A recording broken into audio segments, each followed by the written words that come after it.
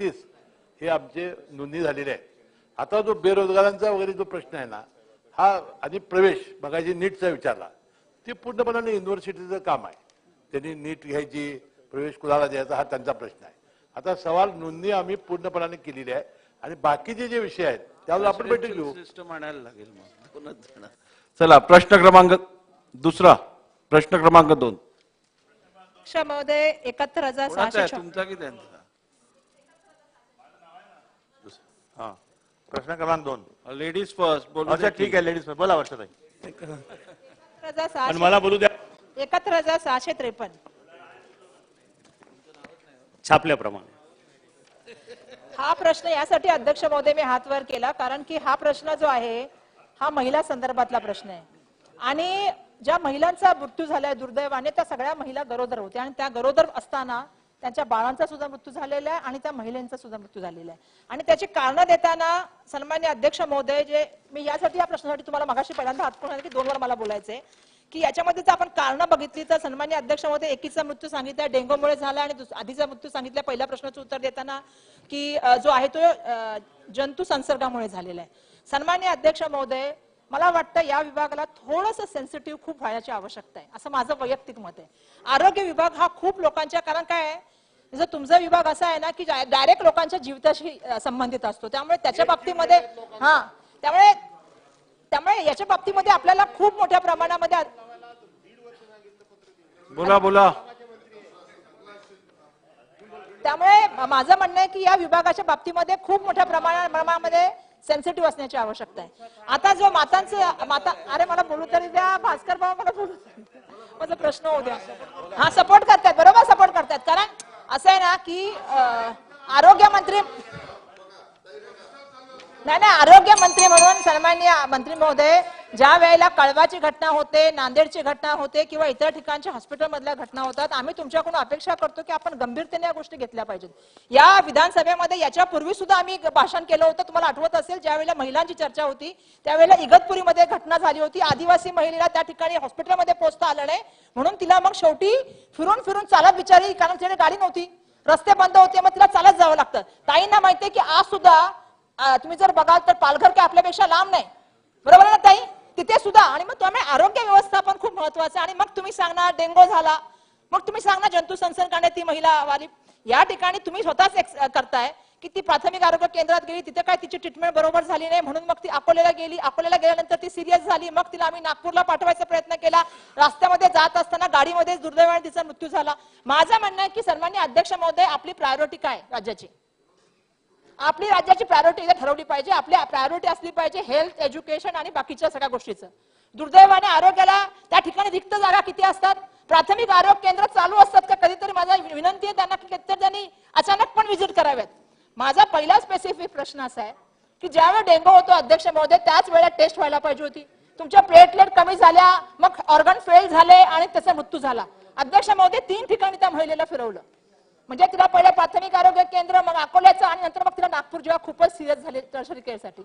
या सगळ्या व्यवस्थापना संदर्भामध्ये येणाऱ्या काळामध्ये आपली भूमिका काय, कारण ही चर्चा आपण सातत्याने करतो, मागच्या अधिवेशनात केली आणि बरोबर सांगतात भास्कर भाऊ की तुमच्याशी आम्ही बोलतो. ताई प्रश्न घ्या आता. हा, पहिला तर आहे की या संदर्भामध्ये येणाऱ्या काळामध्ये आपलं धोरण काय, कारण महिला संदर्भामध्ये आपण पहिल्यांदा मला आठवते टोपे साहेब असताना आपण महिलांची वेगळे रुग्णालय केले होते. त्यामुळे माझा प्रश्न एकदम स्पेसिफिक आहे याच्या बाबतीमध्ये सन्माननीय अध्यक्ष महोदय, की पहिला तर त्यांनी सांगितलं की दोषींवर कुठलीही कारवाई केलेली नाही, हे त्यांनी उत्तर दिलेले. यालाच माझा आक्षेप आहे. पहिला प्रश्न की याच्यामध्ये दिरंगाई होऊन ह्याचा मृत्यू झालाय का, त्यामुळे दोषीवर कारवाई केली पाहिजे, तिथल्या डॉक्टरांवर जबाबदारी टाकली पाहिजे. त्यामुळे तुम्ही जे उत्तर देताय त्याला माझा पहिला हरकत आहे, आक्षेप आहे. आणि या आरोग्य विभागाचे जे आहे ना, मला एकदा सांगा की किती टक्के बजेट आरोग्य विभागावर खर्च केला जातो. माझा दुसरा प्रश्न आहे, राज्याच्या बजेट मधले आरोग्य खात्यावर किती पैसे खर्च होतात, हा माझा दुसरा प्रश्न आहे. तिसरा प्रश्न असा आहे की आरोग्य विभाग आणि वैद्यकीय शिक्षण विभाग याच्यामध्ये समन्वय किती आहे, ओळखलं की तुम्हाला देतो ना, याच्यामध्ये समन्वय किती अध्यक्ष महोदय. त्यामुळे अध्यक्ष महोदय मी 3 प्रश्न विचारले. मी 2दा सांगितलं स्पेसिफिक प्रश्न विचारायचा. 3 सांगितले अध्यक्ष महोदय. मी सांगितला पहिला प्रश्न की त्यांनी जे दोषी सांगितले सगळ्यांना निर्दोष सांगितले, त्याला माझा आक्षेप आहे. दुसरा प्रश्न मी त्यांना विचारला की राज्य सरकारच्या बजेट मधला किती टक्के बजेट जे आहे ते आरोग्य विभागावर खर्च केलं जातं. तिसरा स्पेसिफिक प्रश्न मी त्यांना विचारला की वैद्यकीय शिक्षण आणि सार्वजनिक आरोग्य विभाग याच्यामध्ये समन्वय आहे का? ठीक आहे, मंत्री महोदय.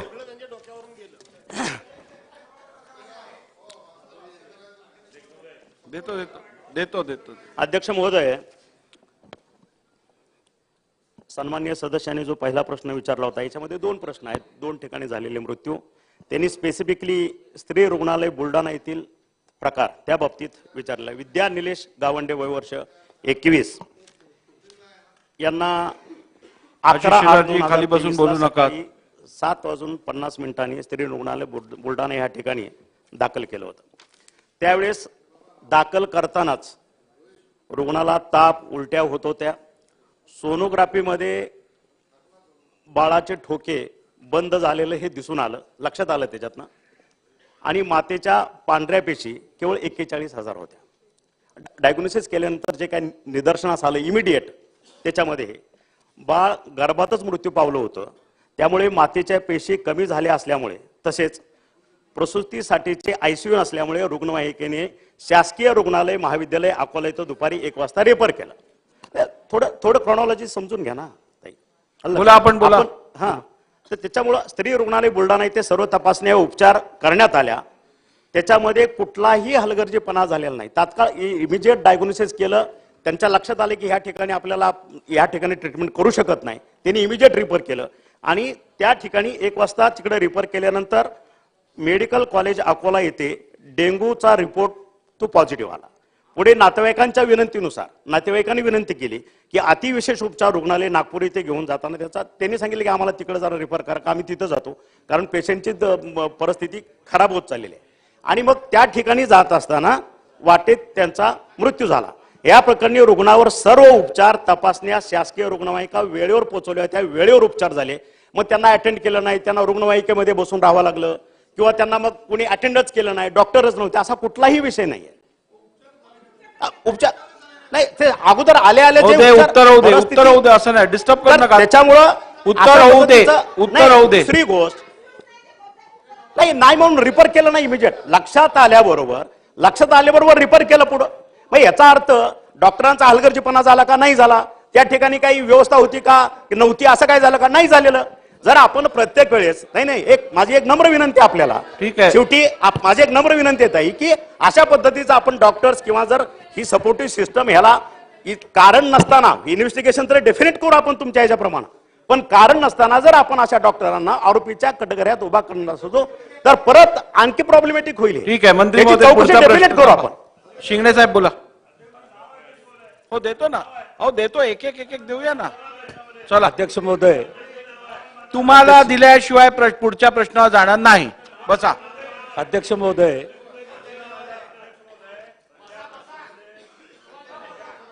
शिंगणे साहेब बोला. महोदय, श्रीमती विद्या गावंडे या महिलेचा मोताळ्यापासून बुलढाण्याहून अकोला आणि अकोल्यापासून नागपूर अशा प्रकारचा प्रवास आपण त्या ठिकाणी उत्तरामध्ये सांगितलं. त्यांचं क्षेत्र जास्त मोठं. अध्यक्ष महोदय, माझी आरोग्य मंत्र्यांना एवढीच सूचना आहे की अशा पद्धतीनं एखाद्या महिलेला मोताळ्याहून बुलढाण्याहून अकोला आणि अकोल्याहून नागपूरला या ठिकाणी जावं लागते. डेंग्यू सदृश्य तिची तपासणी झाली, तिला डेंग्यू निघाला, पोटात बाळ होतं, सगळ्या गोष्टी त्या ठिकाणी होत्या.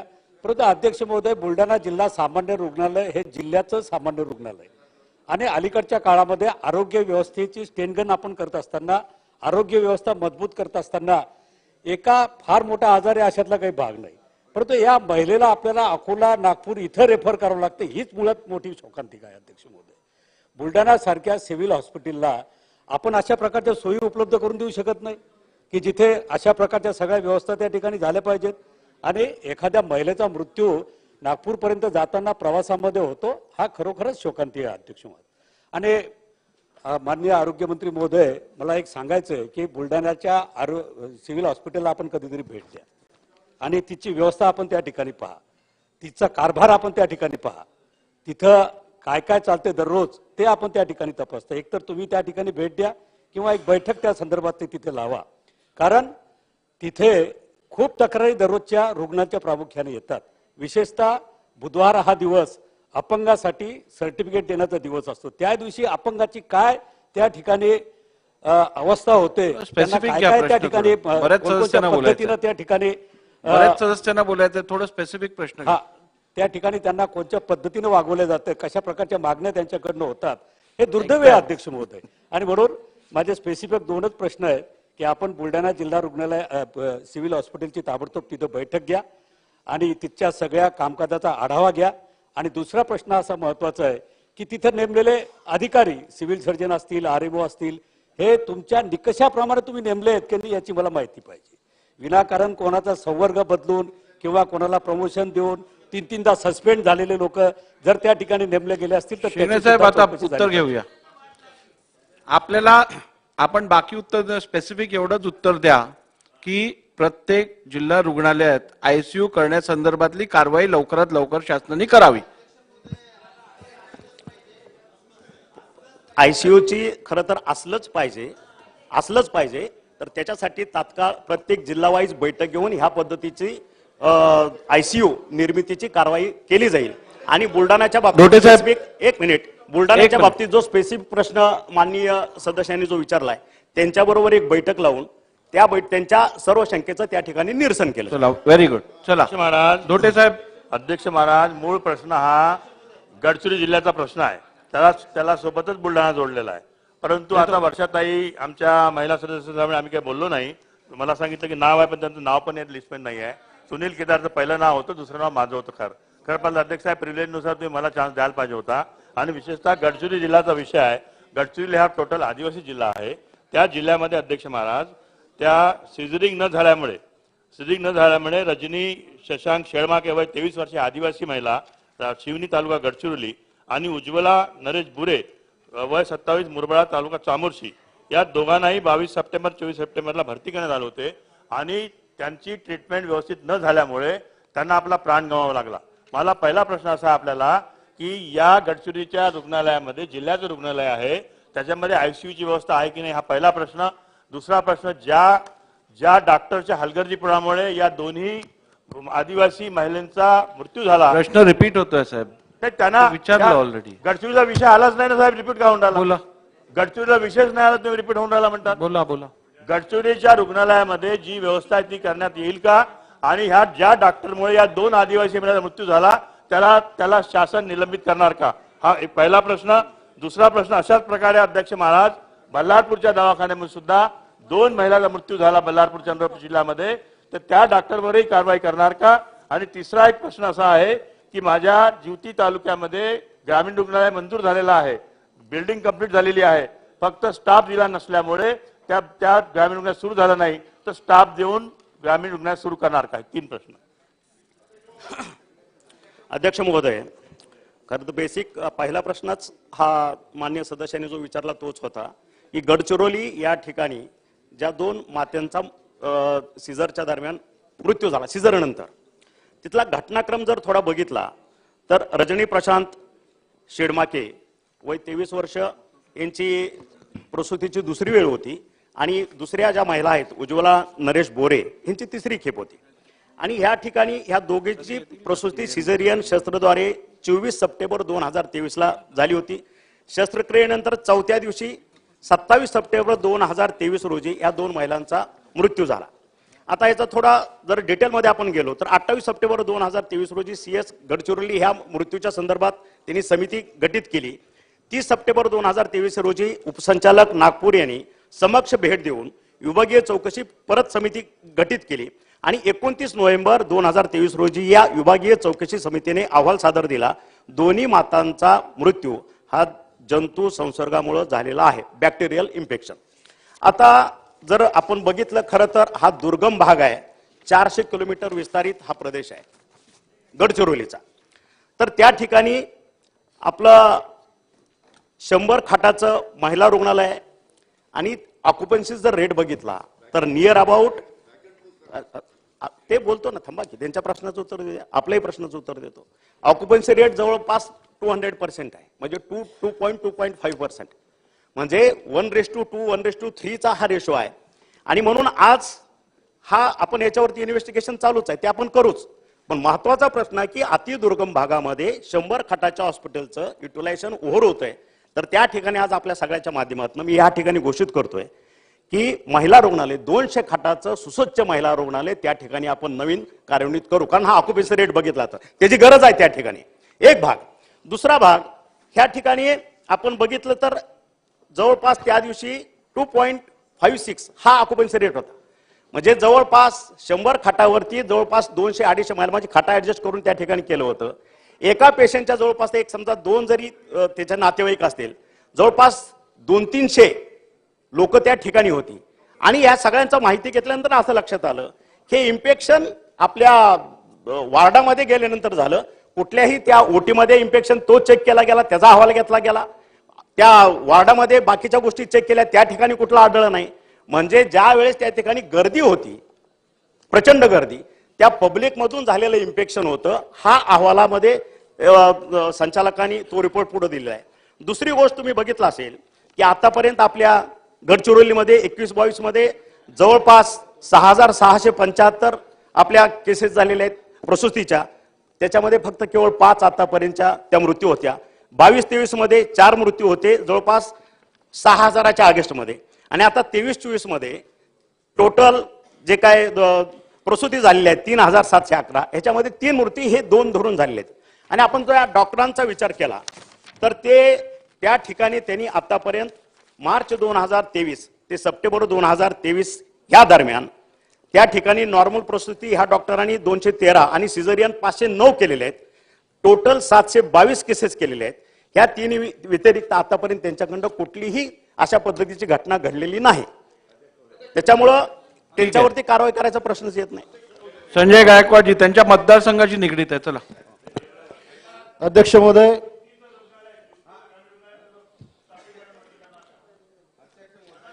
संजय गायकवाडजी. अध्यक्ष महोदय, सदर महिलेसंदर्भात जी चर्चा सभागृहामध्ये सुरू आहे त्या महिलेच्या डिलिव्हरी पासून तिच्या अकोल्याच्या रेफर पर्यंत मी दोन्ही डॉक्टरांच्या संपर्कामध्ये होतो. ती महिला आल्यानंतर बुलढाण्याच्या डॉक्टर लोकांनी सांगितलं की आमच्याकडे सुविधेचा अभाव आहे, आम्ही हिला हँडल करू शकत नाही आणि म्हणून तिला अकोला रेफर केलं. अकोल्याच्या डॉक्टर लोकांनी हे सांगितलं मला फोनवर की या महिलेचा रक्तस्राव खूप मोठ्या प्रमाणात झालेला आहे, त्याच्यामुळे यांचं ट्रीटमेंट आम्ही करू शकत नाही. पुढे ती महिला नागपूरकडे जाताना अमरावती आणि नागपूरच्या मध्ये त्या महिलेची डेथ झालेली आहे. अध्यक्ष महोदय, मागच्या अधिवेशनामध्ये मी ह्या सिव्हिल हॉस्पिटलच्या युद्धामध्ये बद्दल 99 कोटीच्या मेडिसिनच्या घोटाळ्यासंदर्भात लक्षवेधी लावली होती. मंत्री महोदयांनी मला उत्तर दिलं होतं की याची चौकशी करू, पण चौकशी करायला चोराच्या हाती चौकशी दिली. अध्यक्ष महोदय, मी मंत्र्यांबद्दल बोलत नाही. अध्यक्ष महोदय, मंत्र्यांबद्दल बोलत नाही. जे अधिकारी भ्रष्ट चोर आहेत त्यांच्याच हाती चौकशी दिली. मी मागणी केली होती की वरिष्ठाकडे द्यायला पाहिजे होती, पण जे त्याच्यातले भागीदार आहे त्यांच्याकडे चौकशी दिल्या गेली. अध्यक्ष महोदय, तिथे एक कर्मचारी आहे, हा एसटी तिथला ड्रायव्हर आहे आणि तो सगळी टेक्निकल कामं त्या ठिकाणी बघतो. आज 1 वर्षापासून त्यांनी या चौकशीशी संबंधित असणारी डॉक्युमेंट्स ही त्याकडच्या वरिष्ठ अधिकाऱ्यांना पोहोचली नाही. शेवटी त्यांना पोलिसात तक्रार दाखल करावी लागली. इतका मोठ्या प्रमाणामध्ये त्या ठिकाणी घोळ आहे आणि एमआरआय सारखी साधी मशीन सुद्धा त्या सिव्हिल हॉस्पिटलला अध्यक्ष महोदय नाहीये. म्हणून हे सगळे मृत्यूचा जो तांडव त्या ठिकाणी मोठ्या प्रमाणात चालू आहे, हा थांबला पाहिजे. अध्यक्ष महोदय, या संदर्भात मंत्री महोदय काय उत्तर देणार आहेत? बुलढाण्यामध्ये जो प्रकार झाला, माननीय सदस्यांनी गायकवाड साहेबांनी जो मुद्दा उपस्थित केला त्याची आपण परत एकदा एसीएसच्या अंडर आपण एक समिती स्थापन करून त्याची संपूर्ण चौकशी आपण त्या ठिकाणी प्रस्थापित करू. टोपे साहेब बोला. अध्यक्ष महोदय या ठिकाणी मला अहो, एक एक-एक सांगा. देतो, एक-एक मंत्री देतो. महोदयांनी अध्यक्ष महोदय या निमित्ताने मला वेळ मला बघा, 2 फक्त प्रश्न दुसरा प्रश्न अध्यक्ष चालू आहे महोदय फक्त. विचारायचे. अध्यक्ष महोदय, मंत्री महोदयांनी सांगितलं की अध्यक्ष महोदय ज्यावेळी म्हणजे डेंग्यू आहे हे पण कळलं. अध्यक्ष महोदय बाळाचे ठोके येत नव्हते म्हणजे बाळ मृत्यू ह्याच्यात झालं हे पण कळलं. अध्यक्ष महोदय, साधा विषय आहे याच्यात की त्या संबंधित आता ते सिव्हिल हॉस्पिटल आहे अध्यक्ष महोदय, तिथे आताच डॉक्टर शिंगणेंनी सांगितलं सिव्हिल हॉस्पिटलमध्ये अध्यक्ष महोदय सगळ्या पद्धतीच्या म्हणजे आपण जरा म्हणतो टर्शरी केअर नाही पण सेकंडरी केअर सगळ्या असतात. आणि अध्यक्ष महोदय सिव्हिलमध्ये जो गव्हर्नमेंटचा सगळ्यात महत्वाचा भाग असतो हा कुठल्याही परिस्थितीत जे गायनाकोलॉजीचं डिपार्टमेंट असतं अध्यक्ष ते फार सक्षम असतात सार्वजनिक आरोग्य विभागाच्या अनुषंगाने. तर अध्यक्ष महोदय त्या ठिकाणी जर बाळाचा मृत्यू झाला तर पहिलं काम आहे अध्यक्ष महोदय की त्या ठिकाणी ताबडतोबीनं सर्जरी करून बाळ जर काढून टाकलं असतं तर त्या ठिकाणी पेशंट वाचतोच 100%. तर ते आणि तिथे कोण लागतं अध्यक्ष महोदय? फक्त गायनेकोलॉजिस्ट लागतो आणि फिजिशियन लागतो. तर हे त्या ठिकाणी सिव्हिल हॉस्पिटलला का नव्हतं हा साधा प्रश्न आहे अध्यक्ष महोदय पहिला. आणि अध्यक्ष महोदय त्या ठिकाणी रेडिओलॉजिस्ट नव्हते का किंवा सोनोग्राफी केली नाही का? त्या ठिकाणी अध्यक्ष महोदय सोनोग्राफी जर केली आणि तिथे लगेच कळतं की फिटलचे परिस्थिती काय आहे आणि त्या दृष्टिकोनातून अध्यक्ष महोदय प्लेटलेट काउंट कमी झाले तर प्लेटलेट देण्याची व्यवस्था सुद्धा सिव्हिल हॉस्पिटलला असतीच आणि असलीच पाहिजे. तर हे प्लेटलेट काउंट कमी झाले तर त्यावेळी प्लेटलेट तिथे का नाही दिल्या गेले? अध्यक्ष महोदय सर्जरी त्या ठिकाणी का नाही केली गेली? आणि मला आश्चर्य वाटतं अध्यक्ष महोदय की मेडिकल हॉस्पिटल अकोला तिथंही काही झालं नाही. ते तर टर्शरी केअर युनिट आहे आणि त्याच्यानंतर नागपूरला जावं लागलं. म्हणजे मला आश्चर्य वाटतं बुलढाणा टू नागपूर जर एखाद्या महिलेला प्रवास करावा लागतो तर एवढी कशी काय वाईट परिस्थिती अध्यक्ष महोदय आहे. आणि त्यामुळे अत्यंत निषेधार्ह आहे अध्यक्ष महोदय. आणि त्यामुळे या बाबतीतली ज्या डॉक्टर्सनी नीट काम केलं नसेल अध्यक्ष महोदय त्या ठिकाणी मंत्री महोदयांनी अत्यंत कडक कारवाई केली पाहिजे, चौकशी केली पाहिजे, तशा पद्धतीचं आश्वासन या ठिकाणी दिलं पाहिजे अध्यक्ष महोदय. आणि कुठल्याही परिस्थितीत सिव्हिल हॉस्पिटलमध्ये ह्या ज्या काही गोष्टी प्लेटलेट का दिल्या नाही आणि सर्जरी का केली नाही अध्यक्ष महोदय हे त्यांनी ब्रीफिंग मध्ये घेतलं का हे पण सांगावं.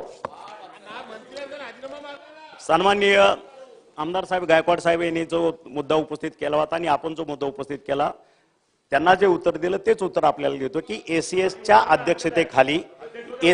अध्यक्षतेखाली आपण कमिटी नेमून ह्या सर्व आपण जे प्रश्न उपस्थित केले त्याचा अहवाल येत्या 15 दिवसामध्ये आपण मागून घेऊ.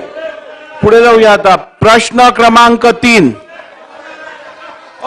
11:30 झाले आहेत. आपण 2 प्रश्न घेतले आहेत. पुढे जाऊया ना आता. वाजले किती बघा. मी शेवटचा प्रश्न देतोय. एक मिनिट थांबा जरा. थांबा. शेवटचा प्रश्न नाना पाटोलेजी पुढच्या प्रश्नात देतो. महाराज माझा प्रश्न आहे देतो की आज जी काय परिस्थिती आरोग्य विभागाचे अध्यक्ष महाराज उपकेंद्र पीएचसी मग तालुका रुग्णालय आणि मग जिल्हा रुग्णालय आणि मग नागपूर अशा पद्धतीची ही परिस्थिती आहे अध्यक्ष महाराज. आणि त्याच्यामध्ये सगळ्यात मोठा प्रॉब्लेम असा आहे अध्यक्ष महाराज ही जी एम्ब्युलन्स आहे 108 बसा अध्यक्ष महाराज 108 नंबरची जी एम्ब्युलन्स आहे या एम्ब्युलन्सचाही मोठा घोटाळा आहे अध्यक्ष महाराज. एकीकडे इथं डॉक्टर नाहीत. हे फुटबॉल त्या डिलिव्हरीच्या पेशंटचा केला जातो आणि मग 108 मध्ये तो पेशंट तो फिरवत राहतो. तर 108 पण उपलब्धच नाही. त्याला पण आपण राज्याच्या तिजोरीतून पैसे लुटून देतो. माझा स्पेसिफिक प्रश्न माननीय मंत्री महोदय आहे की या सगळ्या घटनेची चौकशी करून हे 108 वाला जो आहे तोही खूप सारा कारणीभूत आहे या ठिकाणी. आणि हा काम तर पुढेच नाही आहे. त्याला पैसे काढून आपण देतात. तर मग जसं डॉक्टरवर कारवाई करायची मागणी सभागृह करत असेल तर मग हा 108 वाला याला काय कायम तुम्ही जावई बनवून ठेवणार का? त्याच्यावर कारवाई करणार नाही का? माननीय सदस्य नानांनी जो विषय उपस्थित केला त्याचं मागच्याच अधिवेशनामध्ये आपण फॉरेन्सिक ऑडिटची घोषणा या ठिकाणी केलेली आहे. त्याचं कामकाज चालू आहे. त्याचा रिपोर्ट अजून अहवाल आपल्याकडे प्राप्त झाला नाही. जसं ते फॉरेन्सिक ऑडिट आपल्याकडे येईल त्याच्या बाबतीतची जे अहवाल प्राप्त झाल्यानंतर त्याची कारवाई प्रस्थापित केली जाईल. चला सागर साहेब मला पुढच्या 1 मिनिटाचा प्रश्न संपवायचा आहे. अध्यक्ष महोदय आपण अध्यक्ष महोदय आपला अधिकार आहे कोणाला किती वेळ द्यायची ती पण आपण तपासून पहा. जेव्हा आम्ही कधी मतदारसंघाचा प्रश्न मांडत नाही अध्यक्ष महोदय. आपण प्रश्नावरती या. आता प्रश्नावरती येतोय अध्यक्ष महोदय. 7:49 त्या महिलेला सभागृहाने लक्ष द्यावे. त्यांना ऍडमिट करण्यात आला अध्यक्ष महोदय. त्यांना ऍडमिट केल्यानंतर त्यांना 1 वाजता पाठवण्यात आला कुठे? तुम्ही आता इकडून बुलढाणापासून अकोल्यापर्यंत जा. अध्यक्ष महोदय 4-5 तासामध्ये मुलांचा पोटामध्ये मृत्यू झालाय मातेचा आणि तुम्हाला आढळलंय की मुलांचा मातेचा पोटात मृत्यू झालाय. अशा माईना तुम्ही अकोल्याकडे कशाला पाठवला अध्यक्ष महोदय? डॉक्टरचा हलगर्जीपणा पक्का आहे. मी स्वतः अध्यक्ष महोदय या सभागृहात बसलेले कित्येक सदस्य रुग्णालय चालवतात. मी पण 2 रुग्णालय चालवतो अध्यक्ष महोदय धर्मात आहे. मला माहिती आहे अध्यक्ष महोदय. आणि त्यामुळे सकाळी 8 वाजता आयडेंटिफाय झाला ऍडमिट केल्यानंतर तासाभरात की तिला डेंग्यू आहे आणि पोटात बाळाचा मृत्यू झालाय. त्याला तुम्ही संदर्भित करता अकोल्याकडे, तिथून मग तुम्ही पाठवता नागपूरकडे अध्यक्ष महोदय, आणि डॉक्टरांना वाचवायला डॉक्टरची कमिटी. अध्यक्ष महोदय, हे बिलकुल चालणार नाही. याच्यामध्ये जिम्मेदार लोकांवर कारवाई झाली पाहिजे, पहिला प्रश्न. आणि दुसरा अध्यक्ष महोदय, ज्या गडचिरोलीचा प्रश्न आहे त्या 2 महिलेचा, माझी माहिती अध्यक्ष महोदय असं आहे की CSSD जे स्टरलायझेशन डिपार्टमेंट आहे जिथे ETO आणि ऑटोक्लेव्ह होत आहे, तो अध्यक्ष महोदय मेंटेनन्स शिवायचा वर्षभर पडलाय. त्यामुळे इन्स्ट्रुमेंट मेंटेनन्स होत नाही, स्टरलाइज होत नाही. त्याला साध्या पद्धतीने धुवून त्याला वापरले जातात. हा इन्फेक्शन त्या तिकडे, कारण त्यांचा ETO आणि ऑटोक्लेव्ह बंद होता नाही. अध्यक्ष महोदय, या बाबती महत्वाचा प्रश्न आहे. 27 वर्षाची आणि 21 वर्षाच्या 2 महिला गेल्या आहेत अध्यक्ष महाराज. आणि मंत्री असे उत्तर देऊन मोकळे होतील की याच्यामध्ये कोण जबाबदार नाहीये, सगळं तपास चालू आहे. हे बरोबर नाही. आणि त्यामुळे जर ETO, ऑटोक्लेव्ह आणि CSSD डिपार्टमेंट 1 वर्ष मेंटेनन्स शिवाय पडला असेल तर इन्स्ट्रुमेंट स्टरलाइज होत नव्हते. त्यासाठी आपण अध्यक्ष महोदय माहिती घेऊन त्याच्यावर कारवाई करणार का? दुसरा आणि तिसरा प्रश्न अध्यक्ष महोदय, 3 महत्वाचे प्रश्न आहेत. अशी परिस्थिती जर गंभीर निर्माण झाली आणि आपल्याकडे व्यवस्था नसतील तर खासगी डॉक्टरकडनं करून घ्यायचा आणि मुख्यमंत्री सहायता निधीतून त्याचे पैसे द्यायचे, अशी घोषणा मंत्री महोदय करणार का? एक जीवाचा प्रश्न अध्यक्ष महोदय असतो. आणि आपण हे CSSD, ऑटोक्लेव्ह आणि सकाळी 7:49 1 वाजेपर्यंत आईचा पोटात मेलेला बाळ असताना त्या आईला तुम्ही अकोल्याला पाठवतात, त्याचे जबाबदार लोकांना दंडित करणार का? हा 3 प्रश्न आहेत. ठीक आहे. मला वाटतं या विषयात मंत्री महोदयांनी ACS स्तरावरची चौकशी स्थापन करून लवकरात लवकर ती समिती चौकशी स्थापन करून या संदर्भातला पूर्ण अहवाल सभागृहासमोर पुढच्या अधिवेशनाच्या आधी मांडावा. चला हो सर, पुढे घ्या. प्रश्न क्रमांक विरोधी पक्षनेते थांबा. अध्यक्ष विरोधी महोदय, पक्षनेत्यांना बोलू दे. विरोधी या पक्षनेत्यांना बोलू दे. आरोग्य विभागाचे सन्माननीय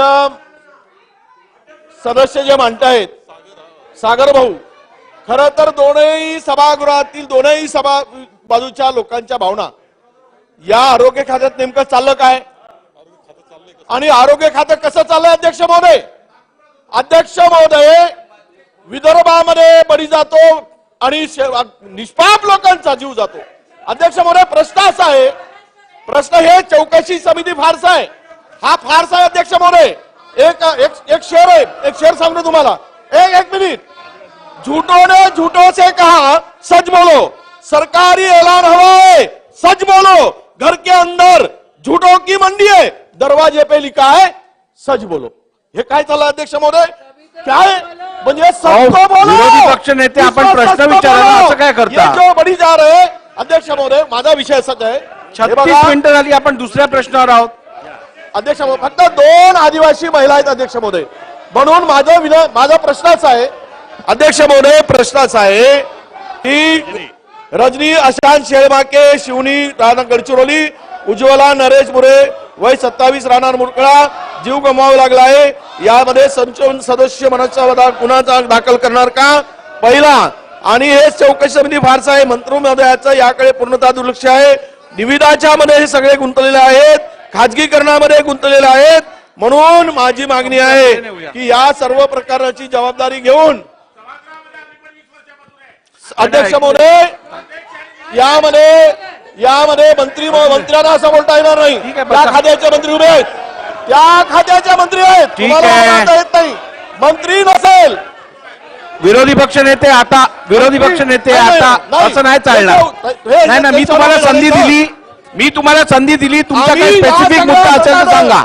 मंत्री महोदयांनी राजीनामा दिला पाहिजे. अध्यक्ष महोदय, या सर्व घटनांचा निषेध करतो आम्ही आणि आम्ही वॉकआउट करतो. अध्यक्ष महोदय, प्रश्न क्रमांक 3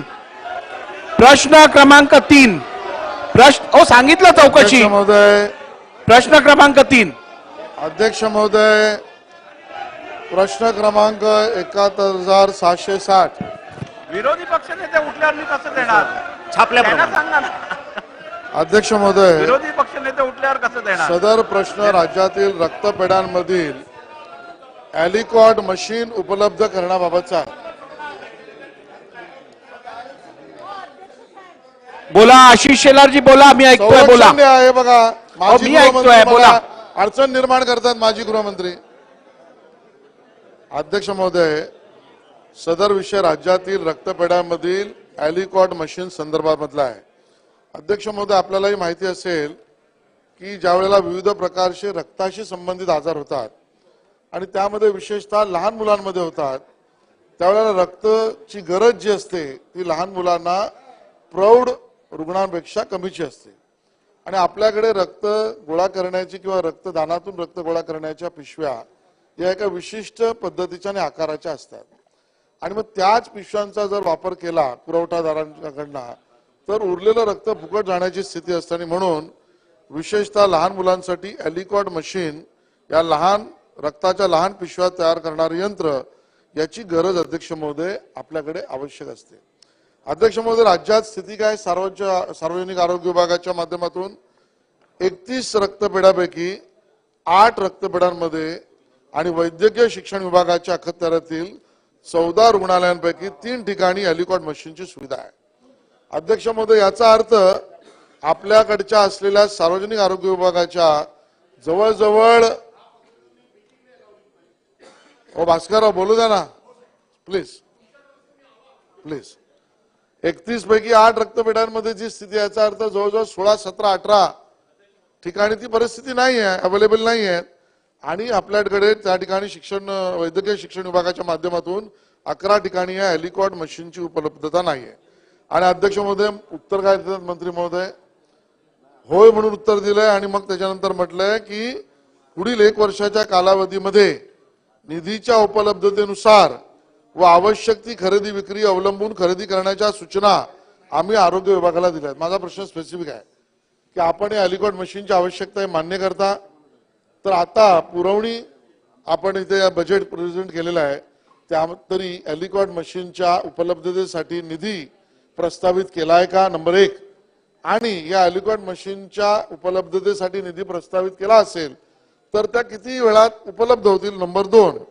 आणि अध्यक्ष महोदय, या सोयी सुविधा शासनाने काही करून करायच्या असतात, मॅन्डेटरी आहेत, त्या 2 ऑक्टोबर 2023 पासून आतापर्यंत नाही. याचा अर्थ हा विलंबच आहे. त्या विलंबाची कारण काय? हे 3 स्पेसिफिक प्रश्न माझे आहेत अध्यक्ष महोदय.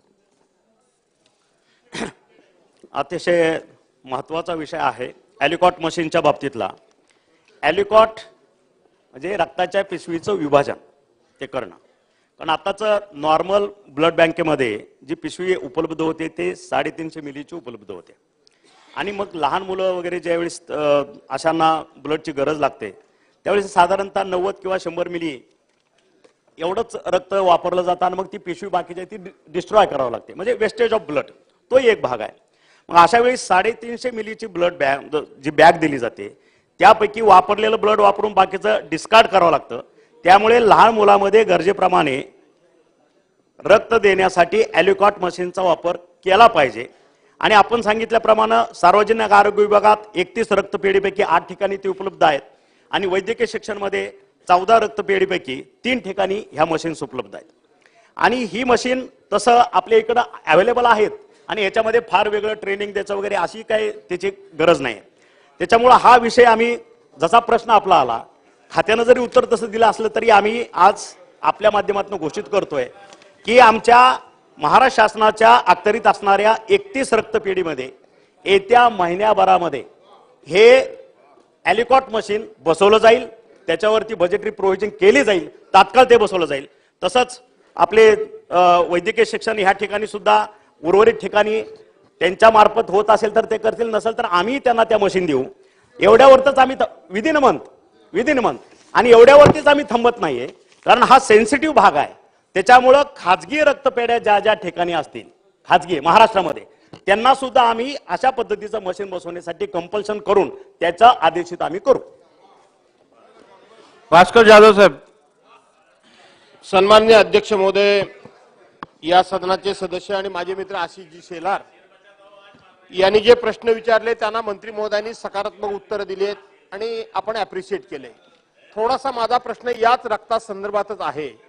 एक काळ अध्यक्ष महोदय आपण अशा पद्धतीची जी काही रक्त कोणाला लागली, महिलांना लागली, कोणाला अपघात झाला तर रक्त लागलं तर आपण तात्काळ फ्रेश ब्लड देणाऱ्या लोकांच्याकडे जात असू आणि त्यांचं ब्लड आपण घेत असू आणि देत असू.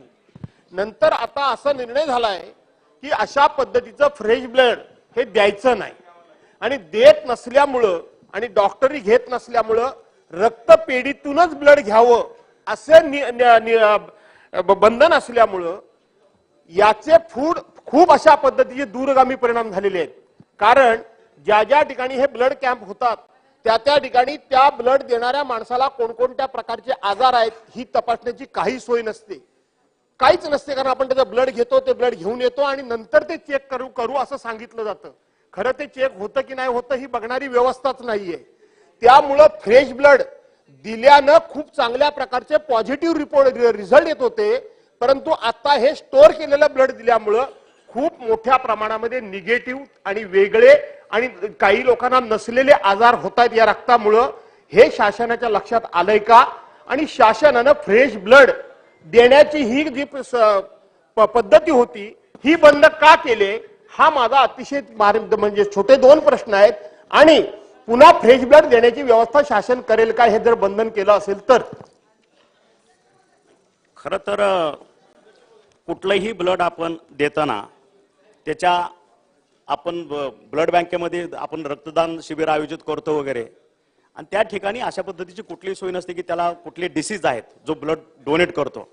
त्याच्यामुळे ह्या ठिकाणी त्याच्या 3 ते 4 टेस्ट घेणं अपेक्षित आहे आणि ब्लड बँकेच्या माध्यमातून ते दिलेलं ब्लड त्याच्या HIV टेस्ट असेल, पुन्हा HEP-B असेल, पुन्हा हेपेटायटिस C असेल, ह्या सगळ्या टेस्ट करून मग ते ब्लड स्टोरेज केलं जातं. अशा पद्धतीची ती एक SOP आहे आणि त्याच्यामध्ये हे गरजेचं जरी स्टोअर केलं असलं तरी ह्या टेस्ट केल्यानंतरच ते ब्लड रुग्णाला दिलं जावं अशा पद्धतीची एक SOP आहे. त्याच्यामुळं ह्याच्यामध्ये आपल्याला फ्रेश ब्लड ज्याला आपण म्हणू पण हे विदाऊट टेस्टिंग आपल्याला रुग्णांना देता येणार नाही.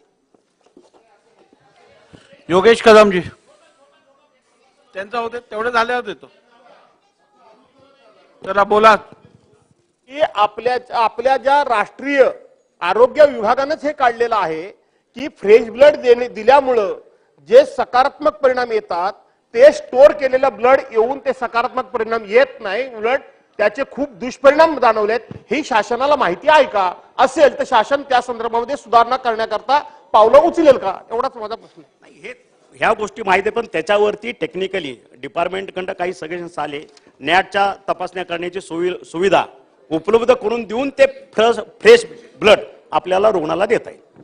ठीक आहे. योगेश अध्यक्ष महोदय, प्रश्न उपस्थित आहे तो रक्तपेढ्यांच्या मध्ये ॲलिकॉट मशीन इन्स्टॉल करण्याच्या बाबतीमध्ये आहे. दुर्दैवाने आमच्या रत्नागिरी जिल्ह्यामध्ये सिव्हिल हॉस्पिटल हे रत्नागिरीला आहे 300 बेडचं, माझ्या खेडला 100 बेडचं हॉस्पिटल आहे, चिपळूणला 100 बेडचं हॉस्पिटल आहे, दापोलीला 100 बेडचं हॉस्पिटल आहे.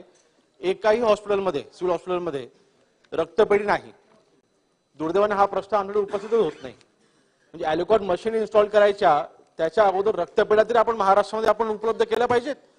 सरकार रत्नागिरी सारख्या जिल्ह्यामध्ये फक्त एकच शासकीय रक्तपेढी असेल, आम्हाला 100 किलोमीटर प्रवास फक्त रक्त आणण्यासाठी करावा लागतो. माझी मंत्री महोदयांना स्पेसिफिक विनंती आहे, माझा प्रश्न आहे की आपण किती दिवसांमध्ये हे जेवढे सिव्हिल हॉस्पिटल आहेत त्या सगळ्या सिव्हिल हॉस्पिटलमध्ये किती दिवसांमध्ये आपण रक्तपेढ्या सुरू करणार?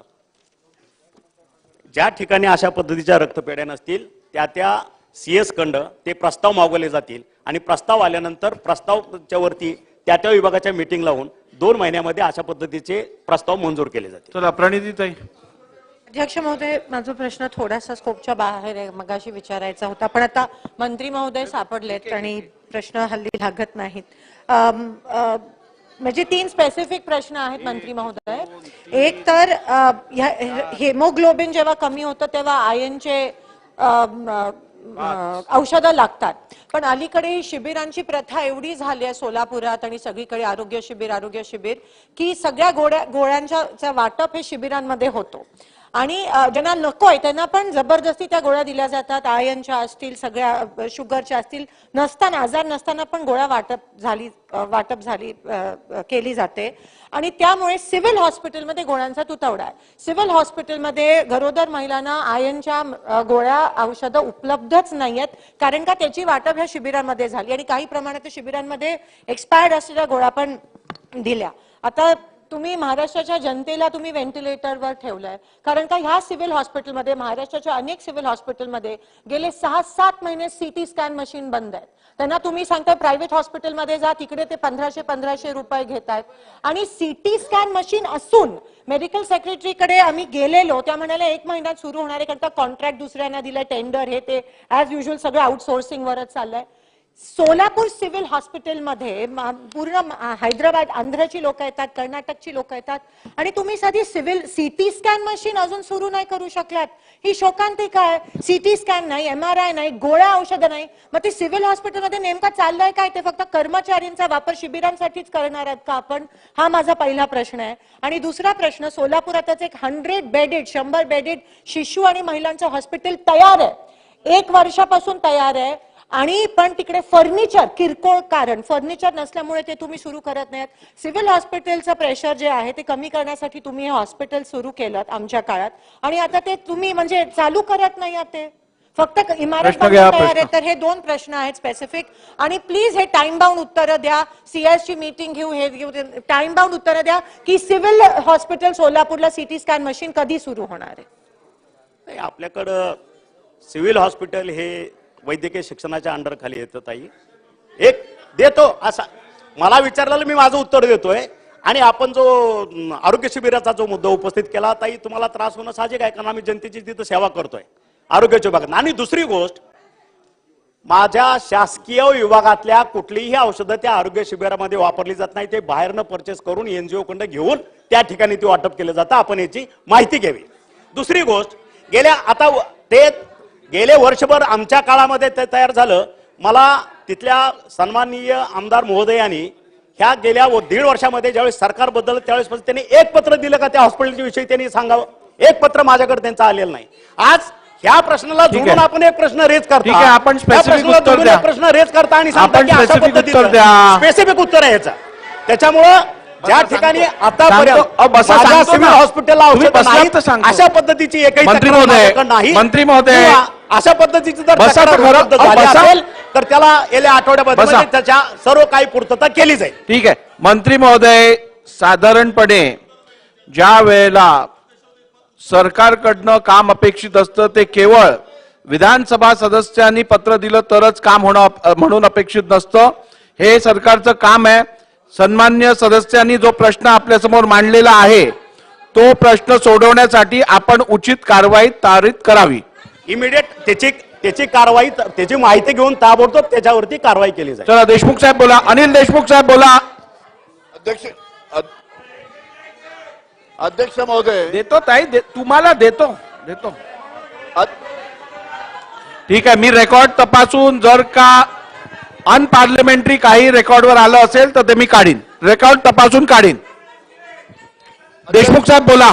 अध्यक्ष महोदय, माननीय आरोग्य मंत्री इथे आहेत. अध्यक्ष महोदय, मागच्या 2 अधिवेशनामध्ये, अध्यक्ष महोदय, मागच्या अधिवेशनामध्ये आणि त्याच्या मागच्या अधिवेशनामध्ये एक कोंढाळी, नागपूर जिल्ह्यामध्ये कोंढाळी रुरल हॉस्पिटल आहे, त्याचं अर्धवट काम झालेलं आहे. अध्यक्ष महोदय, अजून अर्धवट कामासाठी जवळजवळ 7-8 कोटीची आवश्यकता आहे. मागच्या अधिवेशनामध्ये मान्य मंत्र्यांनी कबूल केलं की 8 दिवसामध्ये पैसे उपलब्ध करून देऊ. त्याच्या पहिल्याच्या अधिवेशनामध्ये मुंबईच्या त्यावेळेस सुद्धा सांगितलं. 2 अधिवेशनामध्ये माननीय मंत्र्यांनी आश्वासन दिलं 8 दिवसात उपलब्ध करून देऊ आणि पूर्ण इमारतीचे काम करू. आतापर्यंत 8 दिवस त्यांचे अध्यक्ष संपले नाही. आतापर्यंत ते काम झालं नाही. ते लवकरात लवकर करावं अशी आपल्याला विनंती करतो. त्याचबरोबर अध्यक्ष महोदय, अनेक जिल्ह्यामध्ये PSCच्या इमारती तयार आहे, फक्त त्याची पदनिर्मिती न झाल्यामुळे, त्या ठिकाणी पदनिर्मिती न झाल्यामुळे तिथे कोणतेही कर्मचारी नाही, डॉक्टर नाही, नर्सेस नाही. त्यामुळे इमारती 8-8 महिन्यापासून तयार आहे. नागपूर जिल्ह्यामध्ये जवळजवळ 6 PSCच्या इमारती तयार आहे, पण पदभरती न झाल्यामुळे किंवा पदनिर्मिती न झाल्यामुळे तिथे कोणतेही कर्मचारी नाही, आरोग्य कर्मचारी. लवकरात लवकर ज्या इमारतीचं काम पूर्ण झालेलं आहे, ओ साहेब, ओ भाऊ. देशमुख साहेब, प्रश्न विचारा, वेळ फार कमी आहे. ते पहिलेच तर आमचे आरोग्यमंत्री लक्ष देत नाही. ज्या प्रश्न विचारा, वेळ फार कमी आहे. PSCचं काम पूर्ण झालेलं आहे, फक्त पदनिर्मिती आणि पदभरती नसल्यामुळे ती PSC चालवू शकली नाही. अशा PSC मध्ये लवकरात लवकर पदनिर्मिती करून पदभरती करून त्या लवकरात लवकर चालू कराव्या अशी आपल्याला विनंती आहे. काढतो साहित्य ना कारण मी सभागृहाला आश्वासित करू इच्छितो सदस्यांचं होऊ दे. देतो. 30 नोव्हेंबर ते 12 देतो, डिसेंबर देतो. 2023 ह्या कालावधीमध्ये पदभरती क गट आणि ड गट याची जवळपास 10,959 पदांची दोघांचं भरती होऊ दे. अतिशय यशस्वीरित्या आहे, 6 मिनिटं त्यांच्या देतो. एक्झाम आता पूर्ण झालेल्या आहेत. येत्या 15 दिवसामध्ये रिझल्ट येईल, त्याचा मेरिट लिस्ट तयार होईल आणि महिन्याभरामध्ये ही जी सर्व पदं रिक्त आहेत ती सर्व पदं ऑक्युपाय होतील. चला देवयानी ताई बोला. अध्यक्ष महोदय, मला मगासपासून बोलायचं होतं. महिला रुग्णालयाचा जेव्हा विषय चाललेला होता, सन्माननीय अध्यक्ष महोदय, माझ्या मतदारसंघामध्ये 2013 मध्ये महिला रुग्णालय मंजूर झालं. त्याचं काम 2019 मध्ये सुरू झालं आणि इतके वर्ष झाल्यामुळे ते रुग्णालय जे आहे ते फक्त 50 खाटांचं झालं, जे 100 खाटांचं होतं. सन्माननीय अध्यक्ष महोदय, मी 1.5 वर्ष झालं त्याच्या निधीसाठी प्रयत्न करते. 1.5 ते 2 वर्षांपासून ही फाईल आरोग्य विभागामध्ये फिरतीये. सन्माननीय अध्यक्ष महोदय, माझा प्रश्न असा आहे की सदर फाईलीवरती जर 2013 मधलं मंजूर असलेलं महिला रुग्णालय हे पूर्ण करणं खरं तर आरोग्य विभागाचं काम आहे. प्रश्नावरती या. सन्माननीय अध्यक्ष डेव्हलप करू नका, महोदय, डायरेक्ट प्रश्नावर या. सन्माननीय अध्यक्ष महोदय, माझा प्रश्न असा आहे की 1.5 वर्ष सदर फाईलीवरती कुठला अधिकारी बसलेला होता हे सन्माननीय आरोग्य मंत्री महोदय लागली त्याची तत्काळ चौकशी करतील का, त्याच्यावर कारवाई करतील का? आणि तिसरा प्रश्न, ह्या बजेटमध्ये 2 वर्षांपासून प्रयत्न करून अर्धवट असलेल्या रुग्णालयाला आरोग्य मंत्री महोदयांच्या डिपार्टमेंट कडून निधी नाही मिळाला. मला तातडीने आरोग्य खात्यामधून त्या रुग्णालयासाठी आरोग्य मंत्री ह्याच बजेटमध्ये निधी देतील का? सदर 2013 पासूनचा त्या फाईलचा प्रवास आहे. ती फाईल ट्रॅकिंग करून नेमके कुठं आहे ते बघून तातडीनं त्याच्यावरती कारवाई केली जाईल.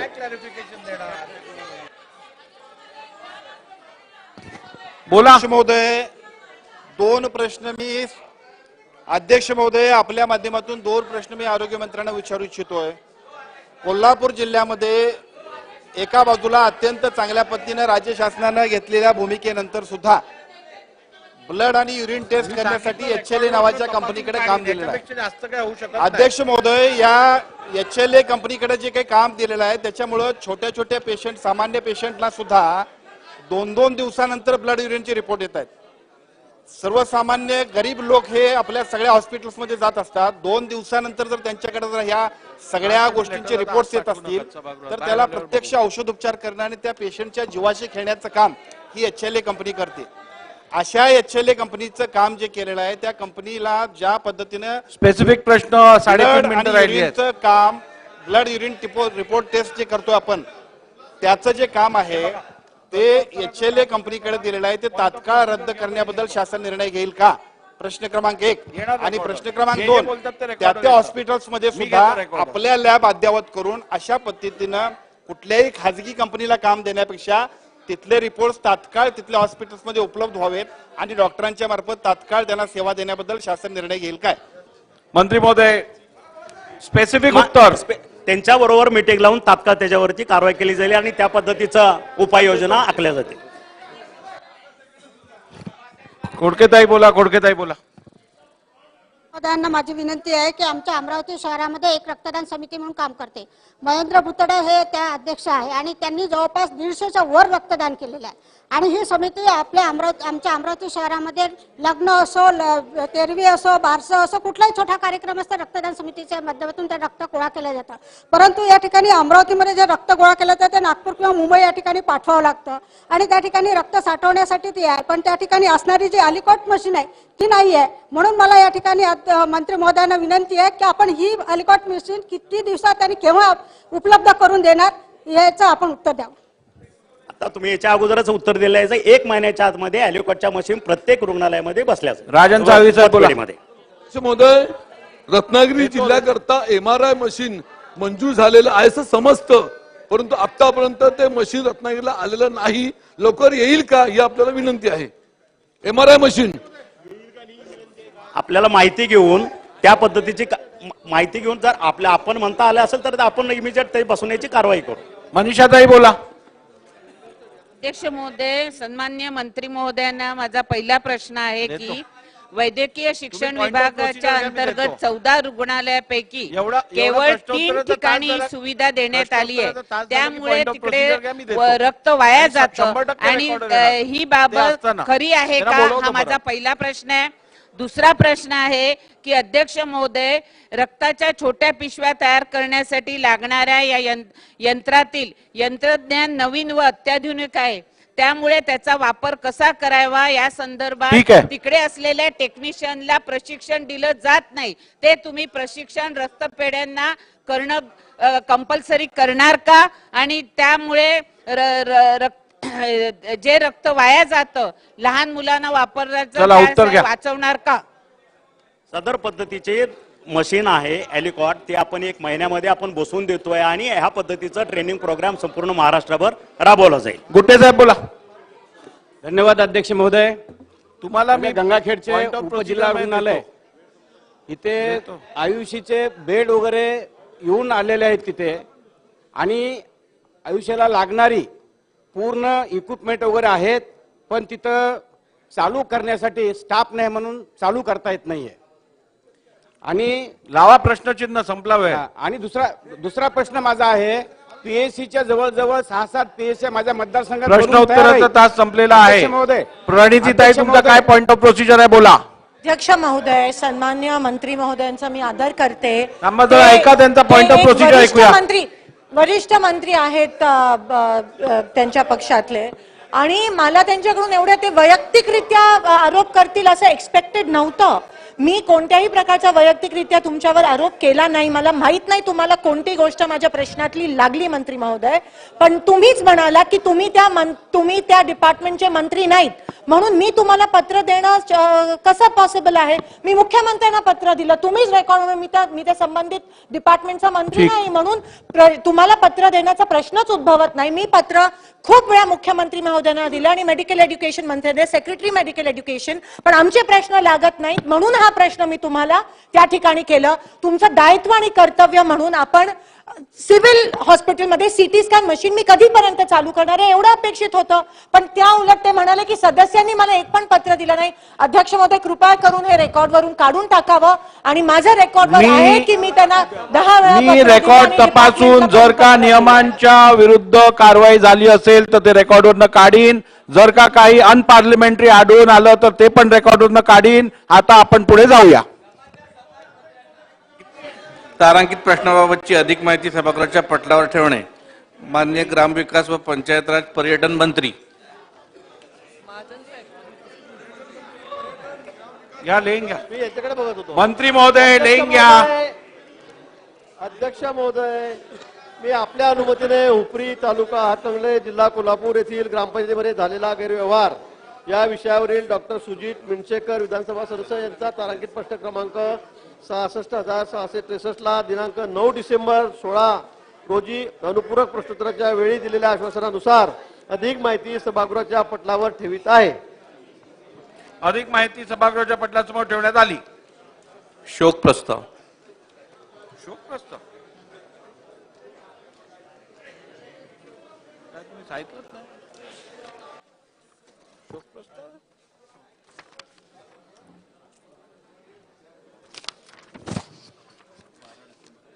मी पुढील प्रमाणे शोक प्रस्ताव मांडतो. श्री विठ्ठलराव कोंडाजी शिंदे, माजी विधानसभा सदस्य, यांच्या दुःखद निधनाबद्दल हे सभागृह अतीव्र दुःख व्यक्त करते. कैलासवासी विठ्ठलराव कोंडाजी शिंदे यांचा जन्म 1 ऑगस्ट 1936 रोजी झाला. त्यांचे शिक्षण 7वी पर्यंत झाले होते. कैलासवासी शिंदे यांनी अकोला जिल्हा परिषदेचे सदस्य म्हणून कार्य केले होते. त्यांनी मालेगाव पंचायत समितीचे सभापती म्हणूनही उत्तम कार्य केले होते. वाशिमच्या सर्वांगीण विकासासाठी त्यांनी विशेष योगदान केले होते. वाशिम मधील अनेक सामाजिक संस्थांशी त्यांचा निकटचा संबंध होता. कैलासवासी शिंदे सन 1978 मध्ये मेडशी मतदारसंघातून महाराष्ट्र विधानसभेवर निवडून आले होते. अशा या ज्येष्ठ समाजसेवकाचे मंगळवारी दिनांक 22 डिसेंबर 2023 रोजी दुःखद निधन झाले. सन्मान्य सदस्यांनी स्तब्ध उभे राहून शोक प्रस्ताव संमत करावा अशी विनंती आहे.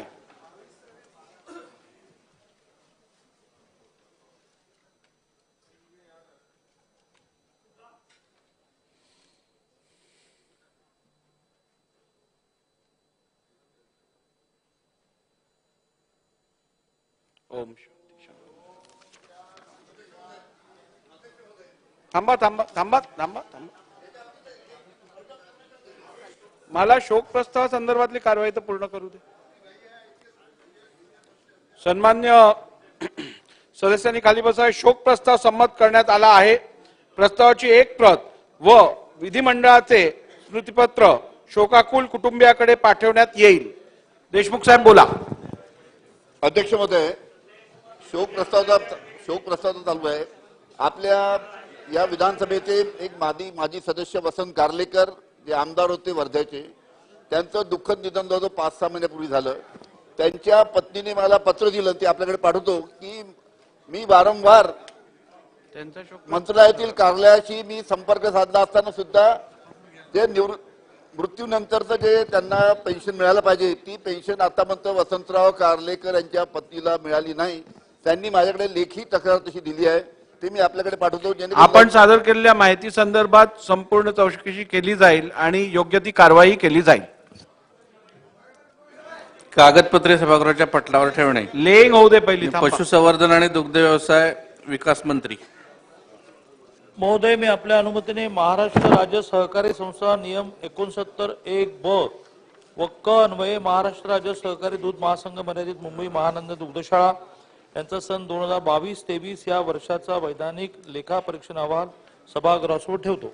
अहवाल सभागृहासमोर ठेवण्यात आला. सदर अहवाल विधिमंडळाच्या संकेतस्थळावर उपलब्ध करून देण्यात येईल. माननीय वने मंत्री महोदय, मी आपल्या अनुमतीने कंपनी अधिनियम 2013च्या कलम 395च्या पोट कलम 1 मधील खंड ब अन्वये महाराष्ट्र वन विकास महामंडळ मर्यादित यांचा सन 2020-2021 व सन 2021-2022 या वर्षाचे अनुक्रमे 48वा व 49वा वार्षिक अहवाल सभागृहासमोर ठेवतो. अहवाल सभागृहासमोर ठेवण्यात आला. सदर अहवाल विधिमंडळाच्या संकेतस्थळावर उपलब्ध करून देण्यात येईल.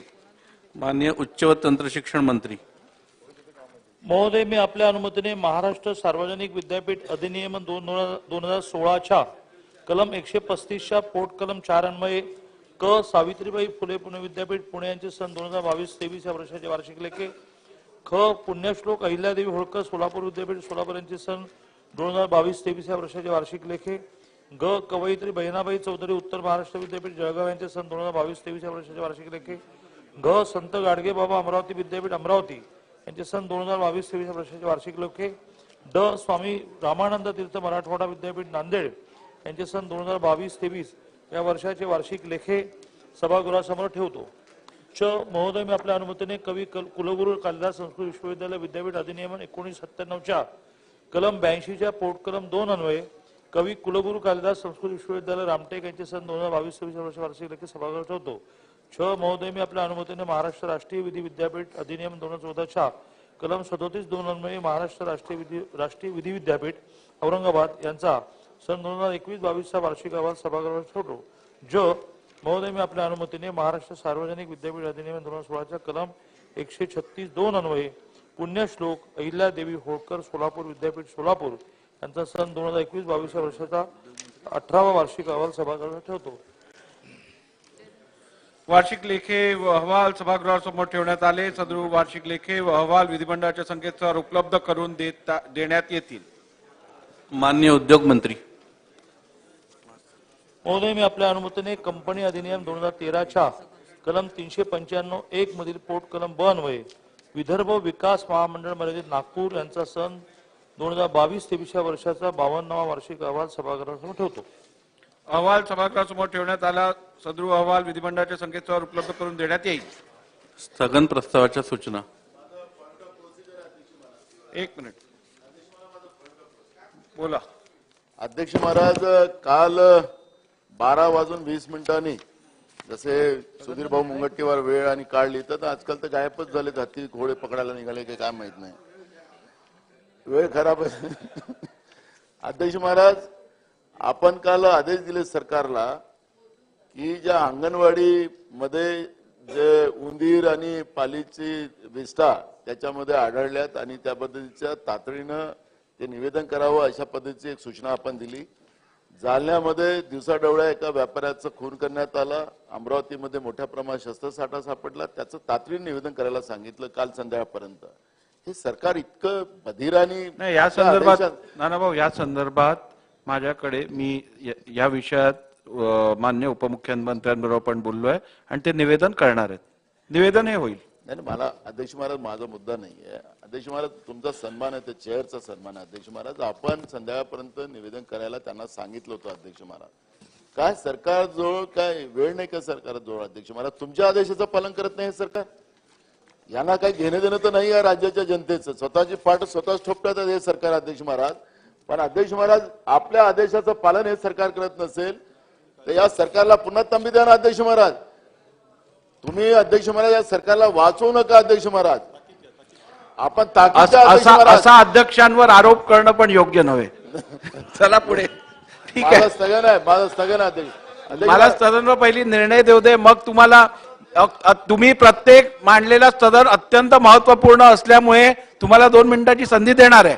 बसा. ठीक आहे. नाही नानाभाऊ मी आपल्याला सांगितलं या विषयात सन्मान्य उपमुख्यमंत्र्यांनी मला सांगितलं की त्या विषयातलं ते निवेदन करणार आहेत. ते करतील. चला. श्री सुनील केदार विधानसभा सदस्य कारवाफा येथील कुटुंब नियोजन शस्त्रक्रियेनंतर अवघ्या 48 तासातच साधना संजय जराते या महिलेचा डॉक्टरांच्या हलगर्जीपणामुळे जिल्हा सामान्य रुग्णालय गडचिरोली येथे झालेला मृत्यू. सूचनेतील विषय सदन प्रस्तावाच्या निकषात बसणारा नाही तरी विषयाचे गांभीर्य लक्षात घेता शासनाने निवेदन करावे असे निर्देश देऊन मी सूचना अनुमती नाकारत आहे. उर्वरित स्थगन प्रस्ताव मी दालनात नाकारलेले आहेत. काय झालं की 1 जुलै 2023 रोजी समृद्धीवर झालेल्या अपघातामध्ये 25 लोकांचा त्यामध्ये बळी गेला अध्यक्ष महोदय.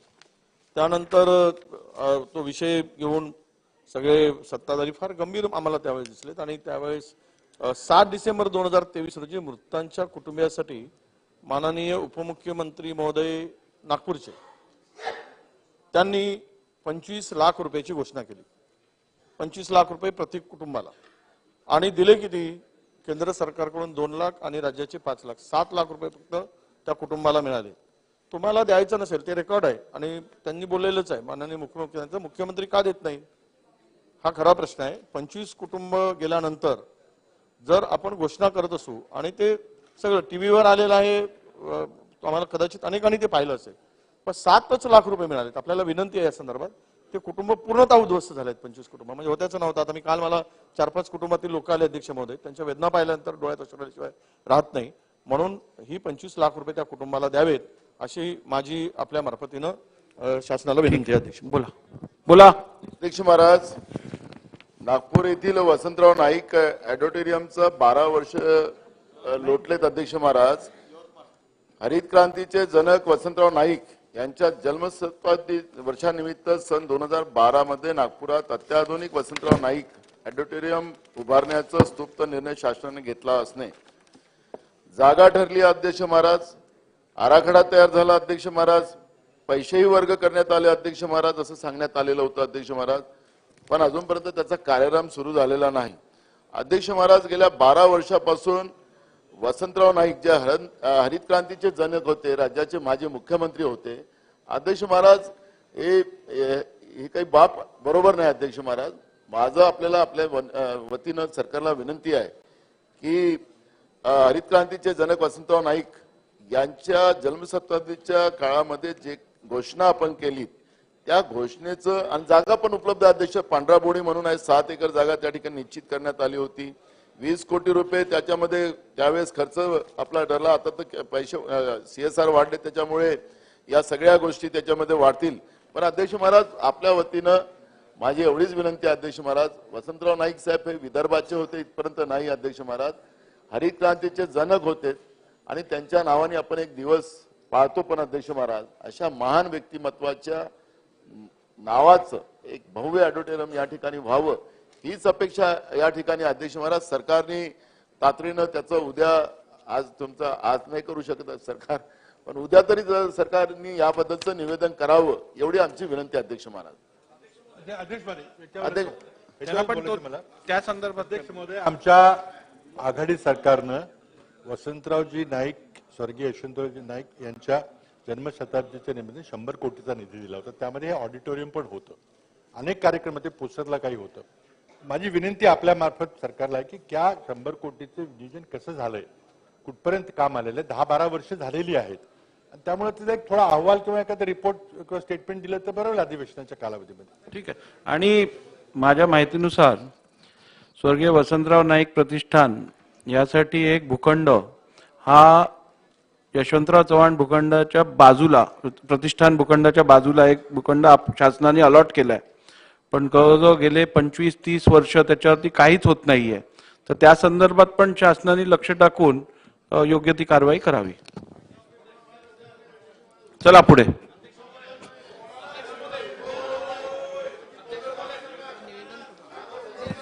चला. होय अध्यक्ष महोदय. बोला विश्वजित कदमजी बोला.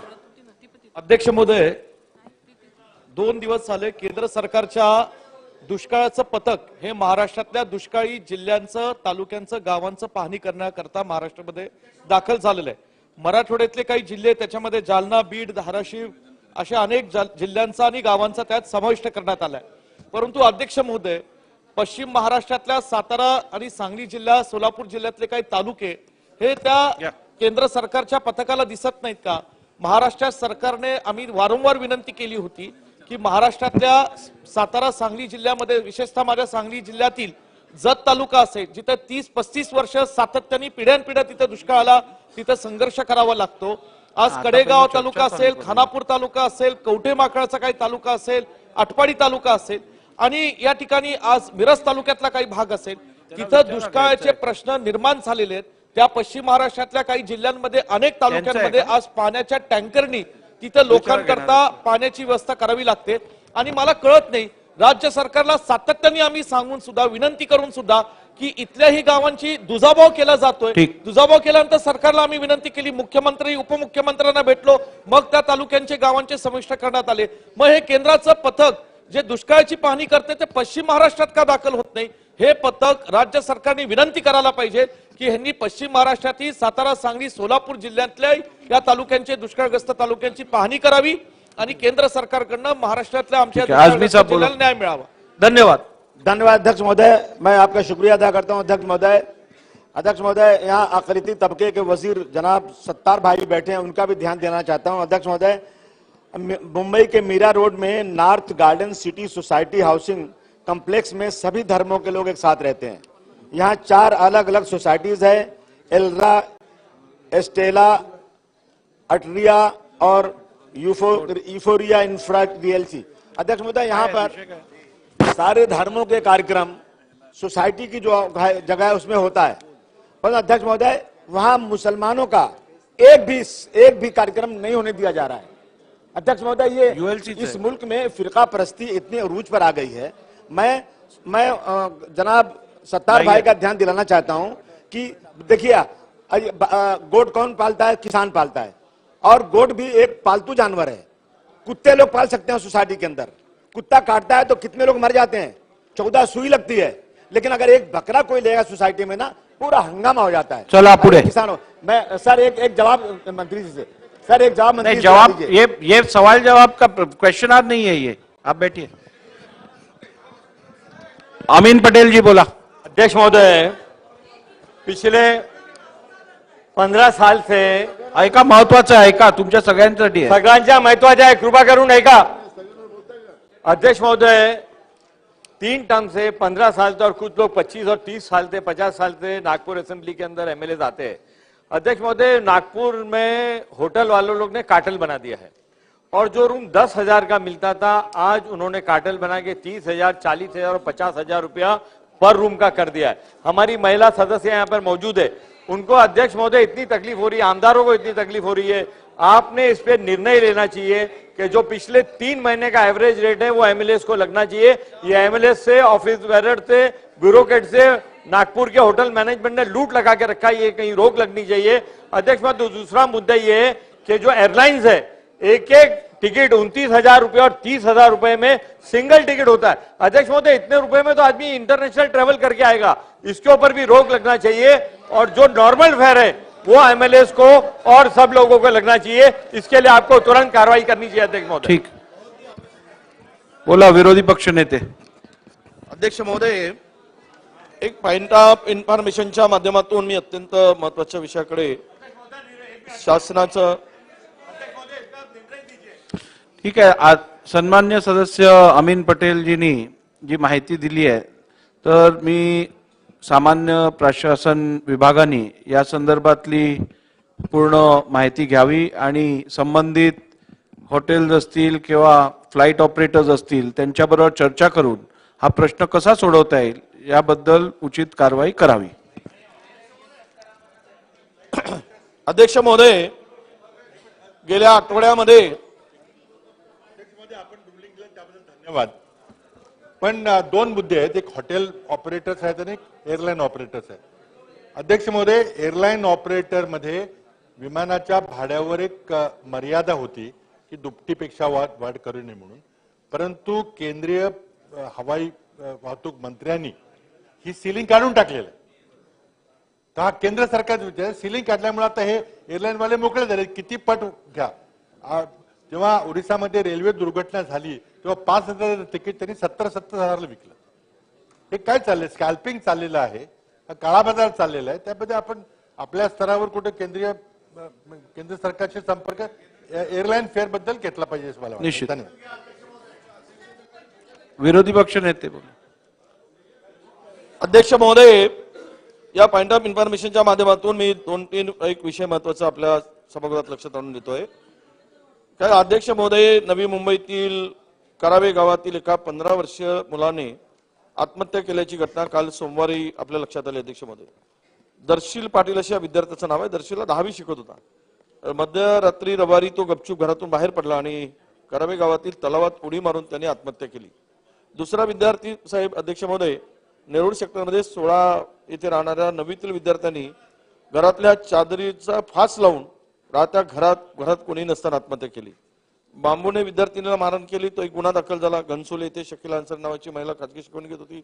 सना नावाच्या एका विद्यार्थीला गणित सोडवताना आलं नाही म्हणून मारहाण केली। अध्यक्ष, या सगळ्या घटना मागच्या अलीकडच्या विद्यार्थ्यांच्या आत्महत्येच्या घटना लक्षात घेता या अत्यंत गंभीर आहेत। अध्यक्ष मध्ये काय होतं की मानसिक मुलं आता फार तणावात जायला लागली। सकाळी 7 वाजता शाळा सुरुवात व्हायला लागली। अनेक दिवसापासूनची मागणी होती शाळेचं शेड्यूल हा बदलला पाहिजे, संध्याकाळी 10 ते 5 असावा। सकाळी 7ला असतं ट्युशन चालतात, मुलांची झोप 5-5-6 तास, केवळ 5 तासाच्या पलीकडे झोप होत नाही।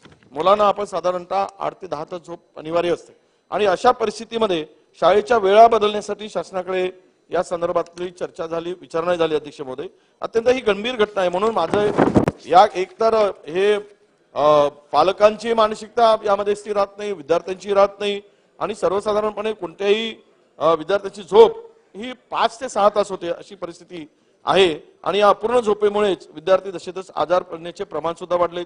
लहान मुलामध्ये मधुमेह, रक्तदाब, हृदयविकारासारखे घटना आता लहान मुलामध्ये आपल्या सगळ्यांना दिसतात। अध्यक्ष महोदय, माझे शासनाला या निमित्तानं विनंती आहे की एखादा प्रस्ताव आणावा, हे कुठेतरी झालं पाहिजे, एक धोरण म्हणून स्वीकारलं पाहिजे। नाहीतर या लहान मुलांचा मोठ्या प्रमाणामध्ये असा बळी जाताना आपल्याला दुर्दैवानं बघायला मिळतो। अध्यक्ष महोदय, या सर्व बाबीचा परिणाम मुलाच्या मानसिक आरोग्यावर होताना आपल्याला दिसतोय म्हणून या आत्महत्येसारखे टोकाचं पाऊल हे सगळे विद्यार्थी उचलत आहेत। या संदर्भामध्ये चर्चा व्हावी किंवा मार्ग निघावा अशी माझी आपल्याला पॉइंट ऑफ सन्मान्य विरोधी पक्ष नेत्यांनी दिलेली माहिती अत्यंत गंभीर आणि अत्यंत संवेदनशील आहे। त्यामुळे शालेय शिक्षण विभागाने दिलेल्या माहितीची पूर्ण दखल घेऊन योग्य ती उपाययोजना कारवाई करावी। सुनील प्रभूजी। अध्यक्ष महोदय, नागपूरमध्ये हिवाळी अधिवेशन सुरू आहे इकडे बघताय आणि अध्यक्ष महोदय मान स्प्रेन झाली आहे। मुंबई महाराष्ट्रामध्ये ज्या पद्धतीने ड्रग्ज विक्रेत्यांचं जाळं पसरलेलं आहे आणि ज्या पद्धतीने नागरिकांना याचा त्रास होतोय, मी माझ्या मतदारसंघापुरतं जर बोललो तर माझ्या मतदारसंघामध्ये येणाऱ्या कुरार पोलीस स्टेशनची हद्द असेल, दिंडोशी पोलीस स्टेशनची हद्द असेल, आरे कॉलनी पोलीस स्टेशनची हद्द असेल। अध्यक्ष महोदय, परिमंडळ 12च्या वरिष्ठ अधिकारी, अतिरिक्त आयुक्त, कमिशनर, पोलीस कमिशनर यांना सतत सातत्याने तक्रार करून हे ड्रग विक्रेते आहेत त्यांच्यावरती कारवाई करा अशी वारंवार मागणी केली, परंतु पोलिसांना देखील ही लोक भीक घालत नाहीत. अध्यक्ष महोदय, हे ड्रग विक्रेते मोठ्या प्रमाणात ड्रग्स विकतात आणि सेवन करणारी लोक जाता येता रस्त्यावरती रात्री अपरात्री महिलांना पुरुषांना अशामध्ये त्रास देतात की पोलिसांची भीतीच राहिलेली नाही. अध्यक्ष महोदय, अत्यंत गंभीरपणे मी बोलतोय, कुठचंही राजकीय वक्तव्य मी करत नाही, पण याबद्दल मुंबई पोलिसांनी किंवा झोन 12 मध्ये असलेल्या पोलिसांनी याच्याबद्दल अत्यंत स्ट्रिक्ट व्हायला पाहिजे.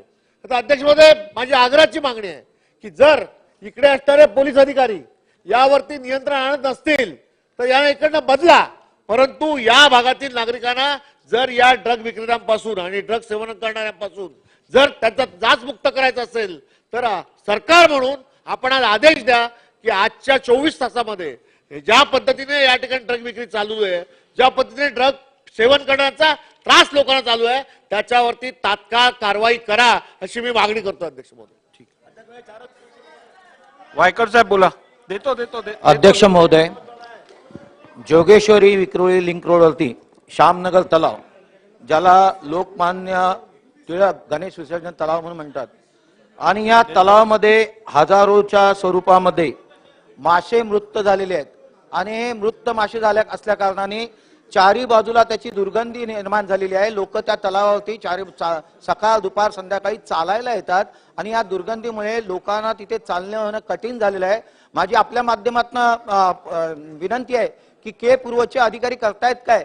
जर 2-3 दिवसापासून हे मासे मरून पडलेले आहेत, दुर्गंधी संपूर्ण वातावरणात निर्माण झाली आहे, लोक चालू शकत नाही, रस्त्याने जाऊ शकत नाही, तर याच्यावरती तात्काळ महानगरपालिकेने ते मृत मासे काढून घ्यावे, प्युरिफिकेशन करावं, वॉटरचं डिफ्युजन करावं, या सर्व गोष्टी तात्काळ महानगरपालिकेच्या माध्यमातून करण्यात याव्या. अभिमन्यू पवारजी बोला.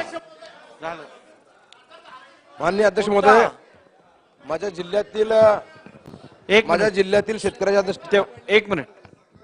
सन्मान्य सदस्य सुनील प्रभूजींनी जो ड्रग विषयातला मुद्दा बद्दलची माहिती इकडे दिली आहे त्याची गंभीर नोंद शासनाने घ्यावी.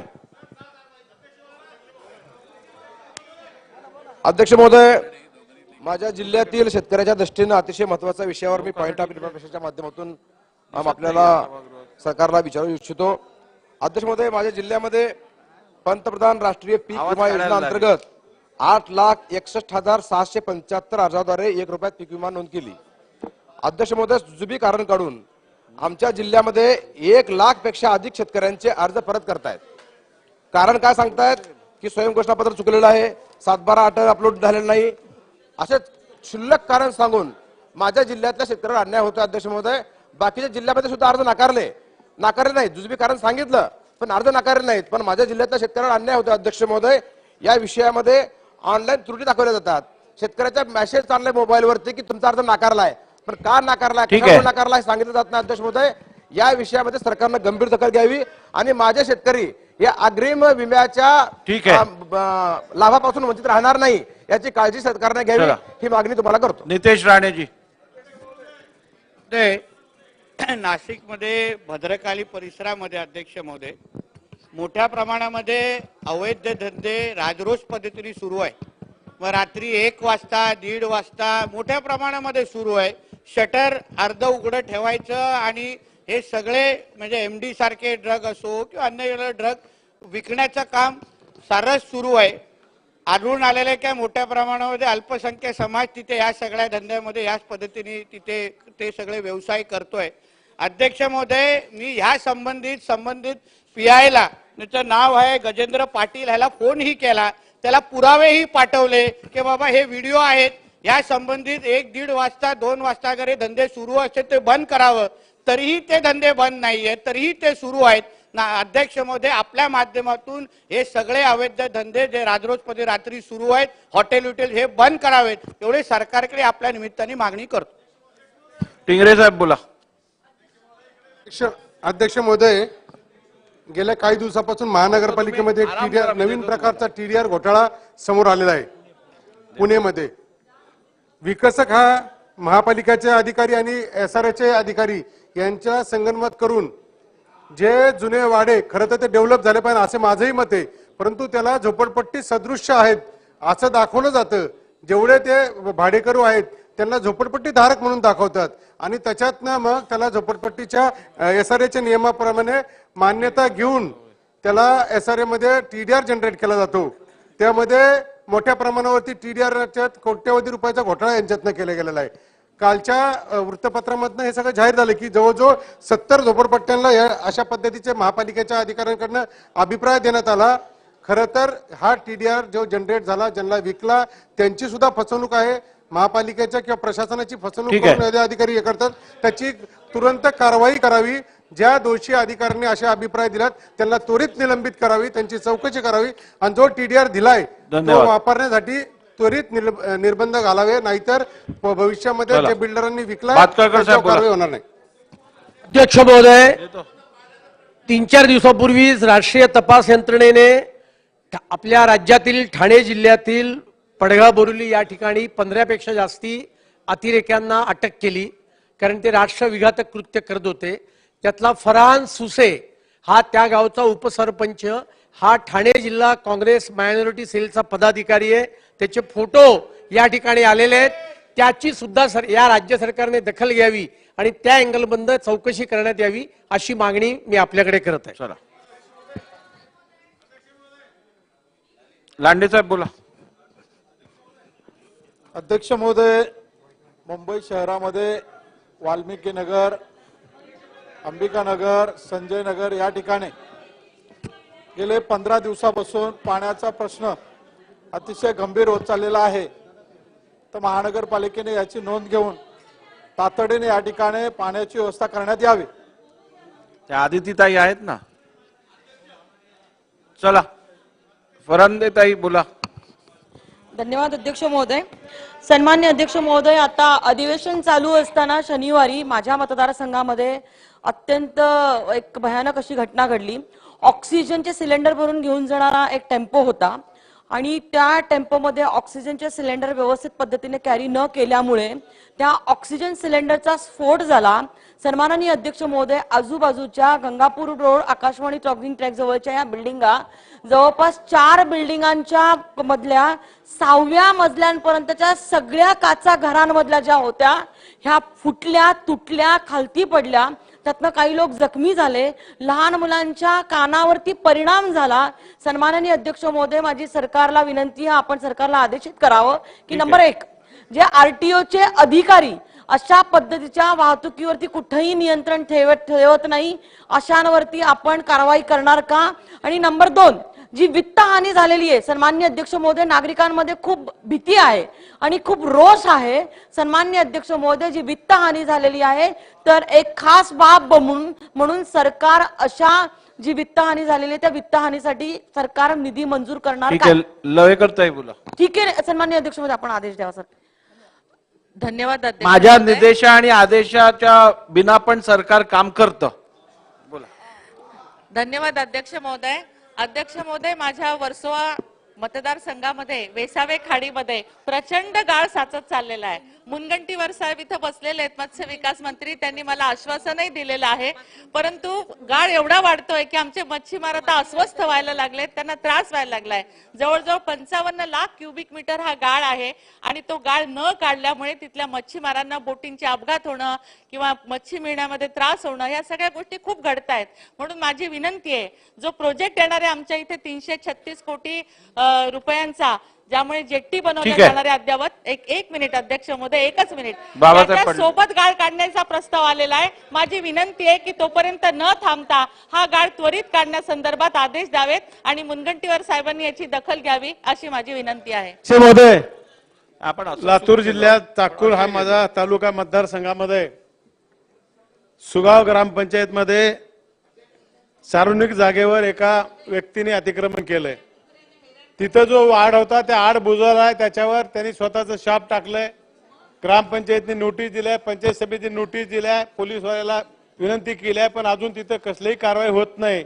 जर हे नाही झाली 2 दिवसामध्ये तर अनुचित प्रकार घडण्याची शक्यता आहे. प्रशासनानं ताबडतोब लक्ष घालून त्या ठिकाणी अतिक्रमण हटवावं आणि शांतता प्रस्थापित करावी. केचे साहेब बोला. अध्यक्ष महोदय, आर्वी विधानसभा मतदारसंघामध्ये आष्टी हा शहीदांचा तालुका आहे. आता काय सेकंड राऊंड शहीदांचा तालुका असताना सुद्धा या 70 वर्षामध्ये आजपर्यंत या तालुक्याचा विकास होऊ शकला नाही. वंदनीय राष्ट्रसंत तुकडोजी महाराजांच्या पावन स्पर्शानं ही भूमी पावन झालेली आहे. स्वातंत्र्य लढ्यामध्ये पहिल्यांदा सर्व आजूबाजूचे खेडे एकत्रित येऊन स्वातंत्र्य लढ्यामध्ये मोठ्या प्रमाणामध्ये त्या ठिकाणी रणांगणामध्ये आपली अब्रू राखली. आणि असं असताना त्या ठिकाणी कोणतंही म्हणजे MIDC झाली पाहिजे. 6 लोक या ठिकाणी शहीद झालेले आहे. अनेक लोक जेलमध्ये गेलेले आहे. अनेक लोक म्हणजे वेगवेगळ्या ठिकाणी आपला जीव वाचवण्याच्या दृष्टीनं वेगवेगळ्या ठिकाणी राहायला गेलेले आहे. अशा तालुक्यामध्ये आजपर्यंत MIDCची स्थापना नाही. मनीषाताई शेवटचं ठीक आहे. मनीषाताई त्यांचं शेवटचं होतं. खरी श्रद्धांजली शहीदांना द्यायची आहे. तर या आष्टी तालुक्याचा सर्वांगीण विकास झाला पाहिजे. या भूमिकेतून MIDCची नव्यानं स्थापन करावी ही आग्रहाची विनंती करतो. धन्यवाद. मनीषाताई. अध्यक्ष महोदय, मुंबईमधील भटक्या कुत्र्यांचा एवढा त्रास झालेला आहे की अध्यक्ष महोदय, माझ्या मतदारसंघामध्ये सायकलवर दूध घेऊन येणाऱ्या त्या दूधवाल्याला कुत्रा चावून तो दूध सांडून गेलं. त्याच्या मालकाने त्याच्याकडनं दुधाचे पैसे वसूल केलं. पण अध्यक्ष महोदय, जे NGOचे काम करतायत आणि या भटक्या कुत्र्यांचे प्रेमी आहेत, हे लोक निष्पाप लोकांवरती ज्या खोट्या केसेस करतायत. अध्यक्ष महोदय, ह्या भटक्या कुत्र्यांसाठी महापालिकेने तातडीने कारवाई करावी आणि त्यांच्यासाठी अध्यक्ष महोदय फार महत्वाचं आहे. साहेब बोला. सोसायटीतल्या लोकांवरती खोटे खटले दाखल केले जात आहेत. ह्या NGOना एवढं प्रेम असेल तर त्यांनी त्यांच्या घरी पाळावे या कुत्र्यांना. अध्यक्ष महोदय धन्यवाद. आमचा पूर्व विदर्भातील काशी असा असलेला मार्कंडा देवामध्ये मार्कंड तीर्थक्षेत्र या ठिकाणी मागील 2014 पासून आर्किओलॉजी डिपार्टमेंटनं त्या मार्कंड देवस्थानचं कुठलाही पद्धतीने डेव्हलपमेंट केलं नाही पूर्ण. आणि त्या ठिकाणी महाराष्ट्राचे आमचे आताचे विद्यमान मुख्यमंत्री महोदय आणि माजी पालकमंत्री एकनाथराव शिंदे साहेबांनी MSRD कडून 100 कोटी रुपये दिलेले आहेत. आर्किओलॉजी डिपार्टमेंट आणि MSRD डिपार्टमेंट याने दोन्ही डिपार्टमेंट मिळून समजा त्या मार्कंडेश्वरचा जेवढा मोठा निधी मंजूर झालेला आहे याचे समजा पूर्णपणे बैठक लावून समजा ते केलं तर या विदर्भाची काशी असलेला मार्कंडेश्वरचं पूर्ण डेव्हलपमेंट होईल. म्हणून यासाठी आपण सरकारला निर्देश द्यावे, तात्काळ बैठक लावण्याची परवानगी द्यावी. बोला. अध्यक्ष महोदय, एक शेतकऱ्यांचा जिव्हाळ्याचा प्रश्न आहे. अख्ख्या TDC आणि फेडरेशन हे सेंटर बंद आहे साहेब. अध्यक्ष महोदय, त्यांना बारदाना नसल्यामुळे स्टेशनरी कमी पुरवत असल्यामुळे 4 ते 5 दिवस झाले हे खरेदी सेंटर बंद आहेत. म्हणून अध्यक्ष महोदय विनंती आहे की शासनाला आपण निर्देश द्यावे की शेतकऱ्यांचं धान हा खरेदीत झालं पाहिजे. बोला. हरीश भाऊ बोला. अध्यक्ष महाराज, विदर्भात अधिवेशन होऊन राहिलं. शेतकरी आपल्या इकडे आस लावून बसलेला आहे. सोयाबीन तुरीचं अवकाळी पावसानं नुकसान झालं आणि आता कुठेतरी शेतकऱ्यांना हरभरा पेरला आणि हरभरा पेरल्यावर आता रानटी डुकराची संख्या एवढी वाढली आहे. हरणाचं, नीलगाईचं या डुकराच्या मुळे हरभऱ्याचं अतोनात नुकसान होऊन राहिलेलं आहे. रात्री बेरात्री शेतकरी झोपायला चालले, करंट लावून राहिले, तरी संख्या इतकी वाढली आहे की आता ते नुकसान टाळणं शक्य राहिलं नाही. एक तर यांना मारण्याची परवानगी किंवा फॉरेस्टवाल्यांनी ते मारलं पाहिजे, एक तर त्यांचं फॅमिली प्लॅनिंग केलं पाहिजे. आणि नाही तर जे आता नुकसान होते 2-2, 4-4 एकराचं आणि त्याला मोबदला भेटते 1 गुंठ्यात 2 गुंठ्याचा. तर जेवढं नुकसान झालं तेवढ्याचाच त्यांना मोबदला भेटला पाहिजे अशी आपल्या मार्फत शासनाला माझी वन मंत्र्याला विनंती आहे. ठीक आहे. संभाजीराव बोला. अध्यक्ष महोदय, लातूर जिल्ह्यातील कृषी विभाग आणि महसूल विभाग या दोन्ही विभागांनी 60 मंडळ हे दुष्काळग्रस्त जाहीर केलेत आणि त्यांना पीक विमा जाहीर केलेला आहे. पण पीक विमा कंपनीने फक्त 32 मंडळाचेच पैसे त्या ठिकाणी दिलेले आहेत. 28 मंडळ त्या ठिकाणी शिल्लक आहेत. माझी आपल्या मार्फत शासनाकडे विनंती आहे की आपण उर्वरित 28 मंडळाचे जे काही रक्कम असेल ती त्वरित शेतकऱ्यांच्या खात्यावर जमा करावी. सरवणकर साहेब बोला. अध्यक्ष महाशय, माझ्या मतदारसंघामध्ये सोमवारी दुपारी सर्वात जास्त वेळ पार्टी नावाचं जे हॉटेल आहे त्या हॉटेलच्या वरती झटपट मटका त्यावरती मोठ्या प्रमाणात धाड पडलेली जवळजवळ 100 लोकांना तिथे पकडण्यात आलं. अध्यक्ष महाशय, हे पकडणे ही एक घटना आहे, पण मुंबई शहरात झटपट मटक्याची प्रचंड मोठ्या प्रमाणात एक प्रकारे साथच आल्यासारखं आहे. मी आपल्या माध्यमातून विनंती शासनाला करतोय, या मटक्यावरती शाळा कॉलेजातली मुलं मोठ्या प्रमाणात हा मटका खेळवण्यासाठी जातात. शासनाने याकडे लक्ष देऊन त्वरित कारवाई करावी अशा प्रकारची विनंती करतोय. अध्यक्ष महोदय, महाराष्ट्रामध्ये काही अशा कंपन्या आता तयार झालेल्या आहेत अध्यक्ष महोदय की एक्सपोर्ट इम्पोर्टचा व्यवसाय करत असताना आजपर्यंत हलाल आणि झटका हा प्रकार फक्त आपण मटन ह्या व्यवसायाकरता असल्याचे आपल्याला निदर्शनात येत होते अध्यक्ष महोदय. काही कंपन्यांनी महाराष्ट्रामध्ये अशा प्रकारचा व्यवसाय चालू केलेला आहे की कपड्यांवर सुद्धा हलाल, ज्या महिला वापरतात सौंदर्य प्रसाधनं त्यावरही हलालचा शिक्का. आणि अध्यक्ष महोदय, महत्वाची बाब म्हणजे भारतीय अर्थव्यवस्थेला फार मोठ्या प्रमाणात हे नवीन आक्रमण झालेलं आहे अध्यक्ष महोदय. या कंपन्यांनी ज्या अतिरेकी संघटना आहेत अध्यक्ष महोदय, नावं मी वाचतो, या अतिरेकी संघटनांना आर्थिक मदत पुरवली आणि त्यांच्या अधिकृत वेबसाईटवर त्याची नोंद आहे. Javed Marul Hasan versus state of Maharashtra, त्याचबरोबर जर्मन बेकरी बॉम्ब ब्लास्ट मध्ये Mirza Himayat Baig versus state of Maharashtra, अनेक अशा त्यांच्या वेबसाईटवर कमीत कमी महाराष्ट्र सरकारच्या विरोधामध्ये ज्या अतिरेकी संघटनांचं आपलं न्यायालयामध्ये काम चालू आहे त्या अतिरेकी संघटनांना मदत करण्याचं काम ही संघटना करत असते अध्यक्ष महोदय. आणि महत्वाचं म्हणजे हे सगळे कागदपत्र आपल्याकडे मी सपूर्द करतो. कपड्यांवर किंवा काही खाद्यपदार्थ आहे त्यावर हलाल हे नाव लिहायची गरज काय अध्यक्ष महोदय. त्यामुळे ह्या प्रकरण जातीनं आपण लक्ष घालण्याची गरज आहे. आणि ज्या पद्धतीनं उत्तर प्रदेश सरकारनं गेल्याच महिन्यामध्ये 18/11/2023 रोजी या हलाल नाव लिहायला बंदी आणलेली अध्यक्ष महोदय, मटण आणि इतर मांसाहारी पदार्थ सोडून त्यावर तशा प्रकारचं बंदी आपण महाराष्ट्र सरकारच्या माध्यमातून विनंती करतो. प्रकाशजी बोला. अध्यक्ष महोदय, नागपूरमध्ये अधिवेशन सुरू आहे. डाटा एंट्री ऑपरेटर जे ग्रामपंचायतींमध्ये काम करतायत त्या सगळ्या ग्रामपंचायतीमध्ये काम करणाऱ्या डाटा एंट्री ऑपरेटरांचं संपूर्ण लक्ष सरकारच्या निर्णयाकडे आहे. माझी आपल्या मार्फत सरकारला विनंती आहे की ग्रामपंचायतीमध्ये संगणक परिचालक म्हणून काम करणारे अनेक जे लोक आहेत, निधी पाहिजे की बोलायचं आहेत, त्यांच्या शासन सेवेत घेण्याबद्दलच्या निर्णयाबद्दल शासनानं सकारात्मक निर्णय घ्यावा आणि त्यांना न्याय द्यावा अशा पद्धतीची विनंती मी आपल्याला करतो. त्याचबरोबर या डाटा एंट्री ऑपरेटरना 15व्या वित्त आयोगातून आम्ही जे काही ग्रामपंचायतीमधून पैसे देतोय ते सीईसी नावाच्या कंपनीकडून दिले जातात. ही सीईसी कंपनी जी आहे ती अत्यंत बोगस कंपनी आहे. त्या मुलांचं सुद्धा नुकसान करते, शासनाचं सुद्धा नुकसान करते. सरकारची जावई असल्यासारखी या सीईसी कंपनीचं चौकशी झाली पाहिजे, त्यांच्याकडून काम काढून घेतलं पाहिजे. संगणक परिचालकांना 15 आमच्या 15 वित्त आयोगातून जे पैसे आम्ही देतोय ते त्यांना त्यांच्या हक्काचे पैसे मिळावेत, योग्य पद्धतीचं काम हवं, यासाठी आवश्यक त्या सूचना सरकारने द्याव्यात. केळकर साहेब बोला. अध्यक्ष महोदय, ठाणे जिल्ह्यामध्ये आणि विशेष करून दिव्यामध्ये जवळजवळ 45 अनधिकृत शाळा जाहीर झाल्या. या शाळांना नोटिसा पण गेल्या. या शाळांकडनं 29 कोटी रुपये वसुलीच्या देखील नोटिसा गेल्या, ते पैसे वसूल झाले नाहीत अध्यक्ष महोदय. या शाळांच्या संस्थाचालकांनी लिव्हिंग सर्टिफिकेट, बोनाफाईड सर्टिफिकेट खोटी दिली तरी देखील अध्यक्ष महोदय अजूनही या शाळा चालू आहेत. आणि त्याच्यामुळे माझी आपल्या माध्यमातून विनंती आहे की विद्यार्थी आणि पालकांचं या माध्यमातून नुकसान होतंय आणि त्याच्यामुळे या शाळांना बंद करण्याची सक्त शासनाने शिक्षणाधिकाऱ्याला नोटीस द्यावी. शिक्षणाधिकारी आणि या शाळांमध्ये काय संगनमत आहे कोणाच ठाऊक, जाहीर होऊन देखील या अनधिकृत शाळा ज्या आहेत त्या बंद झालेल्या नसल्यामुळे विद्यार्थ्यांचं नुकसान होतं. राजू आवाज. माझ्या हातकर्णे मतदारसंघामध्ये पाटील ग्रामपंचायत आहे. 5000 लोकसंख्या असलेले गाव आहे आणि 2006-07 ला जलस्वराज योजना मंजूर झाली होती. थोडक्यात मांडा. आणि योजना फक्त कागदावरच आहे, गावाला पाणी तर मिळालंच नाहीये. यामध्ये राहुल वसंत पाटील म्हणून यांनी माहितीच्या अधिकाऱ्यांनी माहिती मागवली, पण कुठल्याही डिपार्टमेंटमध्ये ते योजना कुठलाही वर्ग झाला नाही.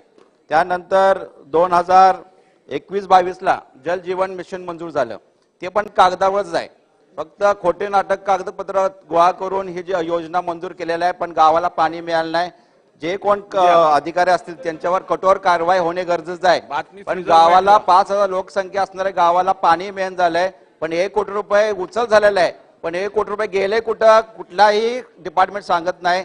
त्यामुळे जे कोण अधिकारी आहेत त्यांच्यावर कारवाई होणे गरजेचं आहे. अध्यक्ष महोदय, धन्यवाद. मनरेगा हा ग्रामीण भागातील जनतेच्या शेतकरी शेतमजुराच्या रोजगार हात निर्मितीचा दुखेल, एक खाली साधन ठेवा. आहे. अध्यक्ष महोदय, माझ्या मतदारसंघामध्ये मागील वर्षामध्ये रोजगार हमी योजनेचे काम खूप कमी प्रमाणामध्ये करण्यात आलेलं आहे. पण अध्यक्ष महोदय, काही ठेकेदारांच्या माध्यमातून माझ्या मतदारसंघामध्ये रस्त्याचे काम न करता, रस्त्याचे नाल्याचे कुठल्याही प्रकारचे काम न करता FTO तयार करून पैशाची मागणी सरकारकडे केलेली आहे. अध्यक्ष महोदय, त्याची कसून चौकशी झाली पाहिजे. तेवढंच नाही तर 2021-22 अध्यक्ष महोदय, नाडेप हा ग्रामीण भागातील जनतेसाठी आणि शेतकऱ्यासाठी एक कंपोस्ट खत तयार करण्यासाठी गड्डे तयार करण्यात आले. अध्यक्ष महोदय, गड्डे तयार झालेच नाही, पण काही ठेकेदारांनी बिल काढून घेतलं, त्याच्यावर चौकशी करण्यात आली. अध्यक्ष बस आता.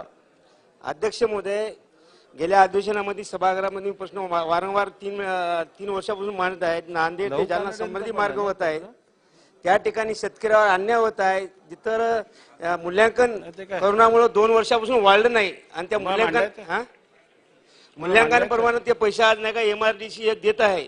पण त्या ठिकाणी जमीन आज खाजगी भाव बघितला तर 3 कोटी रुपये एकर आहे, पण ते 16 लाख रुपये एकर प्रमाणे जमिनीच्या पैशाची किंमत देत आहेत. त्याकरता तुमच्या माध्यमातून एक बार समृद्धी महामार्गाची स्थानिकचे आमदार आणि तिथे शेतकरी, मी तुम्हाला 3 वर्षापासून आपल्या सभागृहातून अवगत करून देत आहे, पण त्याच्यावर कोणीही कसल्याही प्रकारचा विचार केला नाही, पत्रव्यवहार केला नाही. अध्यक्ष महोदय, फार महत्वाचं आहे. त्याच्याकरता एक तुमच्या माध्यमातून समृद्धी महामार्गाची मीटिंग तुम्ही लावा अशी या ठिकाणी मी विनंती करतो. लव कानडेजी.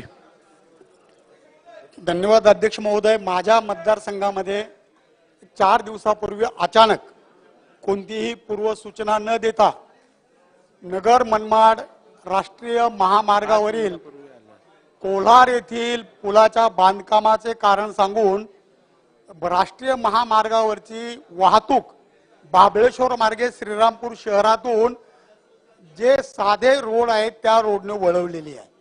राष्ट्रीय महामार्गावरून जाणारे हेवी लोडेड ट्रक्स आणि प्रचंड वाहतूक इकडून येते आहे. साहेब, काल ऍक्सिडेंट झाला, एक ओव्हरलोड गाडी पालथीपट झाली, त्याच्यामध्ये महिला दबली, मेली. एकतर आम्हाला आपण रस्ते दुरुस्तीसाठी पैसे देत नाहीत, अचानक राष्ट्रीय महामार्गावरची प्रचंड वाहतूक मतदारसंघातल्या छोट्या रस्त्यावरून वळवली जाते. यातून ही वित्तहानी आणि ही जी जीवितहानी होती आहे त्याची शासनाने नोंद घेऊन किमान तेवढी भरपाई द्यावी अशी मी आपल्या माध्यमातून विनंती करतो. अजून 9 मिनिटं मी पॉइंट ऑफ इन्फॉर्मेशन घेणार आहे, त्यात जेवढे होतील तेवढे घेऊ. बोला जगताप साहेब, बोला. अध्यक्ष महोदय, माझ्या मतदारसंघामध्ये फुरसुंगी आणि उरळी ही 2 गाव. अरे 2 मिनिट बसा ना दादा, बसा म्हणजे बोलतो मी एक तरी. अध्यक्ष महोदय, माझ्या मतदारसंघामध्ये फुरसुंगी आणि उरळीमध्ये पिण्याच्या पाण्याचा मोठा प्रश्न त्या ठिकाणी झालेला आहे. त्याचं कारण असं आहे की MGPच्या माध्यमातून पिण्याच्या पाण्याचं लाईन त्या ठिकाणी 2 महिन्यापूर्वी झाली, परंतु त्या दोन्ही गावांमध्ये कुठली महानगरपालिका, नगरपालिका आणि ग्रामपंचायत अस्तित्वात नाहीये. त्यामुळे नव्याने कनेक्शन देता येत नाहीये आणि नव्याने 2 आठवड्यांपूर्वी पुणे महानगरपालिकेने पाटबंधारे खात्याला पत्र दिलं, कॅनॉलचं पाणी फुरसुंगीचं बंद करा. त्यामुळे अध्यक्ष महोदय खूप अध्यक्ष महोदय, आपल्या बंदरावरती असल्यासारखं झालं. अध्यक्ष महोदय, त्याला कोणी माईबाप राहिलेला नाहीये गावाला. आम्ही त्या ठिकाणी आमदार निधी सुद्धा त्या गावांना देऊ शकत नाहीये. एवढी भयानक अवस्था आहे. आपण त्वरेने शासनाला आदेश द्यावा, काहीतरी निर्णय घ्यावा, नाहीतर डिक्लेअर करावं फुरसुंगी आणि उरळी हे चंद्रावरती. जनकजी. अध्यक्ष महोदय, आपल्या राज्यामध्ये शेतकऱ्यांना जर सिंचन विहीर घ्यायची असेल तर 2 योजना प्रचलित आहेत. एक रोजगार हमीमध्ये आणि दुसरे डॉक्टर बाबासाहेब आंबेडकर स्वावलंबी योजना. अध्यक्ष महोदय, रोजगार हमीतून शेतकऱ्यांना 4 लाखाचं अनुदान मिळतं आणि डॉक्टर बाबासाहेब स्वावलंबी योजनेमध्ये 2.5 लाखाचं अनुदान मिळतं. मी आपल्या माध्यमातून शासनाला विनंती करतो की या दोन्ही योजनेचं अनुदान सारखं 4 लाख करावं आणि या योजनेतून शेतकऱ्यांना विहीर घेताना त्यांना वीज कनेक्शन अटॅच करून द्यावं ही विनंती करतो. असलम शेख जी. अरे ऐसा जाएंगे ना. अध्यक्ष महोदय, असं आहे, एक वर्ष बैठिए बैठिए. अध्यक्ष महोदय, एसटीपीचा टेंडर पास होऊन 1 वर्षापेक्षा जास्त व्हायला आलेला आहे. 200 MLD पेक्षा जास्त घाण पाणी हा समुद्रात डायरेक्ट सोडण्यात येत आहे आणि एन्व्हायरमेंटची किती हानी होत आहे त्यापेक्षा तिकडे राहणाऱ्या लोकांचा जीवाचा प्रश्न आलेला आहे. आणि वर्षभर होऊन गेला, किंबहुना ते ज्यांना कॉन्ट्रॅक्ट लागला त्याला काम करायची इच्छा नसेल किंवा ते अधिकारी आहेत कुठेतरी ते टाळाटाळी करत आहेत.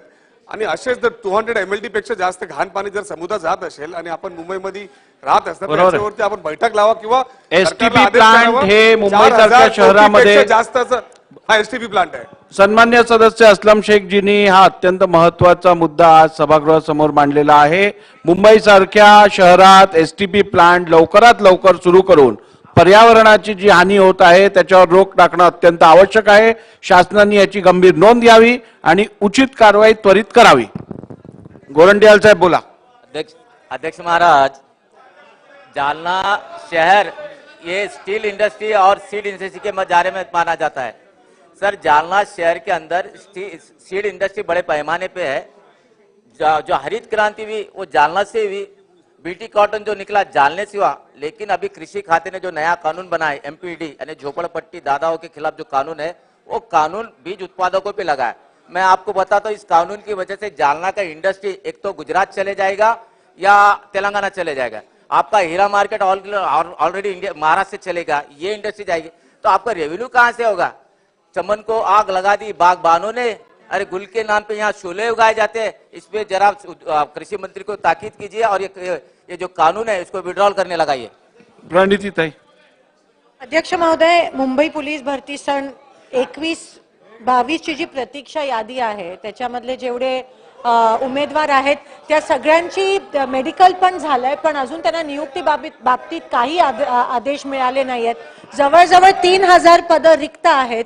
तर शासनाने लवकरात लवकर जे प्रतीक्षा यादीमधले जे उमेदवार आहेत पोलीस भरतीचे त्यांची लवकरात लवकर नियुक्ती घ्यावी आणि नवीन जाहिरात देखील नवीन भरतीसाठी काढावी. कुणाल पाटील जी. अध्यक्ष महोदय, मैत्री कंपनीचा जो घोटाळा झालेला आहे आपण बघतोय की ह्या महाराष्ट्रातल्या जवळपास प्रत्येक जिल्ह्यामधल्या 2,16,00,000 लोकांनी या कंपनीमध्ये पैसे गुंतवले होते आणि जवळपास ह्या कंपनीमध्ये 2800 कोटी रुपयाचा घोटाळा झालाय आणि सर्वसामान्य गोरगरीब माणूस ज्याने घाम गाळून पैसा कमवला होता तो पैसा तिथे त्या ठिकाणी 12% गुंतवणुकीमध्ये गुंतवला होता. आज 2009 पासून सर्व ठेवीदार आपले स्वतःचे पैसे मिळवण्याकरता प्रयत्न करतायत. त्या ठिकाणी एक राज्य सरकारने समिती गठीत केली होती. एमपीआयडी कायद्याखाली आपण एक समिती करून या सर्व ठेवीदारांचे पैसे परत देण्याकरता आपण त्या ठिकाणी ही समितीला आदेश दिले होते. परंतु आज सुद्धा एकाही माणसाचा पैसा त्या ठिकाणी परत मिळालेला नाही.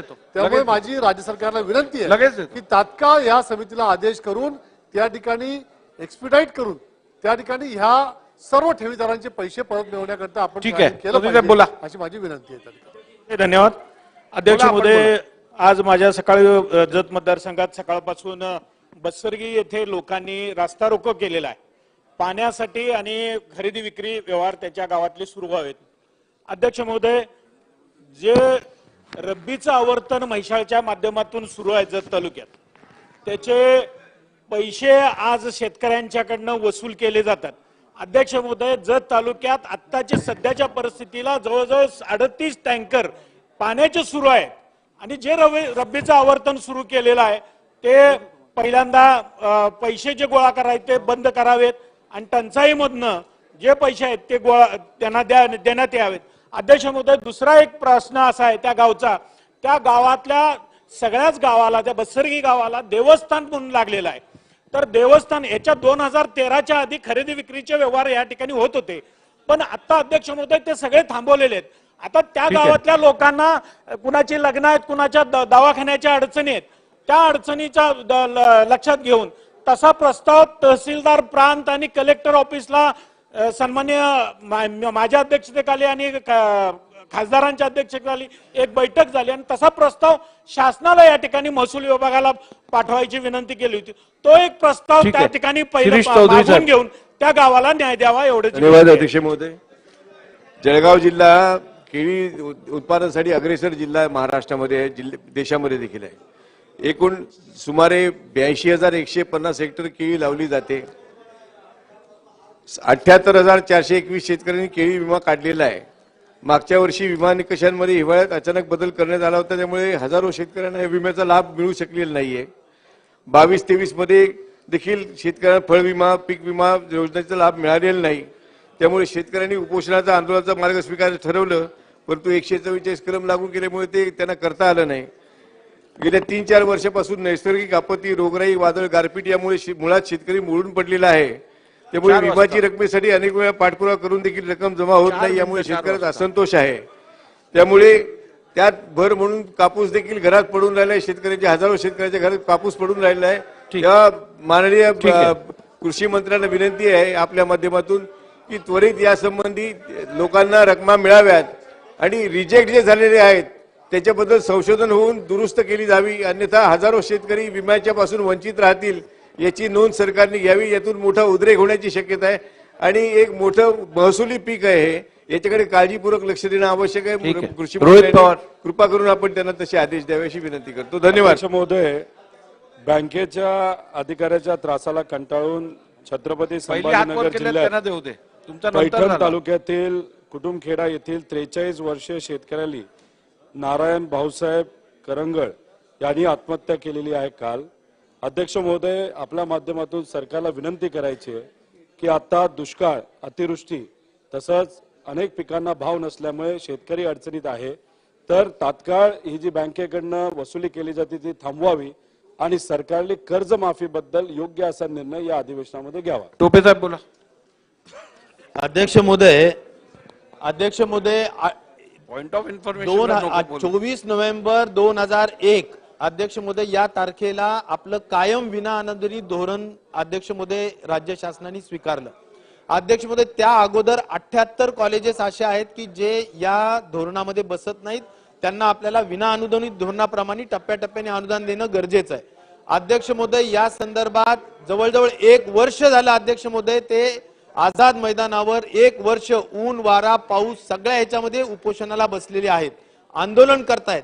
अध्यक्ष महोदय, राज्य शासनाने 5 वेळेस या कॉलेजची तपासणी केली, परंतु अद्याप अनुदान दिलेलं नाही आणि त्यामुळे अध्यक्ष महोदय अनेक लोक रिटायर होत आहेत, काही लोक आत्महत्या करतायत. अध्यक्ष महोदय, या 78 कॉलेजेसला त्या ठिकाणी न्याय दिला जावा. अध्यक्ष महोदय, कस्तुरबा गांधी अध्यक्ष महोदय कस्तुरबा गांधी विद्यालय हे जे आहे हे आदर्श विद्यालयांपैकी 43 विद्यालय असे आहेत अध्यक्ष महोदय की ज्यांना अद्याप त्यांच्या पदांना त्या ठिकाणी ग्रँट मिळालेली नाही आणि त्यामुळे त्यांना सुद्धा ग्रँट मिळण्यासाठीचे त्यांचे आंदोलन सुरू आहेत, त्यांना सुद्धा त्या ठिकाणी ग्रँट मिळावी.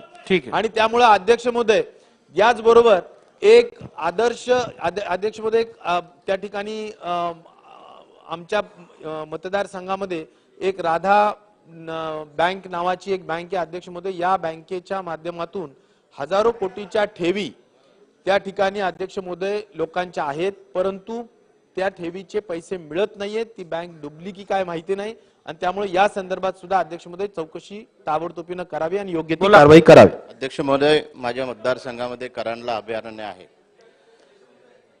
ते अभयारण्य जवळजवळ इथून 50 किलोमीटरवरतीच आहे. रोज गावामध्ये रोजच्या रोज वाघाचं किलिंग होत आहे. मागच्या 15 दिवसापासून जवळजवळ प्रत्येक दिवसाला 3 ते 4 गायीची हत्या होत आहे. अध्यक्ष महाराज वारंवार सांगून अधिकारी तिथे येतात, पण अधिकाऱ्याला गाव लोक आता बंदी घातलेली आहे, कारण जवळजवळ गावामध्ये प्रत्येक गावामध्ये दहशतीचं वातावरण पसरलेलं आहे. रोज जंगलातले वाघ बाहेर येत आहे. आम्ही वारंवार सांगतो अधिकाऱ्यांना की या वाघाचा बंदोबस्त झाला पाहिजे. अध्यक्ष महाराज, जिथे अधिवेशन चालू आहे तिथे 40 किलोमीटरवरती हे अभयारण्य आहे.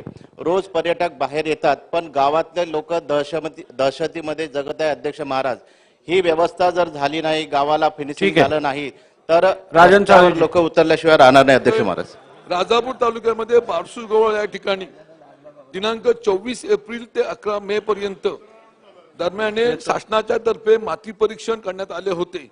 सदर माती परीक्षणाच्या विरुद्ध आंदोलन करण्यात आले. त्या आंदोलनामध्ये शासनाच्या वतीने जवळजवळ 360 लोकांवरती गुन्हे दाखल केलेले आहेत. ते गुन्हे मागे घेणार का ही माझी आपल्याला विनंती आहे. अध्यक्ष महोदय, 2019 साली ग्राम विकास विभाग आणि ऊर्जा विभागाने ग्राम विद्युत व्यवस्थापक अशा एक पद त्या ठिकाणी निर्माण केलं होतं आणि त्यांना मानधन तत्वावर त्यांना नेमणुका दिल्या होत्या. अध्यक्ष महोदय, त्या बिचाऱ्या 500 मुलं त्यावेळेस भरली होती. अक्षरशः त्यांची इतकी पिळवणूक होती. 3,000 रुपये फक्त मानधन, ते पण ग्राम विकास विभाग लवकर देत नाही, उशीर होतो आणि खूप पिळवणूक बिचाऱ्यांची चालू आहे. ते जे ऊर्जा विभागाचे वायरमन असतात तेच काम ही लोक सगळं करतात. सगळं काम त्यांच्याकडनं करून घेतलं जातं, पण त्यांची त्या ठिकाणी अक्षरशः पिळवणूक अध्यक्षमध्ये चालू आहे. आमच्या सरकारच्या काळामध्ये मी स्वतः बैठक घेऊन त्यांचं मानधन काही प्रमाणात वाढवलं. आज ते सगळे इथं आंदोलनाला आलेले आहेत. त्यांची दुसरी एक मागणी अशी आहे की जेव्हा ऊर्जा विभागामध्ये महावितरणमध्ये भरती होते तेव्हा त्यांच्या एक्सपिरियन्सच्या ह्याच्यावरती त्यांना काही गुण त्यामध्ये मिळाव्यात. या शासनानं दखल घेऊन कुणाशी त्यांच्याशी संवाद त्या ठिकाणी साधावा. अध्यक्ष महोदय. बोला देशमुख साहेब. अध्यक्ष महोदय, विदर्भामध्ये मोठ्या प्रमाणात अवकाळी पाऊस झालाय. समारोप. नागपूर जिल्ह्यात सुद्धा मोठ्या प्रमाणात अवकाळी पावसाचं नुकसान झालंय. अध्यक्ष महोदय, माझ्या मतदारसंघामध्ये काटोल नरखेड तालुक्यामध्ये मोठ्या प्रमाणात अवकाळी पावसामुळे कापूस, तूर, संत्रा याचं मोठ्या प्रमाणात नुकसान झालंय. पण जेव्हा पंचनामे केले, सर्वे केला, त्याच्यामध्ये रिपोर्ट काटोल नरखेड तालुक्याचा नील दाखवण्यात आलाय. हे अतिशय चुकीचं आहे. अध्यक्ष महोदय, इतक्या मोठ्या प्रमाणात नुकसान होऊन जर सरकार चर्चेला सुरुवात झाल्या संपल्यानंतर आपण देऊ शकेल. अन्याय. अध्यक्ष महोदय. महेश बालदी. विखे पाटील साहेब इथे आहेत. मला सरकारचं एका गोष्टी करता त्यांचं अभिनंदन करायचंय की झिरो रॉयल्टी विखे पाटील साहेबांनी बंद केली. परंतु साहेब 15-20 दिवसापूर्वी उरण पनवेल भागामधल्या रॉयल्टीच्या डुप्लिकेट पासेस या महसूल खात्याने पकडल्या. त्यांनी पोलिसांकडे गुन्हा नोंदवला. पोलिसांनी मुंबईत चालू असलेल्या अनेक बांधकामांमध्ये अशा डुप्लिकेट पासेस म्हणजे डुप्लिकेट नोटा बनवण्यासारखा प्रकार आहे. पोलिसही त्याचा शोध करतायत, रेव्हेन्यू खातेही करतंय.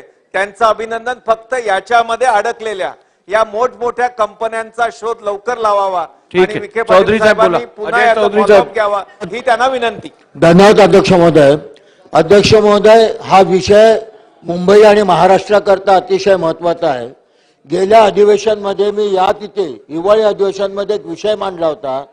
मुंबईतल्या अनेक रुग्णालयांमध्ये CT scan machine, MRI machine ह्या बंद आहेत.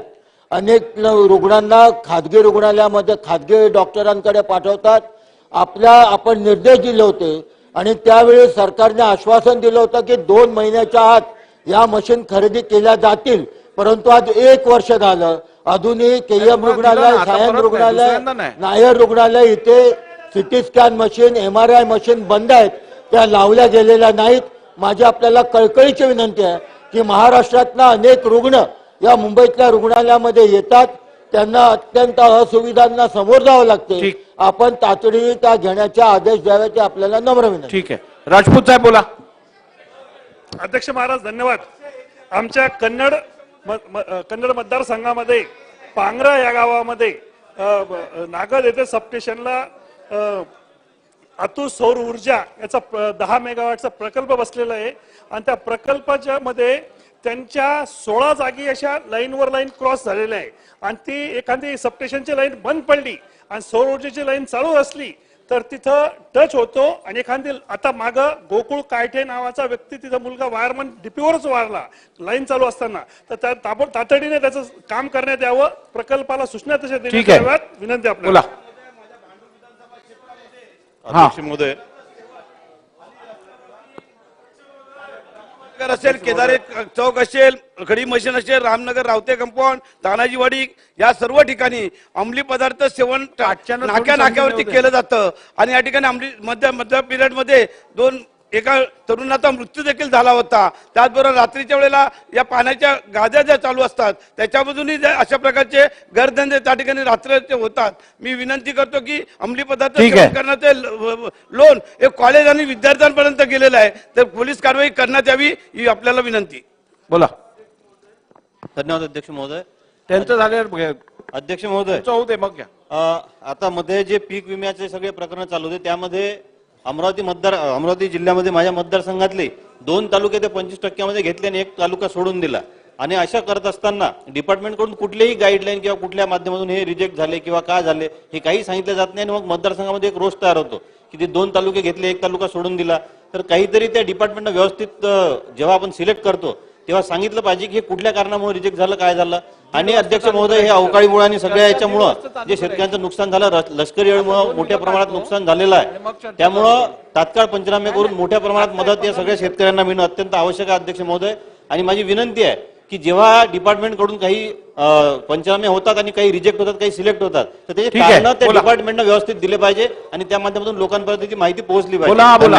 करमाळा आणि माढा विधानसभा मतदारसंघातल्या जवळजवळ 8 ते 10 गावातली लोक गेले 10 दिवस या ठिकाणी उपोषणासाठी बसलेले आहेत. अध्यक्ष महोदय, माझी आपल्या माध्यमातून सरकारला विनंती आहे की सीनामाडा उपसा सिंचन योजनेमधून आणि सीनामाडा जोड कालवा ह्या दोन्ही योजनेमधून शिल्लक राहिलेल्या पाण्यामधून आंबाड, कुरडू, बेंदवाडा, पिंपळखुटे, तुळशी आणि बावी, तर ह्या गावांच्या साठी पाणी मिळावं अशा प्रकारची मागणी त्या लोकांची आहे. तशा प्रकारचे शासनाने सर्वे केलेले आहेत आणि सर्वे करून तो अहवाल पाठवलेला आहे. माझी आपल्याला विनंती आहे की त्या संदर्भामध्ये शासन धन्यवाद. गुट्टे साहेब बोला. निर्णय घ्यावा. धन्यवाद. गंगाखेड, पालम, पूर्णा इथे मोठ्या प्रमाणामध्ये गारपीट झालेली आहे अध्यक्ष महोदय, आणि अक्षरशः शेतकरी तिथं उद्ध्वस्त झालेला आहे. आणि जवळजवळ 8,500 हेक्टर पेरा कापूस आणि तुरीचा पेरा होता. कसल्याही प्रकारचं कुठलंही म्हणजे काही उरलं नाही, पूर्ण उद्ध्वस्त झालेलं आहे अध्यक्ष महोदय. आणि 6,000 हेक्टरचा जवळजवळ फळबागाचा होतं, ते फळबागही पूर्ण नष्ट झालेलं आहे. आणि बऱ्या प्रमाणामध्ये हे आपले पंचनामे वगैरे झालेले आहेत, पण आतापर्यंत काही त्यांचं पंचनामे झाले होऊन काही नुकसान भरपाई शेतकऱ्याला मिळालेलं नाही.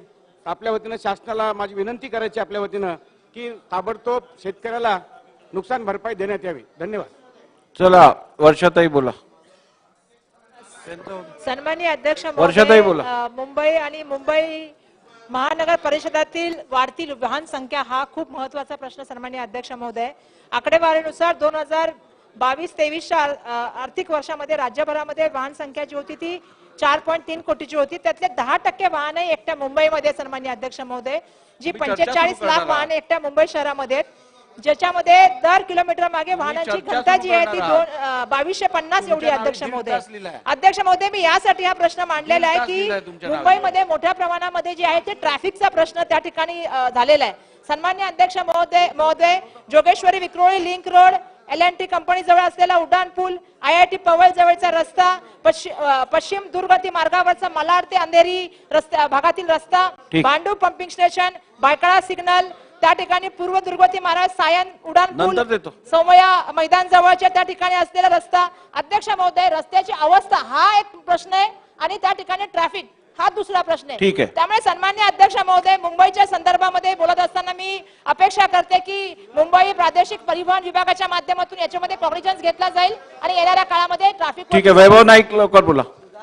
जिल्ह्यात साहेब मोठ्या प्रमाणात भात शेती होते नंतर देतो. आणि शासनाने 2165 रुपये शासनाने भाताचा दर जाहीर केलेला आहे. झालं, एक राऊंड घेतली, तुम्ही बाहेर होतात. गेल्या वर्षी आणि या वर्षी भाताचा बोनस जाहीर केला नाही, त्यामुळे भाताचा बोनस लवकरात लवकर जाहीर करावा. त्याचबरोबर सिंधुदुर्गातल्या शेतकऱ्यांनी आता शेताबरोबर या ठिकाणी दूध धंदा सुद्धा या ठिकाणी सुरू केलेला आहे. आणि तो दूध धंदा सुरू करताना जनावरांची कोल्हापूरहून ये जा होत असते आणि त्यावेळी पोलीस मुद्दाम त्यांना अडवत असतात. आणि त्यामुळे पोलिसांना अशा सूचना दिल्या पाहिजेत की त्यांना अडवता कामा नये. शेतकऱ्यांना गुरढोरं वाहतूक करताना त्यांना मुभा द्यावी एवढी विनंती आहे. नाना भाऊ, समारोप करा. महत्वपूर्ण विषयावर या सभागृहाचं आणि विशेष करून सरकारचं लक्ष केंद्रित करतो अध्यक्ष महाराज. महसूल मंत्री बसलेले आहेत अध्यक्ष महाराज इथं. सध्या शासकीय कामासाठी मग घरकुल असेल किंवा शासकीय कामासाठी लागणारी रेती असेल, मुरुम असेल, माती असेल, आपण मधल्या काळात एक कायदा केला होता की पांधन रस्त्यांसाठी विदाउट रॉयल्टी म्हणजे आपल्याला रॉयल्टी ते शासकीय कामासाठी माफ करायची, अशा पद्धतीचा निर्णय केला होता. पण पानन रस्त्याचंही कामं त्या रॉयल्टीच्या याच्यामुळे त्याला परवानगी मिळत नाही. ती एक भूमिका स्पष्ट केली पाहिजे. आणि ज्या पद्धतीने आपण डेपो तयार केलेले आहे, डेपो आता हे खऱ्या अर्थानं माननीय मंत्री महोदय हे या आपल्या माफियांचा अड्डा झालेला अध्यक्ष महाराज. आणि मग शासनाला किती आणि मग त्यांचे डुप्लिकेट, जसं आता मगाशी सन्मानित सदस्यांनी तो एक प्रश्न उपस्थित केला होता. त्यामुळे ज्या उद्देशाने आपण डेपो उघडलेत त्या रेतीचा तो उद्देश अजून सफल होत नाहीये. म्हणजे सोन्यापेक्षा रेतीची किंमत जास्त आणि त्यामुळे गरीब लोकांची घरकुल होत नाही. म्हणजे त्याला आपण सस्त्या दरात देण्याचा निर्णय केला होता, म्हणजे वाहतुकीचाच खर्च, पण तेही मिळत नाही. 5 ब्रास आपण दिलेला होता, तेही मिळत नाही. त्यामुळे शासकीय सगळी कामं महाराष्ट्रामध्ये बंद आहेत. त्यामुळे तो तुमचं ते नेमकं धोरण काय आणि ते आज या सदनाच्या माध्यमातून महाराष्ट्रामध्ये सगळ्यांना, तुमच्या जिल्हाधिकाऱ्यांना जावं, तुमच्या तहसीलदारांना मेसेज जावं, पोलीसवाल्यांनाही जावं आणि फॉरेस्टवाल्यालाही जावं. कारण की ते काही दुसरं काम करत नाही, ते पकडायचंच काम करतात. आणि गरिबांची रेती, जसं त्याला 1,40,000 रुपयाचं घरकुल आपण देतो, तर त्याला रेतीचा दंडच एका गाडीचा 1,40,000 रुपये होतो. त्याच्यामुळे ही भूमिका स्पष्ट केली पाहिजे. अध्यक्ष महाराज, महत्वपूर्ण विषय होता. दुसरा, अध्यक्ष महाराज, मातंग समाजाचा विषय महत्वाचा. अध्यक्ष महाराज, त्यांचा आज मोर्चा आपल्या विधान भवनात येतोय. अध्यक्ष महाराज, त्यांच्या अनेक वर्षाच्या मागण्या ज्या आहेत अध्यक्ष महाराज, ते शेड्यूल कास्टमध्ये येतात, पण त्या लोकांना न्यायच मिळत नाही अध्यक्ष महाराज. आणि म्हणून माननीय मुख्यमंत्र्यांच्या पातळीवर या मातंग समाजाची एक बैठक लावून या मातंग समाजाचे प्रश्न, कारण की त्यांच्याकडेच खातं आहे वाटतं सामाजिक न्याय. आता या सरकारमध्ये कोणतं खातं कोणाकडे कळत नाही थोड्या वेळ, पण मला असं माहिती आहे त्याप्रमाणे. तर माननीय मुख्यमंत्र्यांकडे याचे बैठक मातंग समाजाचे प्रश्न सोडवावे. पण रेतीचा मुद्दा हा, अध्यक्ष महोदय, रेतीचा मुद्दा हा जो आहे हा महाराष्ट्राच्या विकासाचा मुद्दा आहे.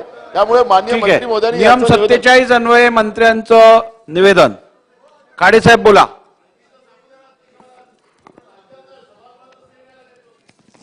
अध्यक्ष महोदय, एक मिनिट, खाडे साहेब आपल्याला काय बोलायचं आहे? खाडे साहेब एक. अध्यक्ष महोदय, परवाच्या विषयावर चर्चा झाली, सभागृहात झाली, पण रात्री 12-12:30 याच्यामध्ये खरं स्पष्ट शासनात धोरणाची स्पष्टता देण्याची आवश्यकता आहे. अध्यक्ष महोदय, सन्मान्य सदस्य नाना पटोले साहेब म्हटल्याप्रमाणे ही गोष्ट बरोबर आहे की ज्या कारणासाठी धोरण आपण आणलं होतं, हे धोरण अध्यक्ष महोदय बऱ्याच अंशी आपल्याला काही ठिकाणी यश मिळालं, काही ठिकाणी मिळालं नाही. त्याप्रमाणे अध्यक्ष महोदय, कारण अनेक वर्ष अध्यक्ष महोदय हा वाळू माफियांचा उच्छाद राज्यात सुरू होता, राजकीय आश्रय होता, त्याला राजकीय पाठबळ होतं. त्यामुळे आता ते एक मिनिट, आणि त्याच्यामध्ये आपल्या सगळ्या सभागृहाला माहिती आहे त्यात कोण कोण काय घेत आहे आणि काय सामील आहे. अध्यक्ष महोदय, पण हे सगळं सिंडिकेट मोडायला आपण हे धोरण आणण्याचा प्रयत्न केला. आता याच्यामध्ये जी मंडळी त्यात सामीलच आहे, सरकार कोणतं येऊ अध्यक्ष महोदय, माणसं तीच आहेत त्या व्यवसायामध्ये काम करणारे. म्हणून अध्यक्ष महोदय, या सगळ्या प्रक्रियेमध्ये आता आपण एक आलेल्या मध्यंतरी काही आपण सन्मान्य आमदार महोदयांच्या समितीत बैठक घेतली, जे आमचे जयस्वाल साहेब आहेत, किंवा याच्यामध्ये काय अडचणी आहेत, कशा पद्धतीने अधिक पारदर्शकता आणता अध्यक्ष महोदय. म्हणून मला वाटतं अधिवेशन संपण्यापूर्वीच या बाबतीमध्ये आपण जे आता नवीन धोरण त्यामध्ये आणतोय, तोच मुद्दा त्यामध्ये प्राधान्याने घेतलेला आहे की जो आपल्याला त्याला 5 ब्रास वाळू जी मोफत द्यायची आहे ती असे घरकुला करता, तो त्याच्यामध्ये तो अंतर्भाव केलेला आहे.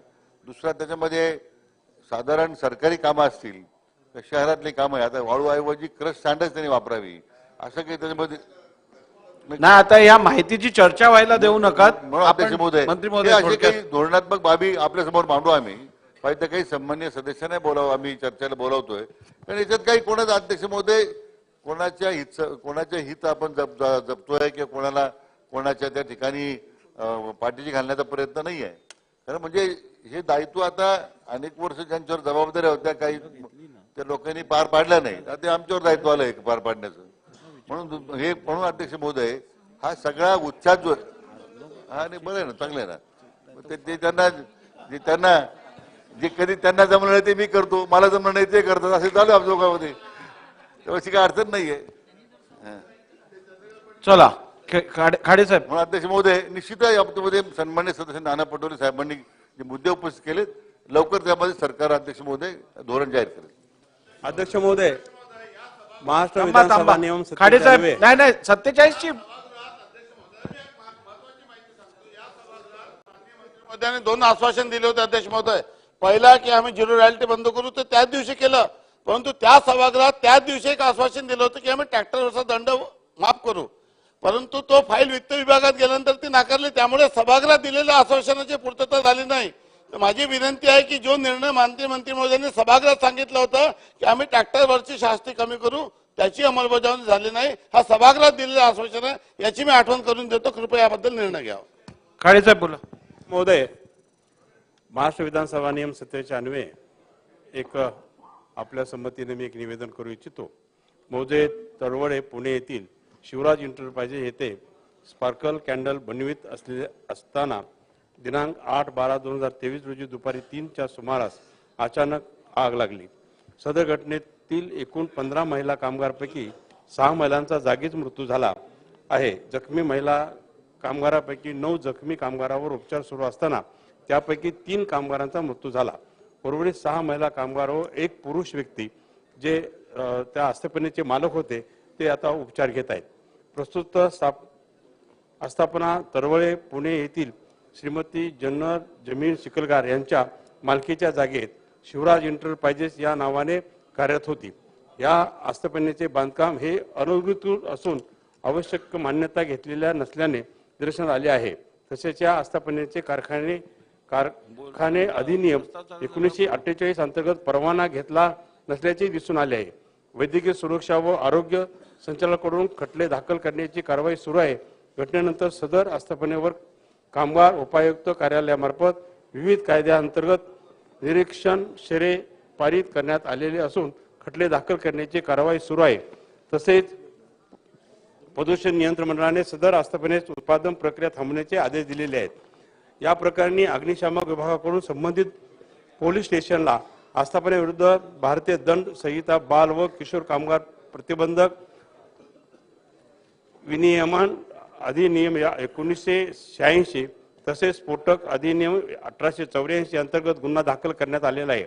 तसेच कारखान्याच्या जागेचे मालक, आस्थापनेचे मालक व उत्पादनासाठी कच्चा माल पुरवणारे पुरवठादार यांना अटक करण्यात आली असून सद्यस्थिती ते अटकेत आहेत.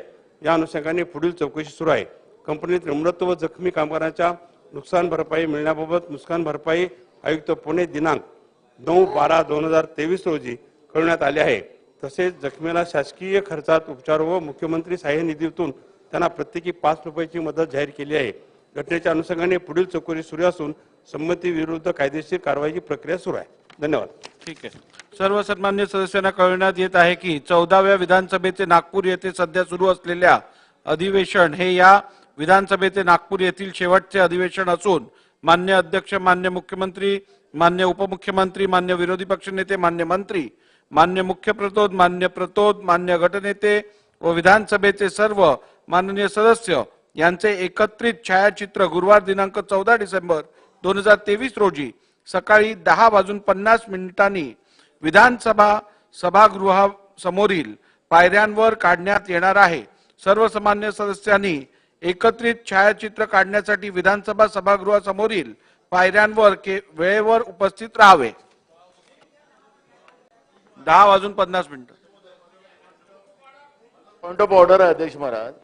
मी निवेदनावर आपल्याला मांडता येत नाही, मला माहिती आहे अध्यक्ष महाराज, पण मी गांभीर्यानं आणि प्रामाणिकपणे या ठिकाणी सांगतो अध्यक्ष महाराज, महाराष्ट्रातले जे काही छोटे मोठे उद्योग आहेत, मी परवा पण प्रश्न उपस्थित केला की याचं इन्स्पेक्शन करणं आता बंद केलेलं आहे शासनाने. मागच्या सरकारने तो पद्धतीचा निर्णय घेतला. अध्यक्ष महाराज, 15 महिला होरपडून जळलेल्या आहेत अध्यक्ष महाराज. त्यांचे पूर्ण कोळसा झाला अध्यक्ष महाराज. सेफ्टीची काही व्यवस्था नाही अध्यक्ष महाराज. काय गरीब माणसानं काय त्याला आपल्याला जळायसाठी मरायसाठी जायचं पोटभर खडकी बुजवायला? अध्यक्ष महाराज, माझं एवढंच म्हणणं आहे की तुम्ही निवेदन मंत्री महोदय इथं सादर केलेलं आहे. जे काय स्थिती होती ते तुम्ही स्थिती सांगितलेली आहे, पण हे महाराष्ट्रात पुढच्या काळात घडू नये यासाठी शासनाची नेमकी भूमिका काय? नाहीतर हेच असंच चालत राहील. आपण 5 लाख रुपयाने काही जीव वापस येणार नाहीये. त्याचे लहान लहान मुलं बाळ, त्याची आई गेली ना. त्याच्यामुळे आमचं एक प्रामाणिक मत अध्यक्ष महाराज, हा सगळ्या सभागृहाचा श्रेय राहू शकतो, हा काही राजकारणाचा भाग नाही अध्यक्ष महाराज. पण महाराष्ट्र सारख्या प्रगत राज्यामध्ये, औद्योगिक राज्यामध्ये आपला 1 नंबर राज्य झालं औद्योगिक असं सरकार सांगताय म्हणून म्हणतो सर. पण माझं एवढंच म्हणणं आहे अध्यक्ष महाराज, सेफ्टी हा विषय हा औद्योगिक विकासामध्ये हा महत्वाचा ठरू शकतो. पण सरकारने ते काढलेलं आहे आणि म्हणून सरकारचं नेमकं धोरण काय राहणार आहे या सगळ्या विषयावर पुढच्या काळात घटना घडू नये याची काळजी शासनाने नोंद घ्यावी. बिल घ्या. शासकीय विधेयके विचार खंडशः विचार व संमत करणे सन 2023 ते विधानसभा विधेयक क्रमांक 50 महाराष्ट्र गोजातीय प्रजनन विनियमन विधेयक 2023.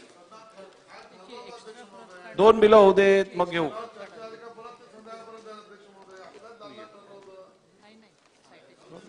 अध्यक्ष महोदय, सन 2023 चे विधानसभा विधेयक क्रमांक 50 महाराष्ट्र गोजातीय प्रजनन विनियमन विधेयक 2023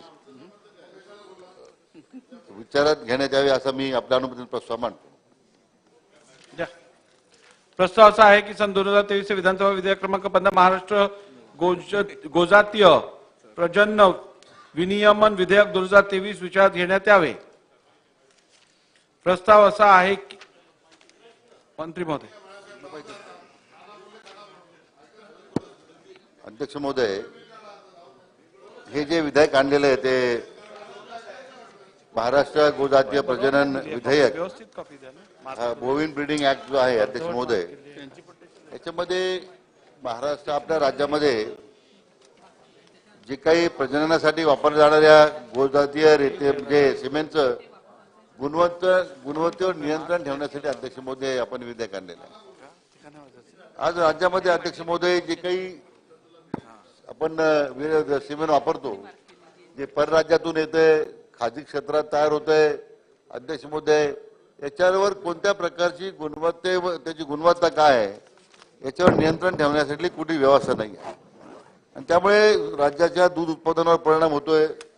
त्या ठिकाणी रोगराई वाढते, कुठल्या प्रकारच्या त्याच्यामध्ये त्यांना परवानगी घेण्याची आवश्यकता वाटत नाही. आणि अध्यक्ष महोदय, यामध्ये सगळ्याच प्रकारे म्हणजे रेतमांत्राचे उत्पादन गुणवत्ता साठवणूक विक्री व वितरण यावर नियंत्रण कोणतेही नसल्यामुळे अध्यक्ष महोदय अनेक प्रकारच्या तक्रारी या संदर्भात पुढे येत आहेत. आणि म्हणून हे जे आपण नियमन प्राधिकरण आपण करण्याचा निर्णय घेतला अध्यक्ष महोदय यासाठी, याच्यामध्ये पशुसंवर्धन आयुक्त यांना आपण अध्यक्ष केलेला आहे. Chief executive officer Maharashtra livestock development board Nagpur, deputy joint secretary पशुसंवर्धन खाते, chairman board of studies Mahapaso विद्यापीठाचे जे चेअरमन आहे बोर्ड ऑफ स्टडीजचे ते आहेत. असं एक अधिकाऱ्यांच्या स्तरावरचं एक आपण प्राधिकरण गठीत केलेलं आहे की ज्याच्यामध्ये अध्यक्ष महोदय यांनी या संदर्भातलं सगळं सहनियंत्रण करायचं आहे. अध्यक्ष महोदय, ही जी काही गोठीत रेत प्रयोगशाळांमध्ये वीर्य संकलनाकरता ठेवण्यात आलेल्या ओवना प्रमाणित करणे, भ्रूण प्रजनन प्रयोगशाळा, ETVIF लॅब, सहाय्यक प्रजनन तंत्रज्ञान, असिस्टेड रिप्रोडक्शन टेक्नॉलॉजी एक्सपर्ट, कृत्रिम रेतन प्रशिक्षण संस्था, अशा अनेक अध्यक्ष महोदय यांची नोंदणी आणि ह्या प्राधिकरणाकडे करायचे अध्यक्ष महोदय. आणि म्हणजे सगळं एक प्रकारे याचे एक मर्यादित स्वरूप आहे अध्यक्ष महोदय की राज्याच्या ह्या पशुसंवर्धन विभागामध्ये मग गाय असेल म्हशी असतील किंवा अन्य याच्यामध्ये हे जे काही गुणवत्ता राहिली नाही, कारण आपल्या राज्यामध्ये शासकीय स्तरावरून वीर्य निर्मितीचं प्रमाण आणि खाजगी क्षेत्राकडून किंवा बाहेरच्या राज्यातून येणारं प्रमाण याच्यामध्ये मोठी तफावत आहे. तेवढी उत्पादन करण्याची क्षमता अध्यक्ष महोदय आपल्यामध्ये नाही आहे. आणि म्हणून जे काही शेवटी हा काही व्यवसाय थांबवता येत नाही. याच्यामध्ये महाराष्ट्र तर आता दूध उत्पादनामध्ये अग्रभागी आहे. आता या सगळ्या प्रक्रियेमध्ये शेवटी भरडला आमचा शेतकरी जातोय, कारण वीर्य येते कोणत्या तरी कंपनी येत आहे, निकृष्ट दर्जाचं येत आहे अध्यक्ष महोदय. म्हणून याच्यामध्ये काही शिक्षेची तरतूद आपण केलेली आहे याच्यामध्ये आणि अधिक म्हणून व्याप्ती फार मोठी नाही आहे. परंतु आज अनेक वर्षाची आपली याच्यामध्ये मागणी होती. महाराष्ट्र राज्य देशभरामध्ये मला वाटतं 3 राज्यांनी आतापर्यंत केले काहीतरी 5 राज्यांमध्ये हा कायदा आलेला आहे. आपल्या 6वं राज्य आहे अशा पद्धतीचा कायदा करणार. आणि म्हणून मला वाटतं ह्या विधेयकाला आपण मान्यता द्यावी, संमती द्यावी अशा प्रकारची आपल्याला विनंती करतो. भास्करराव बोला. सन्माननीय अध्यक्ष महोदय, सन्माननीय मंत्री महोदयांनी हे विधेयक मांडत असताना हे विधेयक या सभागृहासमोर मान्यतेकरता का आणलं हे सांगितलं. सन्माननीय मंत्री महोदयांनी जे मांडणी केली आणि विधेयक या सभागृहासमोर मान्यतेकरता का आणलं तो हेतू अतिशय चांगला आहे. कारण आपल्या राज्यामध्ये 1940 सालापासून अशा पद्धतीचं कृत्रिम रेतन वापरून आपण जनावरांची प्रजनन शक्ती किंवा प्रजनन करत असतो आणि त्याचा वापर त्या काही सुधारणा 1980 साली झाली आणि तेव्हापासून आजपर्यंत या विषयामध्ये या नियमामध्ये या कायद्यामध्ये सुधारणा झालेली नाही असं आपण या विधेयकामध्ये म्हटलेलं आहे. हे सगळं म्हणत असताना आपण आपल्या विधेयकामध्ये क्लॉज टू क्लॉज प्राधिकरण म्हणजे काय, गोजातीय म्हणजे काय, गोजातीय प्रजनन क्रिया म्हणजे काय, प्रमाणित वाळू म्हणजे काय, वाळू नाही वळू, आणि म्हणून या सगळ्या गोष्टीचा अर्थ आपण सांगितलेला आहे. आपला हेतू चांगला आहे पण तरी देखील आम्ही बोलायला एवढ्या करता उभं राहिलो मंत्री महोदय. आपण हा आढावा घेतलाय का की आज राज्यामध्ये एकंदरीत व्हेटरनरी डॉक्टर किती आहेत, किती डॉक्टर आहेत, पशुवैद्यकीय अधिकारी किंवा डॉक्टर राज्यामध्ये किती आहेत याचा कधी आढावा आपण घेतलाय का? या राज्यामध्ये जेवढे जेवढे म्हणून राज्य शासनाच्या अखत्यारीत असलेले पशुवैद्यकीय दवाखाने आणि जिल्हा परिषदेच्या अखत्यारीमध्ये असलेले पशुवैद्यकीय दवाखाने याचा कधीतरी आपण रिव्ह्यू घेतलाय का की हे दवाखाने किती चालू आहेत? असेल तर या सभागृहासमोर सांगा. एकंदरीत या विभागाकरता आपला जो स्टाफ नेमायचा असेल मग तो क्लास 1, 2, 3, 4 काय जो असेल त्याची एकंदरीत जी रचना आहे त्या रचनेप्रमाणे हा स्टाफ किती असला पाहिजे आणि आज प्रत्यक्षपणे हा स्टाफ किती आहे, हा कामगार वर्ग किती आहे याची कधी आपण माहिती घेतली का? अध्यक्ष महोदय, हा विभाग जवळजवळ आता बंद पडल्यासारखाच आहे. सरकारच्या वतीनं ज्या यंत्रणा उभ्या करायला पाहिजे त्या सरकारच्या वतीने यंत्रणा उभ्या नाहीत. आज महाराष्ट्र राज्य दूध उत्पादनामध्ये सगळ्यात अग्रेसर आहे. ते अग्रेसर आहे ते खाजगीकरणामुळे आहे, खाजगी डेऱ्यांमुळे आहे आणि खाजगी डेऱ्यांनी त्या ठिकाणी आपापल्या डेअरीच्या मार्फत दूध कलेक्शन मोठ्या प्रमाणामध्ये व्हावं आणि दूध कलेक्शन जर मोठ्या प्रमाणात व्हायला हवं असेल तर त्याचं उत्पादन देखील वाढलं पाहिजे. मी हे तुम्हाला सांगायला नको कारण तुम्ही त्याच्यातच वावरताय, परंतु उत्पादन वाढलं पाहिजे आणि उत्पादन वाढवायचं असेल तर अशा पद्धतीची जनावरं पाळणारा जो शेतकरी वर्ग आहे त्या शेतकरी वर्गाला लागणारी सगळी मदत, लागणारी आयुधं, लागणारा डॉक्टर वर्ग, लागणारी औषधं ही खाजगी दूध डेअरीचे जे लोक आहेत, खाजगी डेअऱ्या ज्या आहेत त्या पुरवतात. काय सरकारी अवस्था आहे? ज्या कोकणातून मी या ठिकाणी प्रतिनिधित्व करतो त्या संपूर्ण कोकणाला एक डॉक्टर आहे काय तुम्ही सांगा? चला, एक डॉक्टर नाहीये. ही परिस्थिती या भागाची आहे. आपला हेतू चांगला आहे परंतु या हेतूची अंमलबजावणी करणार कोण आहे? कमिशनर करणार आहे? कमिशनर नुसते हे वरचे लोक जे असतात ते सचिव असतील, कमिशनर असतील, खालच्या स्टाफला फक्त ऑर्डर सोडतात, स्वतः कधी हे फील्डवर कधीच नसतात. जो प्रत्यक्षपणे फील्डवर काम करणारा जो कर्मचारी वर्ग आहे तो कर्मचारी वर्गच जर तुमच्याकडे नसेल तर तुमचा हेतू जरी चांगला असेल मंत्री महोदय तर त्याची अंमलबजावणी कशी होणार? हेतूबद्दल मला अजिबात शंका नाही. आपण ते सांगितलं की वेतन फ्रेश मिळालं पाहिजे, ते बाहेरच्या राज्यातून येत असेल तर ते योग्य प्रकारे येतं का, ते क्वालिटी आहे का नाही का तपासणार कोण? पशुवैद्यकीय अधिकारीच नाहीयेत. एक अधिकारी आहे का तुम्ही सांगा? रत्नागिरी जिल्ह्यामध्ये एकूण अधिकाऱ्यांची किती नेमणुका आहेत आणि प्रत्यक्षपणे अधिकारी आहेत किती याचं एक उदाहरण मी तुम्हाला सांगतो. मी स्वतः ढोरं पाळणारा माणूस आहे, मी स्वतः शेतकरी पाळणार आहे.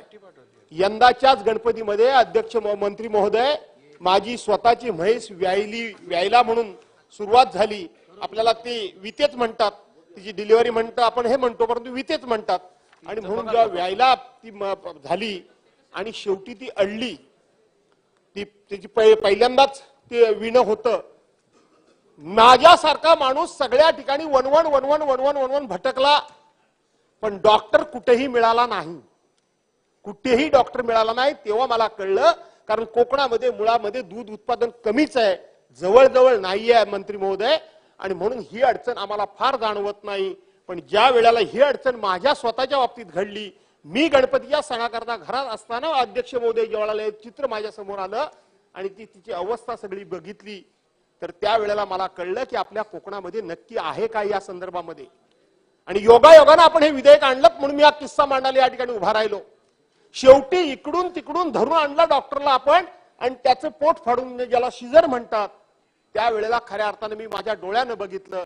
आणि त्याच वेळेला अशी जी महिला भगिनींचं बाळंतपण म्हणजे काय असतं ते आपल्याला त्या दिवशी कळलं की महिला भगिनींचं बाळंतपण म्हणजे त्यांचा नवीन जन्म का म्हणतात, ते जीवावर कसं त्यांच्या बेततं हे एका म्हशीच्या रूपानं गैरसमज कोणी करून घेऊ नका. मी बघितलं आणि त्या दिवशी खऱ्या अर्थानं मला महिलांच्या वेदना ह्या अतिशय जवळून जाणवल्या.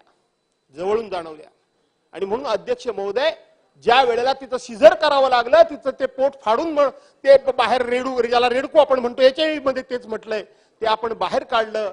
पण पुऱ्या कोकणामध्ये त्या विषयाकरता मला डॉक्टर दादा मिळाला नाही. खाजगी डॉक्टर इकडून तिकडून कुठून तरी शिकाऊ असेल काय असेल शोधून आपण आणला आणि तो डॉक्टर आणून आपण त्या म्हशीला वाचवलं. न पेक्षा स्वतःच्या डोळ्यानं मरण्याशिवाय काही बघण्यात नव्हतं. कारण एकदा पोटामध्ये जर तिच्या रेडूक मेलं तर 8 तास फक्त ती म्हैस जगू शकते, 8 तास ती गाय फक्त जगू शकते, नंतर ती जगू शकत नाही, ती मरते. हे त्या दिवशी मला कळलं. आणि त्या 8 तासामध्ये माझ्यासारख्याकडे गाड्या घोड्या होत्या, मी राजकारणामध्ये असेल काय असेल, मला कोणतरी धडपड करून एखादा माणूस मिळाला. सामान्य शेतकऱ्याला कोण मिळणार आहे? कुठे आहे यंत्रणा? कुठे आहे सगळा विषय? आणि म्हणून हा विषय तुम्ही करताय तो अतिशय चांगला करताय. पण त्याच्या करता तुमच्या ज्या धोरणाची अंमलबजावणी करणारा जो वर्ग आहे मंत्री महोदय पहिल्यांदा तो निर्माण करा, तो उभा करा. कोकणामध्ये आज माझ्यासारख्या फक्त चिपळूण तालुक्यामध्ये मी राहतो, त्या चिपळूण तालुक्यामध्ये दिवसाला जवळजवळ 22 ते 28 हजार लिटर दूध बाहेरून येतं. आमच्याकडे उत्पादित किती होतं? आमच्याकडे जेमतेम 3000 सुद्धा उत्पादित होत नव्हतं. पण आज आमच्याकडे वाशिष्ठी नावाची एका तरुणानं, काँग्रेस पक्षाच्या अध्यक्षानं, प्रशांत यादव नावाच्या एका तरुणानं त्या ठिकाणी खूप मोठं कर्ज उभं करून एक डेअरी उभी केली आहे. आणि ती डेअरी उभी करत असताना कोकणामध्ये यापूर्वी सुद्धा अनेकांनी हा प्रयत्न केला. सरकारी योजनेनुसार आपण बाहेरची जनावरं आणतो, पंजाबच्या म्हशी आणतो, हरियाणाच्या म्हशी आणतो, आपण त्या ठिकाणी वेगवेगळ्या जातीच्या गायी आणतो. मध्यंतरी आपण त्या जर्सी गायी मोठ्या प्रमाणामध्ये आपण आणल्या. आणून फायदा काय? तिथल्या हवामान जे आहे त्या हवामान त्यांना सूट होत नाही, त्या हवामानाशी त्यांना शेवटी ते हवामान त्यांना मानवत नाही. आणि म्हणून 2 ते 3 महिन्याच्या वरती ती गायी गुरं जनावर दूधच देत नाहीत. आणि 2-3 महिन्यानंतर ती जनावरं कायमची भाकड जनावरं म्हणून त्या ठिकाणी पाळावी लागतात किंवा खुलेआमपणे सोडावी लागतात. आज कोकणामध्ये ओला चारा नाही. ओला चारा आता व्हायच्या प्रजाती निर्माण झाल्याच जाती. ना अशातला भाग नाही. माझ्या घरामध्ये जवळजवळ 30-40 म्हशी आहेत. माझा भाऊ सगळं करतो, आम्ही सगळं करतो, तो भाग वेगळा. पण सर्वसामान्य माणसाला हे करणं किती अवघड आहे हे मी तुम्हाला या ठिकाणी सांगण्याचा प्रयत्न करतोय. आणि म्हणून त्या भागातली ती हवामान मानवणारी आणि त्या हवामानाशी शेवटी मॅच होणारी अशा प्रजाती निर्माण कराव्यात. नुसतंच एका ठिकाणी अशा पद्धतीचं आपण ते सिमेंट्स म्हणजे रेत आणून फक्त काय भागेल असं नाही, तर त्या भागातलं सिमेंट्स गोळा करावं आणि तशा प्रकारच्या जाती आपल्याला निर्माण करता येतील काय याचा सुद्धा आपण विचार करावा मंत्री महोदय, अशी माझी आपल्याला नम्रपणे विनंती आहे. आणि त्याचबरोबर ती कोकणामध्ये एक प्रचंड अशा प्रकारची डेअरी होतीये. आमच्या चिपळूण तालुक्यामध्ये डेअरी होती, बंद पडली. संगमेश्वरला होती, बंद पडली. सगळ्या डेअऱ्या बंद पडल्या. पण तो एक तरुण आज लोकांना ओला चारा देतोय, जनावरं देतोय. म्हणजे जे पश्चिम महाराष्ट्रामध्ये तुम्ही ज्या धर्तीवर सगळं करता त्याच धर्तीवर तो धडपड करतोय.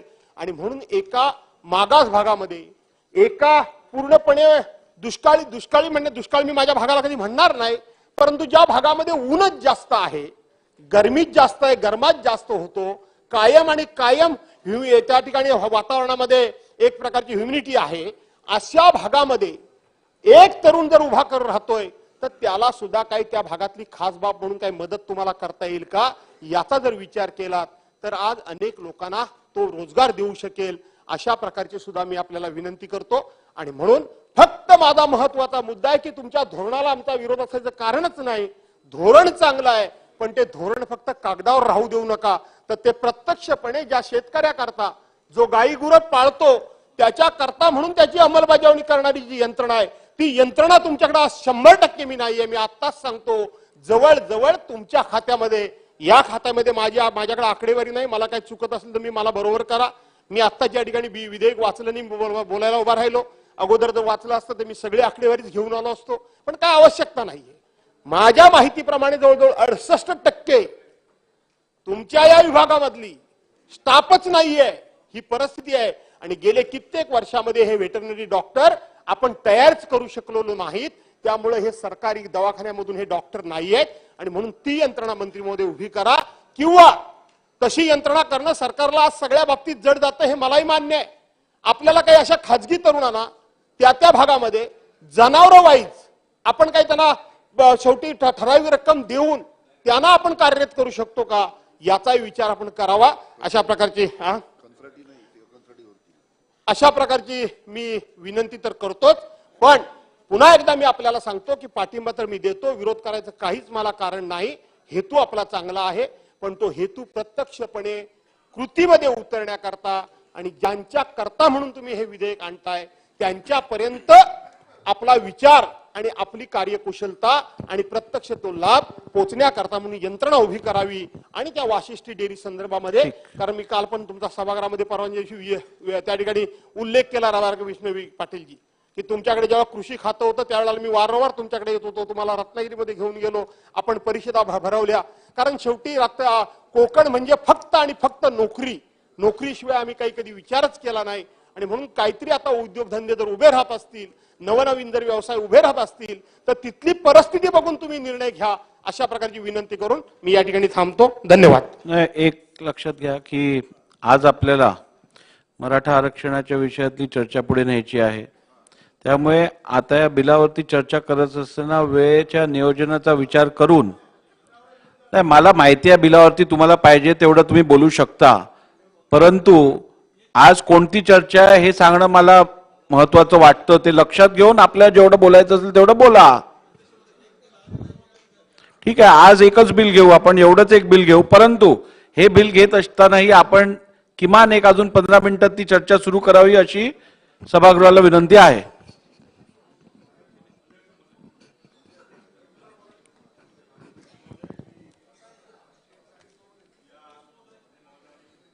बोला. अध्यक्ष महोदय, मंत्री महोदयांनी हे जे पशुधन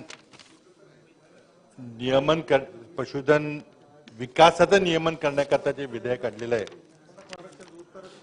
विधेयकाचा उद्देश चांगला आहे आणि ते विधेयकाला मी या ठिकाणी समर्थन करायलाच उभा आहे. उद्या आपण काही दिवसापूर्वी माफसू विद्यापीठाचं विधेयक आणलं, आम्हाला त्यावर बोलता आलं नाही, बोलायचं होतं, परंतु पशुधन शिक्षणाचा आपण पुनर्रचना करता ही चांगली गोष्ट आहे. त्याबद्दलही काय माझ्या सूचना होत्या, नंतर देईन.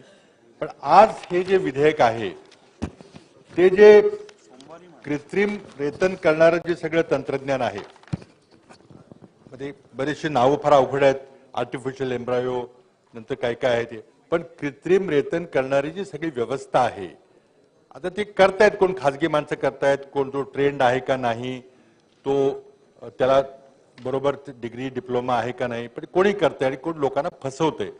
त्यामुळे या सगळ्या व्यवस्थेचं नियमन करण्याकरता एक रेग्युलेटरी ऑथॉरिटी करण्याचे विधेयक आहे, स्वागतार्ह आहे, चांगलं विधेयक आहे. त्यामध्ये काय होतं की आपण जेव्हा कधी एखाद्या क्षेत्राचा विकास करतो त्यावेळेला नियमन आणणं बरोबर आहे, त्याचबरोबर डेव्हलपमेंट हाही भाग पाहिजे. तर डेव्हलपमेंटचा भाग आहे का त्याबद्दल मी थोडं बोलणार आहे, थोडीशी एका मिनिटात. अध्यक्ष महोदय, पशुधन क्षेत्र किती महत्वाचं आहे सर्वसामान्य लोकांना ते माहिती नाही.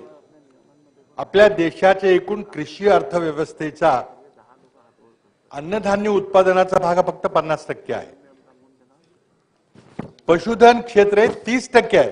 देशाच्या आणि राज्याच्या एकूण अर्थव्यवस्थेच्या 30% हे पशुधन क्षेत्र आहे आणि जवळजवळ म्हणतो 60% मत्स्य क्षेत्र आहे.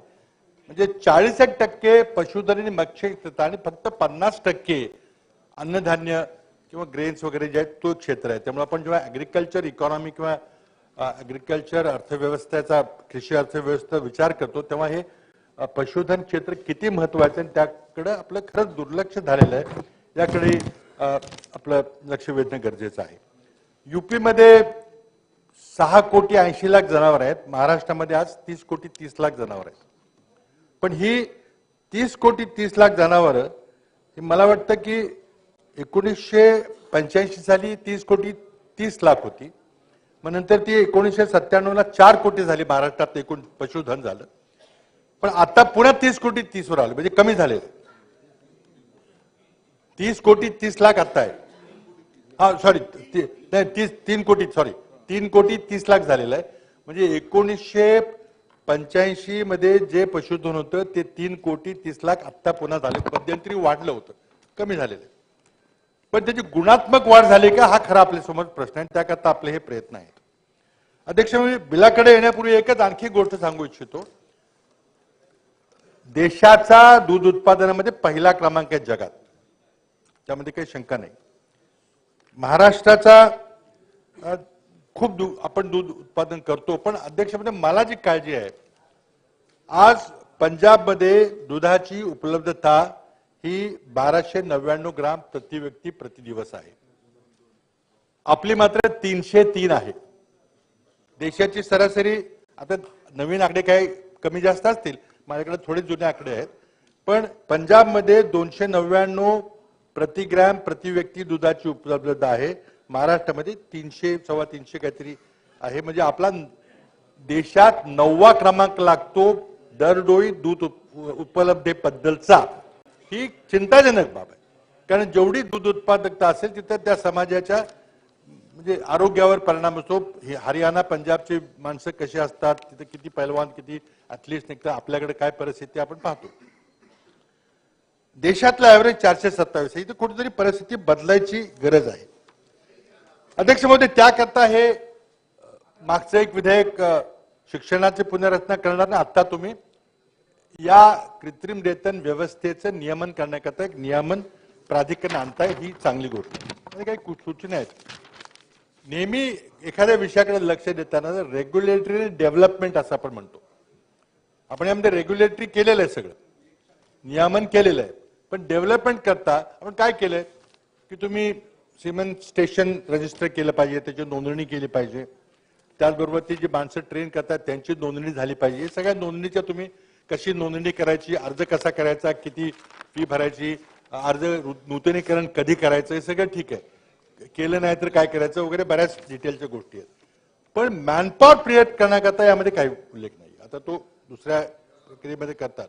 कारण ही ट्रेन मॅनपॉवर, हे आर्टिफिशियल इन्सिमिनेशन असेल, कृत्रिम रेतन असेल किंवा इन्व्हर्टो फर्टिलायझेशन वगैरे असेल, हे करणारी मॅनपॉवर आपण कशी तयार करणार आहोत. कारण आपल्याला आपल्या पशुधनाची क्वालिटी, त्याची गुणवत्ता वाढवल्याशिवाय दूध वाढ होणार नाही. दूध हा देशाच्या अर्थव्यवस्थेमधला अत्यंत महत्वाचा विषय आहे. आता त्यामध्ये काही आपण गोष्टी घातल्यात कलम 3 मध्ये की कोणी जाहिरात करणार नाही किंवा जाहिरात केली तर त्यावर आम्ही बंधन टाकू.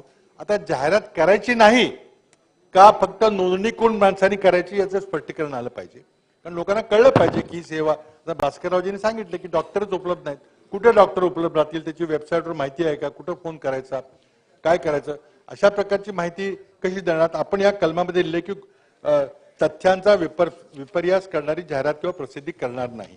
मग कुणीच करायची नाही का कुणी करायची, काय त्यामध्ये नियम आहेत ते सांगा. माझा अर्ज करण्याची आपण प्रक्रिया सांगितलेली आहे की तुम्ही अर्ज केला पाहिजे, त्यावर आम्ही निर्णय घेऊ. पण अर्जाचा निकाल कधी लागेल हे सांगितलं पाहिजे ना. आता अर्ज तुमच्याकडे पेंडिंग राहिला 6-6 महिने, त्यावर काय हेलपाटे घालतात माणसं, मग तिथं कोणाला तरी जाऊन भेटतात, असं नका करू. या कायद्यामध्ये तरतूद करा की अर्ज केल्यानंतर एक अमुक वेळामध्ये चौकशी करून वगैरे त्यामध्ये आपण निर्णय घेऊ, हो किंवा नाही. त्यामध्ये आपण तरतूद केलेली आहे की अर्ज मंजूर होईल किंवा नकार देता येईल. किती दिवसात देणार, महिन्याभरात, 15 दिवसात, 2 महिन्यामध्ये, ते सांगितलं पाहिजे. त्याचबरोबर डुप्लिकेट सर्टिफिकेट दिलं जाईल वगैरे वगैरे बाबी आहेत. पण मला वाटतं महत्वाची जी बाब माझ्याबद्दल सांगायची की आपण एक महाराष्ट्र गोजातीय प्रजनन नियमन प्राधिकरण प्रस्तावित केलेलं आहे. एक नियामक ऑथॉरिटी, रेग्युलेटरी ऑथॉरिटी केलेली आहे. त्यामध्ये पशुसंवर्धन आयुक्त वगैरे अध्यक्ष आहेत. पण अध्यक्ष महोदय, यामध्ये मला वाटतं की आपण जर मुख्य कार्यकारी अधिकारी पशुधन विकास मंडळाला उपाध्यक्ष म्हणून नेमलं, आपण काय म्हटलं की जर अध्यक्ष नसेल तर हा उपाध्यक्ष अध्यक्ष म्हणून काम करेल, मग त्याला उपाध्यक्षाचा दर्जा द्या ना. उपाध्यक्ष दिला तर तो नसेल तर उपाध्यक्ष अध्यक्षाचा आपोआप काम करेल. तर ते केलं तर मला वाटतं काय हरकत नाही. दुसरा एक महत्वाचा अध्यक्ष महोदय विषय आहे की या महाराष्ट्र गोजातीय प्रजनन नियामक प्राधिकरण निर्माण केल्यानंतर त्याचं कार्यालय आपण कुठे ठेवणार आहात. आता माफसू वगैरे सगळे नागपूरला आहेत आणि पाहतो दूध मात्र पश्चिम महाराष्ट्रात आहे. त्यामुळे या रेग्युलेटरी ऑथॉरिटीचं कार्यालय पुण्याला तुम्ही प्रस्तावित केलेलं आहे. माझी आपल्याला विनंती आहे की सगळंच पुण्याला पाहिजे का? तर पुण्याला पाहिजे तुम्ही कोल्हापूरला करा ना. दूध कुठे जास्त निर्माण होतं? नगरला करा वाटलंच पाहिजे तर पुण्यालाच कशाला पाहिजे. तर माझी विनंती अशी आहे की पुणे म्हणून जे बिलामध्ये प्रस्तावित केलेलं आहे त्याच्याऐवजी पश्चिम महाराष्ट्रामध्ये जिथं खूप दूध आहे, एखादं कोल्हापूरला केलं तरी चालेल किंवा नाशिकला केलं तरी चालेल. तर ते त्याचबरोबर या प्राधिकरणामध्ये आपण जी पदसिद्ध सदस्य वगैरे नावं लिहिली त्यामध्ये एक आपण आणखीन एक सूचना माझी आहे की आपण एक स्टॅटिस्टिक ऑफिसर म्हणून एक त्याची नेमणूक करावी की अधिकारीची नेमणूक करावी, जो इंडियन इकॉनॉमिक सर्व्हिस मधला असेल किंवा याकरता माहिती गोळा करणं, याची डायरेक्टिव्ह तयार करणं, किती तज्ज्ञ लोक कुठे आहेत. भास्करराव जाधव साहेबांनी जो प्रश्न इथे उपस्थित केला, आपल्याला माहिती पाहिजे ना ह्या प्रकारच्या सेवा कुठं अधिकृतपणे मिळतील आणि सरकारी कुठे मिळतील आणि खासगी कुठे मिळतील. कारण आपण खासगी लोकांचं आता इथं नियमन करणार आहोत, इथं रजिस्ट्रेशन करणार आहोत, त्यांना आपण मान्यता देणार आहे. त्याची यादी वगैरे कोण करेल? तर मला वाटतं एक विभाग असा स्टॅटिस्टिक्स डिपार्टमेंट जो सगळी पशुधनाबद्दलची माहिती गोळा करेल, दुधाची माहिती गोळा करेल, असा आहे का नाही मला माहित नाही. पण एक चांगला अधिकारी यामध्ये करून ह्यामध्ये ठेवलं तर बरं होईल. अध्यक्ष महोदय, नाही ह्या बिलामध्ये कंट्रोल करण्याचीच व्यवस्था आहे. त्या बिलामध्ये हे सगळं बिल जे आहे ते फक्त नियामक व्यवस्था तयार करण्याकरता आहे. त्यामुळे जी माणसं येतील त्यांनी अर्ज करायचा, त्यांचं रजिस्ट्रेशन होईल तरच त्यांना तो धंदा करता येईल. ते त्याच्यावर बंदी आहे. आपल्या राज्यामध्ये रजिस्ट्रेशन केल्याशिवाय त्याला काम इथं करता येणार नाही हे आहे. उलट हे सेमन ट्रान्सपोर्ट करताना कसं करायचं, कुठल्या गाडीतून करायचं, बरेच गोष्टी आहेत, चांगल्या गोष्टी आहेत. पण ट्रेन कसं करणार, ही मॅनपॉवर वाढवणार कशी, आणि प्रत्येक तालुक्याला सगळ्या प्रकारची मॅनपॉवर असेल का, सरकारी असेल का, खासगी असेल का, त्याचं नियमन केल्यावर त्याची यादी आपण पब्लिश कराल का, अशा प्रकारच्या आपण गोष्टी केल्या तर हे चांगलं विधेयक आहे. कंत्राटी म्हणजे आता त्यामध्ये काय झालं की दुसरं एक त्यात आपण महत्वाचा विचार की एखादं जर बोगस किंवा बेकायदेशीर प्रयोगशाळा चालवत असेल तर त्याच्यावर धाड टाकण्याची आणि सर्च अँड सीझरची व्यवस्था आहे आपल्या CRPC अनुसार. म्हणजे पुन्हा लायसन्स राज सुरू करू नका, नाही तर मग जायचं धाडी टाकायच्या, तुम्ही काय केलं मग काहीतरी हे कर, तोडपाणी कर, असं नका करू. आपलं एक उद्दिष्ट जे आहे ते आपल्या दुधाचं उत्पादन वाढलं पाहिजे. आणि त्याचबरोबर सुरुवातीला जो मुद्दा मांडला, महाराष्ट्रामध्ये दुधाची उपलब्धता, दुधाचा वापर इतका कमी का आहे. मला वाटतं सहकारी क्षेत्रामध्ये काम करणारे आपण इथं दिग्गज इथं सगळे बसलात, काहीतरी विचार केला पाहिजे. बऱ्याच जणांच्या डेअरी आहेत, वापर का होत नाही. सगळ्याच्या सगळं दूध आपण विकून टाकतो. पनीर असेल किंवा इतर उपपदार्थ असतील वापरले पाहिजे. पंजाबमध्ये जर आपल्यापेक्षा 4 पट दुधाचा वापर असेल तर आपला काय इतका कमी आहे. आणि याकरता मला वाटतं फक्त कृत्रिम रेतनबद्दलचं विधेयक आणलं, पण त्याबद्दल आपण दुधाचा वापर कसा होईल महाराष्ट्रामध्ये. आणि दुसरा मुद्दा महत्वाचा आहे की आपण NDDBच्या साह्याने आणि मदर डेअरीच्या साह्याने विदर्भ आणि मराठवाड्याकरता 11 जिल्ह्यामध्ये दूध वाढीकरता एक प्रकल्प आखला होता मागच्या सरकारच्या काळामध्ये. त्याचं काय झालं, अजूनही दूध म्हटलं की पश्चिम महाराष्ट्र, उत्तर महाराष्ट्र थोडंसं, पण विदर्भ मराठवाड्यामध्ये दुधाची का वाढ होत नाही. इतका महत्वाचा जोड उद्योग आहे शेती करता, त्याकरता आपण प्रयत्न करा. आता आपल्या हातात हे खाते मिळालेले मुनगंटीवार साहेबांच्याकडे मत्स्य व्यवसायाचं काम आहे, पण करा. आणि आपल्या कारकिर्दीमध्ये काहीतरी विदर्भ मराठवाड्याकरता दुधाच्या बाबतीमध्ये काही आमूलाग्र बदल होईल अशी व्यवस्था करा, एवढी विनंती करतो आणि बिलाला पाठिंबा देऊन थांबतो. थोरात. अध्यक्ष महोदय, पशुसंवर्धन विभागानं अत्यंत महत्वाचं बिल इथे आणलं आहे असं या निमित्तानं मी म्हणेल. आणि आज ही वेळच आहे की अशा पद्धतीनं हे नियंत्रण होण्याचं. अध्यक्ष महोदय, आपण एक वेळ महाराष्ट्रामध्ये अशी होती की ज्यावेळेस आपल्याला दूध हे उपलब्ध होत नव्हतं आणि दुधाचं रेशनिंग असायचं, म्हणजे त्याच्याकरता परमिट आपल्या मंत्र्यांकडून सही करून घेऊन जायचे, त्यानंतर ती दुधाची बाटली ही मिळत होती, असा कालखंड होता. अध्यक्ष महोदय, याच कालखंडामध्ये आपल्या जे नेतृत्व करणारी होते महाराष्ट्राचे विशेषतः, त्यामध्ये आणि देशाच्या पातळीवर सुद्धा डॉक्टर अण्णासाहेब शिंदे म्हणून मंत्रिमंडळात होते केंद्राच्या, त्यांचं सुद्धा खूप लक्ष या विषयावर होतं. त्याचबरोबर मला नाव घेतलं पाहिजे पद्मश्री आप्पासाहेब पवार यांचं, आमच्या उरळी कांचनचे देसाई मणिभाई देसाई यांचं, की ह्या व्यक्तिमत्वानी या क्षेत्रामध्ये खूप लक्ष घातलं.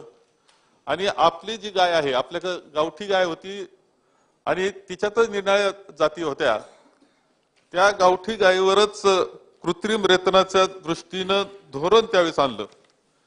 राज्य शासनाने सुद्धा त्यामध्ये खूप लक्ष घातलं आणि राज्य शासनाचा पशुसंवर्धन विभाग, आज जे दुधाचा महापूर आपण म्हणतो, किंवा आज अशी वेळ की दूध खपत नाही असं म्हणण्याची वेळ आपल्यावर येते, यामध्ये या व्यक्तिमत्वानी केलेलं काम आणि त्यावेळेचे नेतृत्व वसंतराव नाईक साहेब असतील, वसंतदादा पाटील असतील, या सगळ्यांनी केलेलं नेतृत्व करीत असताना जे काही धोरण घेतलं, त्यामध्ये शासनानं, महाराष्ट्र शासनानं, पशुसंवर्धन विभागानं खूप महत्वाचं काम केलं. आणि त्यामध्ये कृत्रिम रेतनाच्या सहाय्यानं जे काही परदेशी अशा प्रकारच्या जातीचे वीर्य इथे आणण्यात आलं आणि कृत्रिम रेतनाच्या सहाय्याने नवी गाय ही त्यावेळेस निर्माण करण्यास सुरुवात केली. अध्यक्ष, आपल्या गायीवर इतकं दूध निर्माण होणं अशक्य होतं, ही वस्तुस्थिती आहे. परंतु कृत्रिम रेतनाच्या सहाय्यानं मात्र आपण ते करू शकलो. आणि ते करत असताना जर्सी, होस्टीन या गायींवर प्रामुख्यानं आपण लक्ष केंद्रित केलं. पंजाबमध्ये सुद्धा हा विषय खूप पुढे गेलेला होता. त्यानंतर आपण ही सुरुवात केली आणि त्याचा परिणाम दूध वाढीवर खूप चांगल्या पद्धतीनं झाला. अध्यक्ष महोदय, परंतु एक गोष्ट आता स्पष्टपणे दिसते आहे की याच्यामध्ये असं असतं की आपल्या ज्या गायी होत्या, लोकल गायी होत्या, आपल्या ज्या शेतकऱ्याच्या गोठ्यामध्ये ज्या गायी होत्या, त्यावरच एक कृत्रिम रेतन आपण करत होतो, तिलाच गाय भरवत होतो आणि त्याच्यातून 50% कालवड तयार व्हायची. परंतु अध्यक्ष महोदय, त्यानंतर त्या गायीवर पुन्हा भरवले की 62% त्याच्यावर जात असायचं, 75% जात असायचं, 62% असं साधारणतः हे प्रमाण राहायचं. आणि परिणामतः गायीचं जोपर्यंत ती 100% जात असताना तिच्या मधले जे परिणाम असायचे, म्हणजे तिच्या शारीरिक आरोग्य, ह्या दूध याच्यावर परिणाम होत होता. अध्यक्ष महोदय, इतक्या वर्षानंतर आज आपण जर पाहिलं ते साधारणतः 70-75च्या कालखंडामध्ये सुरू झालेली गोष्ट आज एक विचार करण्याची वेळ आली, कारण याच गाया खूप मोठ्या संख्येने झालेल्या आहेत. परंतु कृत्रिम रेतन करत असताना कोणत्या गायीला कोणत्या पद्धतीचं वीर्य भरावं, या बाबतीत सिमेंट कोणत्या पद्धतीत द्यावं, या बाबतीतलं मात्र धोरण म्हणून जे शिक्षण पाहिजे तशा पद्धतीचं दुर्दैवानं नाही. आणि त्यामुळं ह्या नव्या गाया जरी निर्माण झाल्या तरी त्यांचं दूध जे आहे ते जितक्या पद्धतीनं वाढलं पाहिजे तेवढं वाढलेलं नाही. आणि परिणामतः एक गोष्ट त्यामध्ये होत असते की हे सगळं सुद्धा सिमेंट्स कुठून आले, कसे आले, कोणी ते निर्माण केले, त्याचा दर्जा काय आहे, नेमका कोणती गायीपासून तो वळू आला होता, तो वळूचं एकंदर दूध देण्याच्या ताकद मध्ये काय उपयोग होऊ शकतो आपल्याला, ह्या गोष्टी खरं म्हणजे रेकॉर्ड करून त्या प्रकारचं सिमेंट निर्माण करावं लागतं.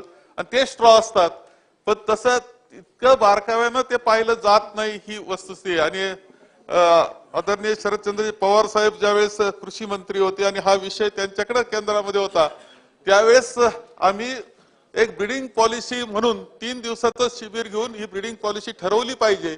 आणि याच्यामध्ये जे काही बेशिस्त आहे ती कशी करता येईल याचा विचार केला होता. कारण शेवटी गायीला भरवलं तर ते बी असतं आणि त्यापासून आपण जे नवी गाय आपल्याला मिळत असते ती तितक्या दुधाची मिळते की नाही हा प्रश्न निर्माण होत असतो. आता त्याचा परिणाम असा दिसतोय की आजच्या याच्यामध्ये की एकंदर गाय जी दूध देते आहे, जी गोठ्यामध्ये आहे, अनेक असे लोक आहेत. दूध धंदा हा असा धंदा आहे की आज मोठा शेतकरी तो करत नाही, छोटे छोटे शेतकरी करतात, भूमिहीन लोक करतात, गरीब माणूस कामगार त्यांनी गाय ठेवल्या आणि त्याच्यातून दूध व्यवसाय हा वाढलेला आहे. परंतु ती जी गाय आहे ती जर जास्त समजा 5 लिटरच दूध देणार असेल, ती 10 लिटरच दूध देणार असेल दिवसाला, तर तुमचा 34 रुपये बाजार देऊन सुद्धा त्याला परवडणार नाही, कारण त्याला लागणारा चारा खर्च हा एवढा मोठ्या प्रमाणात असतो. आणि म्हणून माझे या निमित्तानं खूप चांगला विषय घेऊन आजचं हे बिल आलेलं आहे. परंतु ते एवढं सीमित ठेवू नये की त्याचा दर्जा हे पेक्षाही आता एक ब्रीडिंग पॉलिसी, त्याकरता चांगलं सिमेंटची उपलब्धता, यावर अभ्यास करणारे अशा प्रकारची टीम सुद्धा असणं आवश्यक आहे. माझं मत अत्यंत स्पष्टपणे असं आहे की यामध्ये विद्यापीठांवर काही जबाबदारी टाकता येते का, त्यांना संशोधनाची जबाबदारी देता येते का, आणि त्यामध्ये सुद्धा सगळ्याच विद्यापीठांवर द्यावं असं नाही, तर महात्मा फुले विद्यापीठामध्ये ते युनिट आहे, तर त्यांनी नवी गाय निर्माण करण्याचा प्रयत्न केला होता, तर त्यांच्याकडे देऊन नवी गाय कशी असली पाहिजे आणि तिच्याकरता कोणती पॉलिसी वापरायची, इम्रो ट्रान्सफर सारखा आता उपाय पुढे आलेला आहे की दुसऱ्या गायीच्या गर्भातून गर्भधारणा झाल्यानंतर गर्भ काढायचे आणि त्या गायांमध्ये सोडायचे, हे जे आहे इम्रो ट्रान्सफरचा याचा उपयोग आपल्याला किती जास्त करता येईल या सगळ्या सेक्शन आता ते आणखी सॉर्टेड सिमेंट हा एक प्रकार आलेला आहे की त्यामध्ये इम्ब्रिओमध्ये कळतं किंवा सिमेंट मध्ये कळतं का याच्यापासून कालवड होईल का गोरा होईल, आणि मग ती कालवडीची देणं इथपर्यंत जाऊन पोहोचलेलं आहे. इथपर्यंत आपण जाऊन पोहोचलो असलो तरी एक नवी गाय निर्माण करणं, चांगल्या क्वालिटीची करणं, ज्यादा दुधाची निर्माण करणं, आणि ती इम्ब्रो शिवाय शक्य नाही अशी परिस्थिती आहे. तर ह्या सगळ्या क्षेत्रामध्ये खूप वाव आहे. जर दूध उत्पादकांना चांगल्या पद्धतीनं आपल्याला मदत करायची असेल तर ही नवीन गाय निर्माण करण्याकरता जास्त काम करणं आवश्यक मला वाटतं. आणि म्हणून ह्या एक सीमित पद्धतीनं मंत्री महोदयांनी एक चांगला धोरण घेतलाय, चांगला निर्णय घेतलाय, तो आमच्या पुढे आणलेला आहे. परंतु त्यामध्ये आणखी काही बदल करावे, ते व्यापक करावं, आणि त्यामध्ये प्रयोगशाळा, शास्त्रज्ञ यांचा उपयोग करावा, आणि त्याच्यापासून नवी गाय ही महाराष्ट्रात निर्माण करण्याच्या दृष्टीनं हा प्रयत्न पुढे न्यावा अशी अपेक्षा या बिलाच्या निमित्तानं करतो. या बिलाला पाठिंबा देतो आणि माझे 2 शब्द आपल्याला 2 वाजता चर्चेला सुरुवात करायची आहे, त्यामुळे आपण थोडक्यात आपलं म्हणणं मांडावं. महोदय, काही वेळापूर्वी दिल्लीच्या लोकसभेमध्ये प्रेक्षाय गॅलरीतून 2 माणसांनी खाली उडी टाकली आणि विषारी वायूचे गॅस सिलेंडर तिथं स्फोट झाला त्याचा, आणि त्यामुळं अतिशय गंभीर परिस्थिती लोकसभेमध्ये आत्ता चालू आहे. मला आपल्याला विनंती एवढीच करायची आहे की ही माणसं प्रेक्षाय गॅलरीमध्ये गॅस कॅनिस्टर येऊन गेले म्हणजे काहीतरी सिक्युरिटी ब्रीच झालेला आहे. आपण आपल्या ठिकाणी कोण त्यांनी घोषणा दिल्या, कुठल्या तरी राजकीय हेतूने त्यांनी ते केलेलं आहे, आपण त्याची काळजी घ्यावी इथल्या. मी पण वारंवार सगळ्या सदस्यांना ही विनंती केली आहे की आवश्यक असतील तेवढेच पासेस इश्यू करायला लावा. तर या अनुषंगाने आता पासेसची मागणी कोणी करू नका. महोदय, माझी आपल्याला विनंती आहे, तुमचा अधिकार आहे, त्याबद्दल मला काही बोलायचं नाही, परंतु सभापती महोदय आपण आणि उपाध्यक्ष हे पासेस कमी करा. साहेब अध्यक्ष महोदय, मी आता सीएम तिकडनं आलो शपथविधीच्या कार्यक्रमावर, एवढी गर्दी आहे त्या लॉबीत चालता येत नाही अध्यक्ष महोदय. सन्मान्य उपमुख्यमंत्री अजितदादांनी जे सांगितलं ते अगदी सत्य बाब आहे. त्यामुळे मी आता जाहीर करत आहे की आजपासून प्रत्येक आमदाराला जास्तीत जास्त 2 पासेस दिले जातील, त्या व्यतिरिक्त 3रा पास दिला जाणार नाही. नाही बस आता बिलावरती शेवटचे दोघं कोण बोलणार आहेत. आणि एक लक्षात घ्या, बिलावरती तुम्ही हा समज जो आहे की वाटेल तेवढं बोलता येईल आणि वाटेल ते बोलता येईल, ते काय होऊ शकत नाही. आपल्याला बोलायचं असेल तर नियम 137 आपण वाचून घ्या आणि त्या अनुषंगानेच बिलावरती बोला. बाकी सगळेच बोलतायत ना.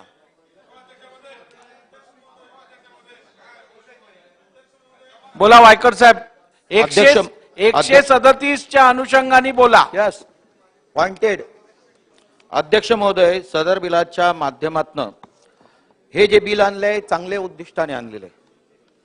या बिलाच्या माध्यमातून उद्दिष्ट जे आहे की दुधाची निर्मिती जास्त चांगली सकस होणं, या अनुषंगाने हे बिल आणलेलं आहे. मग अशा पद्धतीचं ज्या वेळेला रेतन होणं म्हणजे सिमेंटचं प्रोडक्शन काढणं, यासाठी महाराष्ट्रामध्ये अनेक ठिकाणी अशा पद्धतीच्या प्रयोगशाळा असू शकतील, परंतु आपल्या मुंबईमध्ये देखील मुंबई शहराला चांगलं शुद्ध हे दूध मिळण्यासाठी आरे कॉलनीमध्ये 27 त्या ठिकाणी 30 एक तबेले आहेत आणि हे 30 तबेले त्या ठिकाणी असताना त्या ठिकाणी एक सेंटर होतं. या सेंटरला बुल सेंटर म्हणतात. हे बुल सेंटर अशासाठी होतं की फॉरेनचे जे काही बैल्स असतील, ब्राझीलचे असतील, ऑस्ट्रेलियाचे असतील, हे त्यावेळेला 25-30 वर्षापासून त्या ठिकाणी आणले जायचे आणि यांचं सिमेंट हे काढलं जायचं आणि हे सिमेंट त्या पद्धतीने देशी गाय असेल, त्यानंतर साईवाल असतील, गीर गाई असतील, यांच्यामध्ये ते इंट्रोड्यूस करून त्या पद्धतीने त्याचं दूध कसं वाढेल किंवा त्याच्यापासून जे बछडे होतील त्यांच्या माध्यमातून दूध कसं वाढेल या ठिकाणी त्या पद्धतीने करायचं. परंतु हे बुल सेंटर ज्या ठिकाणी होतं त्या ठिकाणी फॉरेनचे बुल असलेले, ते आज बुलचं काय झालंय? जे सेंटर आहेत या सेंटरमध्ये डॉक्टर्स नाहीत. गेल्या 6 महिन्यापासून बुल सेंटर बंद आहे. मग याच्यामध्ये 2 पार्ट होईल. शासकीय माध्यमातून अशा पद्धतीने प्रयोगशाळा निर्माण करणं किंवा प्रायव्हेटायझेशनच्या माध्यमातून अशा पद्धतीने प्रयोगशाळा निर्माण करणं. या ज्या वेळेला प्रयोगशाळा रेत निर्माण करणार असतील त्यावेळेला त्यांच्याकडे त्या पद्धतीच्या सोयी सुविधा आहेत का हे बघणं गरजेचं आहे. जर शासनाकडेच अशा पद्धतीच्या सोयी सुविधा नसतील तर प्रायव्हेटायझेशन मध्ये तुम्ही परवानगी देणार आहे, त्यांची नोंदणी करणार आहेत, तर त्यावेळेला ते बघताना त्या लोकांच्याकडे देखील अशा पद्धतीच्या सोयी सुविधा असतील हे पाहणं गरजेचं आहे. आणि दुसरं, बुल सेंटरच्या बाबतीमध्ये शासनाने काय निर्णय घेतलाय? मग डॉक्टरांची कमी असेल, बाकीच्या तंत्रज्ञानाची कमी असेल, इन्स्ट्रुमेंटची कमी असतील, बुल अन्न जमणार नसेल, आज तुम्ही याच्यासाठी 3-3.5 कोटी तुम्ही हे करताय. पण ज्या पद्धतीने त्या ठिकाणून फॉरेनचे बॉडीज तुम्हाला आणायच्या असतील तर त्या नाही आहेत. बाहेरच्या आणलं तर वातावरण त्याचं संपूर्ण याचा स्टडी करणं हे गरजेचं आहे. मगाशी आता काय बोलले सभागृहामध्ये, आणि खाली बसून आपण बोलू नका. आपण चांगलंच हे घातलंय, बंडी घातली आहे. बसा बसा. हो, ते आता खाली बसून बोलायचं नाही. हे बघा, चांगले कपडे घातले आणि अशा पद्धतीने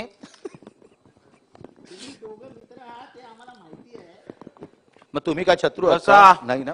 आणि अध्यक्ष महोदय, या माध्यमातून बुल सेंटरच्या माध्यमातून आपण त्याची माहिती घ्या. ठीक आहे. सचिव महोदय देखील बसलेले असेल. मुंबई शहराला देखील अशा पद्धतीने ताजं स्वच्छ दूध मिळणं. मग त्या ठिकाणी असलेले 30 तबेले हे आपल्याला दूध देत आहेत का? हे दूध मुंबई शहराला पुरवण्यासाठी त्या ठिकाणी 30 तबेले केलेले आहेत. त्या दुधाचं काय होतंय याची देखील विचारणा ह्या विधेयकाच्या माध्यमातून मी करू इच्छितो. नाही, 1 मिनिट. अगदी 2-2 मिनिटात आपल्याला मांडायला लागणार. अशोक पवारजी बोला. आदरणीय विखे पाटील साहेब यांनी ते स्वतःच कृषी पदवीधर असल्यामुळं हे चांगलं बिल आणलेलं आहे. याच्यामध्ये मी फक्त सूचना करतो, हिसार सारखी एक युनिव्हर्सिटी, हिसार हरियाणा मधली हिसार, अत्यंत चांगल्या प्रकारचे बुल तिथे आहेत. त्याचबरोबर NDDB गुजरातमध्ये तिथेही उत्तम प्रकारचे बुल आहेत की ज्याची हिस्ट्री मागची तपासली पार ग्रँड मदर पर्यंत तर दुधाचा रेशो खूप चांगला आहे. आदरणीय विखे पाटील साहेब, तर हिसार सारखा प्रयोग, NDDB सारखा प्रयोग आपल्या महाराष्ट्रात त्या प्रकारचे बुल नाहीत. माझी विनंती शासनाला, अशा प्रकारचे बुल जर आपण इथे डेव्हलप केले तर त्याचा फायदा निश्चितपणे आपल्याला आर्टिफिशियल सिमेंटसाठी होईल. एम्ब्रिओ डेव्हलपमेंट सारखा विषय आज पुढे येतोय, त्यातनंही चांगल्या गायी, चांगल्या म्हशी दुधाच्या पुढे आपण तयार करू शकतो. परंतु त्या इकॉनॉमिकली आज परवडत नाही एम्ब्रिओ डेव्हलपमेंट. शासनाने त्याच्यामध्ये काहीतरी सवलत देऊन एम्ब्रिओ डेव्हलपमेंट मध्ये जर काम केलं तर आपल्याकडे ज्यादा दूध देणाऱ्या गायी किंवा ज्यादा दूध देणाऱ्या म्हशी ह्या निर्माण व्हायला फार जलद होते. या देशामध्ये आपल्याला माहिती आहे की बायब सारखी एक संस्था आहे जी मणिभाई देसाईंनी खूप चांगलं काम त्याच्यामध्ये सुरू केलं. सुरुवातीला या HFच्या गाया विमानानं आणल्या आणि त्याचं प्रोडक्शन आज आपण पाहतो की दुधाचा महापूर त्याच्यामुळे सुरू झाला. माझी विनंती एवढीच आहे आपल्याला शासनाला अध्यक्ष महोदय की चांगल्या प्रकारचं बुल कुडा मग राहुरी कृषी विद्यापीठात जर तिथं चांगलं सेंटर होणार असेल किंवा दुसऱ्या कुठल्याही विद्यापीठात चांगलं सेंटर होणार असेल तर याला प्रायोरिटी द्यावा, त्याला निधी मोठ्या प्रमाणात उपलब्ध करून द्यावा. धन्यवाद. बच्चू कडू साहेब बोला. खरं तर बिलाच्या उद्देशामध्ये खूप चांगलं वाक्य वापरलं आहे. दुधामध्ये उत्पादनात वाढ झाली पाहिजे, उत्पादन वाढलं पाहिजे. अध्यक्ष महोदय, उत्पादन वाढण्यासोबतच उत्पन्न वाढलं पाहिजे.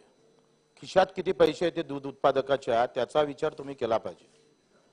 मंत्री महोदयाने उत्पादन वाढवण्यासाठी प्रयत्न करताय, चांगली गोष्ट आहे, पण उत्पन्न कसं वाढणार तुम्ही सांगा. दर वर्षाला आपण आंदोलन होते, दुधाचे भाव कमी आहे, भेसळयुक्त दूध तुमच्या इकडे आहे, सगळ्या इकडे हा प्रकार चालू आहे.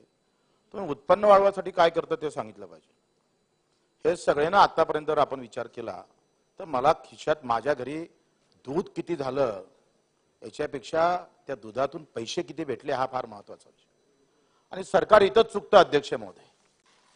आपण पाहिजे का उत्पन्न वाढण्यासाठी तुम्ही काय प्रयत्न करणार. उत्पादन वाढणं म्हणजे उत्पन्न वाढणं होत नाही अध्यक्ष महोदय. उत्पन्न वाढण्यासाठी तुम्ही काही प्रयत्न करताय, भेसळयुक्त दूध थांबवणार का तुम्ही. तुमच्यात ताकद आहे का ते. कशा पद्धतीने त्यावर नियंत्रण करणार आहे. म्हणजे शेतकऱ्याला तर मारतच आणि दुसऱ्या इकडे अध्यक्ष महोदय आपण पाहतोय का भेसळयुक्त दूध आल्यामुळे दुधाचे भावही कमी होते. तिथे तुम्ही काही हिंमत दाखवत नाही. पण तिकडे पश्चिम महाराष्ट्रामध्ये ऊसासोबत दूधही आहे आणि इथं कापसासोबत काहीच नाही आहे. इथं दूधही नाही, आमच्याकडे गाई नाही आहे विदर्भात. त्यासाठी तुमचे काही प्रयत्न नाही आहे. म्हणजे ऊसासोबत दूध आलं, दोनही गोष्टी परवडणाऱ्या झाल्या. आपण म्हणतोय का शेती परवडत नाही म्हणून जोडधंदा आम्ही दुधाचा करायला लागलोय आणि दुधाचा धंदा घाट्यात आलाय. मग तुम्हाला असं वाटतंय का हे धंदे जर नफ्याचे आहे तर मला एक प्रयोग करून पाहिले काही हरकत नाही. कलेक्टरच्या घरी 4-5 गाई बांधून टाका, त्याला म्हणा 50,000 रुपये महिना कमी देतो, हे गाईच्या दुधातून उत्पादन काढत जाईल. जमते का हे अध्यक्ष महोदय. हा धंदा नफ्याचा कसा येऊ शकतो याच्यावर चिंतन मंथन करणार तुम्ही, ते आपण करत नाही अध्यक्ष महोदय. आणि म्हणून आपण ह्या जे काही प्रयोग करताय याच्यासोबत तुम्ही चांगला प्रयोग केला त्याच्याबद्दल काही दुमत नाही आहे. पण मला असं वाटतं का उत्पन्न वाढण्यासाठी तुम्ही या भाषणामध्ये आम्हाला समजून सांगा का उत्पन्न कसं वाढत. तेवढं सांगितलं तर निश्चितच आम्हाला समाधान वाटेल. किमान शेतकऱ्याला दिलेला जोडधंदा तोट्यात आला नाही पाहिजे एवढी काळजी घ्या. म्हणजे तो ऊसातही फिटला, दुधातही फिटला, कापसातही गेला आणि मग पुन्हा मरणाले समोर उभा राहिला असं होऊ नये याची काळजी घ्या. चला आता बोला. खर तर हे जे बिल आणलं गेलं आहे हे अतिशय चांगलं आणि पुढच्या काळात खूप मोठा परिणाम या माध्यमातून होऊ शकतो. कारण की आजकाल ग्रामीण भागाची परिस्थिती जर पाहिली तर हा जोडधंदा म्हणून शेतीला एक पूरक व्यवसाय म्हणून याच्याकडे बघितलं जात होतं. मधल्या काळात आता बघितलं तर हा दुय्यम धंदा आता हा याला बदलून याला प्राधान्यक्रमाने घेण्यात आलं. परंतु ज्या पद्धतीने आपण एक प्राधिकरण स्थापन करण्याचा निर्णय मंत्री महोदय सरकारने घेतला, मला असं वाटतं की हा एक चांगला निर्णय घेतला. परंतु मला असं वाटतं की यामध्ये जी यंत्रणा आपण उभी करणार आहोत की पुढे चालून या समितीमध्ये जे लोक घेतलेले आहेत हे सगळ्या अध्यक्षांपासून तर मुख्य कार्यकारी अधिकारी, उपसचिव, अध्यक्ष, मला असं वाटतं की प्रशासनाचा यांच्यावर खूप मोठा जबाबदारीचा भाग असतो.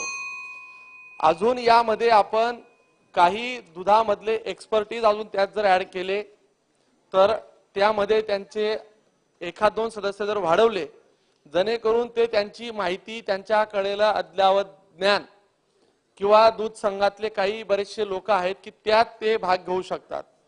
दुसरा विषय जो सांगितला की आपण या प्राधिकरणासोबत हे सगळं करत असताना पंजाबचं उदाहरण देण्यात आलं, आज महाराष्ट्राचं उदाहरण त्यामागे देण्यात आलं.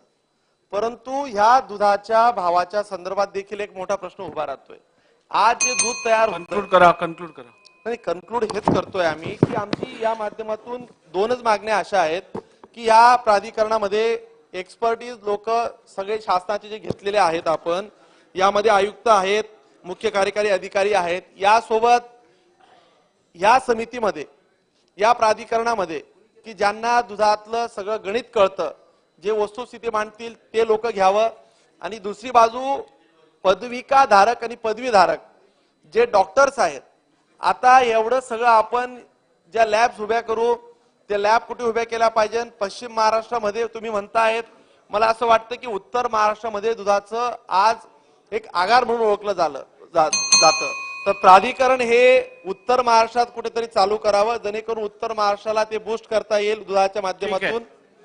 आणि शेवटची मागणी आमची अजून अशी असेल यासोबत की हे सगळं करत असताना जसं दुधामध्ये भेसळ होते तसं प्राधिकरणाच्या लोकांना पॉवर एक्सरसाइज करण्याचे अधिकार दिले पाहिजे की जेणेकरून पुन्हा अजून डुप्लिकेशन होईल, लॅब वेगवेगळ्या तयार होतील, त्या लॅबच्या माध्यमातून हे रेतन वेगवेगळ्या माध्यमातून पुरवलं जायला नको. एवढंच फक्त सरकारने खबरदारी घ्यावी. धन्यवाद अध्यक्ष महोदय. झालं शेवट. 2023 ची विधानसभा विधेयक क्रमांक 50 वर मी बोलायला इथं उभा आहे. अध्यक्ष महोदय, अत्यंत चांगलं विधेयक आहे, याला आमचं सगळ्यांचं समर्थन आहेच. पण हे होत असताना जसं सांगितलं की शेतकऱ्यांचा हा जोडधंदा आहे आणि शेतकऱ्यांची आजची जी अवस्था आहे सध्याची, तरी मधल्या 3-4 वर्षात जे नुकसान झालं त्याचा कुठंतरी याचा साथ या दूध जोडधंद्याचा मिळत होता. आणि या ग्रामीण भागामध्ये मधल्या काळात रोगांची मोठ्या प्रमाणात साथ आली, लंपी असेल, इतर रोग असतील, तर माझी अशी विनंती आहे की त्या काळात डॉक्टर्सची आणि असिस्टंट्सची मोठ्या प्रमाणात टंचाई भासली आणि आजही प्रायव्हेट लोक इलाज करायला येतात तेव्हा ते शेतकऱ्यांना परवडत नाही, कारण मुळातच परिस्थिती चांगली नाही आहे. म्हणून माझी विनंती आहे की जी काही सध्या रिक्त पदं मोठ्या प्रमाणात आहेत, मध्ये माहिती घेतली तर त्यांचे इंटरव्ह्यू झाल्याने लवकरच ते होतील, भरल्या जातील हे सांगितलं.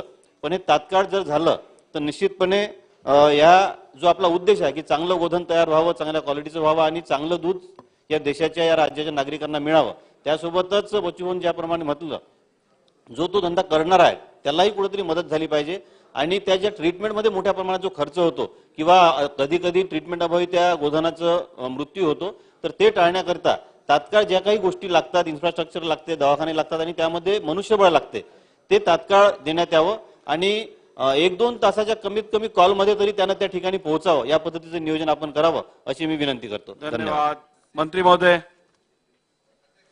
अध्यक्ष महोदय, या विधेयकाच्या अनुषंगाने बऱ्याच सूचना सन्मान्य सदस्य यांनी या निमित्तानं केल्या. त्यामध्ये सन्मान्य सदस्य भास्करराव जाधव, सन्मान्य सदस्य पृथ्वीराज चव्हाण साहेब, सन्मान्य बाळासाहेब थोरात, सन्मान्य रवींद्रजी वायकर, सन्मान्य अशोकराव पवार, सन्मान्य बच्चूजी कडू, सन्मान्य मंगेशजी चव्हाण, सन्मान्य प्रतापराव अडसर,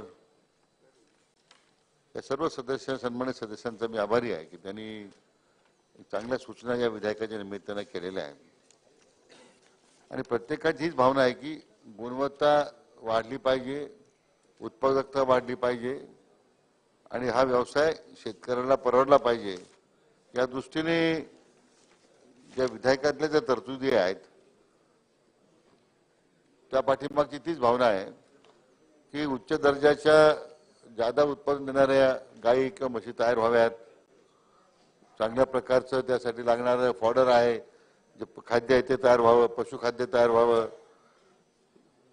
व्यवस्थापन चांगलं असावं. या सगळ्या बाबींचा या विधेयकात जरी भाग नसला तरी एकूण या सगळ्या कामकाजाच्या पद्धतीमध्ये त्याचा आपण अध्यक्ष महोदय या त्या निमित्ताने विचार केलेला आहे. खरं म्हणजे हे जे काही आपल्या राज्यातला कृत्रिम रेतन कार्यक्रम जो सुरू झाला,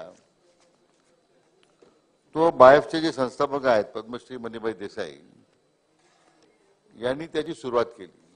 सुरुवातीला आपण तर सिमेंट डेन्मार्कचं इम्पोर्ट करायचो आणि ते पावडर मध्ये असायचं, नंतर मग त्याचं लिक्विड करून त्यामध्ये मग राज्यभरामध्ये एक मोठी चळवळ सुरू झाली. मग अशी बच्चूभाई म्हटले तर म्हणून दुर्दैवाने विदर्भामध्ये तिचा मात्र फार प्रसार झाला नाही. परंतु आज जर आपण आकडेवारी पाहिली राज्याची दुधाची, तर महाराष्ट्राचं दुधाचं उत्पादन रोजचं जे आहे ते 145 लाख लिटर आहे. त्यामध्ये पुणे विभाग 80 लाख, नाशिक विभाग 42 लाख, अहमदनगरचा त्यामध्ये 32 लाख लिटरचा समावेश आहे. मराठवाडा 13 लाख, विदर्भ 8 लाख आणि कोकण 81,000. अध्यक्ष महोदय, उत्पादकता जर आपण पाहिली तर भारतामध्ये आपल्या देशाचा दरडोई दुधाचा वापर 162 लिटर प्रतिवर्ष, आपल्या राज्याचा आहे दरडोई 115 लिटर प्रतिवर्ष आणि पंजाब राज्याचा आहे तो 465 लिटर आहे. अध्यक्ष महोदय, या संपूर्ण बाकी बरीच माहिती आपल्याकडे सगळ्या प्रचलित, आपल्याकडे देशी गाय किती आहेत, क्रॉसब्रीड किती आहेत, या सगळ्याचा या ठिकाणी आढावा मला देता येईल. परंतु मला वाटतं अधिक त्या संबंधात वेळ घेण्यापेक्षा जो काही मनुष्य बळ उपलब्ध झालं पाहिजे किंवा जागा भरल्या पाहिजेत, त्यामुळे डॉक्टर्स नाहीत, अशा प्रकारची मागणी मान्य भास्करराव जाधव साहेबांनी केली. ही गोष्ट बरोबर आहे की यामध्ये रिक्त पदाची संख्या पशुसंवर्धन विभागामध्ये बरीच मोठी आहे आणि ती आता MPC द्वारे आपण 293 LDO आपण आता लगेच भरतोय. त्याचे आता निकाल जाहीर झालेत. 56 असिस्टंट कमिशनर आता आपण भरतोय अध्यक्ष महोदय. 373 LSS भरतोय आपण, त्याचे निकाल झालेले आहेत. म्हणजे अध्यक्ष महोदय, रिक्त पद भरण्याची कार्यवाही आता सुरू आहे. सगळ्यात दुर्लक्षित असणार हे पशुसंवर्धन खातं होतं, त्यामध्ये आता टप्प्याटप्प्याने सुधारणा करण्याचा प्रयत्न आहे. यामध्ये दुग्ध विकास विभाग आणि पशुसंवर्धन खात्याचं आता इंटिग्रेशन करून तो जो त्याला लागणार जे मनुष्यबळ आहे अध्यक्ष महोदय, त्यामुळे आपोआप कोणत्याही पदाची निर्मिती न करता आपण या दोन्ही विभागाच्या एकत्रीकरणामुळे त्याचा अतिशय सकारात्मक परिणाम आपल्या अध्यक्ष महोदय दिसणार आहे. आणि या योजनेकरता अध्यक्ष महोदय आपण या सगळ्या उपलब्ध होणाऱ्या मनुष्यबळाचा उपयोग या सगळ्या योजनेच्या अंमलबजावणीमध्ये होणार आहे. खरं म्हणजे दरवर्षी राज्यातल्या 5 शासकीय पशुवैद्यकीय महाविद्यालय आहेत आणि त्याची सगळी संख्या 400 डॉक्टर्सची आहे. पावसाळ्यात होणार आहे म्हणून आपण राज्याच्या पशुधनाच्या वाढत्या मागणीचा आणि विस्ताराचा विचार करत आपण खाजगी क्षेत्रामध्ये सुद्धा विनाअनुदानित तत्वावर पशुवैद्यकीय महाविद्यालय देण्याचा आपण निर्णय घेतला. खरं म्हणजे अपेक्षित काय अध्यक्ष महोदय की बिगर डोंगरी भागामध्ये 5,000 पशुधनामागे 1 डॉक्टर आणि डोंगरी भागात जे आहे बिगर डोंगरी भागामध्ये आणि डोंगरी भागामध्ये 3,000 पशुधनामागे 1 डॉक्टर असं अपेक्षित आहे. पण आज आपल्याकडे पदाची संख्या एवढी कमी अध्यक्ष महोदय, याच्यामध्ये सातत्याने आपण जागा रिक्त राहिल्यामुळे या सगळ्या एकूण व्यवसायात परिणाम झालेला आहे. नवीन तंत्रज्ञान पुष्कळ विकसित झालंय, त्याचा उल्लेख बाबांनी केलाय, बाळासाहेबांनी केलाय किंवा अन्य मंडळींनी केलाय. एम्ब्रियो ट्रान्सप्लांट आहे, एम्ब्रियो ट्रान्सफरची आता टेक्नॉलॉजी आहे. म्हणजे 30 वर्षापूर्वी अमेरिकेत सुरू झाली आणि अजून आपल्या देशामध्ये आपण आणू शकलो नाही, अशा प्रकारची स्थिती आहे. म्हणून ते एम्ब्रियो ट्रान्सफरच्या बाबतीमध्ये सुद्धा आता आपण 6 विभागामध्ये उभा करण्याचा आपण निर्णय घेतलेला आहे. त्यामुळे ही मोठी तंत्रज्ञानाची एक मोठी झेप या निमित्तानं राज्य सरकार घेत आहे. अध्यक्ष महोदय, मगाशी बाबांनी जो उल्लेख केला तो महोदय, आपल्याला जास्त वेळ लागणार असेल तर आपण ऑनलाईन ठेवूया, कारण चर्चा सुरू करायला लागणार आपल्या. नाही अध्यक्ष महोदय, मला वाटतं बहुतांश सदस्यांच्या ज्या काही सूचना आहेत त्या मी इन्कॉर्पोरेट करतोच आहे. सगळ्यांनी जी चिंता व्यक्त केलेली आहे, विशेष करून बच्चू भाईने एकच सांगितलं पाहिजे की मराठवाड्याच्या विदर्भ आणि मराठवाड्याच्या दुग्ध विकास कार्यक्रमासाठी आपण आता एक नवीन 10,000 कोटीचा कार्यक्रम प्रस्तावित केलेला आहे की ज्यामध्ये गायांची संख्या वाढवणं आणि ते काम आता NDDBच्या मार्फत, मदर डेअरीच्या मार्फत आपण जर ते सुनियंत्रित करू शकलो तर जो जी आपली खंत आहे की विदर्भामध्ये दुधाचं उत्पादन वाढलं नाही, तो आपण मला वाटतं त्या दृष्टीने तो प्रयत्न करू. हो ना, मी आता पालकमंत्री होतो अमरावतीला, पुष्कळ प्रयत्न करून पाहिला, परंतु आता तिथे फारसा प्रतिसाद मला मिळाला नाही. म्हणून अध्यक्ष महोदय, पण बच्चूभाई मी आपल्याला सांगितलं पाहिजे की नगर जिल्ह्यासारखा दुष्काळी जिल्हा असेल किंवा पश्चिम महाराष्ट्र असेल, केवळ अन्य पिकांच्या बरोबर पर्यायी उत्पादन साधन दुधाचं होतं म्हणून खरे अर्थव्यवस्था टिकून राहिली. 200 मिलीमीटर पाऊस पडणाऱ्या नगर जिल्ह्यामध्ये अर्थव्यवस्था का टिकली? फक्त 15 दिवसाला मिळणारं उत्पन्न फक्त दुधातून मिळायचं. लोकांनी प्रयत्न केले आणि म्हणून अध्यक्ष महोदय या व्यवसायामध्ये वृद्धी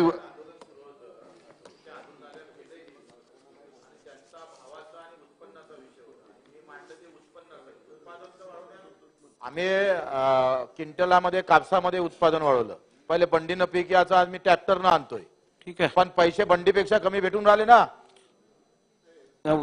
अध्यक्ष महोदय, एक लीन सीझन आहे, फ्लश सीझन आहे, एकूण जगाच्या पातळीवर मग दूध भुकटीच्या प्रक्रियेचा इश्यू आहे, बटरचा इश्यू आहे, अनेक आता मला वाटतं दूध भावाच्या संदर्भात सन्माननीय मुख्यमंत्री महोदयांच्या उपस्थित आता एक बैठक आपण आजच घेतोय. पण हा इश्यू कायमस्वरूपी याच्याबद्दल एक कायमस्वरूपी तोडगा निघाला पाहिजे, नाहीतर मग प्रत्येक वेळी आंदोलन होतात. आणि आपला मुद्दा बरोबर आहे की भावाचा याच्यात काही कोणा दोष नाही आहे, दुर्दैवानं राजमंड्रीचा आहे, मग पोल्ट्री असेल, डेअरी असेल, अध्यक्ष महोदय त्यांचा आहे. म्हणून या सगळ्याचा विचार करत हा जो बोरिंग ऍक्ट जो आहे अध्यक्ष महोदय यासाठी आणलेला आहे की मग गुणवत्ता वाढवण्याकरता जे काही सरास मोकळीक होती प्रत्येकाला त्याच्यावर काही आपण जर नियंत्रण आणू शकलो, गुणवत्ता वाढू शकलो अध्यक्ष महोदय, तर मला वाटतं शेतकऱ्यांचंच भलं आहे. अशा पद्धतीचं अध्यक्ष महोदय याच्यामध्ये प्रावधान करण्यात आलेलं आहे. म्हणून मी सभागृहाला विनंती करतोय की हे विधेयक आपण मंजूर करावं अशी आपल्याला सभागृहाला आपल्या माध्यमातून विनंती करतो. प्रश्न असा आहे की सन 2023 चे विधानसभा विधेयक क्रमांक 50 महाराष्ट्र गोजातीय प्रजनन विनियम विधेयक 2023 विचारात घ्यावे काय? अनुकूल असतील त्यांनी होय म्हणावे, प्रतिकूल असतील त्यांनी नाही म्हणावे. होयचे बहुमत आहे, होयचे बहुमत आहे. विधेयक विचारात घेण्यात येत आहे.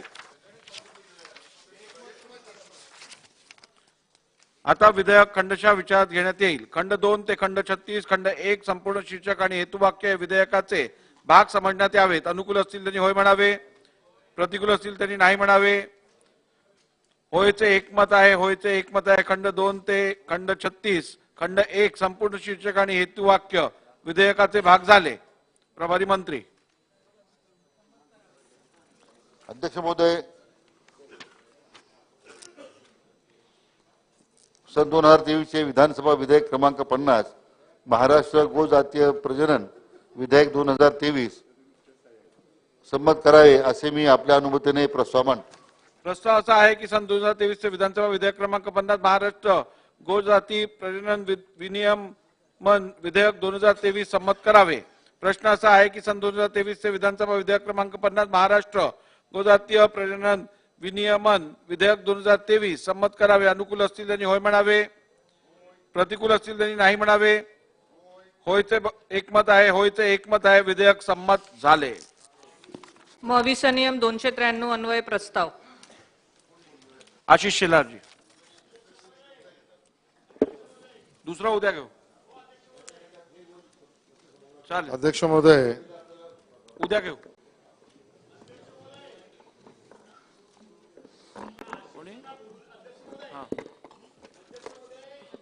अरे बोलू तर द्या.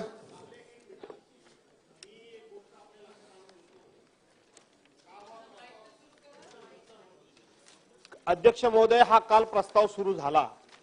प्रत्येक पक्षाचे 2-2, 3-3, 4-4 वक्ते झाले, पण आमच्यापैकी एकालाही अद्यापने संधी मिळालेली नाही. आपण द्या, फक्त ती योग्य वेळेला द्या अशी आमची विनंती आहे. 2-2, 4-4 झाले. योग्य वेळेला आणि योग्य वेळ आपल्याला दिली जाईल. आता यांच्यानंतर आम्हाला द्या, नाहीतर पुन्हा मग असं फिरत राहून त्याला काय अर्थ नाही. चला आशिषजी चालू करा. इतका अन्याय. अध्यक्ष महोदय, एक असं आहे की कार्यपद्धतीमध्ये असं असतं की जी काही चर्चा आहे त्याचा निम्मा वेळ 2 भागात करतो आपण, सत्ताधारी निम्मा आणि विरोधी पक्ष निम्मा. सत्ताधाऱ्याचं उत्तर असं असतं मंत्र्याच्या. अध्यक्ष महोदय, आमची संख्या कमी ही वस्तुस्थिती आहे. असं असताना सुद्धा आमच्या सदस्यांना बोलण्यास मिळत नाही ही अवस्था आहे आजची. आम्ही म्हणतो ठीक आहे, त्यांना मिळाली पाहिजे संधी, मान्य करतो आपण मी. त्या संदर्भातलं आतापासून नियोजन व्यवस्थित करू. सगळ्यांना उचित संधी मिळेल याची काळजी घेतली जाईल. खूप नाराजी आहे सदस्यांमध्ये. अध्यक्ष महोदय, थोडी इतकी कमी संख्या असेल, संधी मिळत नाही, हे त्यांना सगळ्यांना फार वाईट वाटतंय. आपण केलेल्या विनंती अनुसार आता पाठीमागच्या बाकांवर बसलेल्या सदस्यांना जास्त संधी देण्यासंदर्भातली मी कारवाई करीन.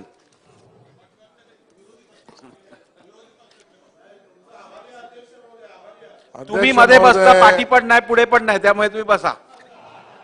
अध्यक्ष महोदय, कालपासून या सभागृहामध्ये अध्यक्ष महोदय 293च्या या प्रस्तावावर चर्चा होते, त्यावर माझं मत मांडायला आणि समर्थन द्यायला अध्यक्ष महोदय मी उभा आहे. अध्यक्ष महोदय, प्रस्ताव स्वयंस्पष्ट आहे. प्रस्तावामध्ये गेल्या 3 महिन्यामध्ये मराठा समाजाला आरक्षण देण्याच्या मुद्द्यावर जी आंदोलनं, मोर्चे, अन्न सत्याग्रह इत्यादी माध्यमातून या विषयावर राज्यातलं संपूर्ण वातावरणच झोडून निघालंय आणि खऱ्या अर्थाने महाराष्ट्रातील केवळ मराठाच नाही तर महाराष्ट्रातील अन्य समाजाचे लोक सुद्धा या सगळ्या आंदोलन आणि आंदोलनावरनं होणाऱ्या चर्चा आणि त्या पार्श्वभूमीवर होणारं आपलं अधिवेशन आणि त्यामध्ये असलेला 293चा प्रस्ताव यावर सरकारची भूमिका काय येईल, या सदनामध्ये सन्माननीय सदस्य दोन्ही बाजूची आपापली भूमिका काय मांडतील आणि त्या भूमिकेवर एका अर्थाने लक्ष ठेवून सकारात्मक या चर्चेची अपेक्षा धरून बहुतांश समाजातली लोक, मग ती मराठा समाज असो किंवा ओबीसी आमचा समाज असो किंवा अन्य धनगर समाज असो किंवा अन्य समाज असो, ही अपेक्षा ठेवून आहे. या सदनामध्ये या विषयावर चर्चा होताना अध्यक्ष महोदय, स्वाभाविक आहे या प्रस्तावात म्हटल्याप्रमाणे आरक्षण आंदोलनाकडे राजकीय चष्म्यातून न बघता सर्वच राजकीय पक्षांनी चर्चा विमर्शाच्या माध्यमातून आरक्षण प्रश्नी तोडगा काढण्याची आवश्यकता, अन्य आरक्षणाला हात न लावता मराठा समाजाला न्यायालयात टिकणारे आणि कायद्याच्या चौकटीत बसणारे आरक्षण देण्यासाठी शासन कटिबद्ध असणे, याबाबत करावयाची कारवाई व शासनाची भूमिका, अशा पद्धतीचा प्रस्ताव आम्ही मांडलाय. अध्यक्ष महोदय, काल एका दुर्घटना घरात कोणाची झाल्यामुळे मी या सदनामध्ये नव्हतो, पण काल जे सदस्य या सभागृहात बोलले त्यांची भाषणाची मी माहिती घेतली. मी सुरुवातीलाच या आमच्या अपेक्षेप्रमाणे ते झालंय की नाही याच्यावर भाष्य करत नाही, कारण मीच तो मांडलेला प्रस्ताव, त्या प्रस्तावातल्या माझीच विनंतीला मीच छेद द्यावा हे काही बरोबर नाही, म्हणून मी त्याच्यावर आता भाष्य करत नाही. अध्यक्ष महोदय, या आंदोलनाच्या माध्यमातून मोठ्या प्रमाणामध्ये मराठा समाज एकवटतोय आणि वर्षानुवर्षाची जी मागणी आहे ती पुन्हा पुन्हा करतोय. अध्यक्ष महोदय, आज या सभागृहामध्ये माझं मत मांडताना मी थोडा अस्वस्थही आहे आणि माझ्या आयुष्यातील एक वेदनादायी क्षण असावा अशी माझी त्याबद्दलची भूमिका आहे.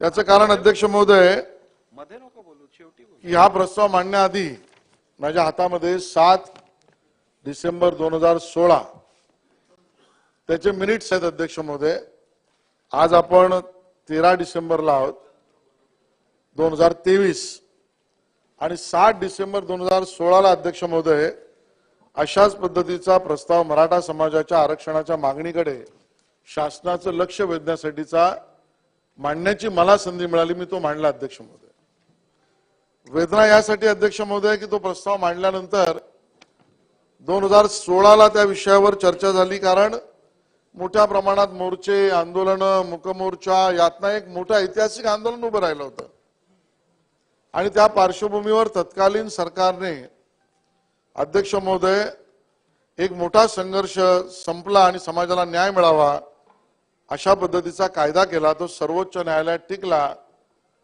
तो माननीय देवेंद्र फडणवीस साहेबांच्या मुख्यमंत्री पदाच्या काळामध्ये तो कायदा झाला. अध्यक्ष महोदय, प्रत्यक्षात त्याचा परिणाम काय झाला? समाजात तरुणांना नोकऱ्या मिळाल्या, विद्यार्थ्यांना प्रवेश मिळाले, याला एक गती मिळाली. ती गती मिळाल्यानंतर अध्यक्ष महोदय सर्वोच्च न्यायालयामध्ये काही लोक गेली आणि सर्वोच्च न्यायालयामध्ये या कायद्याला त्या ठिकाणी नाकारण्यात आला. माझ्या समाजासाठी आरक्षण मिळाले आणि त्याच्याला गती मिळाल्यानंतर आता हे सगळा प्रश्न संपला, न्याय मिळेल अशा पद्धतीची भूमिका त्यावेळेस 2016ला आम्ही मांडली. आज पुन्हा एकदा तीच मागणी मांडण्याची वेळ या सदनातल्या सगळ्याच सदस्यांवर आली आणि म्हणूनच्या अध्यक्ष महोदय वेदना आहेत. अध्यक्ष महोदय, मी सुरुवातीला या ठिकाणी मान्य देवेंद्रजींचे अभिनंदनही करीन. तत्कालीन मुख्यमंत्री देवेंद्र फडणवीस साहेबांनी त्यावेळेला मी मागणी केली होती यावर चर्चा करताना, ती म्हणजे या अगोदरच्या सरकारमधल्या सुद्धा काही मुख्यमंत्र्यांनी प्रयत्न केले, त्यांच्या प्रयत्नांनाही आपण त्या ठिकाणी अप्रिशिएट केलं पाहिजे. वडेट्टीवार साहेब, मग तो राणे समितीचा असेल, तो पृथ्वीराज चव्हाण साहेबांचा प्रयत्न असेल, त्या ठिकाणी असलेल्या विविध समित्या असतील, त्यांचा प्रयत्न सुद्धा, त्यांचा हेतू आणि उद्देश मराठा समाजाला न्याय मिळावा, न्याय द्यावा अशा पद्धतीचाच होता असा समज माझा असल्यामुळे मी त्यांच्या बाबतीत सुद्धा नकारात्मक भूमिका घेत नाही अध्यक्ष महोदय. पण अध्यक्ष महोदय, आज ऐरणीवर आलेला प्रश्न आणि मराठा समाजाची असलेली भूमिका आणि त्यातली अगतिकता का, या भूमिकेला या सदनाने समजून घेतलं पाहिजे आणि या सगळ्याच्या बाबतीत प्रत्यक्षपणे कायद्याच्या चौकटीत टिकणारं आरक्षण हे मिळवण्याच्या भूमिकेमध्ये मला असं वाटतं की त्यावेळेला मागासवर्गीय आयोग स्थापन करून पहिल्यांदा मराठा समाजाला न्याय मिळण्यासाठीच्या आरक्षणासाठी सर्वेक्षण करण्याची भूमिका, सर्वेक्षण ॲट लार्ज स्केल, सर्वेक्षण ॲट इक्विव्हलंट स्केल, सर्वेक्षण ॲट व्हेरी नेसेसरी स्केल, हा त्यावेळेला देवेंद्र फडणवीस साहेबांनी केला आणि मग गायकवाड आयोग त्या ठिकाणी नेमलं गेलं आणि त्यातनं तो कायद्याचं रूपांतर झालं जे मुंबई उच्च न्यायालयामध्ये टिकलं. इनिशियली सर्वोच्च न्यायालयामध्ये स्टे मिळाला नाही आणि सरकार बदललं आणि त्यानंतरच्या तारखांना एक नसेल अन्य असू शकतील, हे आरक्षण जे होतं ते आपल्या हातून निघालं, नाकारलं झालं. आणि म्हणून अध्यक्ष महोदय, या सगळ्यामध्ये अध्यक्ष महोदय, आर्थिक सामाजिक दृष्टीने मागास समाज आहे की नाही याच्या आकडेवारीचा मूळ प्रश्न आहे अध्यक्ष महोदय. आणि म्हणून अध्यक्ष महोदय, मागणी इथून करा, तिथून करा, त्या बाजूने करा, या बाजूने करा, मला असं वाटतं या सदनाच्या सगळ्यांचीच भूमिका आहे की आरक्षण जे काय आपल्याला मिळेल ते आपल्याला 100% टिकणारं असलं पाहिजे. ते उद्याच्या न्यायालयाच्या कसोटीमध्ये टिकलं गेलं पाहिजे. उद्याच्या न्यायालयाच्या कसोटीमध्ये जर त्याला आव्हान दिलं गेलं तर दिल्या गेलेल्या आव्हानाला सुद्धा पार करण्याची क्षमता, ताकद आणि त्यामध्ये असलेला अभ्यास, पूर्व अभ्यास हा पूर्ण असला पाहिजे पृथ्वीराज चव्हाण साहेब, असं त्या ठिकाणी आपल्या सगळ्यांचं मत आहे. आज या ठिकाणी मला वेगळ्याने सांगण्याची गरज नाही आहे, पण समाज ही अपेक्षा करतोय, माझा समाज, मराठा समाज, आपला समाज ही अपेक्षा करतोय की आम्हाला हे आरक्षण हवंय, म्हणजे त्याला मिळालंय, ह्याला मिळालंय, त्याला मिळालंय म्हणून आम्हाला मिळावं असं नाही. प्रत्यक्ष परिस्थितीने नडलेला अडलेला आमची लोक आहेत अध्यक्ष महोदय. आणि म्हणून अध्यक्ष महोदय, सर्वसाधारणतः 30% महाराष्ट्रातील लोकसंख्या जर मराठा समाजाची असेल तर अध्यक्ष महोदय, शासकीय आणि निमशासकीय सेवेतील अ ते क संवर्गात मंजूर पदांच्या तुलनेमध्ये अ वर्गामध्ये मराठा समाजाची केवळ 11%च ही शासकीय निमशासकीय सेवेत आमची मुलं आहेत, मुलं मुली दोन्ही. म्हणजे अध्यक्ष महोदय, ब वर्गामध्ये केवळ 10.86, क वर्गामध्ये 16.09, ड वर्गामध्ये 12.06. अध्यक्ष महोदय, समाज 30%, अन्य कोणाच्या आरक्षणाला धक्का लागू नये. भुजबळ साहेब, आमची हीच भूमिका आहे आणि त्यामुळे कोणाच्याही आरक्षणाला विरोध करण्याचं कारण नाही. पण जर आमच्या मुलांना, आमच्या त्या ठिकाणी अडचणीत असलेल्या पुढच्या पिढीला, आमच्या असलेल्या दुरावस्थेला, आमच्या असलेल्या मागासपणाला, आमच्या असलेल्या आर्थिक आणि शैक्षणिक असुविधांची आकडेवारी ही जर या सदनातल्या सभागृहात जर नाही मांडायची तर अध्यक्ष महोदय कुठे मांडायची? काही लोकांच्या मनात हा प्रश्न येईल की हे तर हा पुस्तक आमच्याकडेही आहे, ही आकडेवारी इथे मांडून उपयोग होईल की नाही होईल. माझं व्यक्तिशः मत आहे पृथ्वीराज चव्हाण साहेब, आपण या ठिकाणी सर्व विषय मांडणे का पाहिजेत? एक तर त्यासाठीच लोकांनी आपल्याला इथे पाठवलं, नंबर 1. नंबर 2, इथे होणाऱ्या चर्चेच्या माध्यमातून एक वायुमंडळ जे महाराष्ट्रात निर्माण होईल, त्यातनं ज्यांच्या मनामध्ये गैरसमज आहे की मराठा समाज मागासलेला आहे की नाही, त्यांचा गैरसमज दूर होईल. नंबर 3, या पद्धतीच्या चर्चेतनं निर्माण होणाऱ्या ज्या बातम्या विविध समाज माध्यम किंवा वृत्तपत्रातून बाहेर येतील, त्या समाजामध्ये सर्वदूरपणे या गोष्टीवर एकमत व्हायला सर्व महाराष्ट्र एकत्र येईल. आणि मला असं वाटतं की या चर्चेचा उपयोग सुद्धा न्यायालयात न्याय निवाडा करणाऱ्या बसलेल्या आमच्या मंडळींना आमच्यापेक्षा जास्तच अक्कल आहे, आमच्यापेक्षा जास्तच कायदा कळतोय. पण अध्यक्ष महोदय, आम्हाला कधी कधी असं वाटतं न्याय निवाडा करायला बसलेल्या न्यायाधीशांवर आम्ही टीका टिप्पणी करू शकत नाही, करणार नाही. त्यांच्यावर आक्षेप घेण्याचा विषय सदनात असू शकत नाही. पण न्याय निवाडामध्ये ज्या आकडेवारीला आणि ज्या पद्धतीच्या आलेल्या समोर गोष्टींना मागासलेपणा स्पष्ट होतोय तो अजून पोहोचवला पाहिजे. तो पोहोचवला तर महाराष्ट्राचं हित आहे. म्हणून हे मांडणं आवश्यक आहे. म्हणून या सगळ्या गोष्टी मांडल्या पाहिजेत. अध्यक्ष महोदय, अध्यक्ष महोदय, भारतीय प्रशासन सेवेतील आमच्या मराठा समाजाचं प्रमाण किती? 6.92. थेट निवड भरतीद्वारे प्रमाण किती?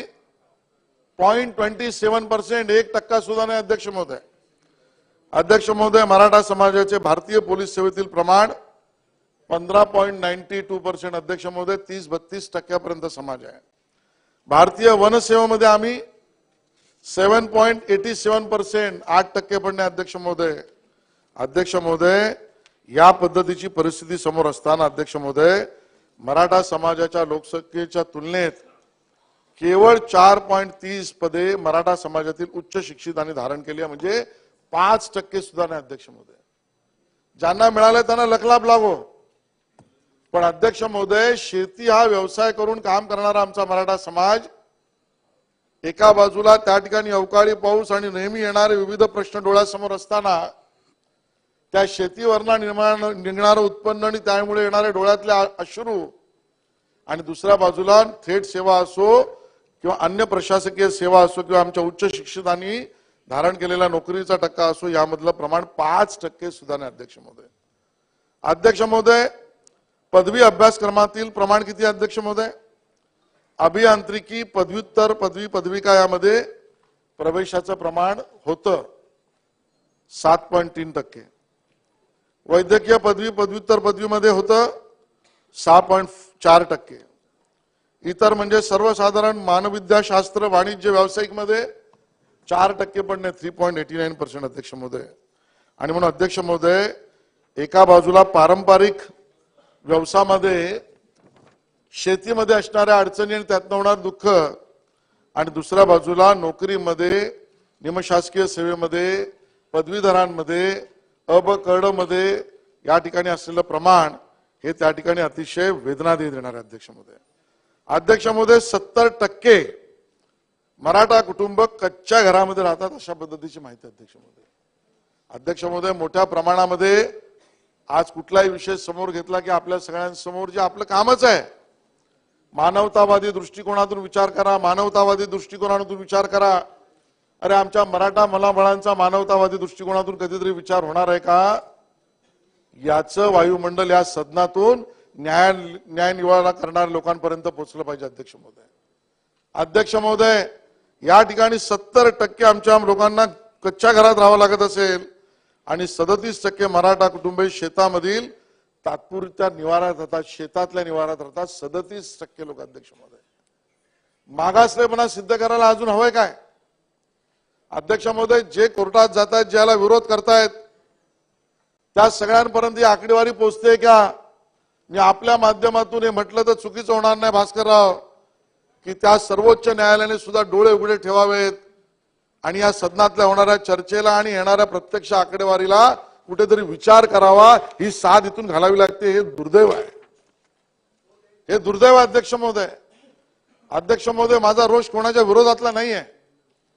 हे जर आकडे अजून मागासलेपणा दाखवत नसतील की शेतामध्ये 37% लोकांना आमच्या मराठा समाजाच्या राहायला लागत असेल तात्पुरता निवाऱ्यात, दुसरा मागासलेपणा अध्यक्ष महोदय या ठिकाणी असण्याचं काय आहे? अध्यक्ष महोदय, 58% कुटुंबामध्ये स्वयंपाक घर पण नाही. अध्यक्ष महोदय, आणि त्यामुळे अध्यक्ष महोदय, या पद्धतीच्या परिस्थितीमध्ये आपला समाज त्या ठिकाणी राहतोय आणि म्हणून मी म्हटलं वेदनादायी हा प्रसंग आहे की पुन्हा आपल्याला या सदनामध्ये 2016 नंतर परत हीच चर्चा करायला लागते. अध्यक्ष महोदय, आणि त्यामुळे अध्यक्ष महोदय, मी तो आत्महत्यांचा आकडा माझ्याकडे असलेला जुना आहे, त्यामुळे तुम्ही मांडत नाही की त्यामध्ये सुद्धा मोठ्या प्रमाणात आत्महत्यामध्ये आमचा मराठा समाजाचेच मुलं त्या ठिकाणी दिसत आहेत.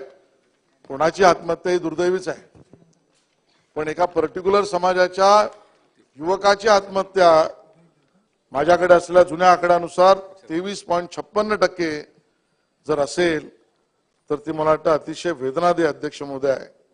स्थलांतरामध्ये आमचा टक्का जास्ती आहे. शहराकडे स्थलांतर झालं तर आमचा समाज शहराकडे आल्यावर काम काय करतो अध्यक्ष महोदय? तर तो हमाल, माथाडी, डबेवाला, घरगडी, गोदीकाम 53% शहरांमध्ये ही कामं करण्याची दुर्दैवाने मी म्हणेन त्याला दुर्दैवाने ती अडचण समोर येऊन तो लाचारीने करत असेल. कोणाला चांगलं जीवन नको अध्यक्ष महोदय? आरक्षणाविना चांगलं जीवन मिळालं तर कोणाला नको आहे? पण आज आरक्षणाशिवाय गत्यंतर नाही. पुरेसं आरक्षण शिक्षणामधलं, पुरेसं आरक्षण नोकऱ्यांमधलं आणि ते कायम टिकणारं. अध्यक्ष महोदय, या पद्धतीची परिस्थिती आणि आवश्यकता समाजाची आहे. मराठा समाजातील 88.81% अध्यक्ष महोदय, आकडा डोळं दिपवणार नाही म्हणे मी, डोळे एका अर्थाने आश्चर्यचकित करणार आहे की आमच्या महिलांना उदरनिर्वाहासाठी शारीरिक श्रमाची कामं, मग शेतातलं असेल किंवा अन्य ठिकाणचं असेल, या आमच्या माता भगिनींना 88.81%. अध्यक्ष महोदय, याचा अर्थ 10-12% मराठा समाजातल्या आमच्या भगिनी या सुखवस्तूने राहत आहेत आणि 88% या उदरनिर्वाहासाठी त्या ठिकाणी अध्यक्ष महोदय वणवण भडकतात. अशा पद्धतीची स्थिती आहे. शैक्षणिक दर्जाच्या बाबतीत सुद्धा मी मगाशी आकडेवारी सांगितली अध्यक्ष महोदय. आणि म्हणून अध्यक्ष महोदय, आर्थिक दर्जाच्या बाबतीत सुद्धा सांगायचं झालं तर दारिद्र्य रेषेखालील मराठा समाजाचा विचार करायचा झाल्यास 72.82% मराठा कुटुंबे यांचे उत्पन्न गतवर्षी सरासरी 50,000 प्रतिवर्षापेक्षा कमी आहे. 50,000 रुपये प्रतिवर्षापेक्षा कमी अशी जर 72% लोक असतील आणि अशी आकडेवारी सांगत असतील आणि दारिद्र्य रेषेखालील 37.28%, तर याचा अर्थ अध्यक्ष महोदय, आर्थिक दर्जा मराठा समाजातल्या आमच्या लोकांचा काय आहे याच्यापेक्षा वेगळं काही सांगायची गरज नाही. आणि म्हणून टिकणारं आरक्षण पाहिजे अध्यक्ष महोदय. अध्यक्ष महोदय, विविध कृषी व अकृषी कारणांसाठी संस्थात्मक तसा संस्थाबाह्य सूत्रांकडून कर्ज घेणारी जी लोक आहेत त्यामध्ये 52% मराठा समाजाची लोक अध्यक्ष महोदय आणि 49% मराठा कुटुंबाकडे कोणतेही वाहन नाही आणि 47% मराठा कुटुंबाकडे दुचाकी आणि फक्त 0.53% चारचाकी धारक आहे. आणि त्यामुळे अध्यक्ष महोदय, ट्रॅक्टरसाठी सुद्धा या सगळी ऍक्टिव्हिटी मी पटलावर ठेवीन अध्यक्ष महोदय. अध्यक्ष महोदय, या परिस्थितीत ना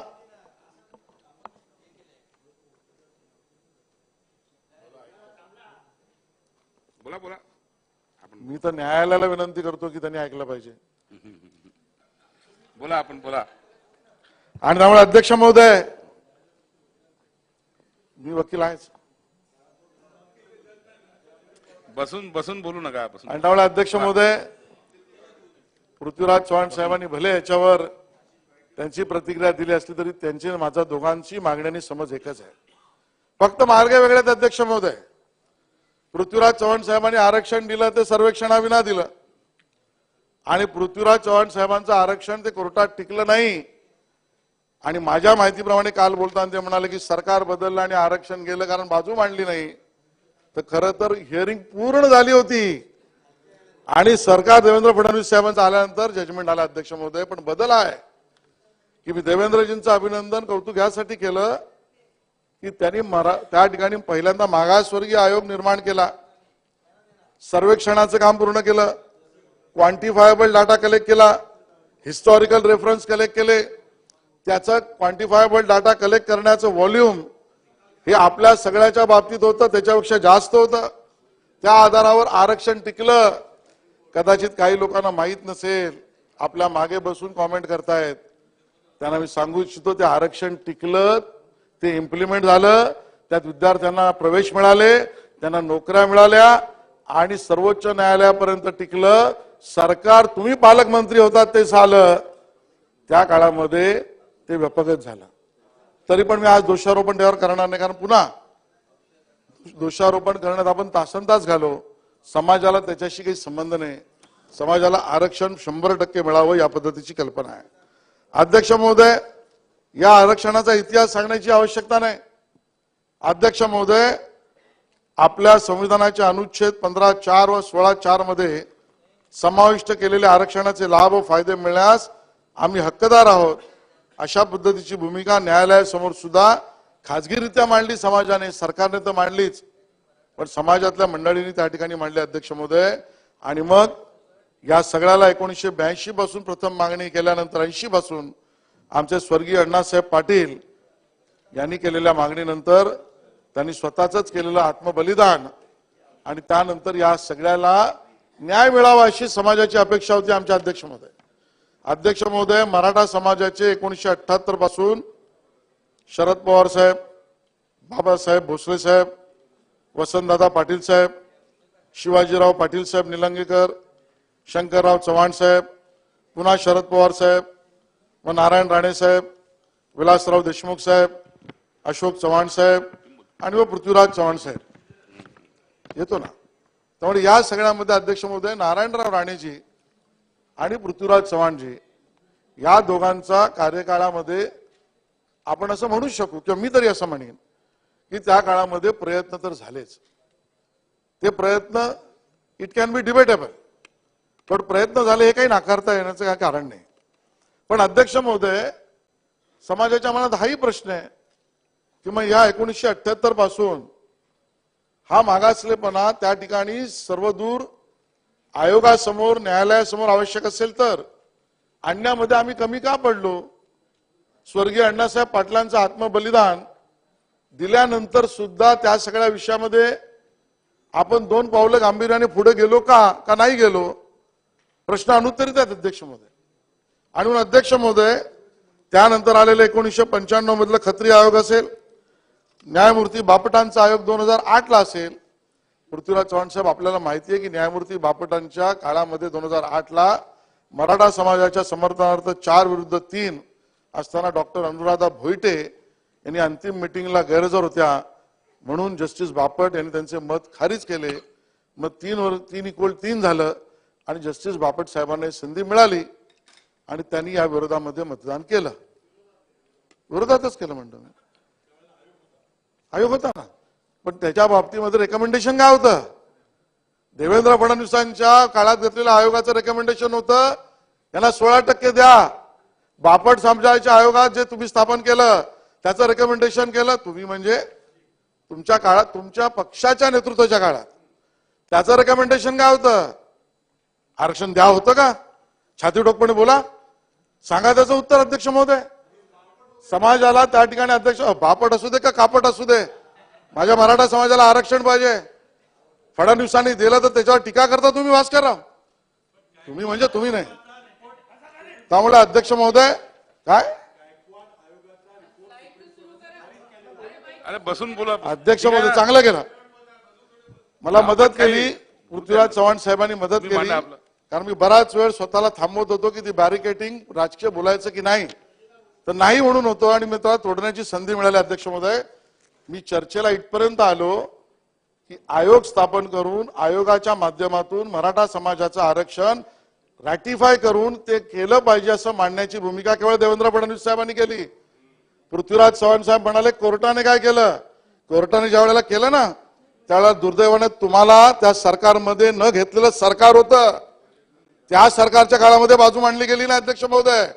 त्यांनी जर तुम्हाला सरकारमध्ये घेतलं असतं, माझा पूर्ण भरोसा आहे अध्यक्ष महोदय, माझा तुमच्यावरही भरोसा आहे की जर उद्धव ठाकरे साहेब मुख्यमंत्री असताना तुम्ही जर त्या सरकारमध्ये असतात तर ती बाजू सर्वोच्च न्यायालयामध्ये नीट मांडली गेली असती अध्यक्ष महोदय.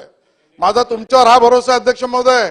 जी चाल ढकल त्या ठिकाणी उद्धव ठाकरेजींच्या सरकारच्या काळात झाली ती चाल ढकल तुम्ही होऊ दिली नसते अध्यक्ष महोदय.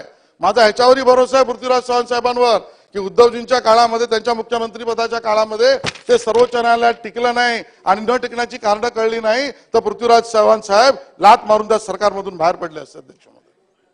पण त्यांनी उद्धवजींना प्रश्न विचारलाच असता. त्यामुळे अध्यक्ष महोदय, मला राजकारण बोलायला लावू नका. आणि त्यामुळे अध्यक्ष महोदय, या पद्धतीने बापट आयोगाने जे मतदान केलं त्या मतदानाच्या आधारावर आमच्या हातून त्यावेळेला आलेली एक संधी गेली अध्यक्ष महोदय. अध्यक्ष महोदय, ज्याचा उल्लेख तुम्ही केला ते खरं आहे. मुंबई उच्च न्यायालयामध्ये 2016च्या आधारावर जे 2018 मध्ये मी चुकत नसेल तर त्या ठिकाणी जो कायदा झाला त्या आधारावर 15% लोकसंख्येच्या मराठा समाजाला 13% आरक्षण दिले. तो कायदा ज्या वेळेला वर हायकोर्टात गेला, आपण त्या ठिकाणी जिंकलो. हायकोर्टामध्ये सुद्धा अध्यक्ष महोदय आपल्याला त्या पॉवर्स इनहरंट आहेत का? कोणाला आरक्षण 50%च्या वर द्यायच्या इंदिरा सानीच्या वर जाण्याची योग्य भूमिका आपली आहे का? आणि 102व्या घटना दुरुस्तीच्या बाबतीत सुद्धा चर्चा झाली अध्यक्ष महोदय. काल या सदनामध्ये मला वाटतं माननीय बाबांनीच याची चर्चा केली. आणि मुंबई उच्च न्यायालयाने अध्यक्ष महोदय जो निर्णय देवेंद्रजींच्या सरकारने केला त्याच्यावर निवाडा देताना बाबा 102व्या घटना दुरुस्तीमध्ये राज्यांचे अधिकार काढले गेलेत का याच्यावर स्पष्ट उत्तर मुंबई उच्च न्यायालयाने दिले, काढले गेले नाहीत. गेले नाहीत. नसेल तर कॉपी तुमच्या बाजूच्यांना सरकवा, नसेल तर मी इथून सरकवतो. अध्यक्ष महोदय मी हायकोर्टाचं बोलतोय आणि तुम्ही जर तुमच्या भाषणामध्ये याचा खुलासा केला तर माझं ज्ञान वाढेल. आणि त्यामुळे अध्यक्ष महोदय हीच भूमिका आहे. अध्यक्ष महोदय नानांनी जी भूमिका घेतली आहे, मराठा समाजाच्या आरक्षणाच्या बाजूने काही निर्णय आले की त्याच्यावर टोकाटोकी करायची, त्या भूमिकेच्या आधारावर त्याच्यावर कुचेष्टा करण्याचा प्रयत्न करायचा. आणि त्यामुळे अध्यक्ष महोदय ही भूमिका मराठा समाजाला मान्य नाही. आणि त्यामुळे तुमच्या भाषणाच्या वेळेला नाना तुम्ही बोला, पण जर ते 102 घटना दुरुस्ती मुंबई उच्च न्यायालयाने योग्य म्हटली तर त्याच्यावर नाना आपण एकमत झालं पाहिजे. आपलं व्यक्तिगत मत काही असलं तरी मराठा समाजाच्या बाजूने तुम्ही राहिलं पाहिजे. आणि त्यामुळे अध्यक्ष महोदय या सगळ्यामध्ये जर मी म्हटलं तर ते चुकीचं न होणार, कारण रेकॉर्डवर आहे 3 वेळा वकील नसल्यामुळे कोर्टात पुढच्या तारख्या घ्याव्या लागल्या. हे नाना तुमच्या काळामध्ये 3 वेळा, 1-2 नाही, 2दा नाही, 3 वेळा. अध्यक्ष महोदय 1000 इंग्रजी पानांचे मराठी ट्रान्सलेशन केले नाही असं सर्वोच्च न्यायालय म्हणालं. 1000 पानांचं इंग्लिश ट्रान्सलेशन केलं असतं तर कदाचित सर्वोच्च न्यायालयात ज्याची भूमिका तुम्ही वारंवार उठून मांडताय ना, सर्वोच्च न्यायालयात टिकलं नाही तर तुमच्या काळात टिकलं नाही, ते जर इंग्रजी केलं असतं तर टिकलं असतं. 3 वेळा तारीख नसता घेतला तर टिकलं असतं. त्यामुळे अध्यक्ष महोदय सन्माननीय नानांच्या मनात मराठा आरक्षणाच्या बाबतीत काही भूमिका असो, आज त्यांना आमच्यावर राहावं लागेल आणि सदनाच्या बरोबर राहावं लागेल. आणि त्यामुळे अध्यक्ष महोदय मला टोकाटोकी करून समाजाच्या आरक्षणाला नख लागू शकत नाही. तुमची ती इच्छा आहे का असं माझं मत. आणि त्यामुळे अध्यक्ष महोदय या पद्धतीने फडणवीस साहेबांच्या काळात 102व्या घटना दुरुस्तीच्या बाबतीत सुद्धा उच्च न्यायालयामध्ये आपल्याला त्या ठिकाणी संरक्षण मिळालं. सर्वोच्च न्यायालयात मी जसं मगाशी सांगितलं ते 5 मे 2021ला महाराष्ट्र सरकारचा निर्णय रद्द केला आणि त्याच्यामध्ये गायकवाड समितीचा मागासलेपणावर टिप्पणी करताना आणि एक्स्ट्रा ऑर्डिनरी सिच्युएशन या विषयावर मत व्यक्त करताना अध्यक्ष महोदय न्यायालयाने मराठा आरक्षण रद्द करण्याची प्रक्रिया त्या ठिकाणी केली. अध्यक्ष महोदय इंदिरा सानी केसच्या पुनर्विचाराची मागणी चुकीची ठरवली आणि 50% अधिक असू नये अशा पद्धतीची भूमिका ठरवली अध्यक्ष महोदय. आणि संविधानाच्या 102वी घटना दुरुस्तीची सुद्धा भूमिका वैध ठरवली आणि त्याच्यानंतर क्युरेटिव्ह पिटिशन वगैरे झालं, ते आता मी मांडत नाही. अध्यक्ष महोदय खरा प्रश्न आता इथे आहे की आज ज्या वेळेला समाज एका मोठ्या भूमिकेत आहे, वाट बघण्याची वर्ष 1980 जर धरली पहिली तर आज ती 20 आणि पुढची 23, 43 वर्ष वाट आम्ही पहिली. 43 वर्ष वाट पाहिल्यानंतर आज टिकणारं आरक्षण आपल्याला मिळायचं असेल तर इंदिरा सानीच्या जजमेंट निवाड्याच्या अखत्यारीत राहून आपल्याला मिळणार आहे का त्याला बाजूला सारून सुद्धा आपल्याला मिळू शकतं. शासनाने यावरची भूमिका स्पष्ट करावी. अध्यक्ष महोदय आज ज्या पद्धतीच्या मागण्या त्या ठिकाणी करण्यात आल्या आहेत, सन्माननीय जरंगे पाटील यांनी त्या ठिकाणी केलेल्या ज्या मागण्या आहेत क्रमानुसारच चालणार आपण. त्या मागण्या ज्या आहेत अध्यक्ष महोदय त्याबद्दल अध्यक्ष महोदय या सदनामध्ये काही लोकांनी प्रश्न त्या ठिकाणी उल्लेख केला आणि अध्यक्ष महोदय मी त्या ठिकाणी ही गोष्ट सुरुवातीला स्पष्ट करू इच्छितो की जरंगे पाटलाजींनी केलेल्या मागण्यांना आणि त्यांच्या आंदोलनाला आमचं समर्थन आहे. अध्यक्ष महोदय मराठा समाजाला बोलतो ना, मला बोलू द्या ना, सगळेच प्रश्न एका शब्दात उत्तरात घेऊ नका बच्चू कडू साहेब. आणि त्यामुळे अध्यक्ष महोदय मराठा समाजाला आरक्षण त्या ठिकाणी ज्यांच्या नोंदी कुणबी मराठा म्हणून आहेत, कुणबी म्हणून मराठवाड्यात नोंद आहेत, त्यांना आरक्षण मिळालं आमचं समर्थनच आहे. अध्यक्ष महोदय अध्यक्ष महोदय त्या बाबतीतली समिती सुद्धा एकनाथ शिंदे साहेबांनी नेमली. अध्यक्ष महोदय तेच काम यांच्या काळात सुद्धा होऊ शकलं असतं, पण आज जाऊ दे, तो विषय नाही, मी त्याच्यावर टिप्पणी करत नाही. बस करो काय. त्यामुळे अध्यक्ष महोदय या मागण्या ज्या आहेत त्या मागण्याला मराठा कुणबी या नोंदी असतील त्याला समर्थन आहे. अध्यक्ष महोदय, बरोबरीने त्या मागण्यांचा कागद बघतो जरा, त्यामध्ये अध्यक्ष महोदय अन्य समाजाच्या आरक्षणाला कुठलाही धक्का न लावता हे मराठा समाजाला मिळालं पाहिजे ही आमची भूमिका आहे. आणि त्यामुळे त्या ठिकाणी स्पष्ट केलं पाहिजे की जरांगे पाटील यांनी केलेलं आंदोलन, त्याला मिळालेलं समर्थन महाराष्ट्रातल्या आमच्या मराठा समाजाचं हे नजरअंदाज करू शकत नाहीत. हे नजरअंदाज सरकारला करता येणार नाही, नजरअंदाज सरकार करत नाही. पण अध्यक्ष महोदय, त्याची कुचेष्टा पण होणं चालणार नाही हे आमचं मत आहे. अध्यक्ष महोदय, एक व्यक्ती आहे, एक आंदोलन करतोय, एक नेतृत्व करतोय, समाजाची भूमिका मांडतोय आणि त्या व्यक्तीला तो काही कुठल्या राजकीय पक्षाचा नाहीये माझ्या माहितीप्रमाणे, ते समाजाची भूमिका मांडतायत. अगदी उपोषणाला अन्न सत्याग्रह करून त्या ठिकाणी शेवटच्या टोकापर्यंत जाण्याची भूमिका त्यांनी घेतली केवळ समाजासाठी. पण जसं त्या काळामध्ये केलेल्या विध्वंसक आंदोलनाला आमचं समर्थन नाही, तसं जरांगे पाटील यांच्यावर टीका टिप्पणी आणि कुचेष्टा करण्यालाही समर्थन असूच शकत नाही ही माझी भूमिका अध्यक्ष महोदय. आणि त्यामुळे अध्यक्ष महोदय, आपण लोकशाहीमध्ये आपापली मतं मांडली पाहिजेत. होय, या बाबतीमध्ये वेगवेगळी मतं वेगवेगळ्या लोकांची नेत्यांची असू शकतील.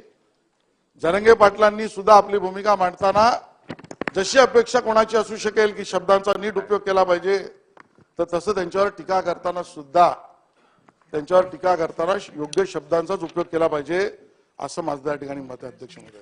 अध्यक्ष महोदय, या प्रस्तावामध्ये विध्वंसक आंदोलन हे कधीही मान्य होऊ शकत नाही. मराठा समाजाने केलेले इतके मोठे मोर्चे, हे जगामध्ये नोंद करणारे एवढे मोठे मोर्चे केलेत, त्यात कुठेही आवाजही निघाला नाही. तो मराठा समाज ठरवून किंवा मराठा समाजामुळे अशा पद्धतीचं आंदोलन होऊच शकत नाही असं आमचं मत आहे. पण तरी जो विध्वंस झाला, जे नुकसान झालं, तो आमदार असो का कोणी प्रायव्हेट व्यक्ती असो, याला सुद्धा थारा असता कामा नये.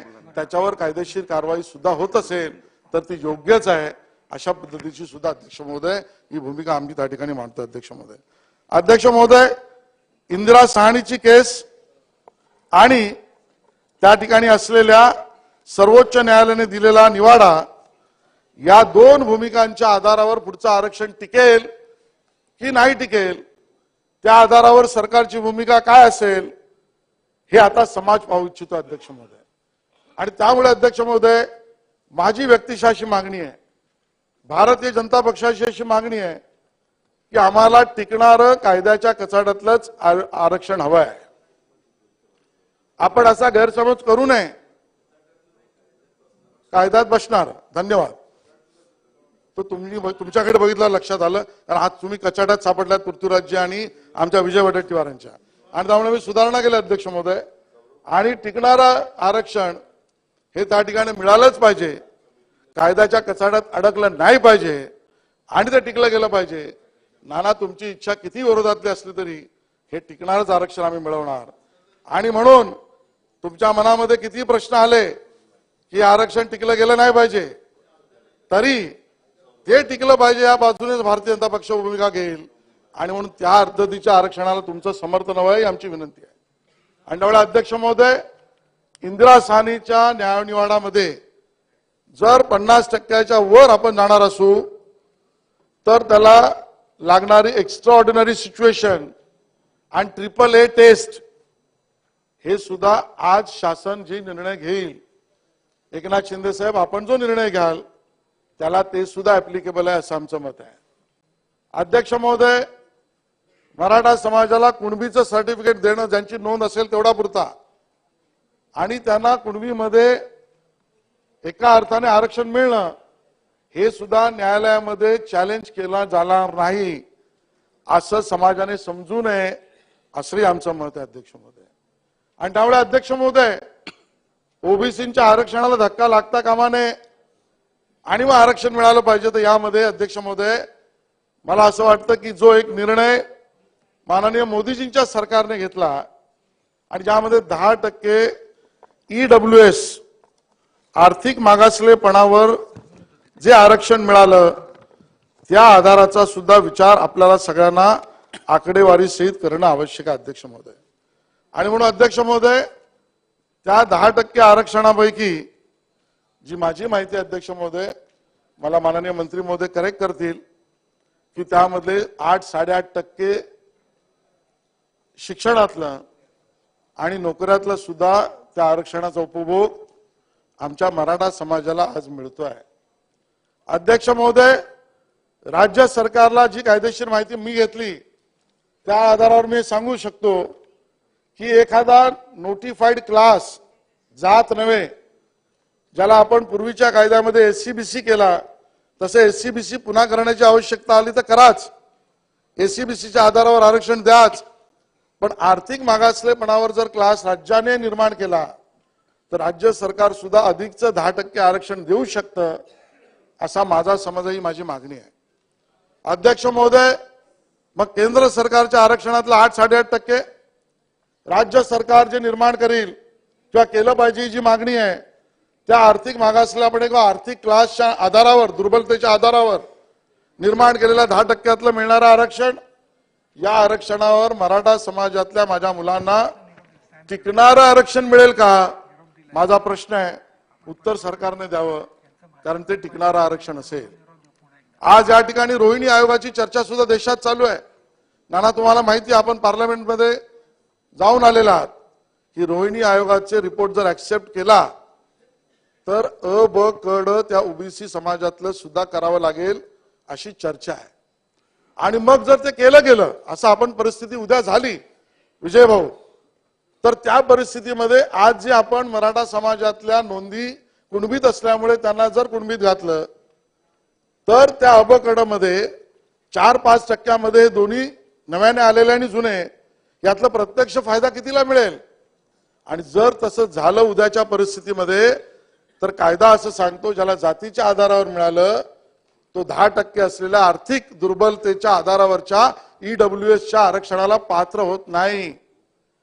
याचा अर्थ जे 15-16% आरक्षण, 12-13% आरक्षण ज्याची मागणी आम्ही भारतीय जनता पार्टी म्हणून करतो, जे टिकणार हवं ते जर आजच्या मागणीच्या नुसार जर आपण गेलो तर उद्या रोहिणी आयोगाच्या संमतीनंतर अ ब क ड मधल्या 4% कुठेतरी तो समाज आमचा येईल आणि मग त्याला 16% आणि ईडब्ल्यूएस मिळणाऱ्या आरक्षणापासून वंचित राहावं लागेल.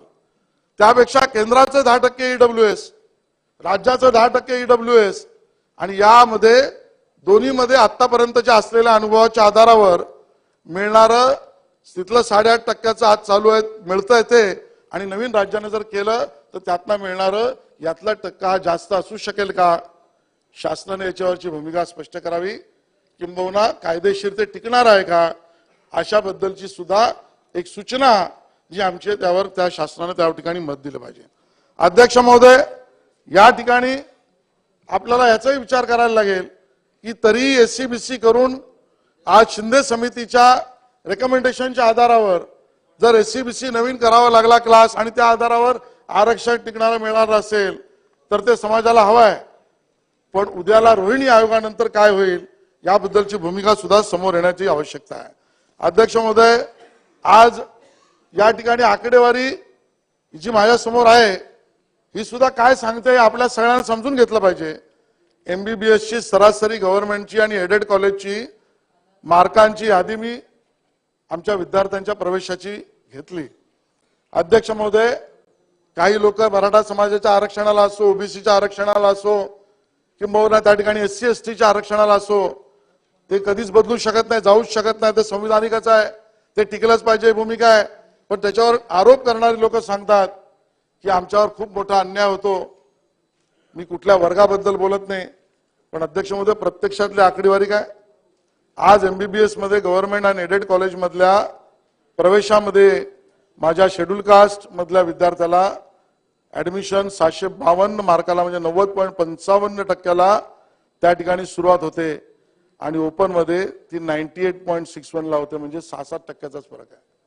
अध्यक्ष महोदय, तीच भूमिका एसटीच्या बाबतीत आहे, तीच भूमिका ओबीसीना सुद्धा 92.36 ला यादी सुरू होते, 77.36 ला संपते. ओपनला पण ती 98.61 ला सुरू होते, 77.64 ला संपते.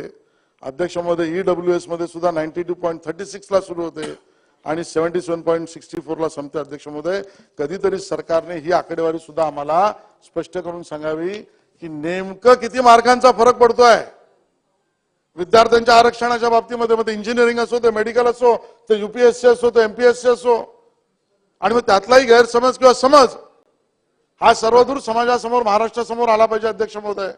आणि त्यामुळे अध्यक्ष महोदय, कुठल्याही पद्धतीचं राजकीय भाषण न करता अध्यक्ष महोदय शेवटचे 4 मुद्दे मी मांडतोय. टिकणारे आरक्षण द्यायचे तर ते ओबीसी समाजाला आरक्षणाला नख न लावता, त्रास न देता दिलं गेलं पाहिजे. 2 अध्यक्ष महोदय, हे आरक्षण, हे जे 2 न्यायालयाचे निवाडे आहेत, इंदिरा साहनी आणि सुप्रीम कोर्टाने आपल्या दिलेल्या आरक्षणाच्या कायद्यावर, त्या दोन्हींच्या निकषावर टिकणाऱ्या पद्धतीच्या कायद्याच्या आधारावर असलं पाहिजे अध्यक्ष महोदय. ही आमची दुसरी मागणी अध्यक्ष महोदय. तिसरी मागणी अध्यक्ष महोदय, ज्यांचं कुणबी मराठा अशी नोंद आहे त्यांना तातडीने दिलं पाहिजे शिंदे समितीच्या रेकमेंडेशनच्या आधारावर अध्यक्ष महोदय. अध्यक्ष महोदय, केंद्र सरकारकडे मागणी करताना 102व्या घटना दुरुस्तीच्या आधारावर केंद्र सरकारने तर भूमिका स्पष्ट केली, न्यायालयासमोर ॲफिडेव्हिटही दिलं, क्युरेटिव्ह पिटिशन मध्ये तो मुद्दाही आहे अध्यक्ष महोदय.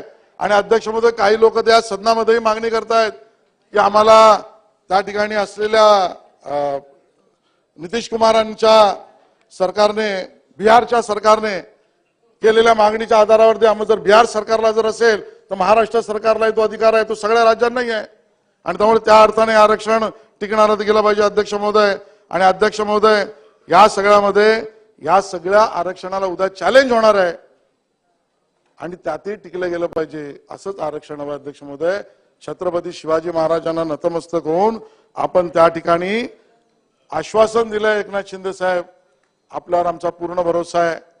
देवेंद्रजी तुमच्या मदतीला आहेत, अजितदादा तुमच्या मदतीला आहेत, हे सगळे सभागृह मदतीला आहे, समाज मदतीला आहे.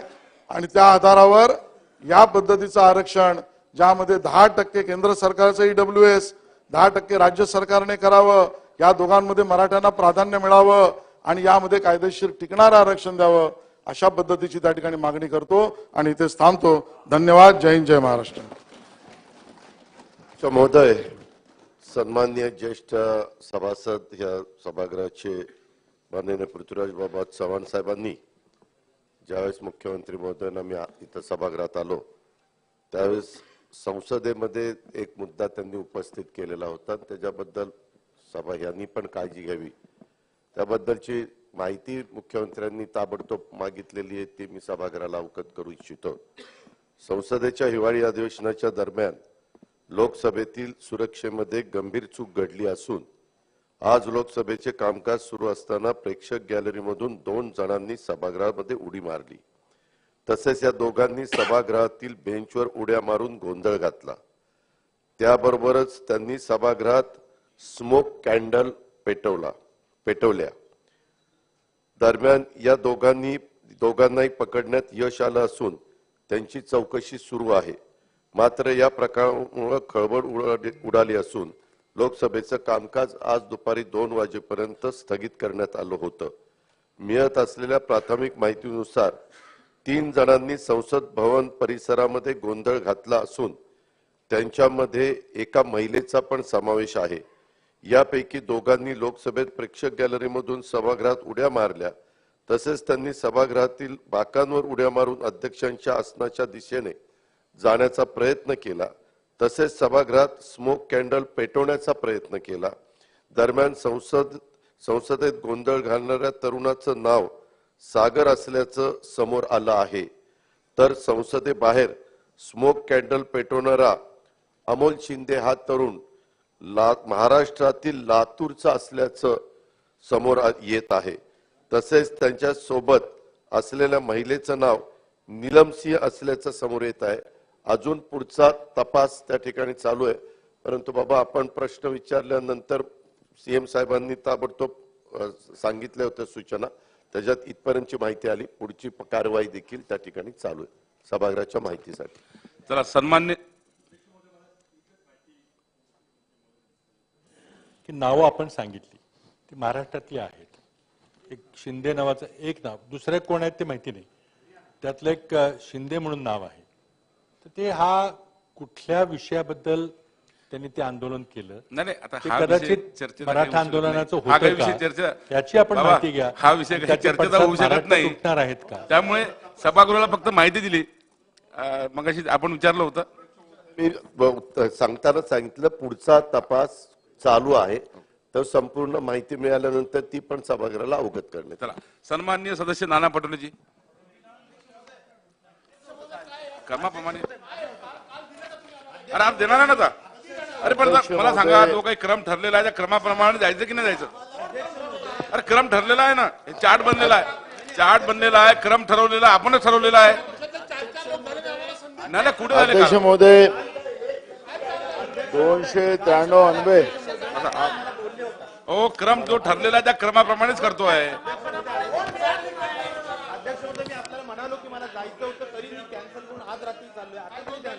आज होणार आहे ना, टोपे साहेब होणार आहे ना, क्रमाप्रमाणे देतो आपण. जो क्रम ठरवलेला आहे बघा, भाजप नंतर काँग्रेस, नंतर राष्ट्रवादी, नंतर शिवसेना, नंतर दुसऱ्या टर्म मध्ये अपक्ष, हा जो क्रम ठरवून दिलेला आहे त्या क्रमाप्रमाणे चालतोय.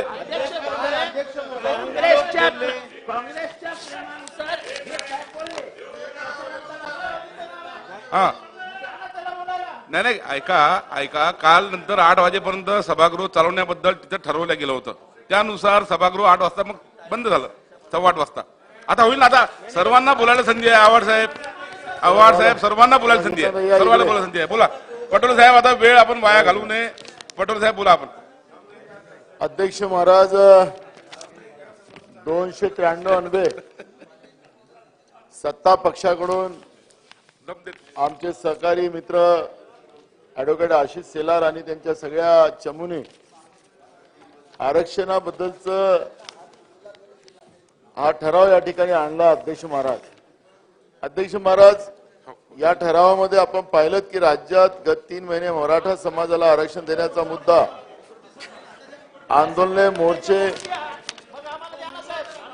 अन्न सत्याग्रह इत्यादी माध्यमातून बोलू दे ना, ऍरिव्ड आला असणे, काही समाजकंठातून आरक्षण मिळण्याकरता जाळपोळ, दंगल इत्यादी माध्यमाचा वापर झाल्याचे निदर्शन येणे. अध्यक्ष महाराज, मराठा समाजाचा ओबीसीतील समावेश न करता सर्वत्र आरक्षण देण्याची मागणी, स्वतंत्र आरक्षण देण्याची मागणी, याच्यामध्ये अध्यक्ष महाराज ओबीसी, जनमोर्चा, धनगर, विमुक्त जाती, भटक्या जमाती, विशेष मागासवर्ग, बंजारा, मुस्लिम, कोळी, महादेव कोळी अशा विविध जातीच्या लोकांनी आरक्षणाच्या दृष्टिकोनातून घेतलेला जो महाराष्ट्रामध्ये एक प्रयत्न आणि त्या प्रयत्नामुळे महाराष्ट्रामध्ये झालेला उद्रेक. अध्यक्ष महाराज, छत्रपती शिवाजी महाराजांचा हा महाराष्ट्र आहे, आमचं तुमचं सगळ्यांचं दैवत आहे. अध्यक्ष महाराज, शाहू फुले आंबेडकरांच्या विचाराचा हा महाराष्ट्र आहे. अध्यक्ष महाराज, ज्या शाहू महाराजांनी आरक्षणाची मूर्तपेढ रोवली त्या शाहू महाराजांची कर्मभूमी, जन्मभूमी असलेला महाराष्ट्र आहे. अध्यक्ष महाराज, नुसत्या महाराष्ट्रात नव्हे तर देशामध्ये आरक्षणाचं जनकच हे शाहू महाराज राहिलेत. आणि त्या महाराष्ट्रामध्ये आरक्षणाच्या नावाने ज्या पद्धतीनं या सरकारच्या काळामध्ये जे जाळपोळ झाली, आंदोलन झाली, एकमेकांच्या विरोधात जे काही षडयंत्र रचण्यात आले, हे आपल्या महाराष्ट्राला भूषणावं नाही. अध्यक्ष महाराज, आरक्षणाचं जसं मगाशी आपण पाहिलं की देवेंद्र फडणवीसांचं सरकार असताना 2019 मध्ये गायकवाड आयोगाची शिफारसच्या आधारावर विधानसभेमध्ये एकमताने ठराव पारित केला. अध्यक्ष महाराज, की मराठा समाजाला आरक्षण मिळालं पाहिजे. त्यावेळेसही आम्ही विरोधात होतो. अध्यक्ष महाराज, आजही आम्ही विरोधातच आहोत. त्यावेळेसही आम्ही समर्थन केलं आणि एकमतानं तो ठराव पारित झाला. काही मराठा आरक्षणाच्या बद्दल काँग्रेसची भूमिका काही वेगळी आहे असं आम्ही कधीच मान्य केलं नाही. जे मागास लोक आहेत, जे आर्थिक, सामाजिक, शैक्षणिक माग आहेत, त्यांना आरक्षण मिळावं ही भूमिका काँग्रेस पक्षाची आहे. आणि म्हणून आमचाच पक्ष आणतोय, आरक्षण आम्हीच देतोय, अशा पद्धतीचा आव कोणी आणू नये, एवढीच माझी पहिली सुरुवातीला विनंती. अध्यक्ष महाराज, हे काही राजकारणाचा भाग होऊ शकत नाही.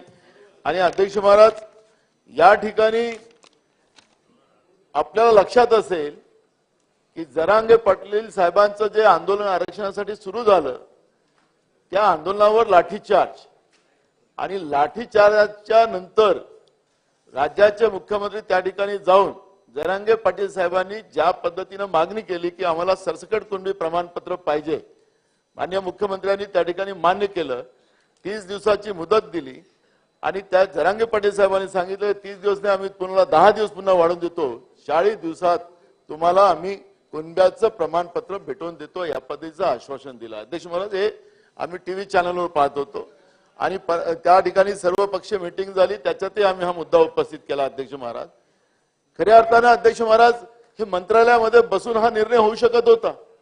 महाराष्ट्राच्या रस्त्यावर या पद्धतीचा 2 समाजामध्ये तणाव होणं, अध्यक्ष महाराज आरक्षण मिळेल त्याला काही कोणाचा विरोध राहण्याचं कारण नाही, पण जे ओबीसी आणि मराठा समाजामध्ये जे अंतर आलेलं आहे, जी गॅप आलेली आहे, ते कोण भरून काढाल? अध्यक्ष महाराज, या महाराष्ट्रामध्ये कधी हिंदू मुसलमानांचा वाद, कधी बौद्ध हिंदूंचा वाद, या पद्धतीनं आता मराठा आणि ओबीसी, धनगर आणि आदिवासी या वादाला कोणी जन्म घातला? अध्यक्ष महाराज, त्याचं उत्तर सरकारला द्यावं लागेल. अध्यक्ष महाराज, हे कदापि खपवून आम्ही घेणार नाही. अध्यक्ष महाराज, हा छत्रपती शिवाजी महाराजांचा महाराष्ट्र आहे आणि या महाराष्ट्रामध्ये या पद्धतीचं अगर कोणी चालवत असेल आणि सत्तेमध्ये बसलेले लोक हे या पद्धतीचं लोक डोळे बंद करून चालू देत असतील, ते कदापि हे महाराष्ट्र सहन करणार नाही. अध्यक्ष महाराज, अध्यक्ष महाराज, जे मूळ प्रश्न होते, शेतकरी रोज आत्महत्या करतात. एव्हरेजमध्ये 14 शेतकरी महाराष्ट्रामध्ये आत्महत्या करतात. त्या मराठा पण आहे, त्याच्यात ओबीसी पण आहे, त्याच्यामध्ये दलित पण आहे, आदिवासी पण आहेत, भटके विमुक्त जातीचे लोक आहेत. ते रोज जीव चालित त्या शेतकऱ्यांची, त्याची काळजी नाही. आणि नुसतं आपण याच विषयावर या ठिकाणी महाराष्ट्रामध्ये आगतोंडोप करून ज्या पद्धतीनं वातावरण बिघडवण्याचं काम झालं, त्याचं उत्तर सरकारला द्यावं लागणार. अध्यक्ष महाराज, कधी मंत्री रस्त्यावर आले, या मंत्रिमंडळामध्ये एक मंत्री वेगळा बोलतो, दुसरा मंत्री वेगळा बोलतो, या मंत्रिमंडळातच एकमत नाही, अशी परिस्थिती अध्यक्ष महाराज आहे.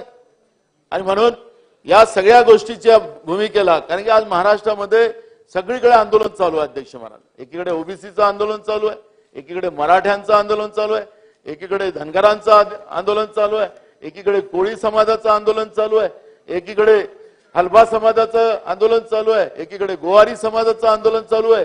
हे बीज कोणी रोवलं? अध्यक्ष महाराज,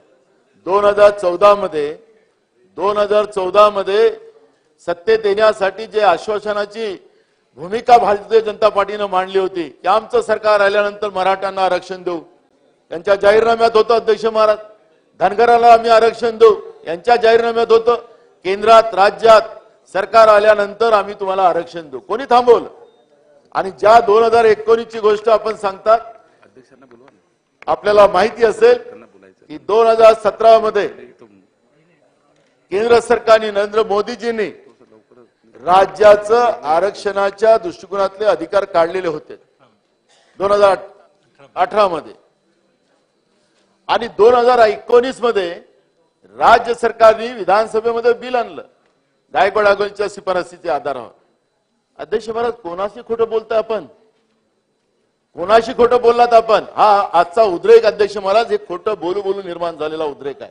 हे तुम्हाला आम्हाला नाकारता येणार नाही. अध्यक्ष महाराज, आणि माननीय सुप्रीम कोर्टाने सांगितलं की तुम्हाला आयोग नेमण्याचा अधिकार नाहीये, हे माननीय सुप्रीम कोर्टाने सांगितलं. अध्यक्ष महाराज, आमचा आता सवाल, अध्यक्ष महाराज, परवाच्या तुमच्या पुरवणी मागण्या झाल्यात, त्याच्या 360 कोटी रुपये मागासवर्गीय आयोगांसाठी आपण दिलेले आहेत. हे निरगुडे आयोग आता ठेवलं नाही, ते कशामुळे गेलं, काय झालं ते आम्ही विचारलं विधानसभेत प्रश्न, तर सरकार उत्तर द्यायला तयार नाही. आता शुक्रे आयोग आला. आता अध्यक्ष महाराज, कालच तुम्ही लोकांनी जाहीर केला. आता तुमच्याजवळ एक शिंदे आयोग पण आहे. आखरी तुमच्याजवळ मागासवर्गीय आयोग एक ऑलरेडी संविधानिक आयोग आहे. हा शिंदे आयोग कुठला आला? त्यांचा रिपोर्ट आणि या मागासवर्गीय आयोगाचा रिपोर्ट, संविधानिक काही व्यवस्था आहे की नाही या सरकारमध्ये? या 2 आयोगाचा हिशोब आपल्याला द्यावा लागेल की हा आयोग कशासाठी, आणि जो संविधानिक आयोग जो आमचा आहे, जो काल निरगुडे आयोग होता, त्याचं तुम्ही काय दबाव आणला सरकारने मला माहिती नाही. भुजबळ साहेब आता एकच मंत्री राहिले, 2 तटकरे ताई आहेत. तो कशासाठी ते निवड आयोगाने राजीनामा दिला त्याची माहिती राज्याच्या जनतेला आणि सदनाला मिळाली पाहिजे, ही भूमिका आमची आहे. तुम्ही जे 360 कोटी रुपये आता मागासवर्गीय आयोगासाठी घेतलेत ते कशासाठी आणलेत? तुम्ही जनगणना करणार आहात का? राज्यामध्ये तुम्हाला जनगणना करावी लागत असेल, अगर मराठा समाजाची एकट्याची जनगणना नाही करता येणार अध्यक्ष महाराज, तुम्हाला राज्यातल्या सगळ्या जातीची जनगणना करावं लागेल. ज्या मागास जाती आहेत त्या जातीची जनगणना आपल्याला करावं लागेल आणि त्या जनगणनेच्या आधारावर जे जे समाज आर्थिक, शैक्षणिक, सामाजिक मागासलेले आहेत त्या समाजाला आपल्याला आरक्षण देता येईल. त्याचा कोणालाही विरोध करण्याची गरज नाही. जसं आता आमचे मित्र आशिष शेलारनी सांगितलं की केंद्र सरकारने ईडब्ल्यूएसच्या आधारावर 10% आरक्षण दिलं आणि याच्या आधारावर पुन्हा 10% द्या म्हणजे 20% द्या. काही त्याला अडचणीचा भाग काही होऊ शकतो असं मला वाटत नाही. पण एक गोष्ट अध्यक्ष महाराज की जेव्हा तुम्ही जातीनिहाय जनगणना कराल त्यावेळेस तुम्हाला ओबीसीचं आरक्षण वाढवावं लागेल. जसं छत्तीसगडमध्ये वाढवलं, जसं बिहारमध्ये वाढवलं, शेड्यूल कास्टचं आरक्षण तुम्हाला वाढवावं लागेल, आदिवासीचं आरक्षण वाढवावं लागेल. कारण की ह्या सगळ्या संख्या वाढली गेलेली आहे आणि जेव्हा ह्या संख्या वाढल्या असतील तर तुम्हाला त्या पद्धतीनं या आरक्षणाचा गुंता कायमस्वरूपी महाराष्ट्राचा संपवावा लागेल अध्यक्ष महाराज.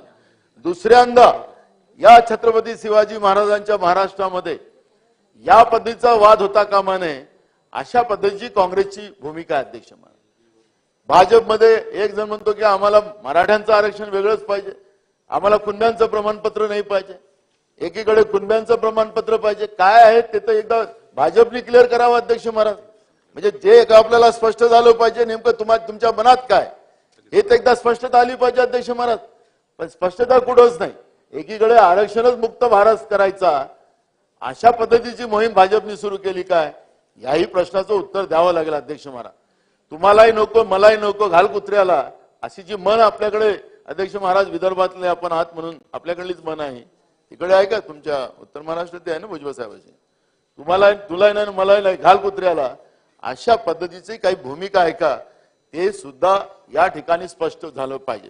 मला आठवतं अध्यक्ष महाराज आमचे मित्र फडणवीस साहेब जेव्हा राज्याचे मुख्यमंत्री होते त्यावेळेस आणि त्याच्यानंतर आपल्या इथले ऍडव्होकेट जनरल जे होते कुंभकोणी, या कुंभकोणींनी सांगितलं की मला फडणवीस साहेबांनी सांगितलं की तुम्ही मराठ्यांची बाजूच मांडू नका. त्यांनी टीव्ही चॅनलला इंटरव्ह्यू दिला अध्यक्ष महाराज. काय खरं आहे काय खोटं आहे मला माहिती नाही.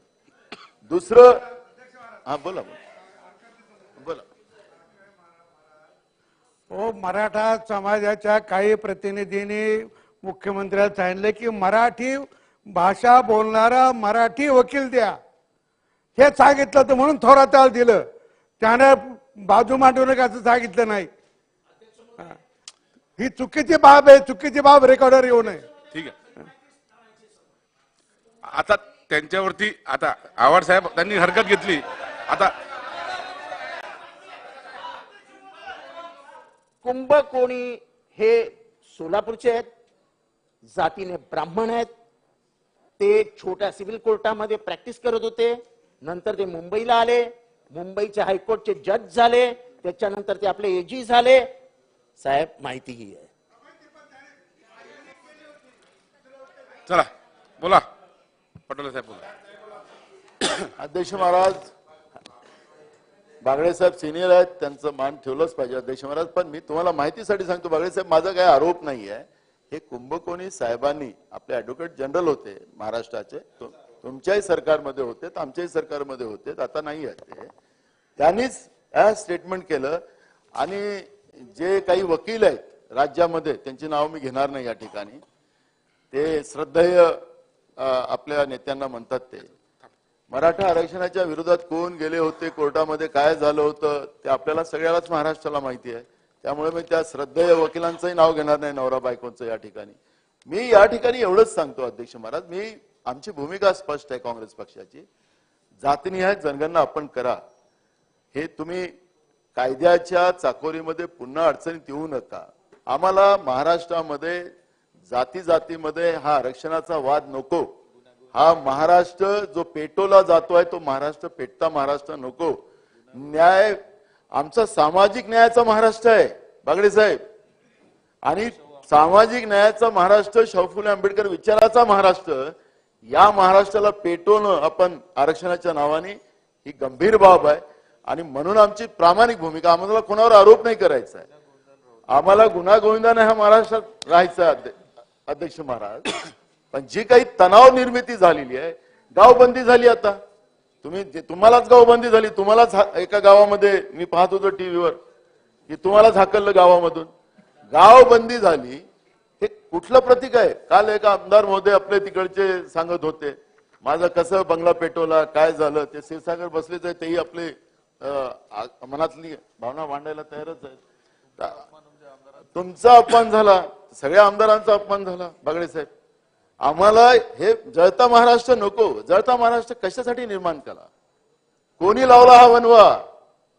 कशासाठी लावला? मूळ प्रश्न नाही आहेत. शेतकरी आत्महत्या नाही करत आहे, बेरोजगार तेही आत्महत्या करताय, गृहिणी आत्महत्या करताय महागाईमुळे.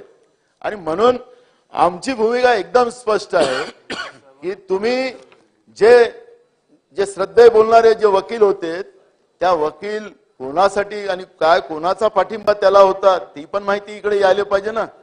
आणि म्हणून मी आपल्याला सगळ्यांना या निमित्तानं सांगतो की महाराष्ट्रामध्ये मराठा ओबीसी आरक्षणाचा प्रश्न वेगळा आहे. कोळी, महादेव कोळी ते पाळावर राहिलेत, ते महादेव झालेत, त्यांचे रिश्तेदार खाली आले, ते कोळीच राहिलेत, त्यांना आरक्षण नाही. गोवारी हलबा त्यांचे आरक्षण नाही, त्यांचे वाद चालूच आहेत. आदिवासीच्या आरक्षणाचे वेगळे वेगळे प्रश्न आहेत. त्या महाराष्ट्रामध्ये या सगळ्या परिस्थितीमध्ये आपल्याला कुठल्या तरी निकालावर पोहोचावं लागेल. आणि अध्यक्ष महोदय, आमची काँग्रेसची भूमिका स्पष्ट आहे. मी या ठिकाणी जास्त काही भाषण करणार नाही. आमची भूमिका स्पष्ट आहे की ओबीसीचं जनगणना करून मराठ्यांना पण आरक्षण द्या, ओबीसीचं आरक्षण वाढवून द्या, शेड्यूल कास्टचं आरक्षण वाढवून द्या, आदिवासीचं. आणि आपण हे महाराष्ट्रामध्येच भटके विमुक्त जाती अब कड करून ठेवलेले आहे. हे कोणी आपल्या आर्टिकल 340 मध्ये हे कुठल्या भटक्या विमुक्त जाती नाही आहेत, ओबीसीच आहे. 341 आमचा शेड्यूल कास्ट, 342 आमचा आदिवासी. आणि म्हणून अध्यक्ष महाराज, हे असे तुकडे करून विभाजित करू नका. आरक्षणाच्या दृष्टिकोनातून सगळ्यांना न्याय मिळाला पाहिजे, ही भूमिका काँग्रेस पक्षाची आहे.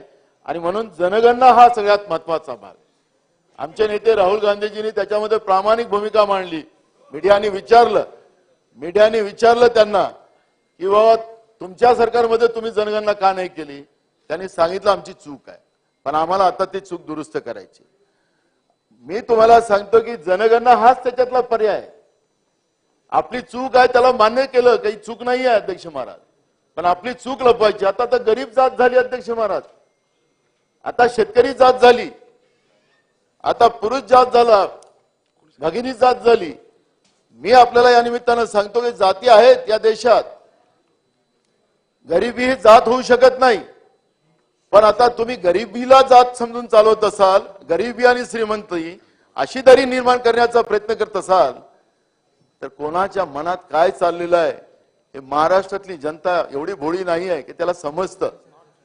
आणि म्हणून मी आपल्याला सगळ्यांना सांगतो की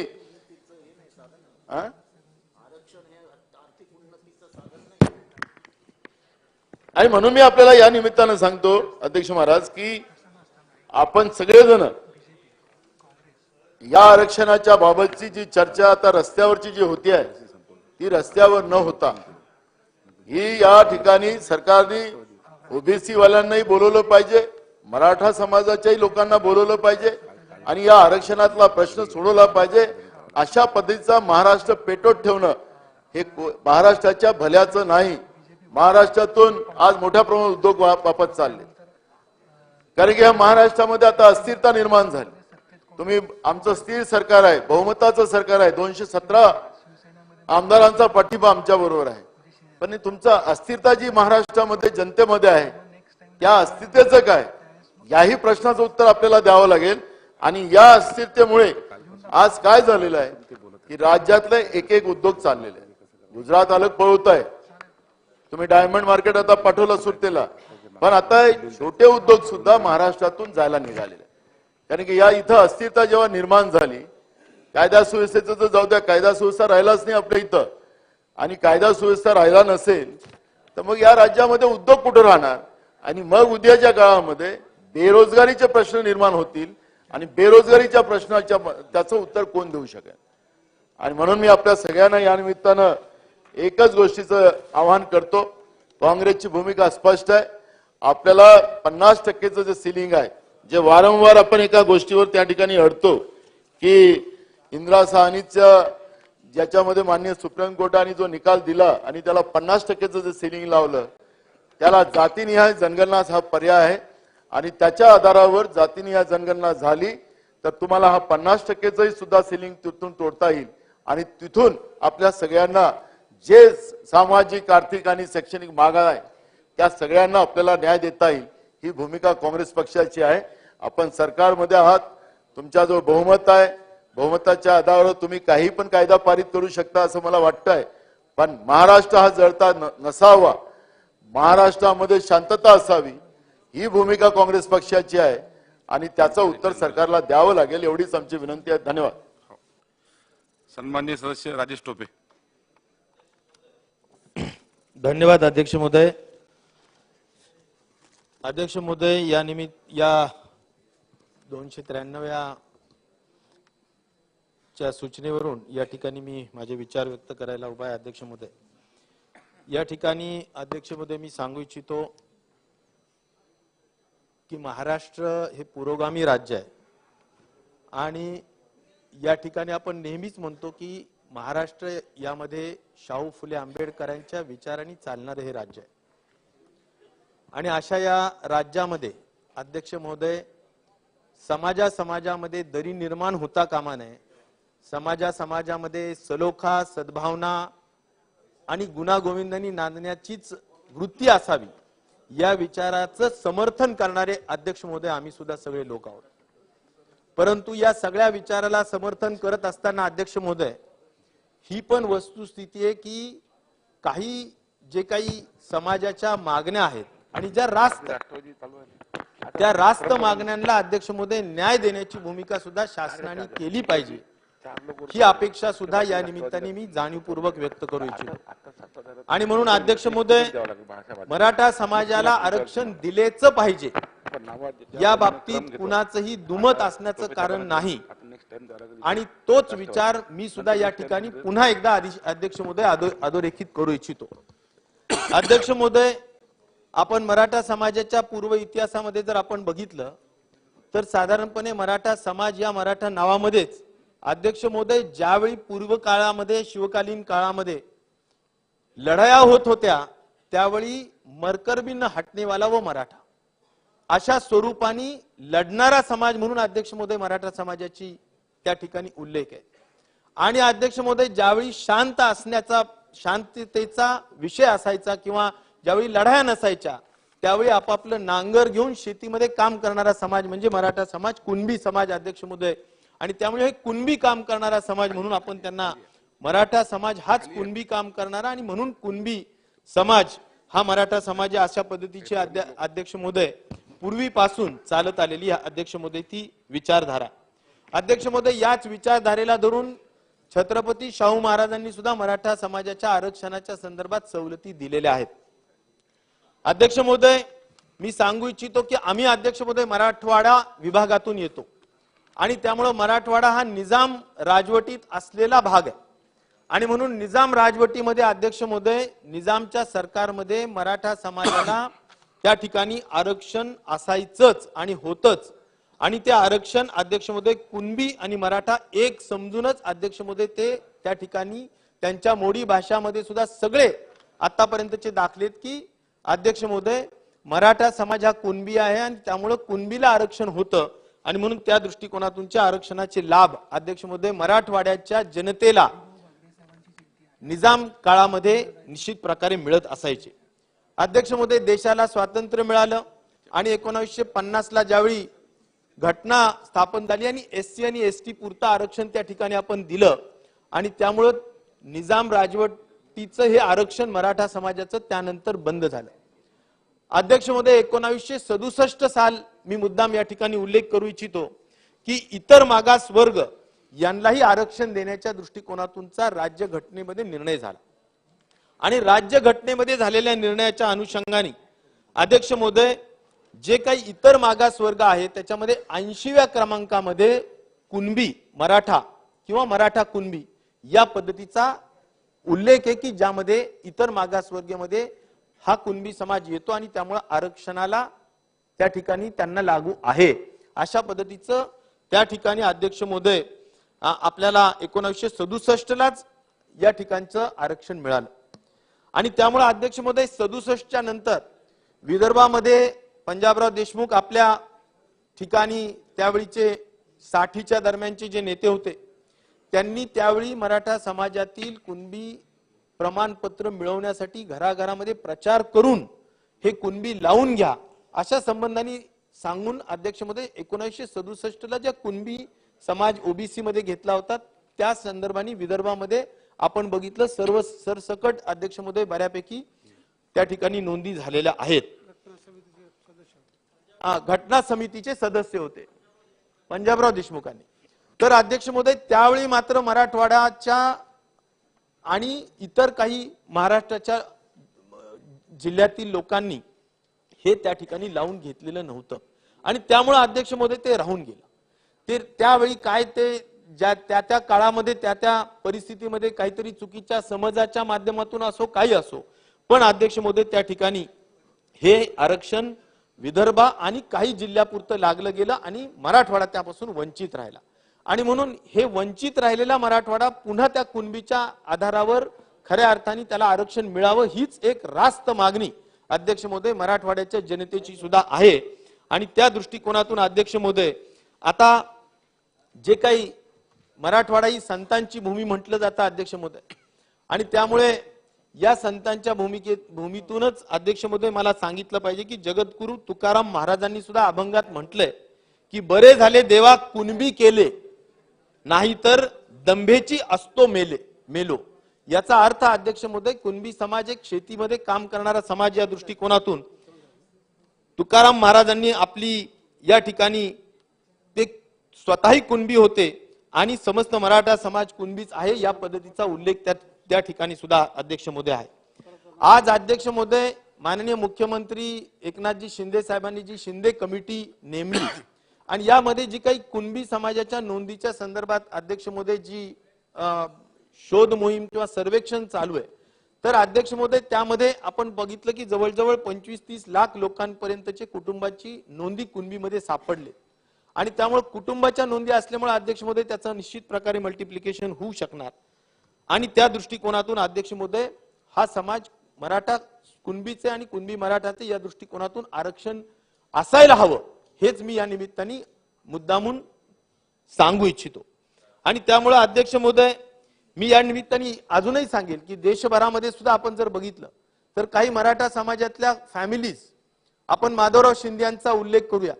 आज मध्य प्रदेशचे ते एक नेते आहेत अध्यक्ष महोदय माधवराव शिंदे हे आज आपण समजतो मराठा समाजाचे ते कुणबीच आहेत मध्य प्रदेशमध्ये. आपण अध्यक्ष महोदय सयाजीराव गायकवाड जे आज बडोद्याचे खऱ्या अर्थाने अधिपती होते त्यांचं घराणं गुजरातमध्ये आजही कुणबीच त्या ठिकाणी आहे ते ओबीसी त्या ठिकाणी कुणबी म्हणून त्या ठिकाणी लाभ घेत आहेत. आणि त्यामुळे अध्यक्ष महोदय मी मुद्दामून या ठिकाणी हे दाखले या ठिकाणी सांगू इच्छितो की अशा पद्धतीचा जो काही संदर्भ आहे त्या दृष्टिकोनातून मराठा आरक्षण हे मिळालं पाहिजे मराठा समाजाला आरक्षण दिलं पाहिजे या दृष्टिकोनातून मी मुद्दामून ही माहिती सांगू इच्छितो. अध्यक्ष महोदय याच्या आपण अलीकडच्या काळातला इतिहास जर बघितला तर अध्यक्ष महोदय 1981 ला मराठा महासंघाचे संस्थापक अध्यक्ष महोदय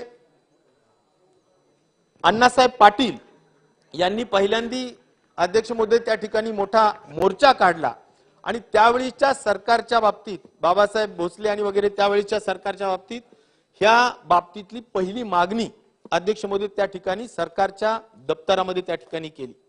आज अध्यक्ष महोदय 1981च्या नंतर 2011 पर्यंत ही सतत चालू आहे परंतु खऱ्या अर्थाने त्याला वेग हा 2011 पासून आला ज्यावेळी पहिल्यांदी आदरणीय पृथ्वीराजजी चव्हाण साहेब मुख्यमंत्री असताना त्याची समिती पहिल्यांदी गठीत झाली.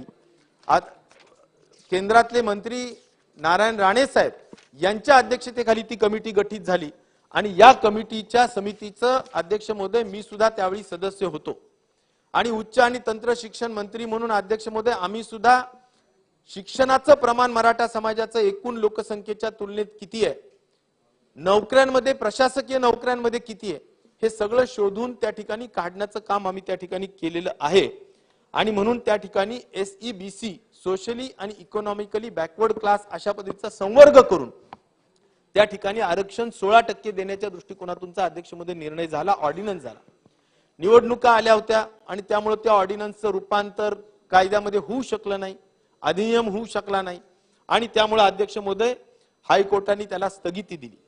नंतर आपल्याला माहितीच आहे की 2017ला पुन्हा गायकवाड आयोग गठीत झाला आणि त्यावेळीचे तत्कालीन मुख्यमंत्री देवेंद्र फडणवीसजी यांनी याच सभागृहामध्ये एकमताने कुणाचाही विरोध, एक लाईनचा ठराव झाला आणि त्या ठिकाणी सगळ्यांनी मान्यता दिली. परंतु अध्यक्ष महोदय जसं काल माननीय मुख्यमंत्री व माजी मुख्यमंत्री पृथ्वीराज चव्हाण साहेबांनी सांगितलं की राज्याला अधिकार नसताना आपण हा कायदा केला म्हणून सुप्रीम कोर्टाने पुन्हा तो कायदा स्थगित केला आणि आता सुप्रीम कोर्टाने किंवा आता केंद्राने सुद्धा राज्याला अधिकार दिलेला आहे. हा लेटेस्ट आणि आत्ताचा सध्याचा लेटेस्ट जी गोष्ट आहे ती की राज्याला अधिकार निश्चित प्रकारे आरक्षणाच्या संदर्भातले निर्णय घेण्याचे आहेत. परंतु त्यामुळे त्यावेळीचा जो काही असेल त्या सगळ्या गोष्टींनी सुद्धा तो रद्द करण्यात आला आणि त्यात काही त्रुटी सुद्धा सुप्रीम कोर्टाने अध्यक्ष महोदय दाखवल्या. आता या त्रुटीमध्ये प्रामुख्याने काय सांगितलं की गायकवाड आयोगाने जो काही सर्वेक्षण केलं त्या सर्वेक्षणामध्ये सुद्धा काही खाजगी लोकांच्या सहाय्याने सर्वेक्षण केलं होतं, त्यामुळे त्यांना त्याबाबतचा सुद्धा सुप्रीम कोर्टाला कदाचित संशय वाटला. अध्यक्ष महोदय जी बाजू कोर्टाकडे वकिलांनी मांडली राज्याच्या वतीनं ती मांडलेली बाजू कदाचित अध्यक्ष महोदय कोर्टाने सगळी बाजू न कदाचित समजून घेता अध्यक्ष महोदय निवडक काही कागदपत्राचाच विचार करून त्या ठिकाणी निकाल दिला असं मी नाही.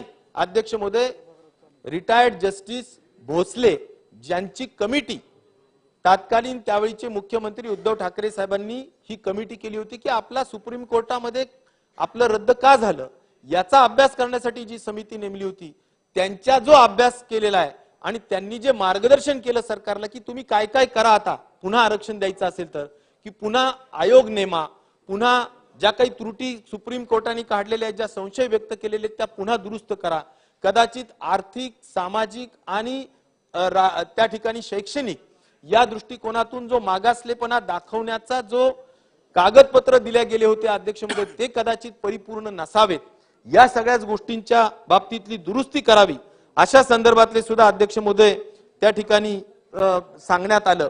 आणि अध्यक्ष महोदय साधारणपणे जे काही मागच्या सुप्रीम कोर्टाचे जे निकाल आहेत की ज्यामध्ये एक निरीक्षण करण्यात आलं की 50% वर जाऊ नये, परंतु अध्यक्ष महोदय घटनेमध्ये जसं कलम 14 हे सांगतं की समानतेचा अधिकार आहे, तसंच कलम 15(4) आणि अध्यक्ष महोदय कलम 16(4) हे सुद्धा आरक्षण विशेष तत्वानी किंवा जर अध्यक्ष महोदय काही खऱ्या अर्थाने जर एक असामान्य अशी परिस्थिती निर्माण झाली तर राज्य शासनाला तशा पद्धतीचे अधिकार आहेत की आरक्षण देता येऊ शकतं. आणि त्यामुळे अध्यक्ष महोदय या निमित्ताने मला एवढंच सांगायचं की ज्या काही सुप्रीम कोर्टाचे त्यावेळेचे निरीक्षण होते आता सध्याच्या सरकारने या संदर्भातला अभ्यास करायला पाहिजे. ह्या सगळ्या गोष्टी दुरुस्त करून त्या ठिकाणी योग्य तो निकाल किंवा सुप्रीम कोर्टात टिकणारा किंवा कायदा असा केला पाहिजे की कुठल्याही परिस्थितीत तो कोर्टामध्ये टिकला पाहिजे. कुठल्याही परिस्थितीत अध्यक्ष महोदय कोर्टाने या कायद्याच्या संदर्भात सकारात्मकताच दाखवली पाहिजे. अशा संदर्भातला सगळा अभ्यास आता वेगवेगळ्या तज्ञांनी दिलाय. रिटायर्ड सुप्रीम कोर्टच्या जस्टिसनी दिलेला आहे, हायकोर्टाच्या चीफ जस्टिसनी दिलेला आहे. या सगळ्यांचा अभ्यास करून अध्यक्ष महोदय सरकारने हा निर्णय घेण्याची आवश्यकता आहे. आणि त्या दृष्टिकोनातून अध्यक्ष महोदय जरूर आज एक प्रकारे असा समज आहे की मराठा समाजामध्ये आमदार आहेत, खासदार आहेत, जिल्हा परिषद सदस्य आहेत, राजकारणात आहेत. अध्यक्ष महोदय आपण टिप ऑफ आइसबर्ग अशी एक म्हण आहे की हे सगळा समाजाच्या एकूण लोकसंख्येच्या तुलनेत जर बघितलं तर हे राजकारणात असलेली मंडळी निश्चित प्रकारे नगण्य, परंतु खऱ्या अर्थाने गरिबीत काम करणारे लोक अध्यक्ष महोदय खूप आहेत आणि हे सगळेच लोक म्हणतात. असं काही नाहीये की कुठला समाज विशिष्ट म्हणत नाही. आणि त्यामुळे सर्व समाज, सर्व संघटना यांनी मराठा समाजाला आरक्षण मिळालं पाहिजे या दृष्टिकोनातून कुणाचं दुमत नाहीच आहे. आणि त्या दृष्टिकोनातून अध्यक्ष महोदय मला वाटतं कायद्याला टिकेल अशा पद्धतीचं योग्य ते पावलं टाकण्याचं काम सध्याच्या सरकारने करण्याची आवश्यकता आहे असं मला या निमित्ताने सांगितलं पाहिजे.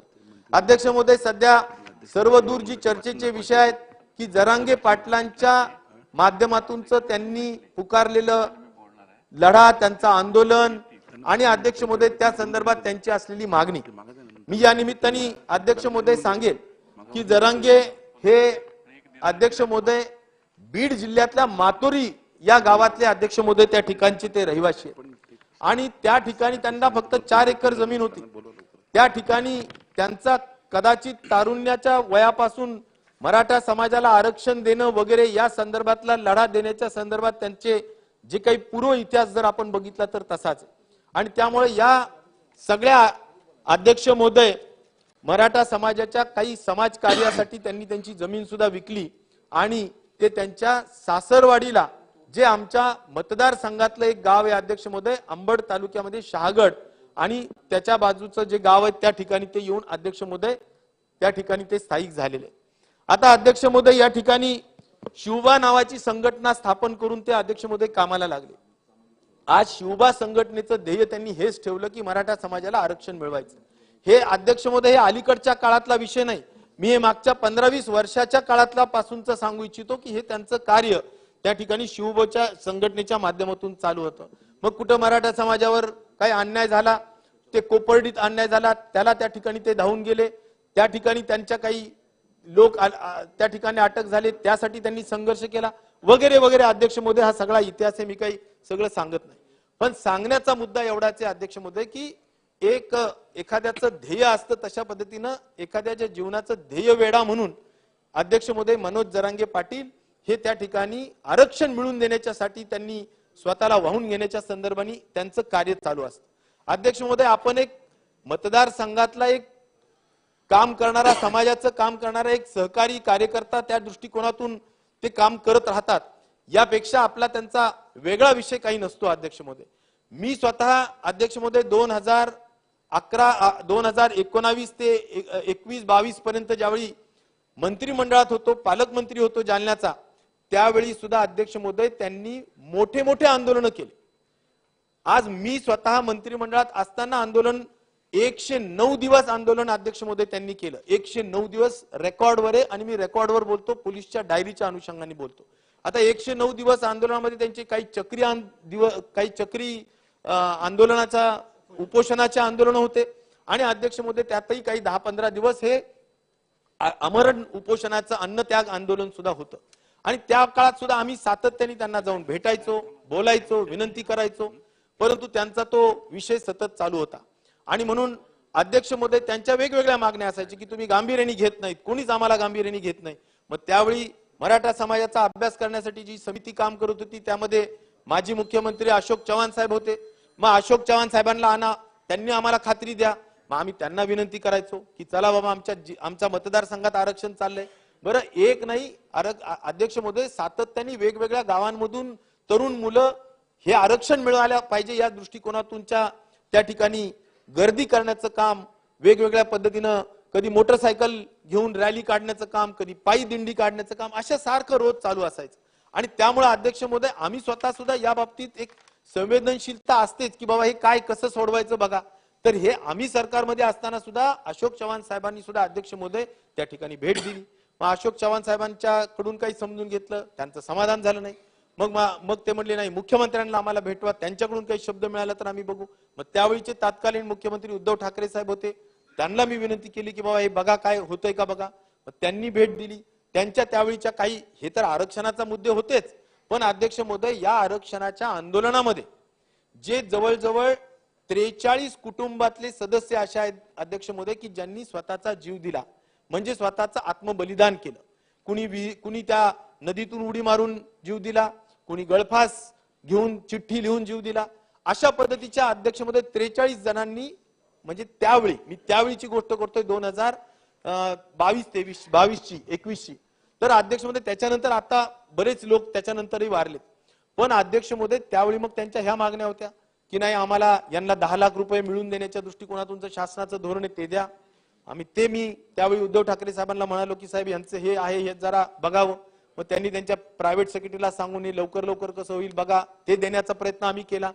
43 लोकांना नोकऱ्या द्या हा पण GR किंवा शासनाचा निर्णय त्यावेळीचा होता, त्याच्या अनुषंगाने पाठपुरावा करण्याचं काम केलं. त्याच्यात MSRTC म्हणजे ST महामंडळात नोकऱ्या मिळवून देण्याचं काम आम्ही पाठपुरावा करून केलं. तर ह्या सगळ्या गोष्टी ज्या काही करण्यासारख्या असतात अध्यक्ष महोदय आपण करतो, आणि त्या दृष्टिकोनातून शासनानेच जाहीर केलेल्या गोष्टीचा पाठपुरावा करण्याचं काम आम्ही त्या ठिकाणी केलं. यापेक्षा अजून दुसरा कुठलाही असा आमच्याकडूनचा विषय नसतो, पण एक समाजाच्या दृष्टिकोनातूनचा मी या निमित्ताने जरूर सांगेल की अध्यक्ष महोदय त्यावेळी एका ठिकाणी नाही म्हणजे किती ठिकाणी अध्यक्ष महोदय मतदारसंघात आंदोलन झालं. भांबेरी गावात झालं, वडीकाळ्या गावात झालं, अध्यक्ष महोदय शहागड मध्ये झालं की तिथे शहागड मध्ये अध्यक्ष महोदय गोदावरी आहे आणि गोदावरीवर आम्ही उड्या वर त्या ठिकाणी उडी मारण्याच्या दृष्टिकोनातूनच काही आंदोलन झालं. अशा काही गोष्टी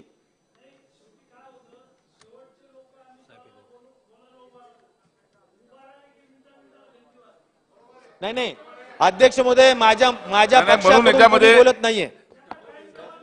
नाही एकदा वेळ ही खरी गोष्ट आहे, तुम्ही बोलताय अध्यक्ष एकदा वेळ ठरवला पाहिजे की आतापर्यंत जे लोक बोलले त्यावेळी कधी घंटी वाजलेली नव्हती. आणि अध्यक्ष महोदय ह्या आम्ही आमच्या मतदारसंघात काही ह्या गोष्टी चालू आहेत आणि त्यामुळे आम्ही राईट बोलतोय, दुसरं काही विषय नाही.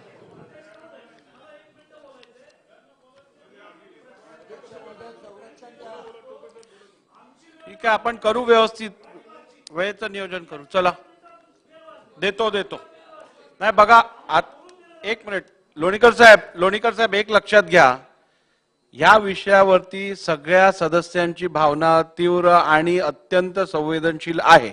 सगळ्यांना आपापलं म्हणणं मांडायचं आहे, याबद्दल दुमत नाही. परंतु वेळेची मर्यादा आपल्याकडे असल्यामुळे प्रत्येकाने आपलं म्हणणं थोडक्यात मांडलं तर सगळ्या सभागृहाला न्याय मिळेल. नाहीतर अर्धे बोलतील, अर्धे बोलणार नाही, रेकॉर्डर येणार नाही, बरोबर नाही. त्यामुळे प्रत्येकाने त्याचं लक्ष ठेवावं. मला या निमित्ताने एवढंच सांगायचं की हे जे काही भांबेरी, वडीकाळ्या, अध्यक्ष महोदय शहागड या सगळ्या गावांना जे काही आंदोलन अध्यक्ष महोदय झाले, या आंदोलनाच्या संदर्भाने अध्यक्ष महोदय मी एवढंच सांगेल की या बाबतीत माननीय मुख्यमंत्री एकनाथजी शिंदे साहेबांकडे बैठका झाल्या. त्यावेळी आम्ही असू त्या बैठकीला, त्यावेळी खोतकर साहेब असतील, काही अशा वेगवेगळ्या लोकांनी, मला वाटतं मंत्रिमंडळातले सहकारी भुमरे साहेब असतील, यांनी त्यावेळी त्यांना घेऊन जाऊन भेट घालवली. आणि अध्यक्ष महोदय काही कालावधीमध्ये आम्ही या बाबतीतले निर्णय घेऊ अशा संदर्भातले काही गोष्टी सांगितल्या. पण अध्यक्ष महोदय त्या बाबतीत पूर्तता होत नव्हत्या म्हणून पुन्हा 29 ऑगस्टला अध्यक्ष महोदय आंतरवाली सराटी या गावामध्ये आंदोलन सुरू झालं. आणि त्यामुळे अध्यक्ष महोदय हे जे आंदोलन सुरू झालं, या आंदोलन जरांगे पाटलांचं आंदोलन अध्यक्ष महोदय सगळे शांततेचेच आंदोलन आतापर्यंतचे काही झालेले आहेत ते होते. परंतु त्यामध्ये अध्यक्ष महोदय ज्या काही घटना घडल्या, मग त्या घटनेमुळे अध्यक्ष महोदय दुर्दैवानी काही लाठीचार्ज झाला, काही काय गोष्टी झाल्या आणि या सगळ्या गोष्टी अध्यक्ष महोदय नक्कीच दुःखदायी आहेत. मला एवढंच या निमित्ताने सांगायचं की जरूर त्याची पोलीस चौकशी करा, काय करायचं तर करा. परंतु अध्यक्ष महोदय यामध्ये निष्पाप जे लोक असतात किंवा अध्यक्ष महोदय निर्दोष जे लोक असतात त्यांचे नावं त्यामध्ये येऊ नये, एवढं मी त्या भागाचा लोकप्रतिनिधी या नात्याने निश्चित प्रकारे सांगेल. आणि त्यामुळे त्यांचे नावं वगळले जायला पाहिजेत अशा पद्धतीची अपेक्षा मी निश्चित प्रकारे या निमित्ताने करेन. आणि त्यामुळे अध्यक्ष महोदय या सगळ्या संदर्भाने एक नक्कीच आहे की लाठी हल्ल्याच्या संदर्भाने कन्क्लूड करायला लागेल. 3:29 ला आपण चालू केलंय. अध्यक्ष महोदय मला बघा, मी यानंतर जेवढी लोक बोलणार आहेत प्रत्येकाला जास्तीत जास्त 5 मिनिटं देणार आहे. अध्यक्ष महोदय मी माझ्या पक्षाच्या वतीनं बोलतोय, मी अजून कुणी आमच्या पक्षाच्या वतीनं बोललेलं नाही. एकूण नावं बघा किती आहेत. अध्यक्ष महोदय या बाबतीत आपणच बोललात आता की सगळ्यांना बोलू द्या, मला तरी बोलू द्या अध्यक्ष महोदय. बोलू द्या पण मर्यादित बोला, म्हणजे सगळ्यांना मर्यादित बोलतोय असं काय नाही. अध्यक्ष महोदय लवकर कन्क्लूड करा. या संदर्भाने मी एवढंच सांगेल, 93 नावं आहेत अजून 93. अध्यक्ष महोदय, या लाठी चार्ज मध्ये किंवा अध्यक्ष महोदय जे काही छर्ऱ्याच्या बंदुकीने अध्यक्ष महोदय छर्रे लागल्या गेले, या सगळ्याच्या संदर्भाने अध्यक्ष महोदय आम्ही रात्रभर त्या दिवशी वेगवेगळ्या लोकांना दवाखान्यात जाऊन भेटलो, काही पोलीस जखमी झाले जरूर त्यांनाही जाऊन भेटलो. अध्यक्ष महोदय, या सगळ्या संदर्भाने निश्चित प्रकारे सगळ्यांच्या भेटी घेऊन त्यांचे उपचारामध्ये आम्ही मदत केली. मी अध्यक्ष महोदय एवढंच सांगतो की त्या घटनेच्या संदर्भाची काही वस्तुनिष्ठ माहिती या ठिकाणी सांगू इच्छितो, कारण आम्ही त्या दिवशी होतो. आणि त्यामुळं या सगळ्या संदर्भाने अध्यक्ष महोदय मी आपल्याला एवढंच सांगेल की या संदर्भाने अध्यक्ष महोदय ह्या सगळ्या गोष्टी चालू आहेत. आपण बघतायत की पूर्ण महाराष्ट्रभरामध्ये या सगळ्या गोष्टींना प्रतिसाद मिळतो. एक समाज एकवटलाय, त्यांच्या भावना आहेत की आरक्षण मिळाला पाहिजे. एवढीच आम्ही सुद्धा या निमित्ताने माहिती सांगू इच्छितो. सरकारने या सगळ्या गोष्टी गांभीर्याने घ्याव्यात. आता गांभीर्याने घ्याव्यात म्हणजे काय कराव्यात, तर एवढंच मी या निमित्ताने सांगतो. मला वाटतं अध्यक्ष महोदय सगळ्यात महत्वाचं, अध्यक्ष महोदय राज्य आणि केंद्र दोन्ही सध्या अध्यक्ष महोदय भारतीय जनता पार्टीचा आहे. माझी एवढीच सांगणं आहे की आपल्याला कुठल्याही परिस्थितीत जर 10व्या सूचीमध्ये टाकून तामिळनाडूच्या धर्तीवर जसं 69% आरक्षण देण्यात आलं, तर तामिळनाडूच्या धर्तीवर अध्यक्ष महोदय देता येईल का, किंवा त्या धर्तीवर आपल्याला काही टक्केवारी वाढवता येईल का, काय करता येईल अध्यक्ष महोदय. मला म्हणायचं केंद्राची परवानगी लागत असेल जरूर केंद्राची परवानगी घ्या, या सगळ्या गोष्टी करा. आम्ही कुठल्याही परिस्थितीत अध्यक्ष महोदय यात राजकारण हा विषय अजिबात नाही. विषय हा आहे की सगळ्यांनी एकत्र बसून हे या ठिकाणी आरक्षण मिळावं या दृष्टिकोनातूनच्या सूचना आहेत. माझं कुठलंही राजकारण म्हणून अध्यक्ष महोदय अजिबात विषय नाही. त्यामुळे तामिळनाडूच्या धर्तीवर 10व्या सूचीत टाकून जर तिथलं आरक्षण टिकू शकतं, तर मग आपलंही आरक्षण टिकलं पाहिजे या दृष्टिकोनातूनची कारवाई अध्यक्ष महोदय करा. अध्यक्ष महोदय दुसरं माझं म्हणणं आहे की या ठिकाणी सांगण्याचा मतिदार्थ एवढाच आहे की अध्यक्ष महोदय ज्या काही साधारणपणे कायद्यात टिकलं पाहिजे या दृष्टिकोनातूनचा सगळा अभ्यास करून आरक्षण दिलं पाहिजे हे आमचं म्हणणं आहे. आणि सगळ्यात महत्वाचं मराठवाड्यातला एक कार्यकर्ता म्हणून मी या ठिकाणी सांगेल की मराठवाड्याची परिस्थिती अध्यक्ष महोदय वेगळी आहे. इथे आजही जर तेलंगणामध्ये हैदराबादमध्ये लोकांना पाठवलं, एक स्पेशल टीम पाठवली, तर तिथे मोडी लिपीमध्ये मोठ्या पद्धतीनं कुणबी नोंदी सापडू शकतात. त्याच्या बाबतीतली मोठी टीम पाठवून ह्या सगळ्या गोष्टी केल्या पाहिजेत अशी आमची आग्रहाची भूमिका किंवा मागणी या संदर्भात आहे. अध्यक्ष महोदय इतक्या जुना कागदपत्र आहेत ते जीर्ण झालेले आहेत आणि त्या संदर्भाने सुद्धा अध्यक्ष महोदय ते कशा आपल्याला पुन्हा त्या ठिकाणी त्याच्यातला मजकूर माहिती घेऊन त्यातले जे तज्ज्ञ असतील किंवा जे भाषा तज्ज्ञ असतील या सगळ्यांचा उपयोग करून जे कुणबी असतील त्यांना आपण आरक्षण देण्याच्या संदर्भाने काम तातडीनं व्हायला पाहिजे. आणि कुणबी हेच मराठा आहेत या दृष्टिकोनातून सुद्धा अध्यक्ष महोदय कायद्याने काम होण्याची आवश्यकता आहे. त्यामुळे अध्यक्ष 2 मिनिटं अध्यक्ष महोदय मला आपल्याला एवढंच सांगायचंय की 24 डिसेंबर 2 जानेवारी काय जी काही तारीख सरकारच्या वतीनं देण्यात आलेली आहे त्यावेळी ही गोड बातमी अध्यक्ष महोदय मराठा आरक्षणाची द्यावी अशी विनंती करतो. अध्यक्ष महोदय याच्यापेक्षा महत्वाचं ज्या काही गोष्टी आज लागू केल्यात अध्यक्ष महोदय वसतिगृह प्रत्येक जिल्ह्यात देऊ असं म्हणालेत, त्या बाबतीतली काही अजून पुढची भूमिका घेण्यात आलेली नाही. कर्ज अण्णासाहेब पाटील आर्थिक विकास महामंडळाला कमी पडतंय, सारथीच्या संदर्भाने शिष्यवृत्ती देण्याच्या संदर्भाने काम कमी होतंय. आणि सगळ्यात महत्वाचा अध्यक्ष महोदय ओबीसीच्या धर्तीवर जे काही साधारणपणे आर्थिक तरतुदी असतील की जेणेकरून फीसचा परतावा असेल या संदर्भातले अध्यक्ष महोदय तरी निर्णय व्हावेत अशी अपेक्षा या निमित्ताने करतो. अध्यक्ष महोदय 2 मिनिटांमध्ये मी फक्त धनगर समाजाच्या संदर्भाने जे महत्वाचा मुद्दा आहे मी एवढा सांगेल. आज अध्यक्ष महोदय धनगर समाजाच्या संदर्भाने मी एवढंच सांगेल अध्यक्ष महोदय की 1950 मध्ये अध्यक्ष महोदय स्पष्टपणे उल्लेख नव्हता राज्यघटनेमध्ये, परंतु अध्यक्ष महोदय 1960 मध्ये ज्यावेळी पुनर्रचना कायदा झाला अध्यक्ष महोदय त्या पुनर्रचना कायद्यामध्ये अध्यक्ष महोदय एससी आणि एसटीच्या संदर्भातल्या ज्या काही जाती आणि पोटजाती लिहिल्या गेल्या त्यामध्ये महाराष्ट्रामध्ये ज्या पोटजाती लिहिल्या गेल्या अध्यक्ष महोदय त्यामध्ये एसटी मध्ये क्रमांक 36 मध्ये ओरान आणि धनगड ही उल्लेख आहे. आता अध्यक्ष महोदय मी एवढंच सांगू इच्छितो की धनगड हा ड आणि र चा जो फरक आहे तो अध्यक्ष महोदय या ठिकाणी आपण जसं म्हणतो की तो उल्लेखाचा फरक आहे अध्यक्ष महोदय आणि त्या दृष्टिकोनातून त्याच्यामध्ये फक्त करेक्शन होण्याची गरज आहे, काही प्रोसिजरचा भाग दुरुस्त करण्याची गरज आहे. पण धनगड नावाचा कुठलीही अध्यक्ष महोदय जात आपल्या महाराष्ट्रात नाही आणि त्यामुळे त्याला धनगरच समजून जीएसटीचं आरक्षण सरकारने मागच्या काळात कबूल केलं होतं की आम्ही पहिल्या कॅबिनेटमध्ये देऊ, तर ते फक्त राजकारणापुरतं नसावं अध्यक्ष महोदय, ते अस्तित्वात आणावं अशी अपेक्षा या निमित्ताने करतो अध्यक्ष महोदय. आणि खऱ्या अर्थाने मला या ठिकाणी सांगायचंय की यासाठी घटना दुरुस्तीची गरज नाही, यासाठी फक्त आयोग नेमण्याची सुद्धा गरज नाही. आज जे काही चालू आहे की आयोग नेमतो किंवा काही अजून करतो अध्यक्ष महोदय, याची गरज नाही. यामध्ये फक्त प्रोसिजरचा भाग आहे अध्यक्ष महोदय.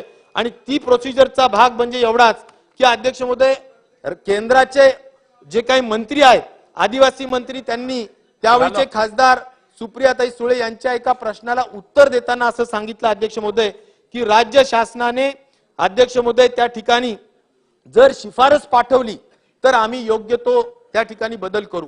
तर राज्य शासनाने अद्याप शिफारस पाठवली नाही आणि त्यामुळे अध्यक्ष महोदय हा बदल होत नाही. त्यामुळे शिफारसीच्या दृष्टिकोनातून राज्य शासनाची शिफारस रजिस्टर जनरल ऑफ इंडिया यांच्याकडे पाठवणं, त्यानंतर सेंट्रल बॅकवर्ड कमिशननी त्याच्या बाबतीत विचार करणं आणि सेंट्रल कॅबिनेटनी या संदर्भातला निर्णय घेणं, हा निर्णय अध्यक्ष महोदय धन्यवाद या ठिकाणी धनगर समाजाच्या आरक्षणाच्या संदर्भात आहे. आणि त्यामुळे अध्यक्ष महोदय हा तातडीनं करायला पाहिजे असं माझं या ठिकाणी म्हणणं आहे. जालन्यामध्ये अध्यक्ष महोदय जो मोर्चा झाला त्या मोर्चाच्या संदर्भाने सुद्धा अध्यक्ष महोदय जे मोठ्या पद्धतीनं अध्यक्ष महोदय. ठीक आहे, कन्क्लूड करा आता, कन्क्लूड करा. काय झालं अध्यक्ष महोदय, या ठिकाणी अनेकांवर गुन्हे दाखल झाले होते, त्या मोर्चामधल्या गुन्हे दाखल झाले होते ते वापस घ्यावेत. काही त्या ठिकाणी कार्ला गावामध्ये उपोषण झालं, त्या ठिकाणी जामखेड गावामध्ये उपोषण झालं, त्या उपोषणाच्या संदर्भात अध्यक्ष महोदय गांभीर्याने लक्ष द्यावं. आणि ज्या काही धनगर समाजाच्या साठीचे जे काही योजना दिलेल्या आहेत अध्यक्ष महोदय, त्या योजना नुसत्या कागदावर राहू नये, त्या कुठल्याही परिस्थितीत त्याची अंमलबजावणी करावी. त्यामुळं आम्ही मराठा आरक्षणाला मान्यता देत असताना सर्व समाजाला न्याय दिला पाहिजे, याबद्दल कुणाच्याही मनात काही दुमत नाही. कुठल्या समाजावर अन्याय करून काही करा अशातलाही कुणी म्हणत नाही, परंतु मराठा समाजाला आरक्षण द्यावं एवढी या ठिकाणी धन्यवाद मागणी करतो. धन्यवाद. आपण दिलेल्या संधीबद्दल धन्यवाद व्यक्त करतो. हा भुजबळ साहेब काय. अध्यक्ष महोदय, हा जो ठराव आपल्या पुढे आलेला आहे तसा फार मोठा आहे आणि याच्यामध्ये अनेक विषय आहेत. ज्याप्रमाणे याच्यामध्ये पीजीएनडीचा आहे, ओबीसीचा आहे, महोदय मला एवढंच फक्त जाणून घ्यायचंय, मी काय त्यांना अडथळा आणत नाही. मंत्री महोदय 293च्या प्रस्तावावर भाषण करणार आहेत काय? आता काय भाषण करणार आहेत? आता सरकारच्या वतीने जर मंत्रीच भाषण करणार असतील तर सदस्यांना संधी कधी मिळणार?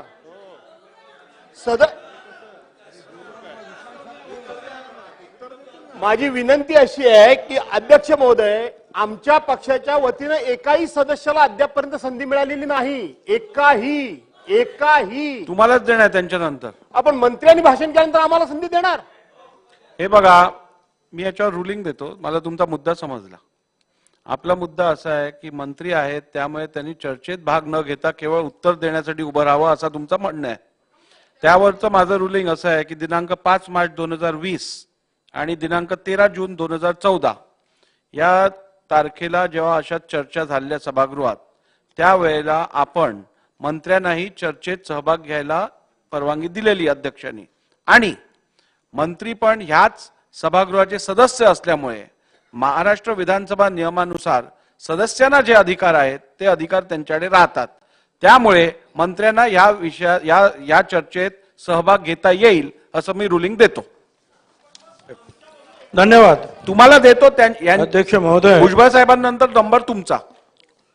हे खरं आहे की या प्रेसिडेंट जे आहेत ते अगोदर आहेत. भुजबळ साहेबांना पण मी वेळेची मर्यादा दिली आहे, तुम्ही काळजी करू नका. अध्यक्ष महोदय, मग दुसरे मंत्री बोलू शकतील. आपण जे आता रुलिंग दिलं बोलणार आहे, मंत्र्यांना सगळ्या नियम सारखा असावा. भुजबळ साहेबांनी झाल्यानंतर आम्हाला, आम्ही जर विनंती सगळ्या मंत्र्यांच्या वतीने भुजबळ साहेब बोलतील का? नाही, आम्हालाही बोलायचं आहे वेगळं. भुजबळ साहेबांना आपण दिली संधी मान्य आहे, पण तसं आम्हाला सुद्धा आम्ही जर विनंती केली तर आमच्याही विनंतीला आपण आम्हालाही संधी द्यावी बोलायची एवढी आपल्याला विनंती बोला आहे. भुजबळ साहेब बोला. तर अध्यक्ष महोदय, अनेक समाज या देशात आणि आपल्या चर्चा विशिष्ट या पुढे राज्यात जाणार नाही असं राहतात. आपण थांबत राहिलो तर त्या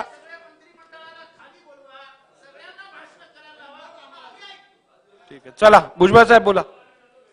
याच्यामध्ये ओबीसीचे प्रश्न आहेत, मराठा समाजाचे प्रश्न आहेत, धनगर समाजाचे सुद्धा खूप प्रश्न आहेत, विजयंती, बंजारा, मुस्लिम, हे जे आपला जो ठराव आहे 12 बलुतेदारांचा प्रश्न आहे, अनेक प्रश्न आहेत. आणि याच्यामध्ये कालच मला असं वाटतं की धनगर समाजाचा सुद्धा फार मोठा मोर्चा ह्या आपल्या इकडे आला होता आणि त्यांचे सुद्धा काही प्रश्न आहेत. तर ते सुद्धा प्रश्न जे आहे एमकेबली सगळ्यांना विश्वासात घेऊन सोडणं आवश्यक आहे. त्यांचे सुद्धा जे आहेत यशवंतराव चव्हाण होळकर, जोड रस्ते वगैरे वगैरे आहेत असे. अध्यक्ष महोदय, ह्या सगळ्यांवर चर्चा करून जो आहे मार्ग काढता येईल. मला सुरुवातीला सांगायचं आहे की छगन भुजबळ हा मराठ्यांचा विरोधक आहे अशी प्रतिमा जी आहे गेली काही वर्षांनी अलीकडे फारच मोठ्या प्रमाणावर केली जाते. अध्यक्ष महोदय, मी नगरसेवक म्हणून, महापौर म्हणून, आमदार म्हणून, मंत्री म्हणून कधीही हा ह्या समाजाचा आहे म्हणून याच्यावर अन्याय करा किंवा त्या समाजाचा आहे म्हणून अन्याय करा अशी भूमिका घेतलेली नाही. मराठा समाज सुद्धा मला सारखा आहे, ओबीसी सुद्धा सारखा आहे, धनगर, आदिवासी, दलित सगळे समाज सारखे आहेत. पण अध्यक्ष महोदय, सध्या प्रतिमा अशी निर्माण केली गेली भुजबळ विरोधक, भुजबळ विरोधक. अध्यक्ष महोदय, या अगोदर 2 कायदे या सभागृहात मंजूर झाले. एकदा मी मंत्रिमंडळात होतो, एकदा विरोधी पक्षात होतो. दोन्ही वेळेला या कायद्याला समर्थन करणारा हात मी पहिल्यांदा वरती केला की नाही, त्यांना द्या आरक्षण, त्यांना द्या. म्हणणं एवढंच होतं की वेगळं द्या. आणि मी जे म्हणतो याला कुणाचा विरोध आहे?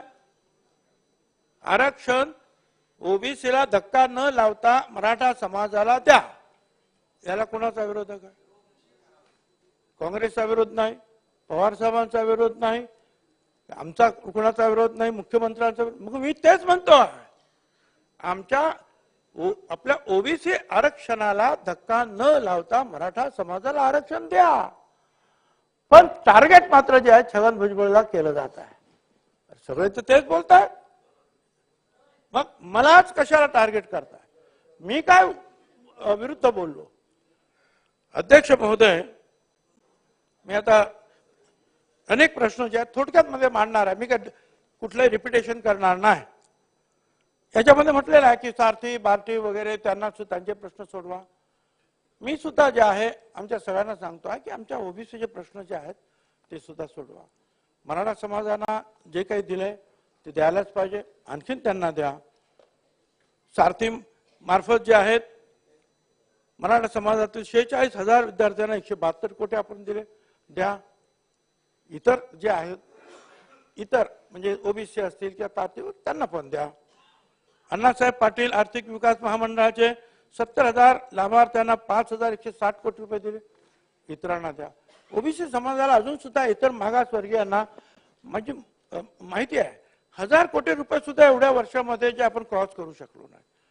आमचं म्हणणं असं आहे की त्यांना द्या, यांना सुद्धा द्या. काय चूक आहे आमची? अध्यक्ष महोदय, या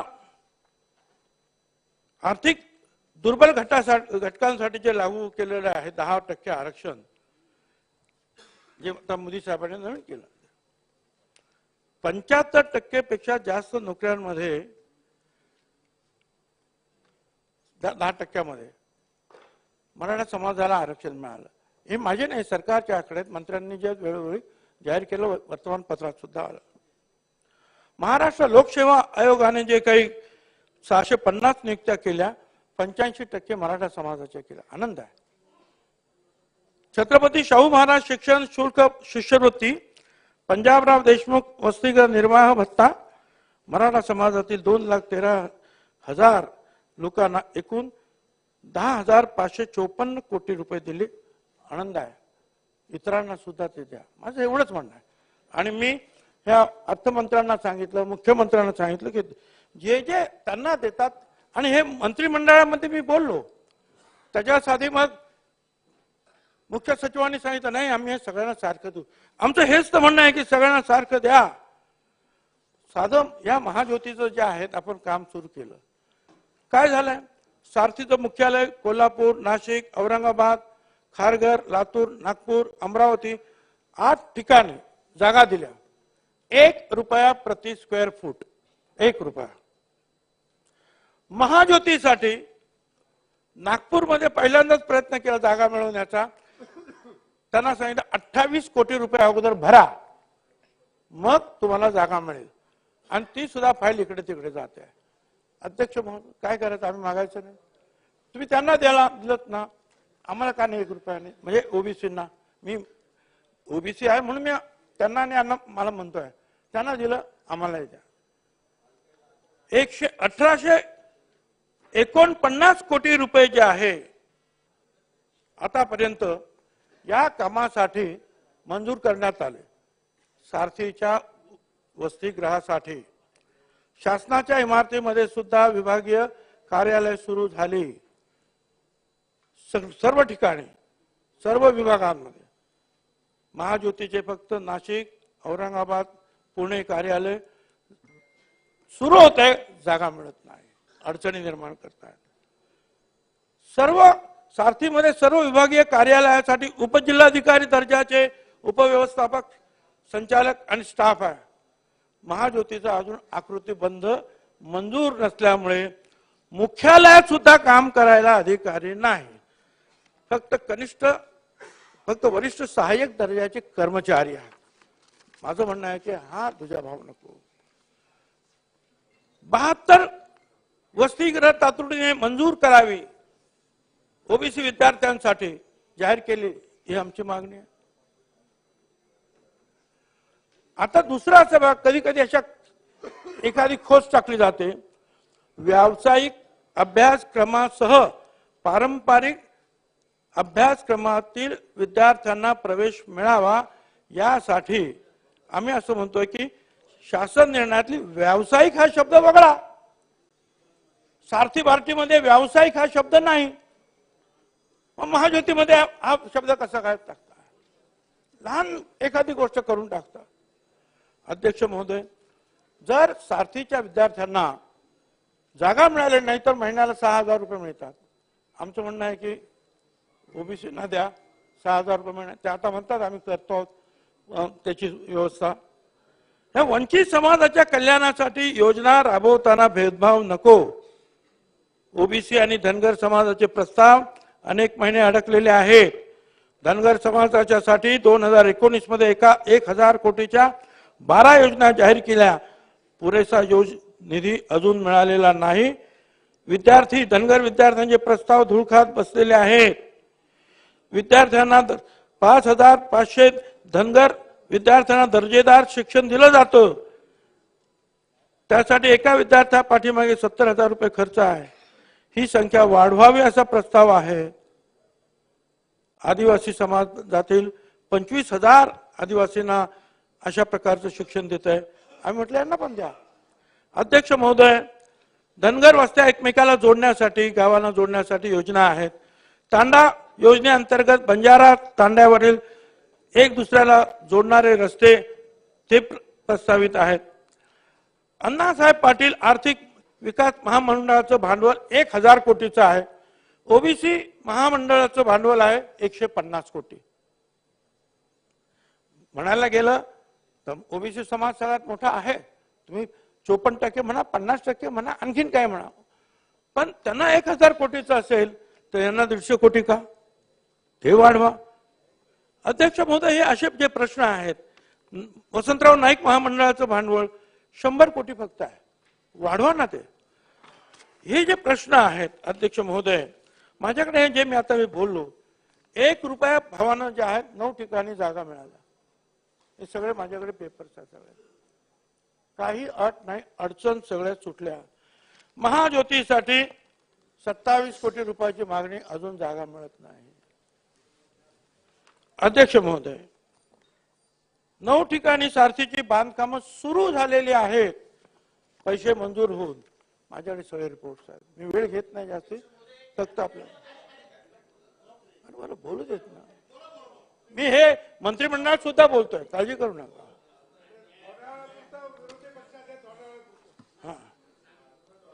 अध्यक्ष महोदय, आता हा सर्वोच्च न्यायालयाने जो मराठा आरक्षणाचा मागचा जो आपला निकाल जो आहे त्यांनी जो फिरवला, त्याच्यामध्ये तो गायकवाड रिपोर्ट जो होता त्याच्यामध्ये काय म्हटलं होतं? लोकसेवा आयोगामधील प्रतिनिधित्व आहे मराठा समाजाचं. अ ग्रेड मध्ये 33.23%, ब मध्ये 29%, क मध्ये 37%, ड मध्ये 36.53%. हे गायकवाड रिपोर्टचं मी सांगतोय, जे सुप्रीम कोर्टाने निकालात दिलेला आहे. हा निकाल आहे. IAS मध्ये मराठा समाजाचे 15.5% आहेत, IPS मध्ये 28% आहे, IF मध्ये 18%. मंत्रालय केडर मध्ये ए ग्रेड मध्ये सगळे एकत्र केलं तर 54% होतात.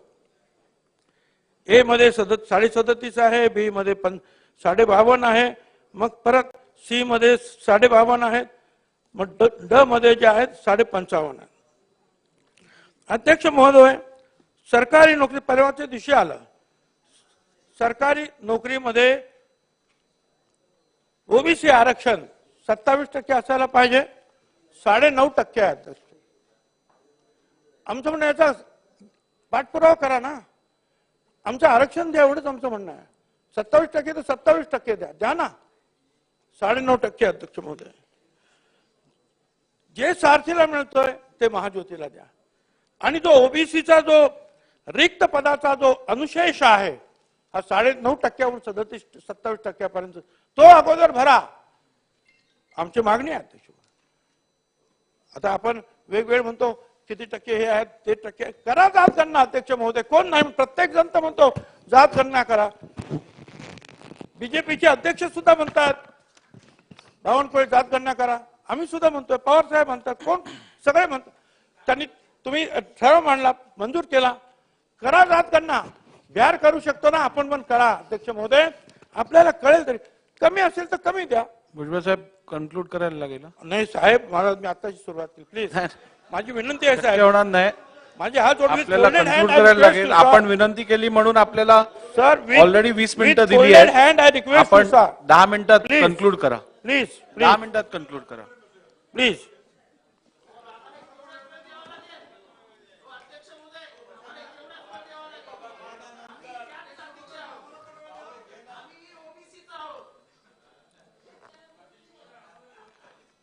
अध्यक्ष महोदय, आता बघा, हायकोर्टामध्ये एक केस मांडण्यात आली. बाळासाहेब सराटे त्यांनी काय केस मांडली की हे सगळे ओबीसी जे आहेत भरलेले आहेत, आता हे सगळे बेकायदेशीर आहेत, त्यांना सगळ्या ओबीसीच्या कॅटेगरीतून बाहेर काढा. अरे वा, एकीकडून जे आहेत भरती होत्या, काय कुणबी आहेत, काय आहेत, काय, आणि दुसरीकडून सगळ्या ओबीसीना बाहेर काढा, कारण ते बेकायदेशीर आहे म्हणतात. अध्यक्ष महोदय, पंडित जवाहरलाल नेहरू त्यावेळेला सगळ्या राज्यांना सांगितलं तुम्हाला जे करायचं ते करा. कालेलकर आयोग त्यांनी फेटाळला होता, पण त्यांनी सांगितलं करा काय करायचं. त्यावेळेला यशवंतराव चव्हाणांनी बीटी देशमुख कमिटी नेमली. 68 सालामध्ये वसंतराव नाईक मुख्यमंत्री असताना पहिलं आरक्षण मिळालं 14%. त्याच्यानंतर मंडल आयोगाचं झालं आणि त्याच्यामध्ये 27% आरक्षण मिळालं. ते 9 जज लोकांनी जे आहे त्याच्यामध्ये पीबी सावंत आपल्या अतिशय ज्ञानीग्रस्त जे आहेत महाराष्ट्रातले ते एक तिथे बसलेले होते 9 मध्ये, त्यांनी हे सगळं मंजूर केलं. अध्यक्ष महोदय, आणि त्या वेळेपासून हे सगळं आहे, पण आता ते म्हणतात की यांना सगळ्यांना बाहेर काढा. अध्यक्ष महोदय, आमचं म्हणणं असं आहे की हे मी आता हे सगळं माहिती आहे आपल्याला, परत परत सांगत नाही कारण वेळ कमी आहे. राज्यामध्ये अशांततेचं वातावरण आहे, हे म्हणतात ते म्हणतात ते म्हणतात सगळं म्हणतात. कोणी केलं? मी केलं. अध्यक्ष महोदय, 2 महिने त्यांचा चाललं होतं. सुरुवातीला ए भुजबळ तुला आरक्षण ठेवूनच दाखवीन, नाही तुझा खुटाच उपटीला. अरे पण मी काय केलं? मी तर गप्प बसलेलं आहे, मला काय माहितच नाही कोण काय ते जरांगेने कोण काय. मी आपलं काय चाललंय यांचं, बोल बोल बोलले फक्त भुजबळ भुजबळ भुजबळ. मी गप्प. अध्यक्ष महोदय तुम्हाला काय सांगायचं, काय शिव्यांचा असा वर्षाव, काय मी तुम्हाला तो देतो ते सगळे कागद, काय तू वाचू शकणार नाही एवढ्या घाणेरड्या शिव्या. काय मुला बायकांना, आम्हाला सगळ्या सुनांना सगळ्यांना मेसेज, आम्ही तक्रार केली, काही नाही तरी मी गप्प.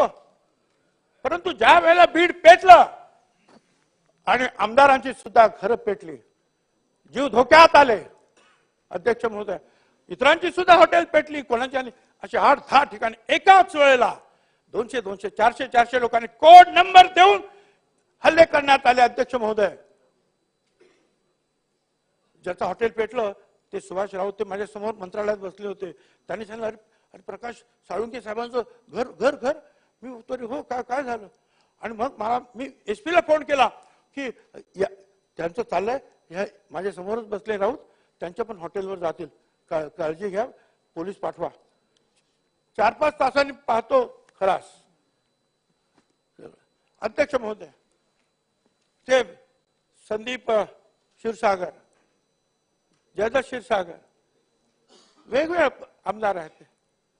अहो राष्ट्रवादीचं 3 माळ्याचं घर जाळलं, जयदत्त क्षीरसागरचं शिक्षण संस्थेचं ऑफिस जाळलं, त्यांच्या घरी गेले, बॉम्ब टाकले, पेट्रोल बॉम्ब टाकले, काय टाकले, धडाधड गाड्या उडाल्या, धूर झाला. त्यांच्या घरामध्ये एक पुत्र्यान काय योगेश आणि त्यांची बायको पोस्ट ग्रॅज्युएट डॉक्टर्स, धूर एवढा, मरण्यासारखी परिस्थिती निर्माण झाली. पाठीमागच्या भिंतीजवळ जाऊन महिलांनी त्या मुलांना जे आहेत वरती असं पाय धरून वरती केलं आणि पलीकडून उंच भिंतीवरून तिकडचे मुस्लिम समाजाचे लोक चढले आणि त्यांनी त्यांना ओढून घेतलं. अध्यक्ष महोदय मेले असते तर आपल्याला महाराजांनी हे नाही शिकवलं की आपल्याच लोकांवर, आपल्याच काय दुसऱ्या परक्यांच्या सुद्धा महिला असतील तर त्यांचे सुद्धा जीवाचं रक्षण करणं हे आपल्याला महाराजांनी शिकवलं. अध्यक्ष महोदय मी स्वतः सगळं पाहिलं. मी प्रकाश साळुंकेंच्या त्यांच्या सुद्धा घरी गेलो, ते आता काही म्हणत एवढे खबर म्हणजे एकाच वेळेला कोड नंबर. ते राख रांगोळी म्हणजे काय म्हणतात ते त्या हॉटेलमध्ये इतर ठिकाणी गेल्यानंतर मला कळलं खरी राख रांगोळी म्हणजे काय असतं ते खऱ्या अर्थानं ते शब्द मी पाहिले. अध्यक्ष तरी आपण म्हणणार की अशांतता भुजबळ करतोय. भुजबळ फक्त गेला तिथे आणि गेल्यानंतर राहला नाही म्हणून मी संभाजीनगरच्या त्या एका हॉटेलमधून जे आहे सांगितलं की मी असं झालेलं आणि हे करा.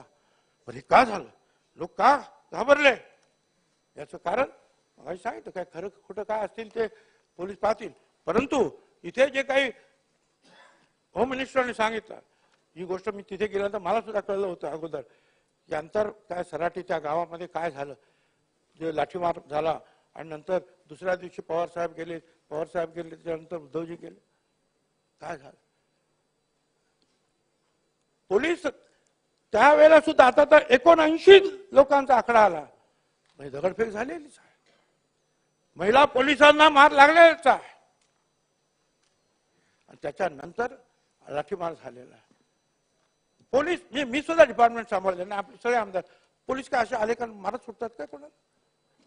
पण अध्यक्ष महोदय ज्यावेळेला एखाद्याचे 80 पोलीस जर बरं हे खोटं असेल हॉस्पिटलमध्ये जायचं रेकॉर्ड घ्यायचं कोण कोण त्या दिवशी ऍडमिट झाले समजेल ना. मग अध्यक्ष महोदय लोक घाबरले आणि त्या बीडमध्ये जो करेल तो ज्याला करायचं करा अशी परिस्थिती बनाना रिपब्लिक तयार झालं. तर अध्यक्ष महोदय माझा मराठा आरक्षणाला विरोध नाही, ते वेगळं द्या. माझा विरोध झुंडशाहीला आहे, माझा विरोध ह्या जाळपोळीला आहे.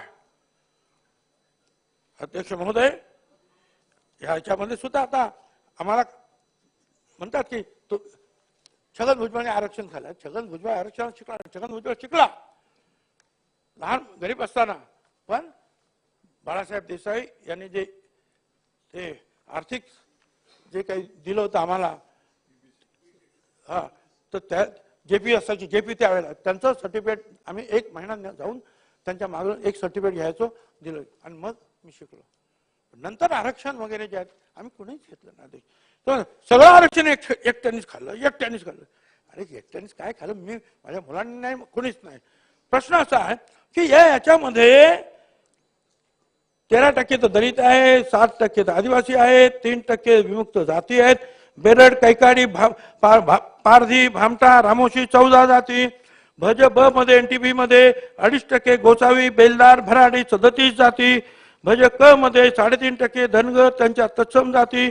भज ड मध्ये 2% वंजारी जाती आणि गोवारी 2% 17% शिल्लक आहे. आमचं म्हणणं असं आहे की 17%मध्ये 374 जाती आहेत. एक मोठी जात कुणबी आहे, तेली आहे, माळी आहे, सुतार, लोहार, कुंभार अनेक आहे. अध्यक्ष महोदय, याच्यात येऊन काय भेटणार? मगाशी आशिष शेलार यांनी सांगितलं की 10% आरक्षण पवार मोदी साहेबांनी दिलं. त्याच्या अगोदर पाटीदार, गुजर, जाट आणि काय आंध्र प्रदेश कापू आणि काय ते समाज आहे तो. हा, पण ते जे आहे त्या 10%मध्ये ते झाल्यानंतर ते आंदोलन थांबले अध्यक्ष महोदय. आणि इथं सुद्धा महाराष्ट्रामध्ये 10%मध्ये मराठा समाजाला आरक्षण मिळालं. त्यांनी जे सांगितलं ना की त्याच्यामध्ये आणखीन काय ते द्या आणि द्या ना ते मराठा समाजाला ते आरक्षण. तसं करता येईल ते पाहून घ्या तुम्ही. पण अध्यक्ष महोदय जे आहे आम्ही एवढंच म्हटलं की बाबा आमचं आरक्षण थोडं आहे, तुम्ही काही येऊ नका.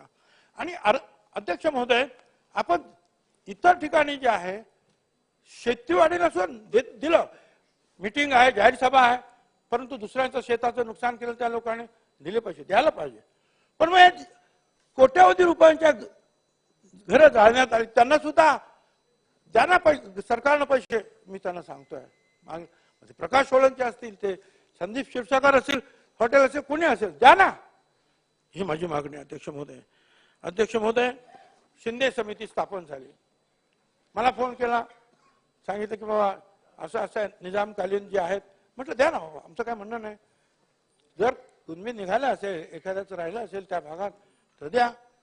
आम्ही दिलं अध्यक्ष महोदय. परंतु नंतर ते म्हणाले नाही, वाढतच गेलं.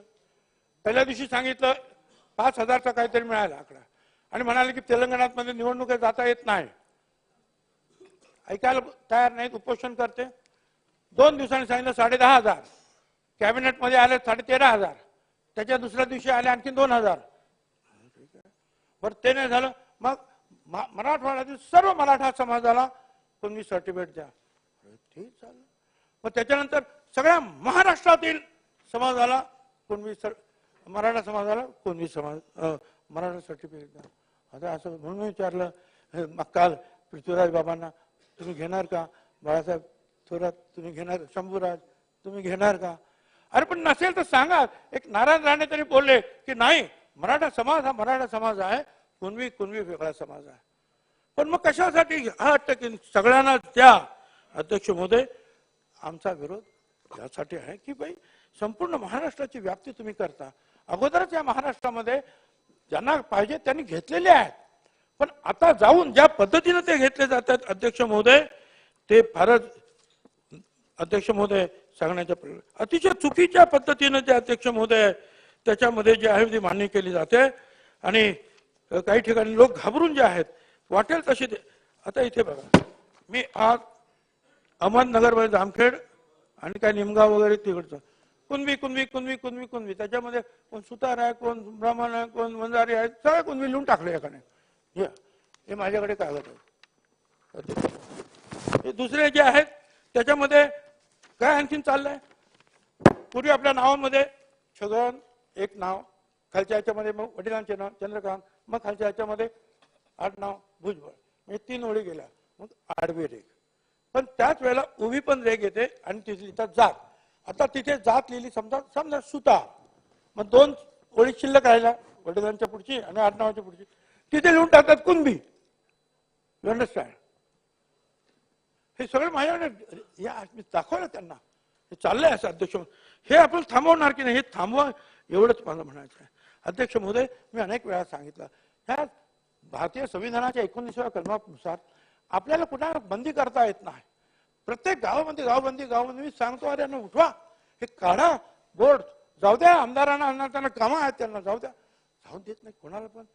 म्हणजे केंद्रीय मंत्री त्यांच्यावर दगडफेक, आमदारांना, अनेक आमदारांना दगडफेक झाली. कशासाठी? पण याच वेळेला त्या दिवशी म्हणालो की ठराविक काही लोकांना मग संधी कशी काय मिळाली जायला आतमध्ये, हेही चुकीचं आहे. आणि मग संशयाला पालवी फुटते की बघ या लोकांना तुम्ही आतमध्ये येऊन देता, भाषण तुम्ही करता, करा पण सगळ्यांना करा, एवढंच माझं म्हणणं. बरं यांची मिटिंग तरी कधी? रात्री 12 वाजता, 1 वाजता, आम्हाला 10 वाजले का मुख्यमंत्र्यांनी सुद्धा स्विच ऑफ. नियम नाही, काय नाही, काय चाललं अध्यक्ष महोदय? हे जे आहे की नाही, हा काय तुम्ही तर वकीलच आहात, मग का नाही 1 महिन्याची सजा आहे? का नाही त्यांच्यावर जे लोक आता तरी ज्यांनी बोर्ड लावलेले आहेत ते बोर्ड काढून करा त्यांना 1 महिन्याची सजा. अध्यक्ष महोदय, शेंडी गावातली एक महिला ती फक्त काय ते आमच्या मीटिंगला आली, सरपंच महिला, गावबंदी. अरे गावबंदी बाहेर. एक नाभिक तुळशी गावातले, त्यांनी कोणाला तरी मतदान केलं नाही, बस खलास, घरदार साफ. एक खून झाला अध्यक्ष महोदय त्या पंढरपूर भागामध्ये. आम्ही खूप कंप्लेंट केल्या, खून आहे तो, पण आत्महत्या दाखवली. कशी? एक मुलगा आहे, त्याने काहीतरी पोस्ट केली होती, माफी पण मागितली. तो एक मुलगा दोरी आहे, झाड आहे, दोरी लावलेले आहे आणि फोटो आहे, पाय जमिनीला टेकलेले आहेत. मेला कसा? बरं ठीक आहे, मेला असेल. अरे पण तो अपंग मुलगा जो आहे दोर लावण्यासाठी झाडावर चढला कसा? म्हटलं अरे खून आहे, कारवाई होत नाही. अध्यक्ष महोदय, दुःख हे आहे, मागाशी सांगितलं तुम्हाला, एखादी अशी भगिनी निघते अध्यक्ष महोदय,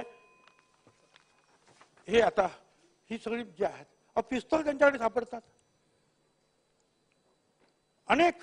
हे काय चाललं अध्यक्ष महोदय? झाडपोळ वगैरे वगैरे वगैरे पोलिसांवर हल्ले होतात, हे सगळं आता आहे. अध्यक्ष महोदय, तुम्ही मला वेळ कमी म्हणजे थोडस मेहरबानी केली तर बरं होईल बाबा. मी परत पाहिजे तर 4 वाजून 1 मिनिटांनी चालू केलं या पूर्ण सेशन मध्ये बोलणार नाही बस.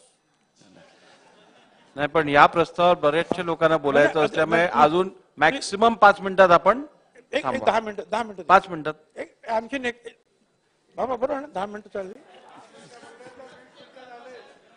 जालन्याला अध्यक्ष महोदय या जरांगेंची सभा, आमच्या झेडपीने काढले ऑर्डर की उद्यापासून उद्या मिटिंग आहे इथे जरांगेची, सगळ्या शाळा कॉलेज बंद.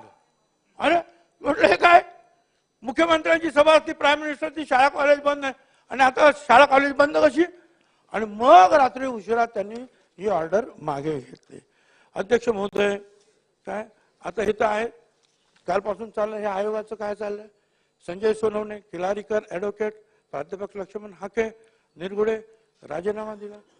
ते स्वतःच सांगतात अध्यक्ष महोदय गूढ आहे का? ह्या सगळ्या गोष्टी अध्यक्ष महोदय कोणी ना कुठेतरी पुढे कोर्टात जातील ना अध्यक्ष महोदय, लोकांना दाखवतील काय झालेलं. अध्यक्ष महोदय, अध्यक्ष महोदय, बाबा तुम्ही खूप चांगलं बोललात, पण मला असं एक म्हणायचं आहे की तुम्हाला असं नाही वाटत की त्यांना जाऊन सांगावं, उपोषण करते जे होते जरांगे, की बाबा ओबीसी आरक्षणातून काही तू मागू नको, त्यांना धक्का लावू नको, जाळपोळ करणं चूक आहे, जिवंत काडतुस बाळगणं, त्यांच्यावर संबंध ठेवणं चूक आहे, पोलिसांवर हल्ला करणं चूक आहे, गुन्हे मागे घेण्यासाठी दबाव टाकणे चूक आहे, गावबंदी करणे चूक आहे, एका समाजाच्या मागणीसाठी शहर बंद करून सर्व लोकांना वेठी धरणं चूक आहे, अमुक तारखेपर्यंतच आरक्षण द्या अशी बालिश मागणी करणं, शासनाला धमकी देणं चूक आहे, सरसकट कुणबीची मागणी करून आरक्षण मिळवण्याची प्रक्रिया हे असं करणं चूक आहे. आपण मुख्यमंत्री तुम्ही केलं असतं ना तर मला बरं वाटलं असतं, पण अध्यक्ष महोदय तुम्ही नाही केलं. अध्यक्ष महोदय आता जरा थोडस, हे सर्वोच्च न्यायालय 5 मे जयश्री लक्ष्मण पाटील केस 5 मे 21 सर्वोच्च न्यायालय 19 मध्ये काय म्हणताय सर्वोच्च न्यायालय?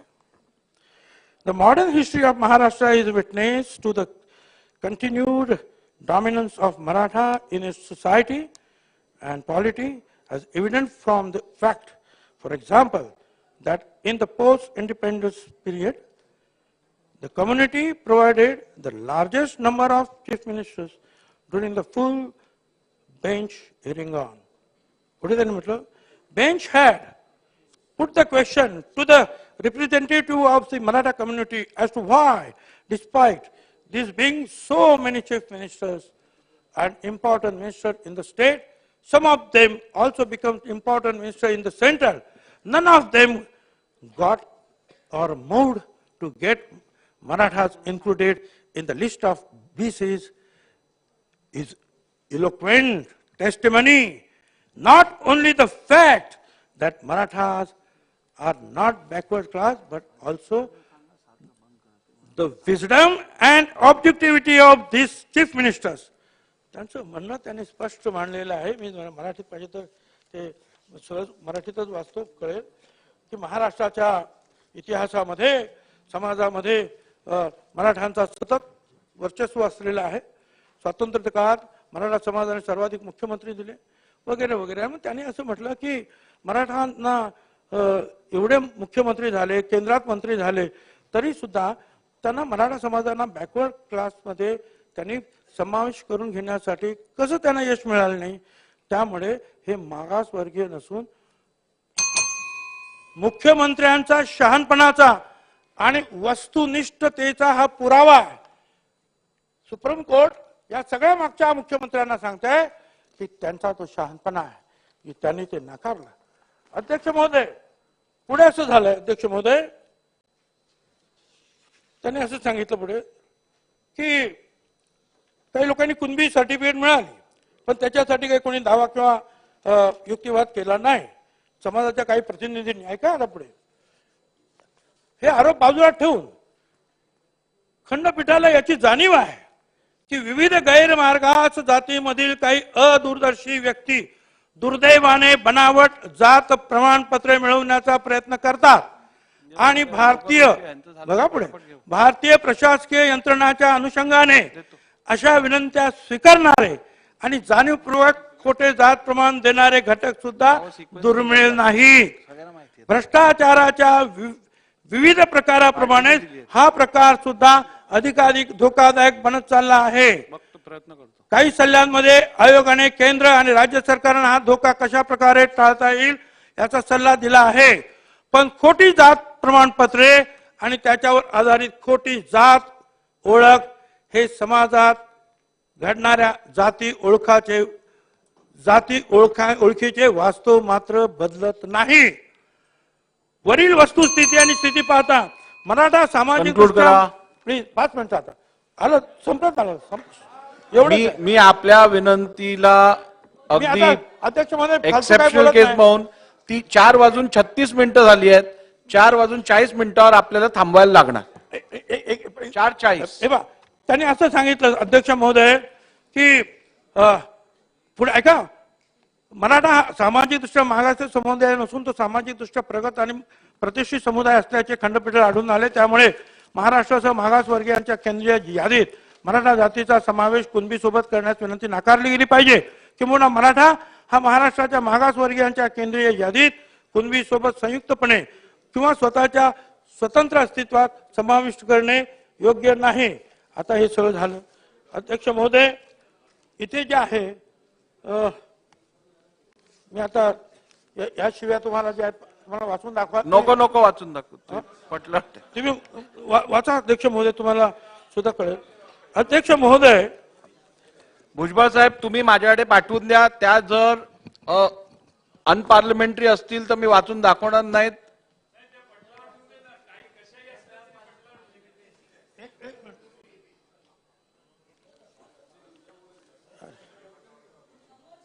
अध्यक्ष महोदय आता ऐका, जरांगे साहेबांचा पुन्हा हल्ला बोल, मी त्याचा कार्यक्रमच करतो म्हणजे माझा.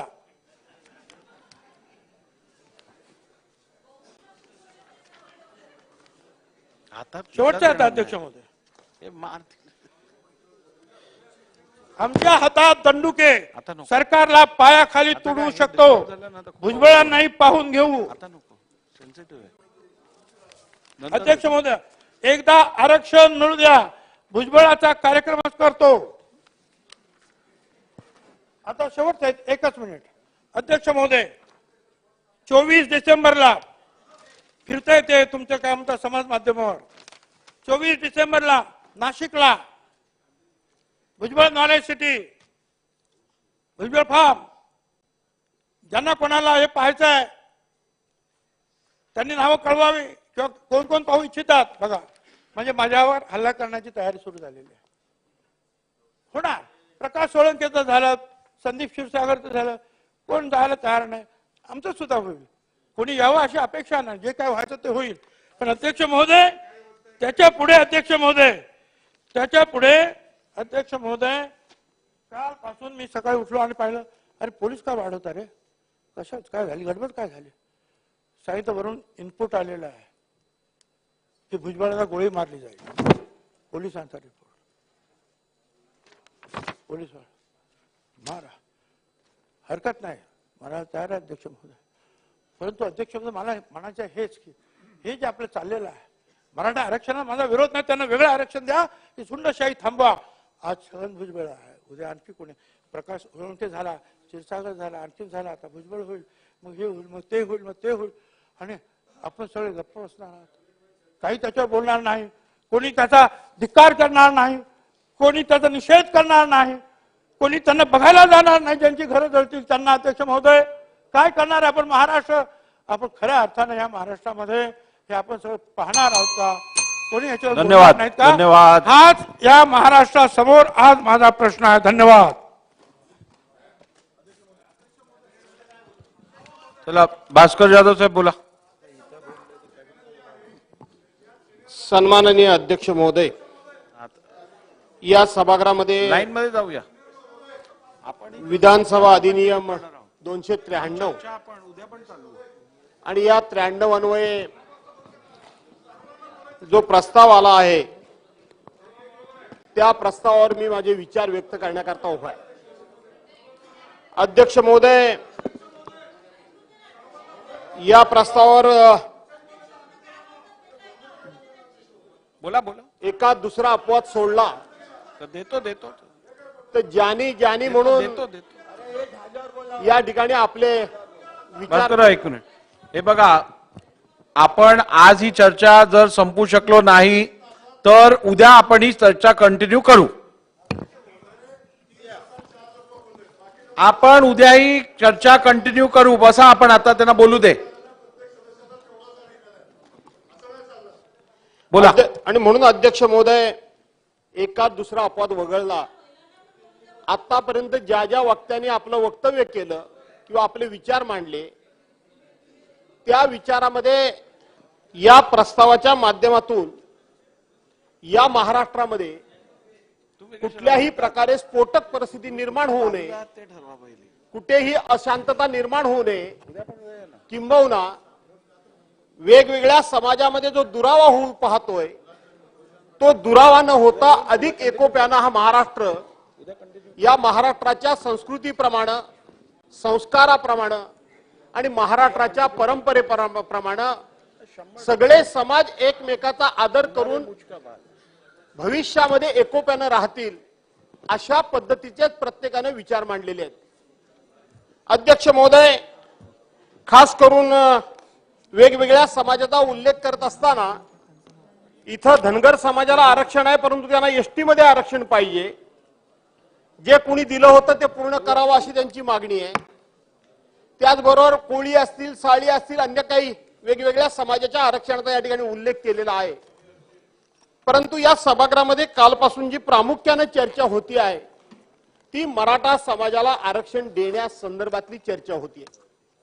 अध्यक्ष महोदय, दोन्ही बाजूनं अतिशय संयमितपणे आणि खूप समजूतदारपणे, मी मगाशी म्हटल्याप्रमाणे काही अपवाद वगळता खूप मोठ्या विचारपूर्वक चर्चा या ठिकाणी सुरू आहे. कायद्याचा किस काढला जातोय, नियमांचा आधार घेतला जातोय. काँग्रेस, राष्ट्रवादी काँग्रेसनं 2014 साली दिलेलं आरक्षण 2019 साली जे महाराष्ट्रामध्ये बदललेल्या सरकारमध्ये टिकू शकलं नाही त्याचाही उल्लेख झाला. त्याच्यानंतर 2019 मध्ये जे महाराष्ट्रामध्ये सरकार होतं त्यांनी दिलेलं आरक्षण 2019 नंतर सुप्रीम कोर्टामध्ये टिकू शकलं नाही त्याचाही या ठिकाणी उल्लेख झाला. घटनेमध्ये झालेली दुरुस्ती 102 नंबर असेल, 105 नंबर असेल, नंतरची 103 नंबर असेल, या संदर्भातली सुद्धा चर्चा या ठिकाणी झाली. आणि सर्वांनी शेवटी सांगताना असं सांगितलं की मराठा समाजाला आरक्षण मिळालंच पाहिजे आणि मराठा समाजाला आरक्षण मिळालं पाहिजे याची आकडेवारी सुद्धा प्रत्येकानं आपापल्या परीने दिली. अध्यक्ष महोदय, थोडासा मी वेगळा विचार मांडणार आहे.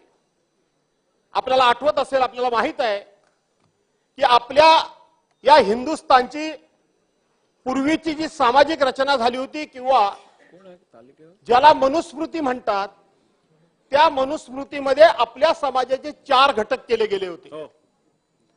एक घटक ब्राह्मण समाज, आणि हा ब्राह्मण समाज जन्माला येणाऱ्या मुलापासून तर तो आयुष्यातनं निघून गेल्यानंतर पुढे त्याच्या कार्यापासून सगळे जे काही विधी करायचे आहेत, काय करायचे आहेत, त्याची आर्थिक व्यवस्था झाली होती. दुसरा समाज होता तो वैश्य समाज होता.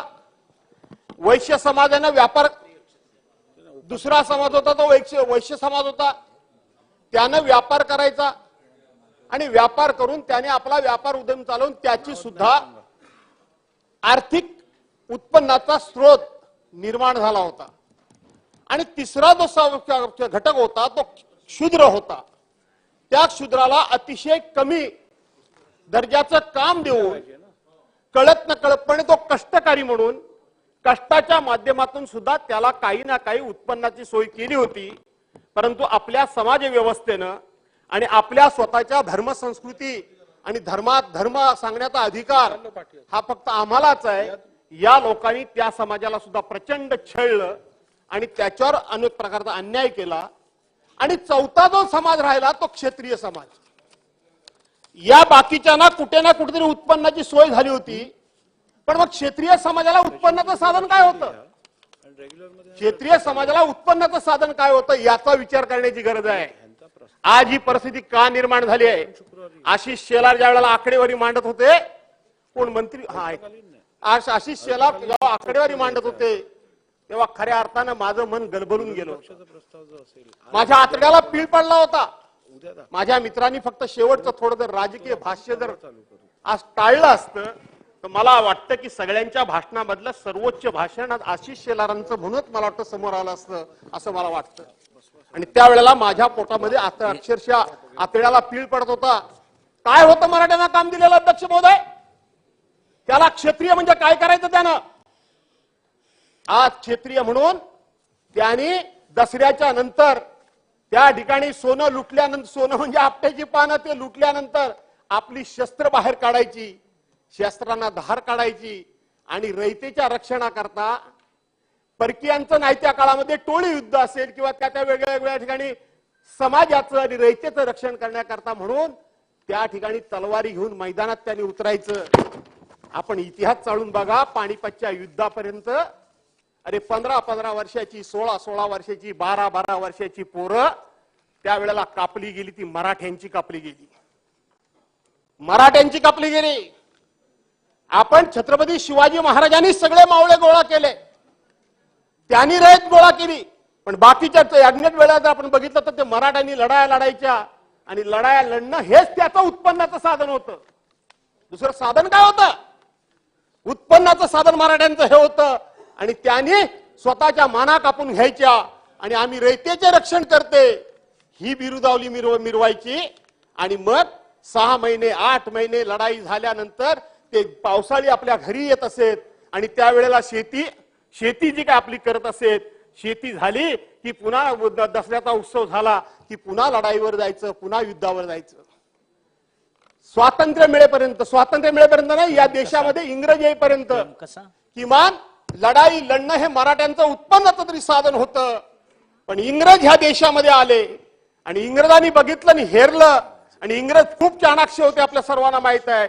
त्यांनी बघितलं या मराठ्यांना जर आपण अशा पद्धतीनं सैन्य दलामध्ये जर प्रमुख म्हणून ठेवलं तर हे मराठे कधी जर उलटले तर आपल्याला सुद्धा कापून काढतील.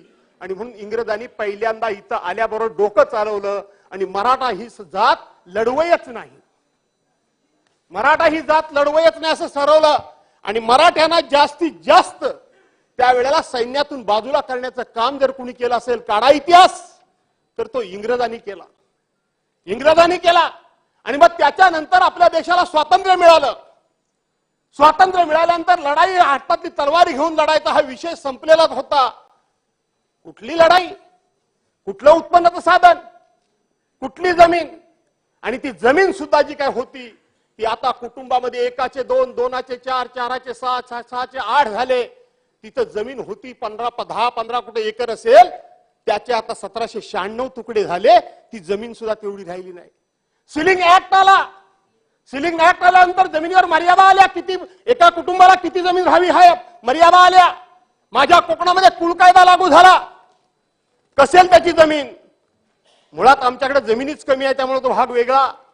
एखादाच कोणतरी असा असेल जो माझ्यासारखा, माझ्या वाडवडिलांना 7 गाव इनाम मिळाली म्हणून आमच्याकडे जमीन असेल, पण ती सुद्धा आता कुटुंब वाढल्यामुळे कमी कमी झाली. बाकीच्यांच्याकडे तर कोकणात जमीनच नाही. 5 गुंठ्या म्हणजे 25 खातेदार. एकरभर जर कोणाची जमीन असेल तर तो सगळ्यात मोठा जमीनदार. तिथेही आता तुकडे तुकडे झाले. सांगा मराठ्यांना उत्पन्नाचं साधन काय? काय साधन आहे मराठ्यांना? मराठे मागतायत काय? जो तो म्हणतो मराठे राजकारणामुळे ह्या पदावर होते, त्या पदावर होते, इतके वर्ष मुख्यमंत्री होते, तितके वर्ष मुख्यमंत्री होते. मुख्यमंत्री पद हे उत्पन्नाचं साधन आहे का समाजसेवेचं साधन आहे? कसलं साधन आहे? आणि अशा पद्धतीनं मुख्यमंत्री 5दा झाले म्हणजे सगळा समाज श्रीमंत झाला की काय? समाजामधले 4-2 जण श्रीमंत असतील म्हणजे सगळा समाज श्रीमंत झाला की काय? मराठ्यांना उत्पन्नाचं साधन काय ते सांगा. काय मागतायत काय मराठे? मराठे फक्त एवढंच मागतायत की आम्हाला शिक्षणामध्ये आरक्षण द्या आणि आम्हाला नोकरी धंद्यामध्ये आरक्षण द्या. ते राजकारणामध्ये आरक्षण मागतच नाहीये. मागतायत? कुणी मागितले? कुणी मागितले? कुणीही मागितलेलं नाही. शिक्षणामध्ये द्या आणि आम्हाला नोकरीमध्ये आरक्षण द्या. 1967 सालापासून 1981, 1995 वेगवेगळे खत्री आयोग असेल, बापट आयोग असेल, त्याचा उल्लेख सर्वांनी केला. मी पुन्हा पुन्हा उल्लेख करणार नाही. पण 2014 साली काँग्रेस राष्ट्रवादी काँग्रेसच्या सरकारनं कमीत कमी तिथून सुरुवात तरी केली. सुरुवात केली पण अजून त्याचा शेवट झालेला नाही. ते तुमच्यापर्यंत आले की माझ्यापर्यंत आले, माझ्यापर्यंत आले की त्याच्यापर्यंत आले. द्या सोडून. काय उत्पन्नाचं साधन त्या समाजाला तेवढं सांगा. काही साधन नाही त्या समाजाला उत्पन्नाचं. आणि म्हणून अध्यक्ष महोदय मी ठामपणे या ठिकाणी सांगतो की ज्या वेळेला राष्ट्रवादी काँग्रेसच्या सरकारमध्ये ज्या वेळेला 16% मराठा समाजाला आरक्षण आणि 5% मुस्लिम समाजाला आरक्षण दिलं होतं, त्याही वेळेला आमची भूमिका तीच होती की कोणाच्याही ताटातलं काढायचं नाही, अधिकचं त्यांना मिळवून द्यायचं, हीच आमची भूमिका होती. का महाराष्ट्रामध्ये हा डंका पिटवला जातोय की ओबीसीचं आरक्षण काढतायत, ओबीसीचं आरक्षण काढतायत? का खुलासे करावे लागतायत? कोण म्हणाला की ओबीसीचं आरक्षण काढा म्हणून? कोणी असं म्हणाला नाही. मराठ्यांना आरक्षण मिळालं पाहिजे, होय मिळालं पाहिजे, या मताशी आम्ही सगळेच ठाम आहोत. कोणत्या मार्गाने मिळवायचं, जनगणना करून द्यायचं, ईडब्ल्यूएस मध्ये 10% मिळालं त्याच्यामध्ये 10% भर टाकायची की काय करायचं हे सरकारने ठरवायचंय. सरकारबरोबर आम्ही आहोत. आम्ही आहोत. ज्या ज्या वेळेला या सभागृहामध्ये ओबीसीच्या आरक्षणाचा विषय असेल, आज जो निवडणुका होत नाही तो असेल, मराठ्यांच्या आरक्षणाचा विषय असेल, हा ठराव ज्या ज्या वेळेला आला, इम्पेरिकल डाट्याचं सगळं मी या ठिकाणी आणलंय. 5 जुलैला याच सभागृहामध्ये म्हणजे मुंबईमध्ये आज हे भुजबळ साहेब इकडून तिकडे बोलतायत, त्यावेळेला ते काय बोलले, त्यांची आणि देवेंद्र फडणवीसांची जुगलबंदी कशी झाली, तो शब्द निशब्द मी इथं आणलाय. पण आज मी त्या विषयात जाऊ इच्छित नाही अध्यक्ष महोदय. ज्या ज्या वेळेला अशा प्रकारचे ठराव सभागृहामध्ये करायची वेळ आली त्या वेळेला एका ओळीचा ठराव जे कोणी राज्याचे प्रमुख असतात ते वाचतात आणि सर्व एक मुखाने त्याला पाठिंबा देतात आणि एक मुखाने ठराव केंद्र सरकारने पाठवण्याची प्रथा या राज्यामध्ये आहे. मग तो ठराव काँग्रेसने मांडलेला, राष्ट्रवादीने मांडलेला असू द्या किंवा भाजपाने शिवसेनेने मांडलेला असू द्या, सर्वांनी त्याच पद्धतीने दिले. मग हे कशा करताय सगळं चाललंय? ही समाजामध्ये, ही राज्यामध्ये अशा प्रकारची संशयाची सुई वेगवेगळ्या ठिकाणी का फिरते? कोण फिरवतंय अध्यक्ष महोदय? एकदा कधी स्पष्ट झालं पाहिजे. जर सगळ्यांची भूमिका सारखी आहे तर हे वातावरण कोण पेटवत आहे? कशा करता पेटवत आहे? याच्या पाठीवर हेतू काय आहे?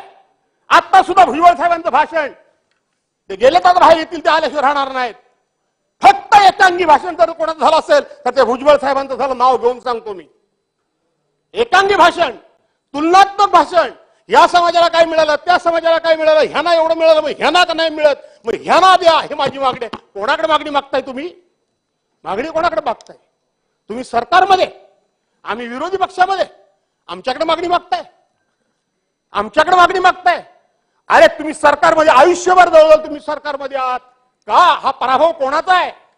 इतके वर्षांतर ह्यांना हे मिळालं नाही, तितके वर्ष त्यांना कोण मिळालं. आम्ही तुमच्या बरोबर आहोत.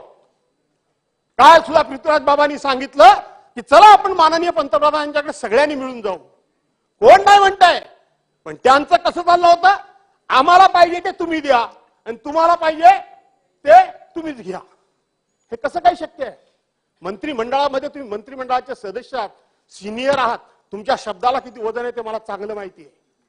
इथं व्यक्तिगत विषय घेऊन आम्ही सभागृहाचा उपयोग करून घेणार आहोत का? सामुदायिक विषय मांडला पाहिजे, सामाजिक विषय मांडला पाहिजे, सर्वसमावेशक विषय मांडला पाहिजे. या सभागृहातून कुठल्याही प्रकारचा असा संदेश जाता कामा नये की व्यक्तिगत मी ह्या घटकाचा प्रतिनिधी आहे, तू त्या घटकाचा प्रतिनिधी आहेस, ह्याची बाजू ह्याने घेतला आणि त्याची बाजू त्याने घेतला. काय घडवायचं काय आहे? काय घडवायचं काय महाराष्ट्रामध्ये तुम्हाला? या महाराष्ट्रामध्ये 6 महिन्यापूर्वी कधी नव्हे त्या 9 जातीय दंगली झाल्या, त्याचं कुठे ते कनेक्शन नाही इथं. 9 जातीय दंगली झाल्या. ज्या शाहू महाराजांनी सामाजिक समतेचा धडा आणि सामाजिक समता म्हणजे काय असते त्या सगळ्या समाजाला जो न्याय दिला, त्या शाहू महाराजांच्या कोल्हापूरमध्ये सुद्धा जातीय दंगल होते. हे कधीच घडलं नव्हतं. हे कधी आली होती ना बाहेरून लोक? हे कसं घडू शकतं? काय याच्या पाठीमागं? त्यातला तो एक भाई, मला वाटतं पाठ पुरा झाला नाही म्हणून दुसरं पाणी या ठिकाणी उलटलं गेलंय की काय समाजाच्या नावाखाली. याचा सुद्धा शोध राज्य सरकारने घेतला पाहिजे. राज्य सरकारने घेतला पाहिजे. मनोज जरांगे पाटलांची मी बाजू घेत नाही. काल इथं अशोकराव चव्हाणांनी सांगितलं की त्यांच्या आयुष्यामध्ये 35 आंदोलनं त्यांनी केली. 35. आम्हाला वाटलं होतं काल परवाच्या ह्या सगळ्या प्रकारानंतर मनोज जरांगे पाटील तोपर्यंत आमच्यासारख्याला कोण होते ते माहितच नाही. खरं सांगायला गेलं तर का लाठीचार्ज झाला? का लाठीचार्ज का झाला? 58 मोर्चे मराठा समाजाचे झाले. जगाच्या इतिहासामध्ये गिनीज बुक ऑफ वर्ल्ड मध्ये ज्याची नोंद झाली, काय नोंद झाली की इतके शिस्तप्रिय, शांतताप्रिय, कुठेही पोलिसाची गरज न लागता, रस्त्यावर कागदाचा एखादा कपटा न टाकता, कोणाच्याही निषेधाची एकही घोषणा न देता 5, 20, 25 लाख लोकांचे मोर्चे शिस्तबद्ध कसे निघू शकतात त्याचा आदर्श अख्ख्या जगाने घेतला. एवढे मोर्चे झाल्यानंतर दंगल कुठं उसळली नाही. एवढी दंगल झाल्यानंतर उसळली नाही. काय सांगताय काय तुम्ही? काय म्हणत होते काल प्रकाश दादा सोळंके? काल तिथं त्यांचं घर जाळलं गेलं, त्याच्यात भावना व्यक्त केली गेली. भुजबळ साहेब काय म्हणाले? ते आयरे माझ्या समोर बसला होता आणि मी एसपीला फोन केला की त्याच्या घरावरती चालत जातील. 5-6 तासानंतर त्याचं घर खालास झालं. तुम्ही मंत्री ना, 5-6 तासामध्ये एसपीने का का का दखल घेतली नाही? कोणाकडे बोट आहे तुमचं? आमच्याकडे. काल प्रकाश दादा सांगत होते, मीही ते टीव्हीत स्वतःहून बघितलंय. त्यांच्या घराभोवती अनेक पोलीस होते आणि त्यांचं घर जाळलं जात होतं, दगड फेकले जात होते, काय काय केलं होतं आणि पोलीस पाठीवर हात बांधून घेत होते. कुणी त्यांचे हात कुणी बांधले होते? हात कुणी बांधले होते? जे जरांगे पाटील उपोषणाला बसले होते तिथं महिला भजन करत होत्या, सामान्य माणसं होती. कुणी लाठीचार्जचा आदेश दिला? कुणी अश्रुधुराचा आदेश दिला? कुणी गोळीबाराचा आदेश दिला? काय कायदा सांगतो? गोळीबाराचा आदेश कोण साधा एखादा इन्स्पेक्टर त्या ठिकाणी देऊ शकतो? काय इन्स्पेक्टर देऊ शकतो? कोण आहे त्याच्या माग? हे खरं महाराष्ट्राला कळलं पाहिजे. ही एवढी घरं यांची जळेपर्यंत पोलीस कारवाई करत नाही. आणि काय जरांगे पाटलांच्या त्या आंदोलनामध्ये पोलिसांना मार पडला. अरे त्याला कव्हर फायर म्हणतात. कव्हर फायर ही कव्हर फायर आहे. पोलिसांना मार पडला नसेल असं माझं म्हणणं नाही. पहिली सुरुवात कुणी केली ती शोधा. त्या ठिकाणी भजन पूजन करणाऱ्या महिला, वर्षा दीड वर्षाची बालकं जखमी कशी झाली?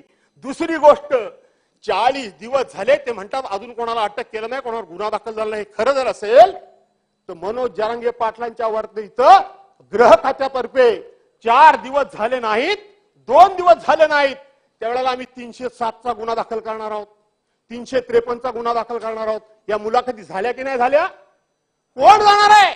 आता हे जे काय सांगतात की त्यांनी जायला पाहिजे होतं दवाखान्यात, त्यांनी जायला पाहिजे होतं पोलीस स्टेशनमध्ये. कोण जाईल? स्वतःच्या हातानं स्वतःचा पुरावा निर्माण केल्यासारखं होईल. हे बघा मला पोलिसांनी मारले, मला लागले, याचा अर्थ तू होतास, पकड याला. कधीही कुठेही दंगल झाली, जातीय दंगल झाली, समाजामध्ये दंगल झाली, तर कोणती कलम कधी लावली जातात याचा दुरान्वयाने पहिल्यांदा उल्लेख केला जात नाही.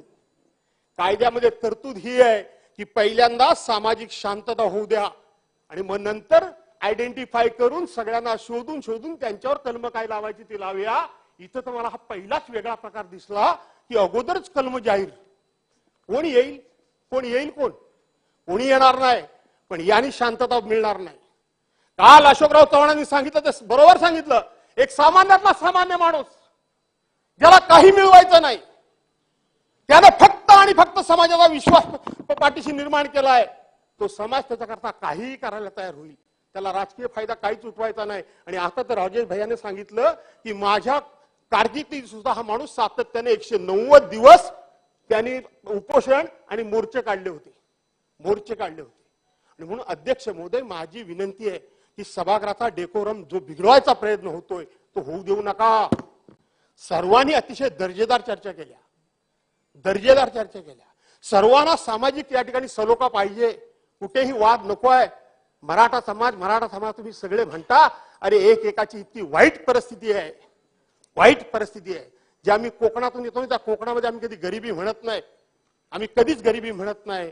पण आमच्याकडे एक पद्धत आहे की 7 दिवस जेवायला नसलं ना तरी बाहेरून जेव्हा घरातून येईल तेव्हा 5 वर्षाच्या भरणीतलं शिळं तूप कुठलं तरी मिशीला लावून येणार. म्हणजे तेल पण नाही भाजीत टाकायला. रुबाब काय आमचा की आम्ही या ठिकाणी मिशीला पीळ भरून येतो, हे दाखवतो. पण घरात परिस्थिती काय असते ती प्रत्येकाला माहिती आहे. आम्ही नशीबवान आहोत. आमच्याकडे कोणी कर्ज काढत नाही. सावेजी कोणीच काढत नाही. आम्ही कर्ज काढत नाही. आमच्याकडे कुठलाही मुलीबाळींच्या लग्नामध्ये आम्हाला हुंडा द्यावा लागत नाही. आम्ही कोणाकडनं घेत नाही. आम्हाला द्यावा लागत नाही. तुमच्या मराठवाड्यात विदर्भात मी ऐकलंय, खरं असेल तर रागवू नका माझ्यावर. शिपाई जर नवरा जर एखाद्या मुलीला मिळाला तर त्याचा हुंड्याचा रेट ठरलेला आहे. क्लार्क मिळाला तर त्याचा हुंड्याचा रेट ठरलेला आहे. साहेब मिळाला तर त्याचा आणखीन हुंड्याचा रेट ठरलेला आहे. माझ्या कोकणामध्ये हे नाही. माझ्या कोकणामध्ये सर्वसाधारणपणे दोघे एकत्र बसतात. किती लाखात लग्न होईल? 5-7 लाख रुपये. चला अर्धे दोघांनी करूया. दोघांनी करूया. दोघांची शक्यता नसली तर मी आता म्हटल्याप्रमाणे एखादा क्लार्क असेल, साहेब असेल, तर लगेच 4 लोक म्हणतात काय करायचे तुला मुलीकडचे पैसे? तू एवढा पगार घेतोस ना, सगळा खर्च तूच कर. आमच्याकडे मुलगी झाली तेवढाच आनंद, मुलगा झाला तेवढाच आनंद. मुलगी पण सारखी, सून पण सारखी. आम्ही नशीबवान आहोत. पण मी महाराष्ट्रातल्या आदरणीय पवार साहेबांनी मला राज्याचा अध्यक्ष केला होता. मी महाराष्ट्रातल्या कानाकोपऱ्यात फिरलोय. मी महाराष्ट्रातल्या वेगवेगळ्या भागाची परिस्थिती बघितली आहे. आजही मी महाराष्ट्रामध्ये शिवसेनेचा नेता म्हणून फिरतोय. मी लोकांचं प्रबोधन करायचा प्रयत्न करतोय.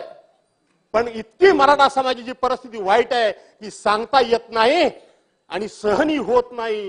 ही परिस्थिती आहे. आणि म्हणून अध्यक्ष महोदय, मी फार भाषणाची लांबड लावत नाही. नका वाजवू बेल, माझ्याकडनं पहिलाच मी. आणि बरोबर मी उभा राहिलो कितीला ते बघा. आपण पहिले इकडचे पहिलेच, पण अजून बरेच आहेत. फार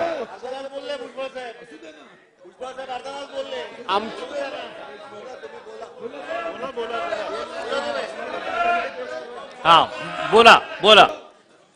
मलाच नाही, कृपया नका कोणाला बेल वाजवू. प्रत्येकाच्या भावना प्रत्येकाला वेगळ्या जरा त्याच्या हाताने करू द्या. महाराष्ट्रामध्ये हा संदेश जाऊ द्या की तुम्ही म्हणताय तसं आम्ही राजकारणाकरता एकमेकाच्या विरोधात लढत नाही आहोत. हा संदेश महाराष्ट्रातून बाहेर गेला पाहिजे. या सभागृहाच्या माध्यमातून हा संदेश बाहेर गेला पाहिजे. कोण जर एखाद दुसरा प्रयत्न करत असेल त्याला काय फार सभागृह महत्व देणार नाही. आणि मला अध्यक्ष महोदय, मी सगळं आणलंय. मी अगदी थोडक्यातच आटोपणार आहे, कारण सगळं मी सांगितलं. 102 ची घटना सांगितली, 103 ची सांगितली, 105 ची सांगितली. त्याच्याबद्दल डिटेल्स मध्ये कशाला बोलायला पाहिजे? 1965 सांगितलं, 81 सांगितलं, त्यानंतर 2014 सांगितलं, सगळं सांगितलं. याचा उल्लेख पुन्हा नुसती या ठिकाणी उल्लेख केला त्याचा अर्थ माझ्याकडे ही सगळी माहिती आहे. इम्पेरिकल डाटा म्हणजे काय त्याच्यावर झालेला डिबेट तोही मला माहिती आहे. हे मगाच पण ह्यांनी दोष दिला, त्यांनी दोष दिला, अहो ज्या वेळेला उद्धव साहेबांचं सरकार होतं त्याच्यामधले हे इकडचे 9 हिरे गेलेले तिकडेच आहेत ना हो, तिकडेच आहेत ना. आमच्या वतीनं आजचे राज्याचे मुख्यमंत्री माननीय एकनाथराव शिंदे त्या समितीमध्ये होते. कशाला एकमेकांकडे आम्ही बोट दाखवायचं? आपली सगळ्यांची जबाबदारी आहे ही. अशा पद्धतीने बोट याच्याने त्याच्यावर दाखवून चालणार नाही. अशा पद्धतीने आपल्याला आपली जबाबदारी कोणालाच झटकता येणार नाही. आणि कोणी असं म्हणत नाही की आमची जबाबदारी, कारण कोणाच्या ताटातला आपण घ्यायचंच नाही. पण अध्यक्ष महोदय, मराठा समाजाला जो तो आज प्रश्न विचारतो त्यांना मला एका वाक्यात सांगायचंय. आज जो तो प्रश्न विचारतो की तुम्ही सत्तेवर होतात, तुम्ही सत्तेवर होतात, तुम्ही का नाही घेतलं, तुम्ही का नाही घेऊ शकतात, आता आमच्याकडे कशाला मागताय किंवा आमच्यातलं कशाला मागताय. मला एका गोष्टीची आठवण सभागृहाला करून द्यायची आहे. पूर्वी ब्लॅक अँड व्हाईट सिनेमे असायचे, ब्लॅक अँड व्हाईट सिनेमे असायचे आणि त्याच्यामध्ये कुटुंब असायचं. कुटुंबामध्ये प्रचंड गरिबी असायची. करता पुरुष घरची बाई इकडून तिकडून 4 दाणे कुठून तरी गोळा करून आणायची, 4 दाणे गोळा करून आणायची आणि ते शिजवायची. अब्दुल साहेब मंत्री महोदय, ती शिजवायची आणि ती घरची माऊली जी प्रमुख असायची ना, ती सगळ्यांच्या ताटात वाढायची. आपल्या पोरा बाळांच्या, नवऱ्याच्या, नाही आणखी सासू सासरे कोण असेल त्याच्या ताटात ती वाढायची. संपूर्ण पातेलं रिकामं व्हायचं आणि त्यांना ती बाहेर पाठवायची आणि नंतर ती माऊली ते रिकामं पातेलं घ्यायची आणि कुठेतरी साईडला चिकटलेली शीतं जर असतील तर ती शीतं गोळा करून त्याच्यामध्ये पाणी ओतून ते प्यायची आणि पोट भरल्याचं समाधान करायची. आमची अवस्था तीच आहे. आम्ही रयतेचे पालन करते, आम्ही रयतेचे उद्धार करते, आम्ही रयतेचे रक्षण करते. आम्ही इनामदार, आम्ही पाटील, आम्ही देशमुख, आम्ही आणखीन कोणतरी, आम्ही जागीरदार, ह्या घमिंडीत आम्ही राहिलो आणि बघता बघता आमच्या पुढच्या पिढीचा भविष्य काळ आम्ही आमच्या हाताने अंधारात कधी लोटला हे आम्हालाच कळलं नाही. आज त्या घरातल्या माऊलीसारखी आमची परिस्थिती आहे. 2 शीतं आमच्या ताटात कोण टाकतोय काय याची आम्हाला त्याच्याकडे वाट बघावी लागते. कारण एका ज्या काळामध्ये आम्ही आमच्या हाताने भरभरून सर्वांना दिलं, आज आम्हाला कोणीतरी द्या ही म्हणण्याची वेळ आली आहे. मराठा समाजाचे हाल तुम्ही एवढे कमी समजू नका. मी सांगितलं माझ्याकडे एवढी मला झळ नाहीये, पण विदर्भ, कोकण वगैरे ह्या भागामध्ये, आपल्या मराठवाडा वगैरे या भागामध्ये मी बघतोय. आणि म्हणून तुम्हाला सुद्धा या सभागृहाच्या माध्यमातून, आजच्या भाषणाच्या माध्यमातून माझी तुम्हाला विनंती आहे की समाजाला प्रबोधन करा, ऋण काढून सण करू नका. पहा, अंतरून बघून पाय पसरा, हे थांबवा. आता प्रत्येक वेळी कुठलंही सरकार असलं तर किती मदत करू शकेल मला माहित नाही. आणि म्हणून समाजाचं प्रबोधन करा. आठवत असेल आमचे माझे मित्र, आमचे बुलढाण्याचे डॉक्टर राजेंद्र शिगणे, हे घाटाच्या खाली मी घाटाच्या वर मी असतो त्यावेळेला मला पक्षाने हेलिकॉप्टर दिलं होतं फिरायला आणि म्हणून मी घाटाच्या खाली गेलो होतो गुलाबराव. आणि मग तिथं झालं, तिकडे असल्यानंतर ही सगळी आपली निवेदन तुमच्याकडे देण्याची मोठी प्रथा आहे. सगळे आले, निवेदन दिली, निवेदन वाचली. नका मग एक तर मला खोटं बोलायला जमत नाही आणि मी बोललेलं तुम्हाला आवडणार नाही. समाजाचं प्रबोधन का करा तेवढं फक्त मी तुम्हाला सांगतोय. तुम्हाला आवडणार नाही तरी सुद्धा लोकांनी मला जबरदस्तीने भाषण करायला लावलं आणि मी त्या तिथं भाषण केलं की तुम्ही माझ्या कपड्यावर जाऊ नका. मी मंत्री हा भाग वेगळा. ज्या कोकणातनं मी आलोय, तुम्हाला असं वाटत असेल की कोकणातला माणूस हा प्रचंड श्रीमंत आहे आणि सर्व सर्व सर्व म्हणजे सगळ्यांनी संपन्न आहे. तसं नाहीये, तसं नाहीये. मी त्यांना सांगितलं, माझ्या घरात जर एखादी महिला असेल आणि तिला जर शेजारी जायचं असेल तर शेजारी जात असताना तिचं फाटलेलं पातळ असतं, तिला माहित असतं की माझं पातळ फाटलंय. ती माऊली तशी असते की तिला माहित आहे माझं पातळ फाटलंय. ती जाताना ते फाटलेलं पातळ लपवून जाण्याचा नाना तऱ्हेनं प्रयत्न करते, पण तिचं लक्ष तिथेच असतं. आणि ती जेव्हा शेजारी जाते तेव्हा त्या लक्षात येतं की आपलं पातळ फाटलंय पण आपण लपवू शकलो नाही. ती माऊली आपल्या घरच्या मालकाला शिव्या देत नाही. ती माऊली आपल्या गरिबीबद्दल राग व्यक्त करत नाही, चिडत नाही. तर ती आपलं कसं सावरते त्याचं मी उदाहरण सांगितलं. ती गेल्यानंतर म्हणते, अगं बाई घरातून निघाले तेव्हा माझं पातळ चांगलं होतं. येताना वाटतं काहीतरी काटूकुटू धडच लागला म्हणून फाटलं. ते फाटलेलं अगोदरच असतं. लक्षात घ्या. हा विचार मी काय सांगू हे लक्षात अशी मी त्यांना उदाहरणं सांगितली. मला असं वाटलं होतं की सगळे मला मारायला उठतील, कारण मी स्पष्टपणे सांगितलं की आत्महत्या करू नका. माझ्या कोकणानं अनेक संकट बघितली. 1982च्या बंद पडलेल्या गिरण्यांपासून ते कालच्या भयान वादळापासून तर 2021च्या महापुरापर्यंत अनेक उदाहरणं मी सांगेन. मी अभिमानानं सांगतो की प्रत्येक बाबतीला माझ्या कोकणानं ताठमानेनं सामोरा गेला. एकाही माणसानं आत्महत्या केली नाही. आणि म्हणून तुम्ही आत्महत्या करू नका असं मी विनंती केली. थोडं कडक भाषेत बोललो. चेतन तुपे यांनी माझं भाषण थांबवलं. मी गेलो. मला वाटलं तर लोक मला शिव्या देतील. तुम्हाला अभिमानानं सांगतो, तुम्ही धाडसानं सांगायला शिका. लोकांना धाडसानं सांगायला शिका. त्यानंतर तिथल्या सामाजिक संस्था आल्या आणि त्यांनी मला सांगितलं की आम्ही भागाभागात माणसं गोळा करतो आणि तुम्ही हे स्पष्टपणे तुमचे विचार मांडा. तुमच्या प्रबोधनातूनच आमच्या भागातल्या आत्महत्या कमी होतील. हे तिथल्या लोकांची भावना होती. त्याच्यानंतर मी तुमच्या घरी गेलो. आठवतो काय बघा तुम्हाला. मला एवढंच तुम्हाला सांगायचं अध्यक्ष महोदय. आणि म्हणून आजच्या दिवशी मला जर प्रकर्षानं आठवण कोणाची होत असेल तर हिंदू हृदय सम्राट माननीय बाळासाहेब ठाकरेंची आठवण होतीये. आज जाती जातीबद्दल आपण बोलतो. जगाच्या पाठीवर असा एकच नेता होऊन गेला. असा एकच नेता होऊन गेला. आठवत असेल याच सभागृहामध्ये स्वर्गीय इंदिरा गांधी, आदरणीय पवार साहेब आणि स्वर्गीय बाळासाहेबांबद्दल एक कसला तरी अभिनंदनाचा ठराव आला होता. मी राष्ट्रवादी काँग्रेसमध्ये होतो आणि त्यावेळेला बाळासाहेबांना जातीवादी म्हणून काही लोक म्हणत होते. मी ताडकन मंत्री असताना उठलो. बाकी काही बोला पण बाळासाहेबांना जातीवादी बोलू नका आणि ते मी सहन करणार नाही. आणि शेकडो उदाहरणं सांगितली. आज बाळासाहेबांची मला आठवण येते. बाळासाहेबांनी तेव्हा सांगितलं होतं, अरे हे जातीचे भेदभाव करू नका रे. जातीला पोट असतं, पोटाला जात नसते. हे सांगणारे हिंदू हृदय सम्राट मान्य बाळासाहेब ठाकरे होते. जातीला पोट असतं, पोटाला जात नसते. जात बघून ही सगळी सरकारी पैशांची विभागणी करू नका. तर ज्याच्या पोटाला भूक आहे तो कुठल्याही जातीचा असू द्या, त्याला मदत करा. हे सांगणारे हिंदू हृदय सम्राट मान्य बाळासाहेब ठाकरे होते. भुजबळ साहेब सांगतात ना, मी मंडल आयोगाकरता तिकडे गेलो. खरं तर मी आता ते उगाच चिडाचिड होईल म्हणून मी सांगणार नाही. वस्तुस्थिती निराळी आहे ती. पण मी त्या आता भानगडीत जाऊ इच्छित नाही. ज्या पद्धतीनं भुजबळ साहेब बोलत होते. आज नाशिकचे डॉक्टर वसंतराव पवार हयात नाहीत. अशोक सावंत आहेत. माणिकराव कोकाटे समोर बसलेले आहेत. सांगायला गेलं तर सामाजिक द्वेष प्रत्येक कुठे कुठे भरलेला आहे हे सगळं मला माहिती आहे. आणि म्हणून जे मुद्दे या ठिकाणी मराठा समाजाला आरक्षण देत असताना दुसऱ्याच्या ताटातलं कोणाचंही काढून घेऊ नका. ज्यांचं आरक्षण आहे त्यातलं कोणालाही हात लावू नका. किंबहुना माझ्या पक्षप्रमुखांनी सांगितलं, परवानच्या दिवशी पार्लमेंटचं स्पेशल सेशन भरवलं गेलं.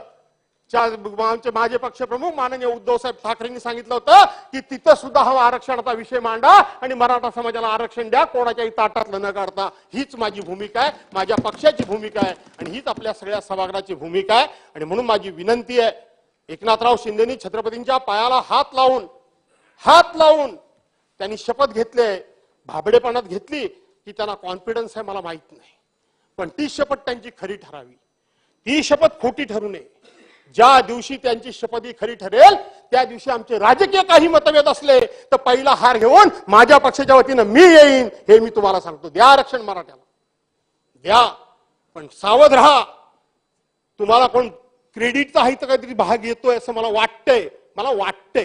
ह्याचं क्रेडिट कोणाला कुठलं जाईल त्यापासून सावध राहा. नुसतेच फक्त असे उंडरून जाऊ नका अशी विनंती करतो. आणि इथं जो 293चा प्रस्ताव आला, मराठा समाजाला आरक्षण असेल, धनगर समाजाला असेल किंवा अन्य कोणकोणत्या समाजाला असेल, त्यांना आरक्षण देण्याकरता पाठिंबा जाहीर करतो. आणि मराठा समाजाला जरूर आरक्षण द्या आणि ते मिळावं आणि ते मिळेल अशी आई जगदंबेच्या चरणी प्रार्थना करून एक थांबतो. जय हिंद, जय महाराष्ट्र. सन्माननीय बच्चू कडू साहेब एक मिनिट. हा,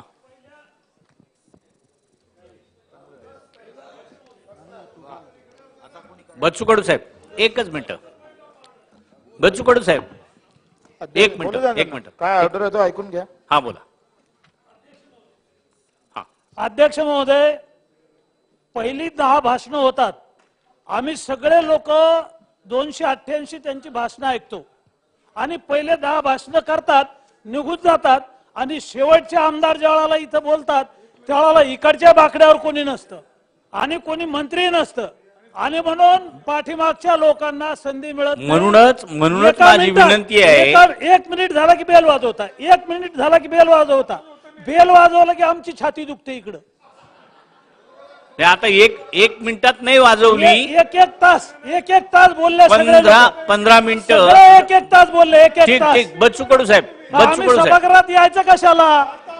आम्ही का नुसते भाषण ऐकायला याचं काय यांचे? आम्हालाही लोकांनी निवडून दिलं, 5 लाख लोकांतून आम्ही निवडून येतो. काही ठरवू.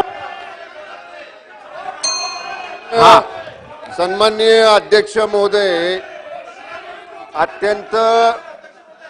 अत्यंत महत्वाच्या प्रस्तावावरती सभागृहामध्ये चर्चा सुरू आहे. कालचा पहिला दिवस, आजचा दुसरा दिवस आणि मंत्री महोदय सांगतात. अध्यक्ष महोदय, सरकारची सुद्धा ही भूमिका आहे. दोन्ही बाजूच्या ज्या सन्माननीय सदस्यांना बोलायचं आहे त्यांना पुरेशी संधी बोलण्याची मिळाली पाहिजे. त्यामुळे या प्रस्तावावर अगदी उद्या सुद्धा चर्चा करण्याची सरकारची तयारी आहे. जेवढा वेळ लागेल तेवढा वेळ या चर्चेसाठी देण्याची सरकारची तयारी आहे. आपण सन्माननीय सदस्यांना बोलण्याची संधी द्यावी. सरकारची या चर्चेला पूर्णपणानं जेवढा वेळ लागेल तेवढा देण्याची तयारी आहे. विरोधी पक्षनेते. अध्यक्ष महोदय, सन्माननीय सदस्य लोणीकर साहेब म्हणतात ते खरं आहे. आपल्याच बाजूने माझी ते सांगतात. आपल्या माध्यमातून विनंती आहे सरकारला. खरं तर हा मोठा विषय आहे, सगळ्यांच्या भावना या विषयाला जोडलेल्या आहे आणि म्हणून माझी विनंती अशी आहे की अधिवेशन पुढचा आठवडा पूर्ण घ्या आणि 2-3 दिवस आजचे आहेत हे केवळ आणि केवळ सर्व सदस्यांना बोलायला संधी द्या. पुढच्या 2-3 सर्व सदस्यांना बोलायला संधी देऊ अशी माझी आपल्याला विनंती आहे अध्यक्ष. सर्व सदस्यांना बोलायला संधी देऊ. प्रत्येकानं समजून रिपिटेशन होणार नाही अशा पद्धतीचं थोडक्यात संपवलं तर सगळ्यांना सारखा वेळ मिळेल. अध्यक्ष महोदय, नागपूरच्या विधान भवनावरती 1 मिनिट लहुजी शक्ती सेनेचा एक मोर्चा प्रचंड मोठ्या प्रमाणामध्ये आता आलेला आहे आणि माझी सरकारला विनंती आहे की या मोर्चा संबंधी त्यांचं जे म्हणणं आहे की अनुसूचित जाती आरक्षणाचे अबकडप्रमाणे वर्गीकरण करून मातंग समाजाला तात्काळ न्याय द्यावा. त्याचबरोबर साहित्यरत्न अण्णाभाऊ साठे शिक्षण प्रसारक संशोधक स्थापन करण्यात यावं आणि क्रांतीवीर लहुजी साळवे मातंग अभ्यास आयोगाच्या संपूर्ण शिफारशीनुसार त्वरित अंमलबजावणी करावी. मोर्चेकरांची जी मागणी आहे ती सभागृहासमोर मी ठेवतोय. सरकारने त्याच्यामध्ये लक्ष घालावं. सरकारने नोंद घ्यावी. संदर्भामध्ये लहुजी सेनेचा जो मोर्चा मागच्या अधिवेशनामध्ये आझाद मैदानावरती आला होता त्यांच्या मागणीनुसार एक समिती गठीत केलेली आहे. 3 राज्यांच्या अभ्यास दौऱ्यावरती समिती जाऊन आलेली आहे. उर्वरित 3 राज्यांच्या अभ्यास दौऱ्यापैकी एका राज्यामध्ये ती समिती जाऊन आली. उर्वरित 2 राज्य बाकी आहेत. त्या समितीमध्ये 2 या सभागृहातले सन्मान्य त्या समाजाच्या आमदारांचा समावेश करावा अशी सन्मान्य आमदार महोदयांनी माननीय मुख्यमंत्री महोदयांनी विनंती केली होती. त्याप्रमाणे पुढच्या 2 राज्यांमध्ये त्या 2 माननीय आमदार महोदयांचा समावेश करून ती समिती जाते आहे. त्या 6 राज्यांनी अबकड करण्यासाठी काय प्रोसिजर फॉलो केली होती त्याचा अभ्यास चालू आहे. समितीचा अहवाल प्राप्त झाल्यानंतर याच्यावर योग्य तो निर्णय घेतला जाईल. बच्चू कडू साहेब. अध्यक्ष महोदय, खरं तर बच्चू कडू साहेब आपण सुरू करा. त्यांचा आवाज थांबवा तर मी करेन ना सुरू. बसा. ते ताईचं काय म्हणणं आहे? त्या ताई काय म्हणते बघा. क्रमशीर बरोबर आहे. क्रमाने त्या बोलतात. अपक्ष आहेत त्याच्यानंतर आपण भाजपाला देणार असं क्रम ठरल्याप्रमाणे देणार. बोला साहेब. ते बोलत आहे ताई. काय अध्यक्ष महोदय, आज अधिवेशनाचा जवळपास 5वा दिवस आहे. आम्ही सर्व महिला भगिनी कंटिन्यू सकाळी 11 वाजेपासून किंवा जेव्हा सभागृह होतं काल 9 वाजेपासून रात्री आम्ही सभागृह संपेपर्यंत प्रामाणिकपणे बसलेलो असतो. मला सांगा, आज मराठा आरक्षणावर कालपासून चर्चा सुरू झालेली आहे. किती महिलांना आपण संधी दिलेली आहे. मग महिलांनी आम्ही दिवसभर ऐकायचंच का? आम्ही ज्युनियर आहोत, ठीक आहे, आमचं काम आहे, आम्हाला शिकायलाही मिळतं सर्व सिनियर माणसांच्या भाषणातून. परंतु हा प्रत्येक वेळी अन्याय का? परवा पण पुरवणी मागण्यांवर रात्री 11 वाजता भाषण केलं. एक मिनिटात बेल वाजते. अध्यक्ष महोदय, एक सिनियर आणि एक ज्युनियर, एक सिनियर सदस्य आणि एक ज्युनियर सदस्य अशी प्रथा लावा. प्रतोदांनी दिलेल्या क्रमाप्रमाणे आपण सगळ्यांची नावं घेतो. प्रतोदांकडून आलेली नाव. बच्चू कडू साहेब, बसा आता, बसा. अध्यक्ष महोदय, मान्य सदस्यांचं म्हणणं बरोबर आहे का पहिल्या लाईनवाल्यांना जास्त आपण बोलू देता आणि मागच्या लाईनवाल्यांना आपण कमी बोलताय. तर मला वाटतं असं होऊ नये अध्यक्ष महोदय. आपण खरं तर या बाबतीत मोठे प्रभावी आहे. अध्यक्ष महोदय, तसं तर मी जातीपाती धर्मात कधी पडलो नाही, कधी आंदोलन केले नाही. मी आतापर्यंत जे काही आंदोलन केलं, बाहेर आलो, सभागृहात बोललो, ते शेतकऱ्यांबाबत, दिव्यांगाबाबत, अनाथाबाबत. माझ्या सगळ्या लक्षवेधी जास्तीत जास्त दिव्यांगाच्या बाबतीत आणि अनाथाच्या बाबतीत आहे अध्यक्ष महोदय. पहिल्यांदा आम्ही या सगळ्या अशा मागच्या ठरावात मी बोललो नव्हतोय. मागच्या सभागृहात या आरक्षणाबाबत मी कधी बोललो नाही. कारण माझं असं मत आहे का जातीपेक्षा धर्मापेक्षा हक्काची लढाई फार महत्वाची असतं. शेतकऱ्याला त्याचा भाव भेटत नाही, मजुराला त्याची मजुरी भेटत नाही. आणि माझं अजूनही पूर्ण असं मत आहे का शेतकऱ्याला जर भाव भेटले तर सगळ्यात जातीत शेतकरी 75% आहे. एका शेतकऱ्याचे प्रश्न मिटले का या देशातल्या सगळ्या शेतकऱ्याचे प्रश्न मिटतं, एवढी ताकद शेतकऱ्याच्या प्रश्नामध्ये आहे. पण ते तुमच्यात धम्मक नाही, ना काँग्रेसवाल्यामध्ये, ना भाजपवाल्यामध्ये, ना शिवसेनेवाल्यामध्ये. तुम्ही शेतकऱ्याचं भलं करू शकत नाही हे 75 वर्षामध्ये स्पष्ट दाखवून दिलं. सगळ्या समाजात शेतकरी आहे, पण शेतकऱ्यासाठी समाज उभा राहत नाही, आमदार उभे राहत नाही, खासदार उभे राहत नाही. हे या देशातलं सगळ्यात मोठं दुःख आहे. अध्यक्ष महोदय, 350 गुन्हे दाखल झाले. 350. 4 ते 5 गुन्ह्यामध्ये किमान 4 वर्षाची सजा मला कोर्टानं सुनावली. आम्ही धडक मारायचं बिलकुल, आणि अजूनही ठोकतोय धरून, काही विषय नाही आहे. अध्यक्ष महोदय, एक लक्षात घ्या का हा देश आम्ही पाहतोय, म्हणजे कधी कधी विचार येतं का आपण जाती पाती धर्मामध्ये पडायचं का नाही पडायचं. पण काल एक वाचण्यात माझ्या आलंय, जॉर्ज फर्नांडिसचं भाषण आलं, त्यांनी मस्त सांगितलं.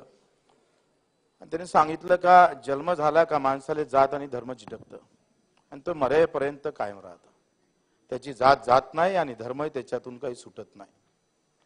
आणि म्हणून लोक असं म्हणतात का जातीवर जात सोडू नका, पण जातीवर वाद करू नका. जात कोणच सोडली नाही पाहिजे, कारण जन्मतापासून ते लागतं आणि मरेपर्यंत ते टिकतं. तसं ते पॉयझन आहे. कष्ट करणाऱ्या, काम करणाऱ्या शेतकरी शेतमजुरासाठी ते विषच आहे. शेतकरी म्हणून कष्टकरी म्हणून त्याच्या बाजूने कधी हे सभागृह ज्यानं बांधलं असेल ना अध्यक्ष महोदय, हे सभागृह ज्या मजुरानं बांधलं त्या मजुराला 100 रुपये रोज होता. मी काढली सगळी माहिती. आणि हा इंजिनियर जेव्हा आम्ही पाहतो या सभागृहाला लक्ष देत होता, पुरत होता, वळसे पाटील साहेब, त्याला त्यावेळेस 800 रुपये रोज होता. इंजिनियरला 800 रुपये रोज, आणि ह्या सगळ्या कष्ट करणाऱ्या मजुराला 100 रुपये रोज. हे लुटीचे तंत्र आहे. जो ज्यादा कष्ट करेगा उसको लुटना है और जो कम मेहनत करेगा उसको देना है. श्रीमंतांना अधिक श्रीमंत व्हावं आणि गरिबांना अधिक गरीब व्हावं, आणि मग गरिबांना श्रीमंताच्या घरी भांडे घासावं, अशी व्यवस्था आहे. ही व्यवस्था आहे सरळ सरळ. आणि या व्यवस्थेला तोडण्याची ताकद तुमच्या आमच्यामध्ये नाही आहे. म्हणून ही व्यवस्था आम्ही पाहतो आरक्षणावर येऊन आम्ही आता आमची पोळी भाजणार आहोत. याच्यात नेते मोठे होणार, पक्ष मोठे होणार, आणि कार्यकर्ता भस्म होऊन जाईल, पेटून जाईल. अरे मोठे मोठे कार्यकर्ते, मोठे मोठे मंत्री महोदय जर आम्ही पाहतोय का द्वेष निर्माण करणारे भाषण जर करत असेल तर कसं होणार आहे अध्यक्ष महोदय. अध्यक्ष महोदय, पूज्य बाबासाहेब आंबेडकरांनी अतिशय संघर्ष करून लागण तेवढे कष्ट करून अध्यक्ष महोदय बाबासाहेबांना कधी आमच्या शरीरात स्वतःच्या शरीरात जात शिरू दिली नाही. मला बाबासाहेब आंबेडकरचं एक वाक्य अजूनही मनात कोरून ठेवलं अध्यक्ष महोदय. अध्यक्ष महोदय बाबासाहेबांना हे म्हटलंय का होय मी पहिले भारतीय आहे नंतर सुद्धा भारतीय आहे. आम्ही महापुरुषाच्या नावावर जात लावून देतोय एवढे नालायक निघालोय. पेटून द्यायला पाहिजे सगळ्यांना. खरं तर पुतळा लावला पुरुषाचे फोटो लावले का तो त्या जातीचा. आणि बाबासाहेबांच्या पहिला पुतळा अध्यक्ष महोदय माधवराव बागल कोल्हापुरात पहिला पुतळा बाबासाहेबांचा एका मराठ्यानं उभा केला. याचा आनंद आहे गर्व आहे. अध्यक्ष महोदय महात्मा ज्योतिबा फुलेंचा फोटो इथं आहे. बोलतोय मराठ्यावर बोलतोय. तुम्ही आंदोलन काही कुचकुच करू नका. अध्यक्ष महोदय महात्मा ज्योतिबा फुलेंना पहिली शिवजयंती शुभाची कुठे जातीपातीचा कुठे विषय नाही. महाराष्ट्र कसा होता त्या संत सगळ्या महापुरुषांना आम्हाला दाखवून दिला. अध्यक्ष महोदय पहिली शिवजयंती महात्मा ज्योतिबा फुलेनं या महाराष्ट्रात सुरू केली. जातीपातीचे बंधन तोडत महात्मा फुलेनं पुन्हा दाखवून दिलं का कुठलाही महापुरुष एका जातीपुरता धर्मापुरता राज्यापुरता मर्यादित नसतं तर त्याचा छाप सगळ्या जगावर पडत असतं. तसा हा महाराष्ट्र होता. पण महाराष्ट्राला काय काळीमा लागतंय मला समजत नाही. अध्यक्ष महोदय आपण पाहतोय का काही सभा मी ऐकल्या आणि त्या सभेमध्ये एक जण असा म्हणतोय नाव घेत नाही मुद्दा म्हणून अधिक जातीवर जाण तुम्ही 160 आमदाराला आम्ही पाळू. 160 आमदाराला भाषा आहे. या पद्धतीनं मोठे नेते जर बोलायला लागले एखाद्या सामान्य कार्यकर्त्याने बोललं ठीक आहे. काही उदाहरण दिल्या जातं का त्या समाजाचा होता म्हणून तुम्ही एकमेकावर आरोप करा व्यक्तिगत ठीक आहे पण समाजावर जाऊन आरोप करा तर राख लागेल ना महाराष्ट्रात. कोण वाचून याला. अरे आम्ही समजदार आहोत. इथं असणाऱ्या लोकांना जर जातीवर बोलणं सुरू केलं तुम्ही एका गुलाबराव मी तुम्हावर बोललो तुम्ही माझ्यावर बोलले ठीक आहे पण तुम्ही ज्या दिवशी जातीवर बोलायला लागाल मराठ्यांनी असं केलं आमच्या मशानभूमी अडवल्या आमचं असं केलं आमचे तसं केलं अशा पद्धतीनं बोलताय तुम्ही. असे तर कित्येक उदाहरण सापडत. गावखेड्यामध्ये अशी उदाहरण सापडत नाही. एकमेकाचं पण कुणी जिथे जे जात भारी असतं ते अन्याय करत असतं त्या गावामध्ये हे तर सत्य आहे. ते नाही व्हायला पाहिजे पण सत्य आहे. मला वाटतं खोटं असेल तर मला सांगितलं पाहिजे. पण अशा प्रकारचा भास आणून देणं जणू काही मराठे म्हणजे आम्ही पाहतोय अध्यक्ष महोदय का जसं काही अन्याय करणारी जमातच तो उभी केली. अशा प्रकारची व्यवस्था जर निर्माण करत असाल तर ते चुकीचं होईल. अध्यक्ष महोदय राजकारण होईल हो. तुम्ही मुख्यमंत्री व्हाल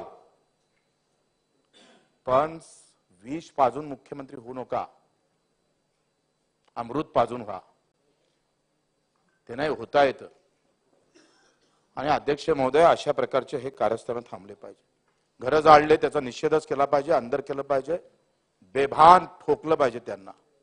घरं जाळापर्यंत ज्याचे हात जात असेल ना ते हात पाय तोडून टाका.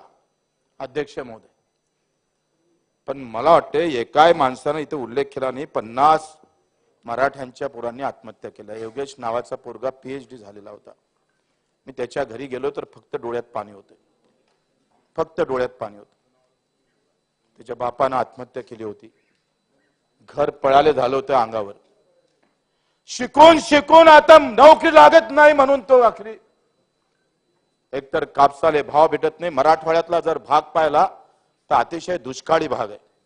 ना पाण्याची सोय आहे ना कुठल्याही प्रकारची व्यवस्था आहे. सगळ्याच समाजाची तेली माळी कुंभी धनगर असं नाही मी म्हणतोय मराठ्याचीच व्यवस्था आहे. सगळ्याच समाजाची तिथली अवस्था वाईट आहे. आपण पश्चिम महाराष्ट्रात गेलो तर किमान पाण्याची व्यवस्था आहे आणि इकडे आलो तर मराठवाड्यात मात्र साधी पाण्याची व्यवस्था पण तिकडे नाही आहे. आणि मग अशा अवस्थेमध्ये आरक्षणाचा आधार पकडला आणि ते भेटत नाही म्हणून आत्महत्या केली. 50 जणांच्या आत्महत्या झाल्या. घरं जाळल्या. आम्ही 10 डाव ठासून सांगतोय. आणि 50 आत्महत्या झाल्या, त्याच्यावर एकही कोणी बोलत नाही, याचं दुःख आहे.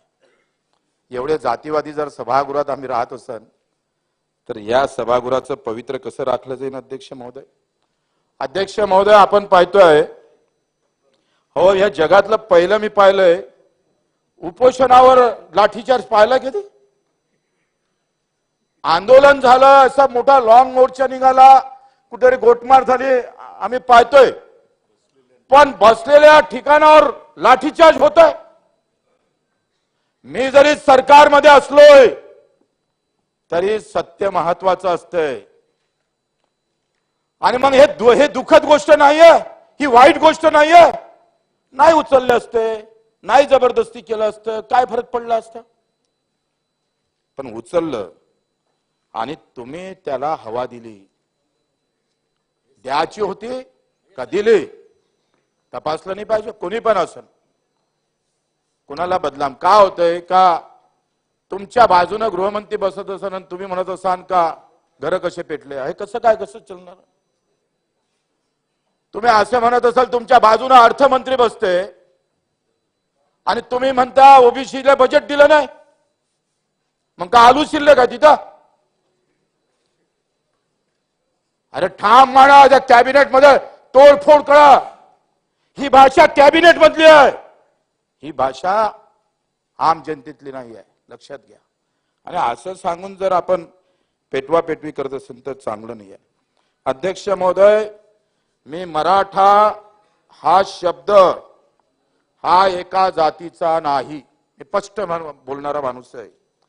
आपण जर पाहिलं पंजाब सिंधू गुजरात मराठा, पंजाब सिंधू गुजरात मराठा, मग मराठा जर एका जातीचा आहे तर जनगणनेमध्ये ह्या मराठा काढला पाहिजे. एका जातीचा उल्लेख का केला जातं? प्रस्ताव तयार करा, काळा मराठ्याला इथून.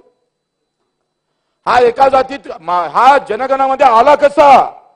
अध्यक्ष महोदय, 800 वर्षापूर्वीचा पुरावा आहे. लीळा चारित्र ग्रंथामध्ये सरळ स्पष्ट म्हटलं आहे, आचार्य गावामध्ये जात पाळी कुंभी बसले होते, यात म्हणाले, अहो पाटील मराठे, तुमच्या गावी ब्राह्मणांचे घर नाही का? 800 वर्षाचा पुरावा आहे, 800 वर्ष.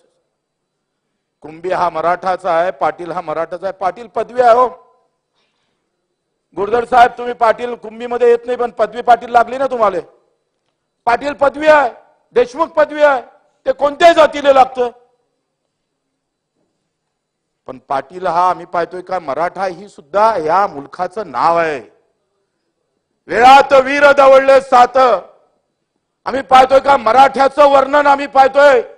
18 पगड जातीतला तेली असन, महार असन, माळी असन, बौद्ध असन, सुतार असन, कुमार असन, धनगर असन, मल्हारराव होळकरांच्या समाधीच्या खाली मराठा सरदार म्हणून लिहिला गेलाय.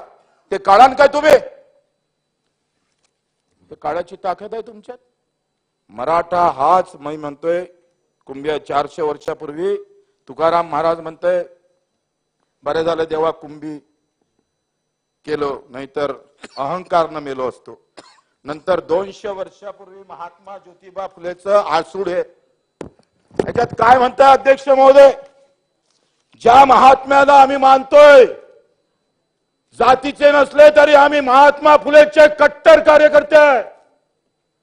महात्मा फुलेसाठी लागण तेव्हा मरण यावं तेवढं मरण आम्ही स्वीकारू. अध्यक्ष महोदय, महाराजांचा पहिला पोवाडा लिहिणारे आमचे महात्मा ज्योतिबा फुले काय म्हणतं? कुळवाडी भूषण पावाडा गातो भोसल्यांचा, छत्रपती शिवाजींचा, लंगोट्यास देई जानवी, पोशिंदा कुंभ्यांचा, काळ तो असा यवनांचा. अरे महात्मा ज्योतिबा फुलेले खोटे मागताय तुम्ही? महात्मा ज्योतिबा फुलेने खोटं बोलले? हे आसूड शब्दात त्यांनी लिहिलेला पोहाडा अध्यक्ष महोदय.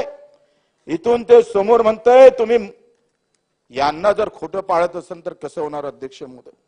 जिजाबाईचे मूळ घर होते पुण्यास, खान राहिला तिथं वस्तीचं, मराठाचं चौकीबंदी गावात शिरण्यास. म्हणजे स्पष्ट होते का मराठ्याला तिथं चौकीबंदी केल्या जात होती, म्हणजे 18 पगड जातीला. अध्यक्ष महोदय, आज मराठ्याला त्यावेळेस बंदी होती, दुर्दैव आहे आता मराठ्यांना बंदी करावं लागतं. काय मला तर वाटतं जे मराठे मंत्री झाले त्यांनाच खरं तर धन्यवाद द्यायला पाहिजे. चांगलंही केलं का मराठ्यांनी मराठ्यासाठी आरक्षण दिलं नाही. अध्यक्ष महोदय, एक आसूडचा दुसरा भाग आहे, त्याच्यामध्ये एक गृहस्थ जातं महात्मा ज्योतिबा फुलेकडे आणि त्यांच्या पगोट्यात 3 शेंड्या लोंबत नव्हत्या. शिंप्याचं म्हणावं, पगोट्यावर जागोजागी सुया टोचल्या नव्हत्या. सोनारातील म्हणावं, त्याच्या भाऊपुढे उरडा निघाला नव्हता. व ब्राह्मणातील म्हणावं, महात्मा फुलेले चिंता लागली, काय म्हणावं याला. आणि तेव्हा आपला मोहरा माझ्याकडे फिरून आपणच मला प्रश्न केला की तुम्ही मला ओळखले काय, महात्मा फुलेला म्हणतात ते. मी म्हणालो नाही महाराज. म्हणजे ज्योतिबा म्हणाले, मी तुम्हाला ओळखले नाही, माफ करा. गृहस्थ म्हणाला, मी मराठी कुळातील मराठी आहे.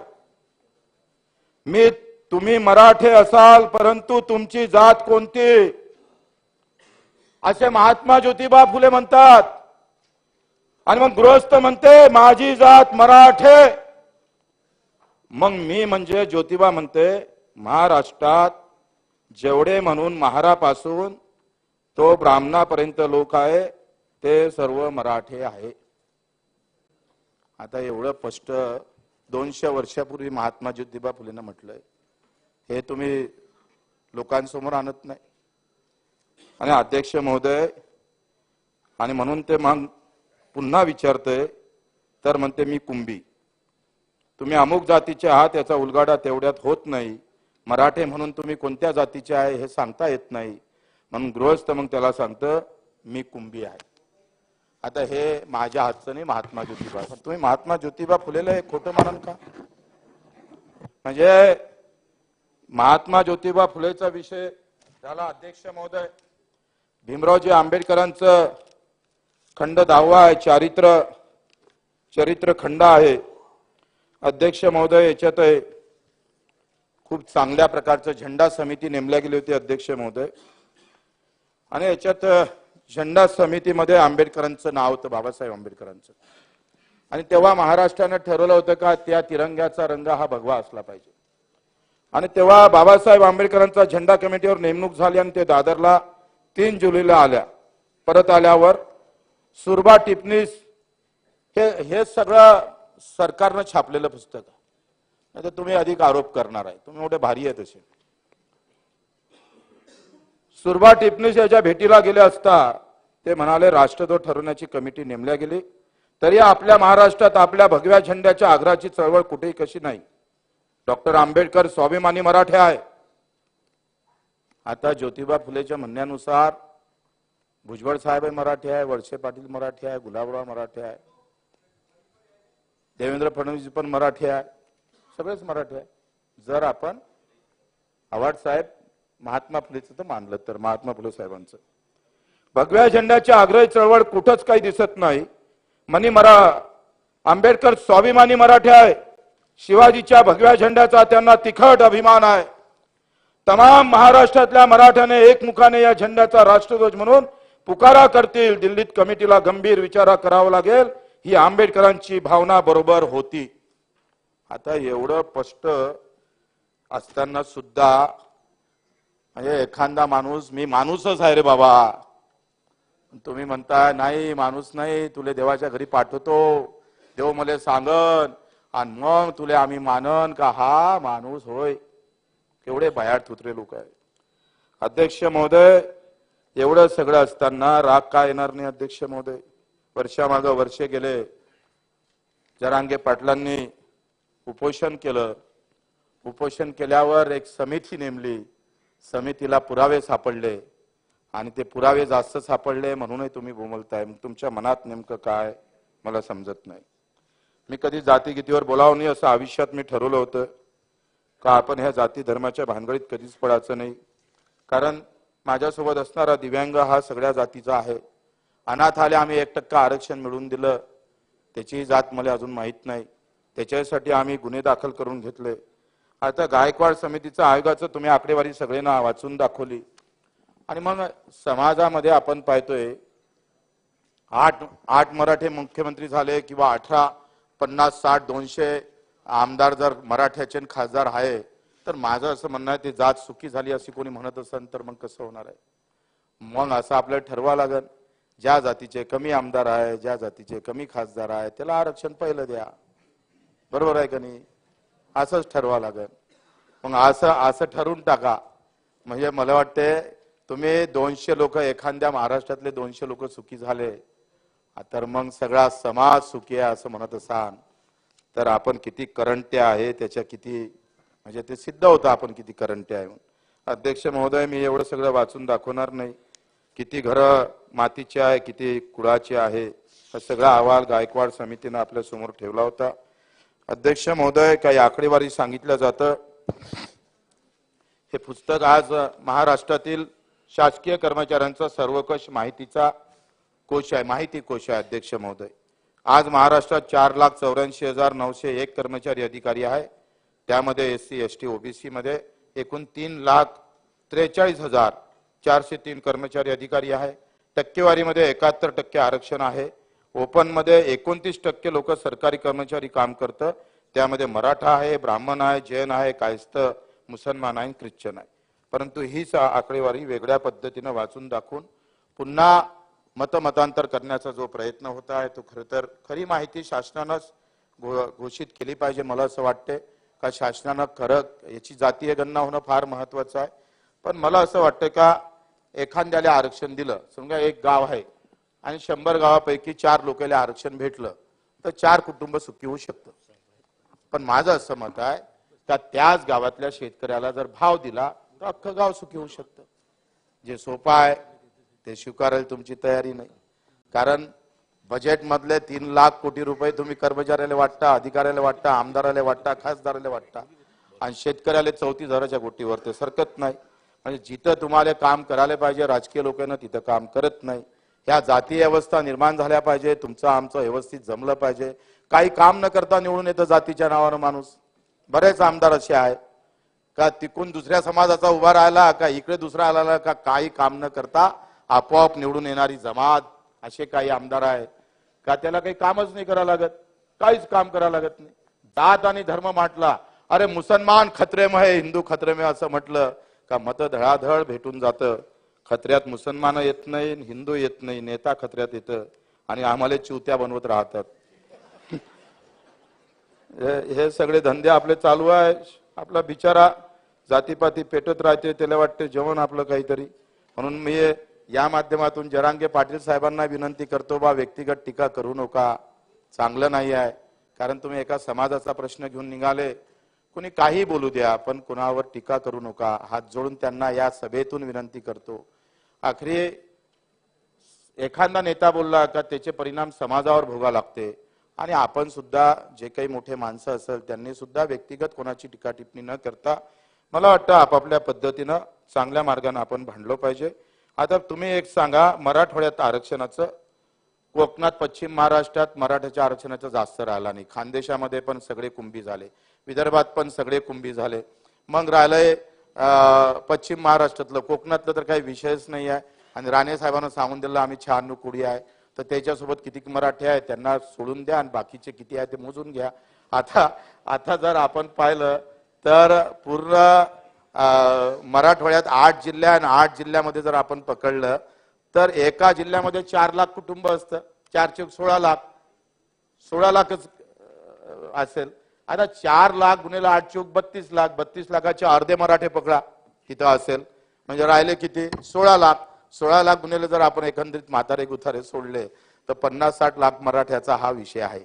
पण एवढा आपण अंगावर घेतला का आता महाराष्ट्र कधी कधी झोप लागत नाही, चिंता लागतं का कधी जातीच्या नावानं जर घर पेटले तर मग हा छत्रपतीचा, हा शाहू महाराजाचा, हा ज्योतिबांचा, अहिल्याबाई होळकरांचा हा महाराष्ट्र उद्या कोणत्या तोंडानं तोंड दाखवून देशाले. अरे आपल्याला तर जबाबदारी दिली छत्रपतीनं देशाचं संरक्षण करण्याचं आणि तुम्ही आपसात भांडायला लागले आणि ते कायच्यासाठी? तर आरक्षणासाठी. मला वाटतं या महाराष्ट्रानं भुजबळ साहेबांना, परळकर साहेबांना, जरांगे पाटलांना तुम्ही आम्ही सगळे एकत्र व्हा आणि एक डाव शेतकऱ्यासाठी भांडा ना, काय हरकत आहे?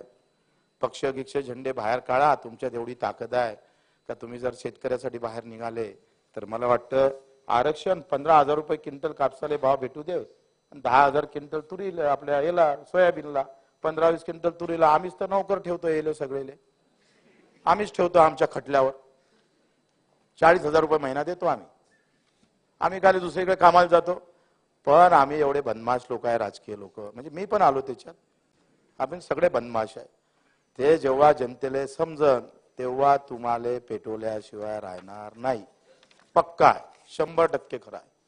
आणि म्हणून शेतकऱ्याचा विषय बाजूला सोडून मला वाटतं शेतकऱ्याच्या विषयातच या देशाचं भलं आहे. शेतकऱ्याच्या विषयात शेतकरी, मला सांगा कोणत्या जातीत शेतकरीने एवढं सांगा. आणि म्हणून आपल्याला विनंती करतोय, बरंच बोलायचं होतं, बेल वाजवलं, मला वाटते बेल वाजवते वाटतं. अध्यक्ष महोदय, आपण पाहतोय का याच्यामध्ये आपण एक केलं पाहिजे, एकतर ओबीसीला आरक्षण वाढवून घ्यायला पाहिजे, काय हरकत आहे? ओबीसीचं आरक्षण वाढवून घ्या, सगळे मिळून एकत्र व्हाव आणि ओबीसीचं आरक्षण वाढवून घ्या आणि त्याच्यात त्यांना घेऊन घ्यावं, असं होऊ शकतं. आता काही लोक असं म्हणतात का राजकारण चाललं जाईल, पंचायत समिती जाईल, जिल्हा परिषद जाईल, जिल्हा परिषद गेली तर आमदारकी चालली जाईल. तर आपण त्याचं शपथपत्र लिहून घेऊ का, आपण तुम्ही पंचायत समिती जिल्हा परिषद लढूच नका, तसंही करता येईल, काय हरकत आहे? असं करायला काही हरकत आहे का त्यांनी लिहून दिलं तर? म्हणजे इतकी भीती आपल्या मनात काय मला समजत नाही. आणि म्हणून जातीपाती धर्मामध्ये मला वाटतं हे न पडता धनगर समाजाच्या आरक्षणाचा विषय, आता दलित बांधवामध्ये आमचे माथंग समाज म्हणताय त्याचा अबकडं करा, ओबीसी मध्ये अबकडं केलं पाहिजे. सुतार सगळ्यात कमी आहे, कुंभार सगळ्यात कमी आहे, न्यावी सगळ्यात कमी आहे, लोहार सगळ्यात कमी आहे, त्याची तर गिनतीच नाही आहे, तो कुठंच बसत नाही आहे. या आमच्या सपाट्यामध्ये तो बिचारा कुठं सापडतच नाही. मग ह्या शिंपी आमचा लोहार गिवार याला अबकडं द्या, तो कुठेतरी टिकला पाहिजे का नाही? ते संख्येनं कमी आहे म्हणून त्याच्यावर अन्याय कराल का तुम्ही? त्याला पण आपण आरक्षणात ओबीसी मध्ये स्थान दिलं पाहिजे आणि त्याच्याही पाठीशी उभं राहिलं पाहिजे अशाही अपेक्षा करतो. आणि तुम्ही झालंच नाही तर मला असं वाटतंय का या राज्यात शांतता ठेवायची असेल तर पूज्य बाबासाहेब आंबेडकरांचे वंशज आमचे प्रकाश आंबेडकरलाच आता मुख्यमंत्री केलं पाहिजे. म्हणजे या देशामध्ये खऱ्या अर्थानं खरा न्याय ज्यांनी या ज्यांनी घटना दिली आमच्या देशाला त्याच्यावर आम्ही कम से कम तेवढं तरी आपण केलं पाहिजे. अशा पद्धतीनं समोर झाले काय हरकत आहे? काही हरकत नाही. मला वाटतं हे तेव्हा शांत राहील सगळं. नाही तर मुद्दा म्हणून विधानसभेत बोलतो सगळे, कारण मला काही पक्ष नाही आहे, पण असं करायला काय हरकत आहे? का बरं दलित मुख्यमंत्री होऊ नये? का बरं माळी मुख्यमंत्री होऊ नये? का बरं तेली होऊ नये? तेलाचा मुख्यमंत्री झाला पाहिजे. आता लय झालंय, आम्ही 8 वर्ष मराठ्याला दिले, तुम्ही आम्हाला काहीच दिलं नाही मराठ्याला आरक्षण. आदिवासी मुख्यमंत्री आमचा राजकुमार कोण मुख्यमंत्री झाला पाहिजे, काय हरकत आहे? अध्यक्ष महोदय, आखरी समतेचा हा नारा फक्त बोलून चालत नाही, प्रत्यक्षात उतरावं लागतं. आणि म्हणून एका जातीला टार्गेट केल्यापेक्षा मला वाटतं सगळे मिळून सगळ्यांसोबत जाऊन आम्ही सगळे एक आहोत, महाराष्ट्र धर्म पाळावा एवढीच अपेक्षा करतो, विनंती करतो. अध्यक्ष महोदय, आपण भरपूर बोलू दिलं, कारण तुमचं लगेच आमच्यासाठी बेल वाजतंय, आज वाजवली नाही त्याबद्दल धन्यवाद. जय हिंद, जय महाराष्ट्र. सन्मान्य सदस्य संजय कुटे.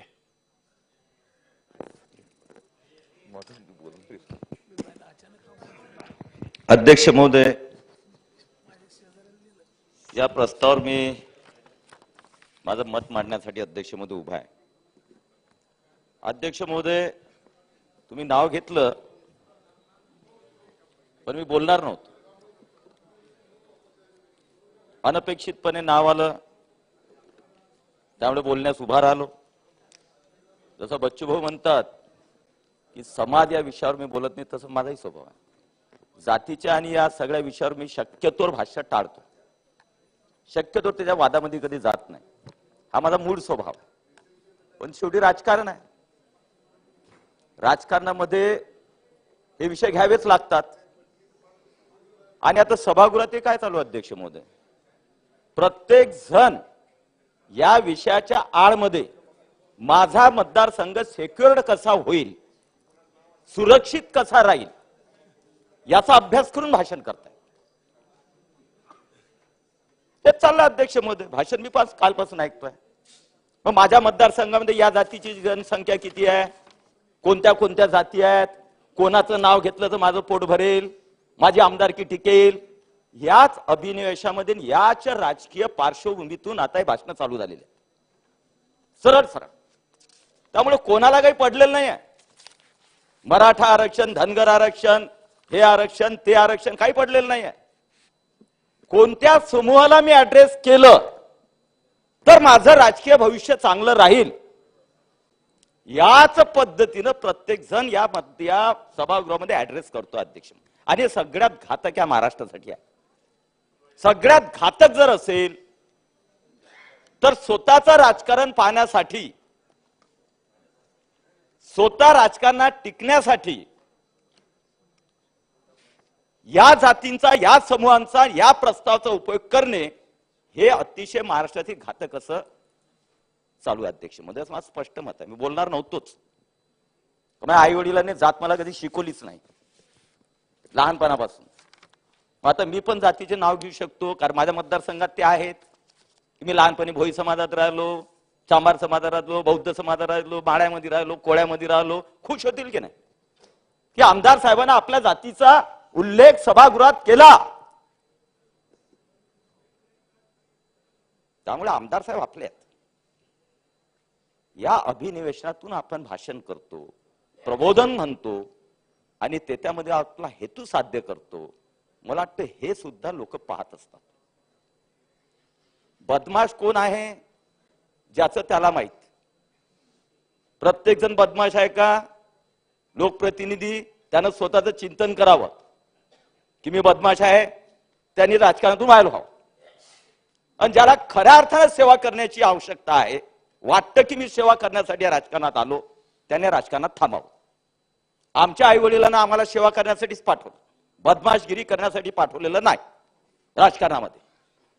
त्यामुळे मी काही चिवत्या पण नाही आणि स्वतःला मी म्हणणार पण नाही. उगीच या विषयाच्या आडमध्ये वेगवेगळे हेतू साध्य करण्याचा प्रयत्न होऊ नये अशी माझी प्रामाणिक इच्छा आहे. काहीच नाही, साधा आहे. मी जेव्हा आणि मी आज माझं भाषण जे आहे मी बोलणार नव्हतोच, 100% बोलणार नव्हतो. माझ्याच मतदारसंघातल्या माझ्या बऱ्याचशा लोकांचे भाऊ बोलूच नका या विषयामध्ये. इकडून बोललं का हा नाराज आणि तिकडून बोललं का तो नाराज. कशाला अंगावर घेत आहे? मग कोणीच अंगावर घ्यायचं नाही तर मग करायचं कोणी काय, हा एक प्रश्न आहे. आणि सगळेच आता संत महात्म्यांच्या भूमिकेमध्ये भाषण करतायत.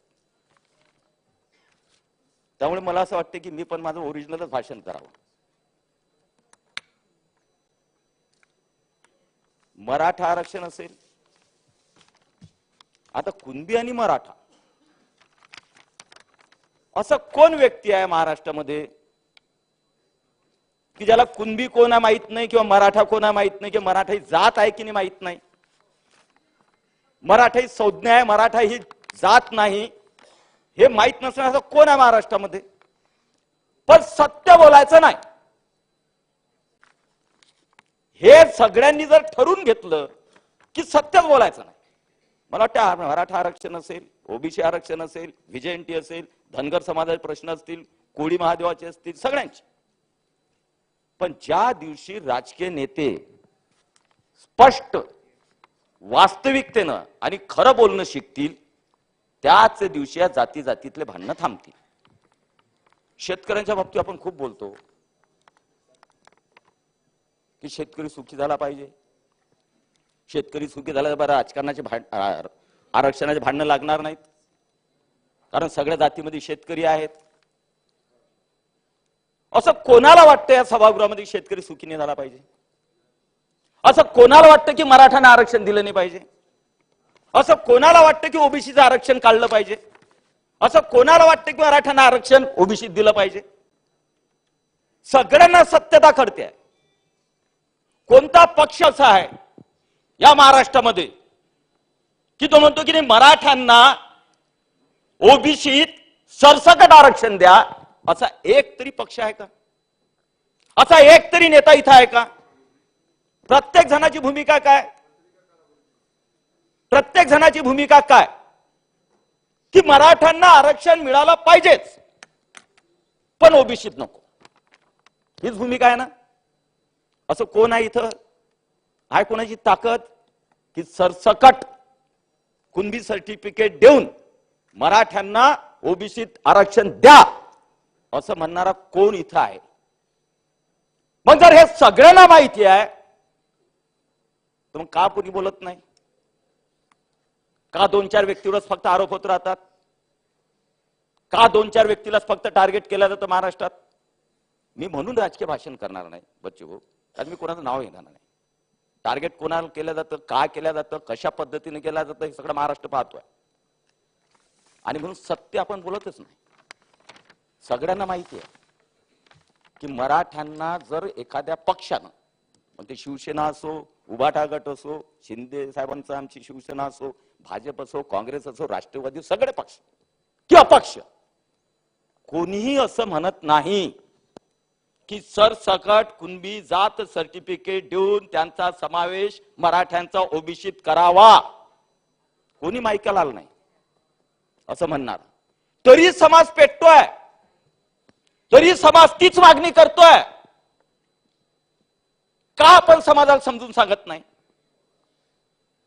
का सांगत नाही? आपण खूप प्रबोधनकार आहोत. का आपल्यावर अविश्वास निर्माण झाला? का झाला? कारण आपण कधीच या महाराष्ट्रामध्ये सत्य बोललो नाही. ना आरक्षणासाठी सत्य बोललो, ना शेतकऱ्यांसाठी सत्य बोललो, कधीच नाही बोललो. प्रत्येकाला माहिती आहे की आरक्षण हे मराठ्यांना द्यायचं असेल तर त्यांना 50% वर वेगळी कॅटेगरी करूनच द्यावं लागेल. कारण सरसगट कुणबी म्हणून द्यायचं म्हटलं तर ओबीसी समाज अंगावर येईल. मग माझं राजकीय गणित बिघडेल, माझ्या मतदारसंघातलं बिघडेल, माझ्या पक्षाचं बिघडेल. सगळं हातचं राखून प्रत्येक जण बोलताय, प्रत्येक जण. आमच्या भावात आले आता, काल भावाचं भाषण सुंदर ऐकलं, खूप खूप ऐकलं. किती मोडतोड करून पद्धतशीर त्यांनी राजकीय भाषण केलं. त्यात उहापोर का नाही का मला राजकीय भाषण करायचं नाही, नाही तर प्रत्येक विषय मलाही माहित आहे तुम्ही काय काय बोलले. आणि म्हणून मराठा आरक्षणाचा विषय असेल, आज महाराष्ट्र पेटतोय, आपण कधी चिंतन करत नाही.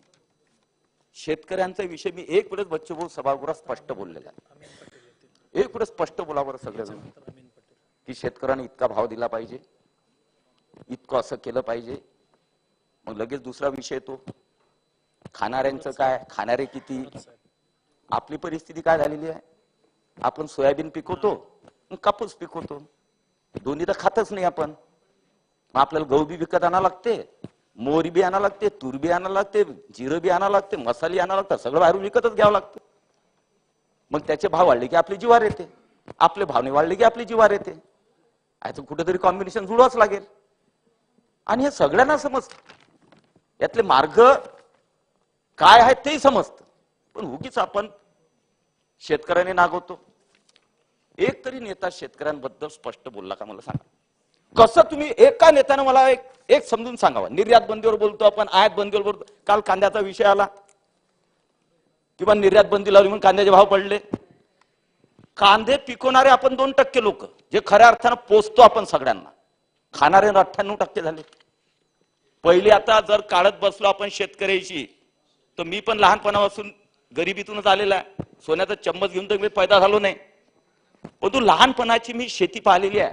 2 एकर शेती होती माझ्याकडे. भास्करराव भाषण करून निघून गेले. आमच्यात हिंमत आहे जगण्याची आणि जगवण्याची. 2 एकर शेतीमध्ये आम्ही बघितलेलं आहे, एक मोरीचं तास लावायचे बच्चू भाऊ, एक जिऱ्याचं, एक आपलं ते काय तीळ, एक असं, असे 2, 4, 5, 6, 10 पदार्थ जे आपल्याला वर्षभर आपलं घर चालू शकतात, अशा सगळ्या गोष्टीची तरतूद करून उर्वरित विकायचं. त्यामुळे विकत घ्यायचं काम नाही पडायचं बाहेरून. आज तर एक आपण काय पिकवतो, नगदी कापूस खाणार आपण. खायच्या गोष्टी सगळ्या बाजारातून विकत घ्यावं लागतात. आणि मग त्याच्या अव्वाचे 1.25 भाव चालले. तेलाचे भाव कुठं? मग आपण तिकडेही ओरडतो आणि इकडेही ओरडतो. आणि तसंच आरक्षणाचं आहे. सगळ्यांना माहिती आहे की नाही? असं कोण आहे माईकालाल की जो म्हणतो की सरसकट कुणबी म्हणून सर्टिफिकेट देऊन सगळ्या मराठ्यांचा, महाराष्ट्रातला एकदम एक मराठ्यांचा यामध्ये समावेश करा ओबीसीत? कोणी नाही म्हणत. अच्छा, ही तुमची मागणी आहे की सगळ्या मराठ्यांना महाराष्ट्रातल्या कुणबी सर्टिफिकेट देऊन त्याच्यामध्ये टाकाव, ओबीसी मध्ये टिकणार आहे? मग आता तुम्ही मुख्यमंत्री झाले की टिकेल. आमच्या शुभेच्छा आहेत. तेच मागच्यासारखं मजाकच्या गोष्टी नाही आहेत.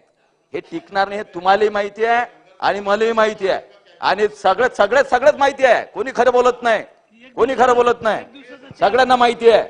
धनगर समाजाचंही माहिती आहे. धनगर खाली बसून सदस्यांनी बोलू नये, कुठे साहेब? नाही चालतं. भास्कर ऐकतो कुठे साहेब? भास्कर सन्माननीय कुठे साहेब, एक मिनिट. सभागृहाची वेळ कामकाज संपेपर्यंत वाढवण्यात येत आहे. ओके. माझं फक्त मी काय आता याच्यावर जाणार नाही. मी फक्त 2-4 सूचना करणार. आरक्षण कसं द्यायचं ते बघा, सगळ्यांकडून बघा. मी तुमचं नावच नाही घेतलं बच्चू भाऊ. मला माहित आहे तुमचं नाव घेतलं की तुमची गडबड होईल, माझी गडबड होईल, दोघांच्या गडबड होतील. एकाच्याच नाही होणार, दोन्हीकडे होतील. त्यामुळे अध्यक्ष महोदय, मी काही याच्यामध्ये राजकीय भाषण करणार नाही. आरक्षण कसं द्यायचं सगळ्यांना माहिती आहे. आरक्षण कसं मिळणार आहे हेही सगळ्यांना माहिती आहे. त्यानंतर आंदोलन का पेटते हेही सगळ्यांना माहिती आहे. त्यामुळे याच्या खोलात जाणार नाही. माझे 2-3 विषय आहेत. मी जेव्हा आणि स्पष्टच सांगतो, जेव्हा प्रदेश कार्यकारिणीची आमची भारतीय जनता पार्टीची मिटिंग झाली त्यात माझं भाषण झालं. मी त्यावेळी ओबीसी मंत्री होतो. मी त्यामध्ये एक माझं स्पष्ट, एवढ्या स्टेजवरही मी स्पष्ट बोललो होतो की मला हे आवडत नाही. त्यावेळेस ओबीसी हॉस्टेल जे आहेत ना, हे ओबीसीसाठी सेपरेट हॉस्टेल करावं, मराठ्यांसाठी सेपरेट हॉस्टेल करावं. आणि घोषणा झाल्या. मी पण मंत्री होतो, मी पण घोषणा केली. त्यावेळेस 36 केले होते ओबीसीसाठी हॉस्टेल. पण माझ्या भाषणामध्ये मी डायरेक्टली हेच बोललेलं आहे की मला हे बिलकुलही न रुचणारी गोष्ट आहे. कारण ओबीसी वेगळ्या हॉस्टेलमध्ये राहतील, मराठा वेगळ्या हॉस्टेलमध्ये राहतील, एससी वेगळ्या हॉस्टेलमध्ये राहतील, आदिवासी तर तुम्ही समाज तर विभागूनच टाकताय ना वेगवेगळ्या हॉस्टेल करून. मी त्यावेळेस माझ्या भाषणात बोललो होतो प्रदेश कार्यकारिणीत की कोणत्याही जातीचं हॉस्टेल करा, पण त्यामध्ये सगळ्या कॅटेगरी ठेवा. जर मराठा समूहाचं जर तुम्हाला हॉस्टेल करायचं असेल, 50% मराठा समूहाचे विद्यार्थी ठेवा, 20% ओबीसी ठेवा, 10% एससी ठेवा, 10% एसटी ठेवा, मुस्लिम ठेवा. कारण समतेचा आणि सगळ्या आम्हाला. आणि बच्चू भाऊ, आता तुम्हाला एक अजून सांगतो, मी मागासवर्गीय हॉस्टेलवर शिकलेला विद्यार्थी आहे, एससी हॉस्टेल, दलित हॉस्टेलवर. त्यामुळे तुमच्यासारखाच मी पण आहे. मी दलित हॉस्टेलवर 2 वर्ष मी शिक्षण घेतलेलं आहे हॉस्टेलमध्ये. त्यामुळे माझ्यावर संस्कार जे आहेत ते त्याच पद्धतीचे असणार. म्हणून माझी भावना आहे की वेगवेगळं हॉस्टेल केल्यापेक्षा एकच करा ना, 500चं करा आणि त्याच्यामध्ये सगळ्या कॅटेगरीच्या मुलांना प्रवेश द्या, जेणेकरून एक चांगला समाज हा घडवला जाईल या महाराष्ट्रामध्ये. येणारच नाहीत बाळासाहेब 7 वाजता. तुम्हालाही पुढे का जाऊ देत नाही मलाही कळलं. आज आपण असंच बोलत राहिलो, आपण इथंच राहणार. नाही म्हणे, हसण्याचा विषय नाही. आज मराठा समाज असेल, धनगर समाज असेल, कोळी समाज असेल, सगळे आपल्याकडे पाहतायत की विधानसभेमध्ये कोण काय भाषण करते, याच्यातून आम्हाला काय नाही मिळणार आहे, कुठं पुढे नेणार आहेत, काय करणार आहे, महाराष्ट्राचं वाटोळं करणार आहेत की चांगलं करणार आहे, सगळे समाज पाहतायत. धनगर समाजाचा विषय असेल, आज कोर्टामध्ये ऍफिडेव्हिट दिलेला आहे, त्याच्यावर निर्णय येतोय किंवा त्याच्यावर हिअरिंग आहे, तिथं काय रिझल्ट लागलोय, धनगर समाज तिकडे पाहतोय. धनगर समाजासाठी मी जेव्हा ओबीसी मंत्री होतो भास्करराव, त्यावेळेस 13 GR काढले मी.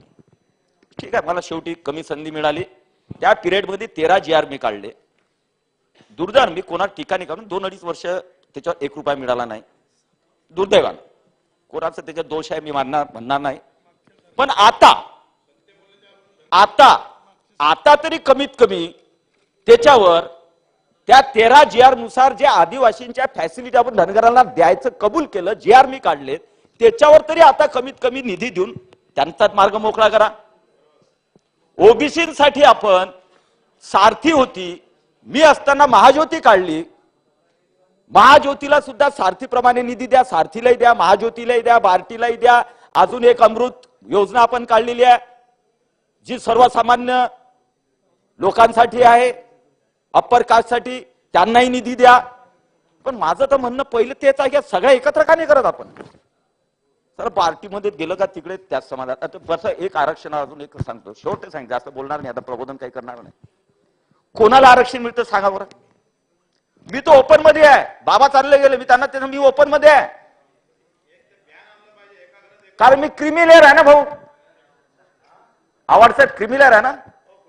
आता क्रिमिलेअर तुम्ही मी बसतो का आरक्षणामध्ये? तेच सांगतो, माझं पुढचं तेच आहे की क्रिमिलेअर मध्ये आपण आहे, त्यामुळे आपल्याला आरक्षण नाही, आपण झिरो आरक्षणवाले आहे. आणि असायलाच पाहिजे. जे या महाराष्ट्रात ज्या ज्या जातीमध्ये सक्षम लोक झालेत त्यांना आरक्षणाची गरज काय? आणि म्हणून मी मागे बोललो तर माझा शर्ट पकडून मला 2-3 जणांनी बसवलं जागेवर, खरं बोललो म्हणून. का? मी बोललो होतो की ओबीसी मध्ये ज्याप्रमाणे नॉन क्रिमिलेअरची अट आहे त्याच प्रमाणे एससी आणि एसटी मध्ये लावा. कारण तिथे काहीच घरं फक्त जे आहेत ना, जसे मराठ्यांमधले काही घरं श्रीमंत झाले त्याचप्रमाणे एससी आणि एसटी मध्ये काहीच घरं पुढे चालले. घराने घरं, आता आमच्याकडे घरं म्हणतात, तुमच्यात घराने म्हणतात, असा विषय आहे. ते घरं पुढे गेले. आता तुम्ही लक्षात घ्या की त्या एससी मध्ये एसटी मध्ये साहेब जे शिष्यवृत्ती आपण परदेश शिष्यवृत्ती दिली त्यामध्ये कोणाचे मुलं मुली गेले हो? कोणाचे गेले? IAS ऑफिसर, IPS ऑफिसर, राजकारणी लोक, श्रीमंत लोक. मग जो भीमनगर मधला जो आदिवासी पाड्यावर गरीब बसेला त्याला कुठे आरक्षण आहे? तसंच ओबीसीच आहे. ओबीसी मध्ये काही प्रगल्भ जातींनी, पुढारी जातींनी, समाजांनी आणि त्यातल्या श्रीमंत लोकांनी आज का बरं या क्रिमिलेअरला विरोध करतो आपण? क्रिमिलेअर काढून टाका ओबीसी. का? तेच सांगतोय. अरे समाज आपलाच म्हणतोय ना, क्रिमिलेअर काढून टाका. काय? तर मग डॉक्टर कुठेचा मुलगा त्याच्यात लागेल, तो परदेशात जाईल, तो शिकेल, तो मोठा होईल. गरिबांचं कोणाला घेणं ना हो? आरक्षण थोडी गरिबांसाठी थोडी मागताय कोणी. प्रत्येक जण आरक्षण मागतोय आपल्यासाठी, श्रीमंत लोकांसाठी. गरिबांसारखा आरक्षण संबंधच नाही आहे. कोणत्या जातीचा गरिबाचा संबंध येऊन राहिला आरक्षणाचा? तो गरीब आज भीमनगर मध्ये आमचं छोटस गाव, छोटस आहे, एक पोरग एक घर गेलं, बाकीचे घर तसेच आहेत. बौद्ध समाजाचे पडलेले, मातंग समाज तसेच आहेत. एक घर गेले की तेच घर, त्याच्याच घरात त्याचा आजोबा, त्याचा पंजोबा, त्याचा नातून, तेच चाललं. ओबीसी ते तेच चालू आहे. आता मराठाही तेच होईल. काही आवश्यकता नाही आहे. एक बघा.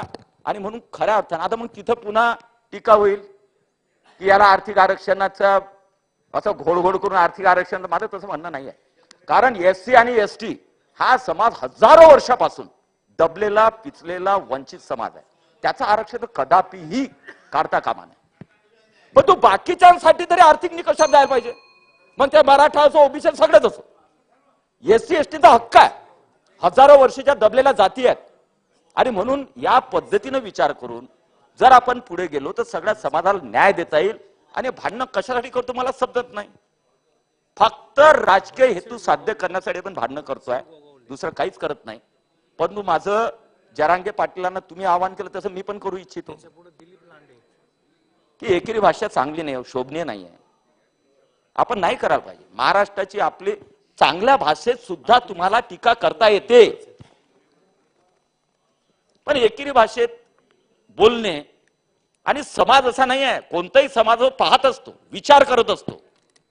एक आज मॉब फेमिना झाला, आपण सगळे मॉब म्हणून झालं, चला चला सभा, याची सभा होते, याची सभा होते, त्याची सभा, सगळे पडून झाले. मॉब फेमिना दुसरं काय याच्यामध्ये सायकोलॉजी होऊन जाते. पण तू त्या याच्यामध्ये जनरल पब्लिक एवढी मोठी जर बच्चूभाऊ तुमच्या माझ्यासमोर जर 25 लाख आणि 10 लाख जर लोक पाहिले तर मी पण काही बोलायला लागतो. माणसाचं डोकंच राहत नाही. आणि म्हणून माझी त्याही मित्राला विनंती आहे सभागृहाच्या माध्यमातून की जरा शांततेनं, जरा सबुरीनं, एकेरी भाषेत न बोलता, आणि जे होऊ शकते तेच होणार आहे. त्यामुळे समाजालाही समजतं, आम्हालाही समजतं, तुम्हालाही समजतं. त्यामुळे शांततेनं जर घेतलं तर जरांगे पाटील साहेबांचाही विषय पुढे जाईल, धनगर समाजाचाही जाईल, सगळ्या समाजातील, पण कुठंतरी राजकीय अभिनिवेश ठेवून जर आपण सगळेजण काम करायला लागलो तरच हे विषय संपतील, अन्यथा हे विषय संपणार नाहीत. महाराष्ट्र पेटेल. कोणत्याही नेत्यांना किंवा कोणत्याही राजकीयाला टार्गेट न करता. काय बाजूला ठेवून राजकीय अभिनिवेश बाजूला ठेवून भास्कर, तुमची सूचना, तुम्ही एवढा आदरणीय, तुमची सूचना मान्यच असते मला. आणि म्हणून या आरक्षणाच्या याच्यामध्ये, आणि सगळ्यांना माहिती आहे, सगळ्यांना माहिती आहे, वेळ लागणार आहे, सगळ्यांना माहिती आहे. त्यामुळे डेडलाईन देणे, आमचे मनोज जरांगेंनाही विनंती आहे की तुमचं आंदोलन खूप चांगलं झालं, छान झालं, फक्त ते झुंडेशाहीकडे जे झुकलं बाकीचं ते योग्य नव्हतं. कारण शेवटी कोणाचे घरं जाळणे, ह्या गोष्टी ज्या घडतात त्या महाराष्ट्रात घडू नयेत, भविष्यातही घडू नयेत. कोणी घडवलं याच्या मागचा सूत्रधार कोणते पाहत बसा, आपल्याला काही घेणदेण नाही, पण त्यामुळे आंदोलन बदनाम होतं. त्यामुळे लोकांमध्ये आपसापसामध्ये क्लेश निर्माण होतात, तणाव निर्माण होतात. आणि म्हणून आंदोलनकर्त्यांनी तेवढीच दखल घेतली पाहिजे की आपण शांततेनं आपली मागणी मांडली पाहिजे. आणि इतका हट्ट की याच डेडलाईन पर्यंत, शेवटी एक वेळेस काय, मी तर शेवटी एकच सांगेन, आपण सगळे 288 आमदार आहेत ना, आहेत की नाही? बच्चूभाऊ, तुम्ही जसं म्हणता, एक थोडस मी त्याच पद्धतीने बोलायचा प्रयत्न करतो. शेवटचं वाक्य बोलतो सांगतो की 288 आमदारांनी आता राजीनामे द्यावे. राजीनामे का देऊ, हे बाजूले काढा. आणि या महाराष्ट्रातले ज्यांना ज्यांना राजकीय आरक्षणातलं खूप नॉलेज आहे आणि त्यांना खूप काही समस्या आरक्षणाच्या बाबतीत, त्या 288 जणांना इथं बसवा आणि याचा निर्णय करायला. जय हिंद, जय महाराष्ट्र. सन्मान्य सदस्य अमीन पटेल. धन्यवाद अध्यक्ष महोदय. अध्यक्ष महोदय, 293 के प्रस्ताव के ऊपर मैं अपने मत आपके सामने रखने के लिए उपस्थित हूं.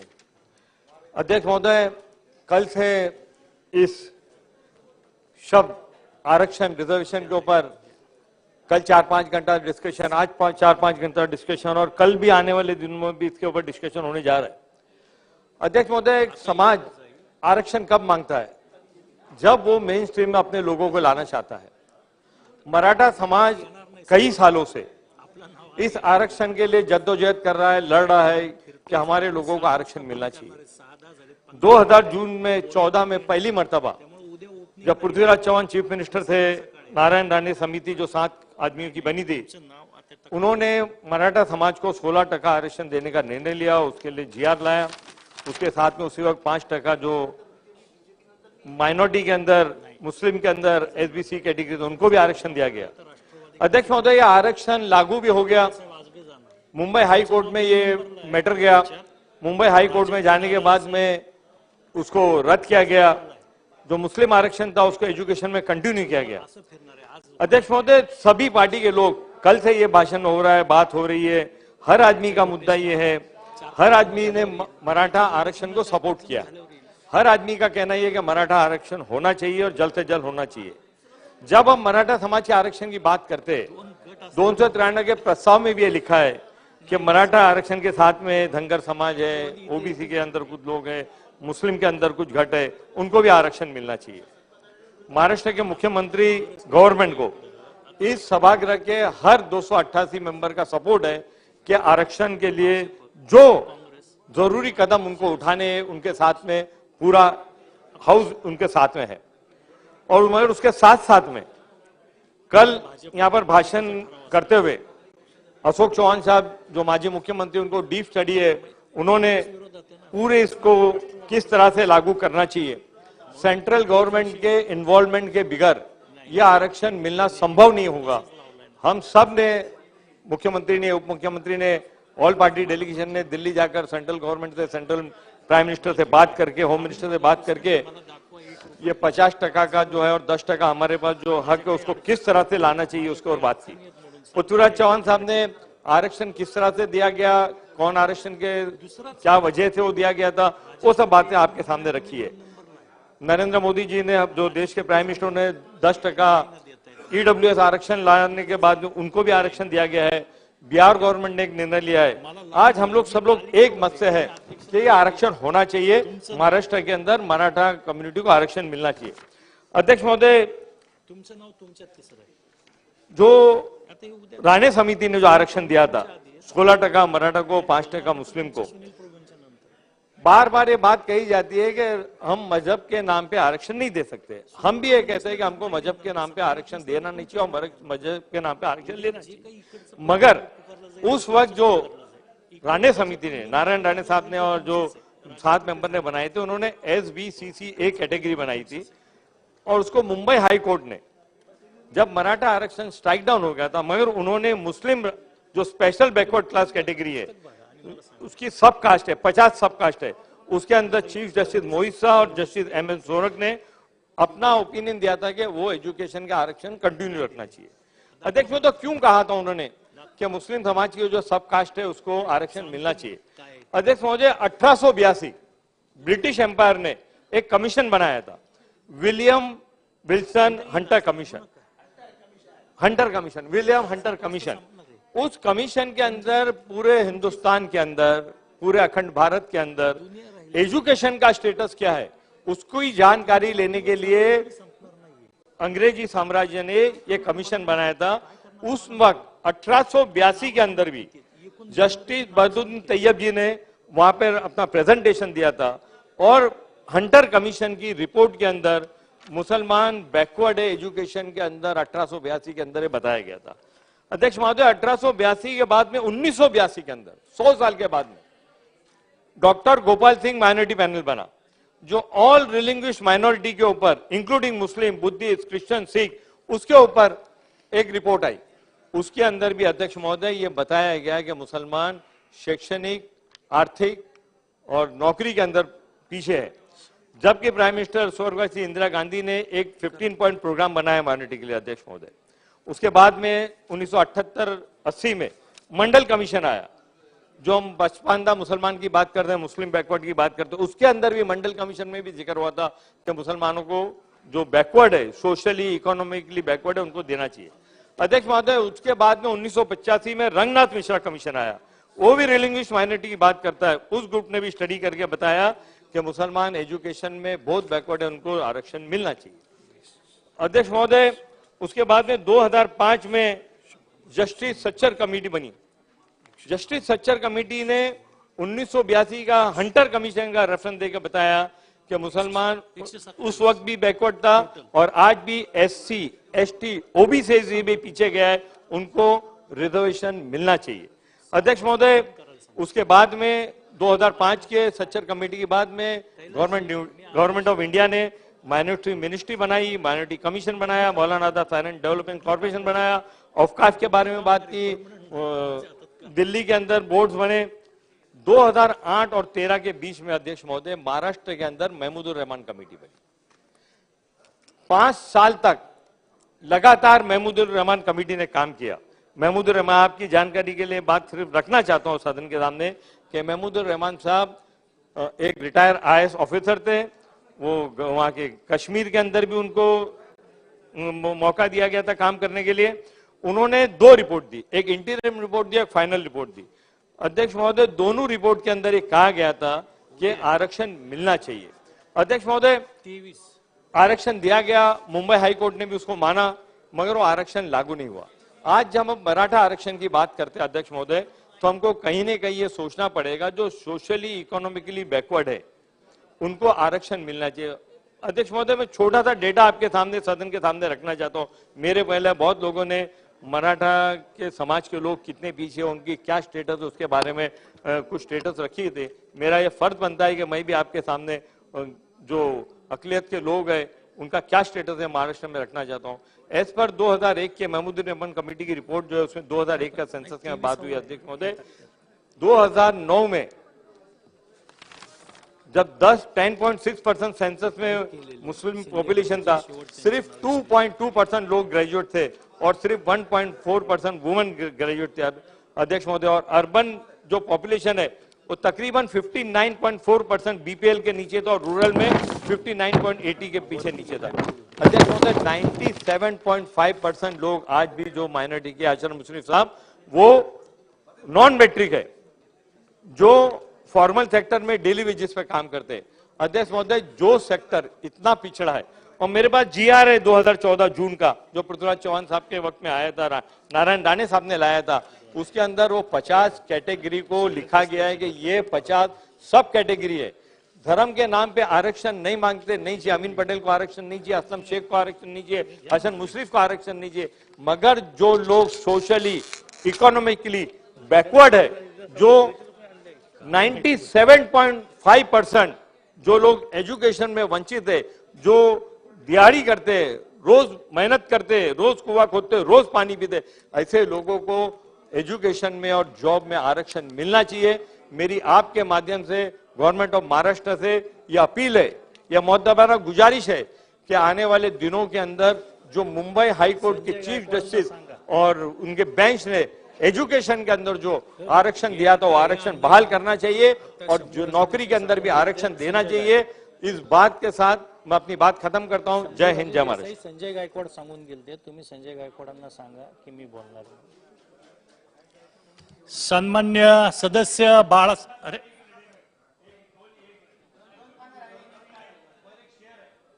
मुशर्रफ साहब, सुना था मोहब्बत मिलती है मोहब्बत के बदले, सुना था मोहब्बत मिलती है मोहब्बत के बदले, हमारी बारी आई तो रिवाज ही बदल गया. हो, राष्ट्रवादीनं सन्मान्य सदस्य बाळासाहेब आजबे.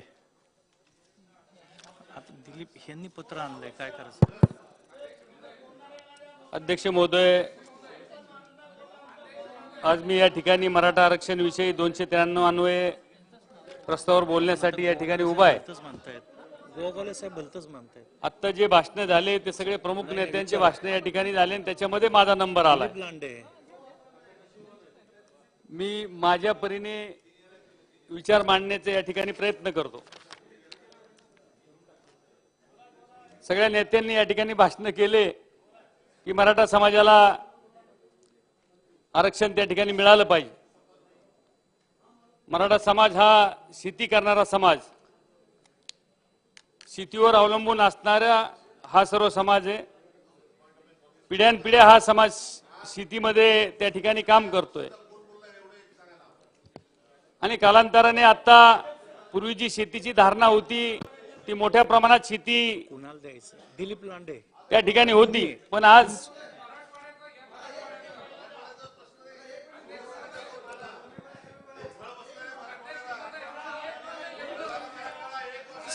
सगळ्यांना संधी.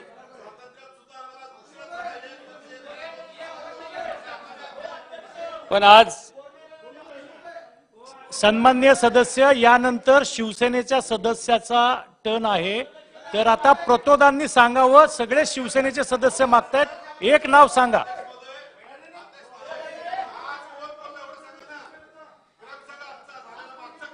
शिवसेनेच्या वतीनं भास्करराव जाधव बोललेले आहेत. पण आज त्या ठिकाणी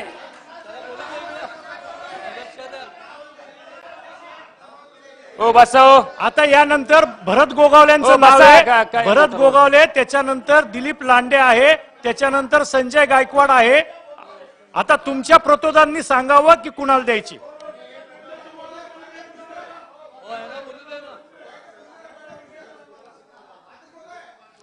आज बोला. करायची आहे की मला एक सांगा की एक सदस्य किती वेळ बोलणार आहे? कारण कोणी 15-15 मिनिट अर्धा तास चालले. आमच्या पुढे अन्याय होऊ नये. आम्ही नवीन आमदार आहे. पूर्ण आमच्यावर आमदारावर अन्याय होऊ नये. एक एक आमदार 20-20, 25 मिनिट, 30-30 मिनिट बोलून राहिला. आम्ही किती वेळ बोलणार आहे? पण आम्हाला एवढाच वेळ द्यावा लागेल. पवार साहेब,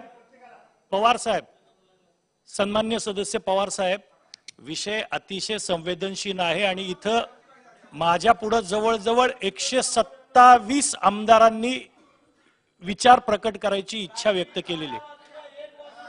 त्यामुळं सर्वांना संधी द्यायची असं ठरलेलं आहे. आदरणीय मुख्यमंत्री साहेब असतील, दोन्ही उपमुख्यमंत्री साहेब असतील, सर्व पक्षाचे नेते असतील, यांनी ठरवलंय की सर्वांना बोलायची संधी द्यावी. उद्या सुद्धा याच्यावरती चर्चा सुरू राहणार आहे. त्यामुळे सगळ्यांना बोलायची संधी मिळेल. फक्त एक गोष्ट आहे की आपण सर्वांनी, आपल्या गटनेत्यांनी सर्वांनी बसून जर ठरवलं की किती वेळ घ्यायचा, तर जास्ती लोकांना बोलायला संधी देता येईल. तुमचा मुद्दा समजलाय. आपण बसा. बाळासाहेब आजबे आपण सुरू करा. बोलायचं बाळासाहेब आजबे सुरू करा. मग तेच अध्यक्ष बाळासाहेब महोदय आजबे सुरू करा. काय आहे रे माणूस आहे.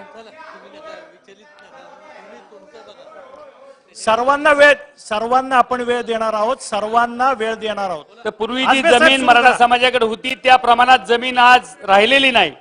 त्या जमिनीच्या वाटण्या झाल्या. जमिनीचं प्रमाण कमी झाल्यामुळं आज काही कुटुंबाकडे आपण जर पाहिलं तर गुंठेवारीमध्ये जमीन त्या ठिकाणी आली. पूर्वी जी एकरामध्ये जमीन होती ती आज गुंठेवारीमध्ये आली आणि आज त्या मराठा समाजाच्या माणसांना आज दुसऱ्याच्या इथं कामाला जाण्याची परिस्थिती आज निर्माण झाली. आज ऊस तोडण्यासाठी सुद्धा आमच्या भागातला मोठ्या प्रमाणात मराठा समाजाचा वर्ग त्या ठिकाणी ऊस तोडण्यासाठी कारखान्यावर त्याला जावं लागतंय.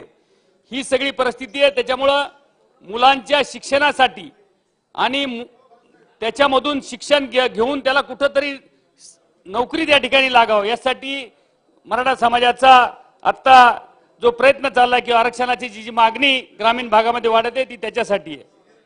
आज शिक्षणाच्या बाबतीत जर आपण पाहिलं तर उच्च शिक्षण जर घ्यायचं म्हटलं तर मोठ्या प्रमाणात पैसे त्या ठिकाणी लागतात आणि कॅपेबिलिटी असून सुद्धा त्या समाजातल्या मुलाला पैशाच्या अभावी त्या ठिकाणी त्याची क्षमता असून त्या शिक्षण त्याला घेता येत नाही. आणि ते शिक्षण घेऊन काही मंडळी जर त्या ठिकाणी शिक्षण त्याही परिस्थितीमधून शिक्षण जर घेतलं तर आरक्षणाच्या याच्यामधून त्याला पुढे नोकरी लागत नाही. तर ही सगळी परिस्थिती आहे. त्याच्यामुळं मराठा समाजामध्ये आता जे आंदोलन सगळीकडे चालू आहे त्याचं आपण गांभीर्याने सगळ्यांनी घेतलं पाहिजे. आत्ताही नेते मंडळी मी तर पहिल्या टर्मचाच आमदार आहे पण नेते मंडळी आत्ताही बोलताना कसं दुसऱ्याच्या पार्टीवर शेकलं जाईल हे इथं बोलत होते.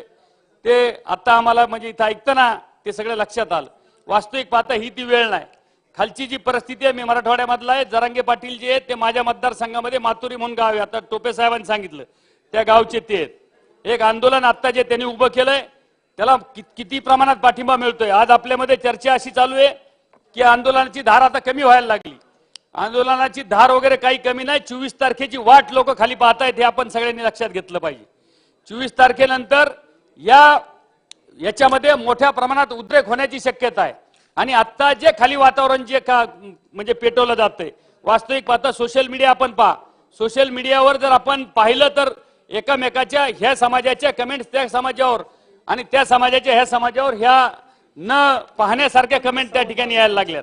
म्हणून आज आपण सगळी जी नेते मंडळी जी ज्येष्ठ मंडळी आहात जे सरकार या ठिकाणी एक अध्यक्ष महोदय एक याच्यामध्ये एक नवीन सदस्य म्हणून मला एक मांडायचं की हे गांभीर्याने आपण घेऊन येत्या 24 तारखेच्या आत मग कशा पद्धतीने असेल आपण याच्यामध्ये केंद्राला विनंती करून जसं बिहार राज्याने जसं केलं किंवा इतर तामिळनाडू राज्याने जसं केलं जी 49% मर्यादा त्याच्यामध्ये वाढवली आणि 49% मर्यादा वाढवून त्या ठिकाणी आरक्षण दिलं गेलं तशा पद्धतीने आपल्या इथं सुद्धा जर ती मर्यादा आपण वाढवली तो तसा प्रस्ताव जर केंद्राकडे पाठवला आणि सगळ्याची संमती त्याला राहणार आहे.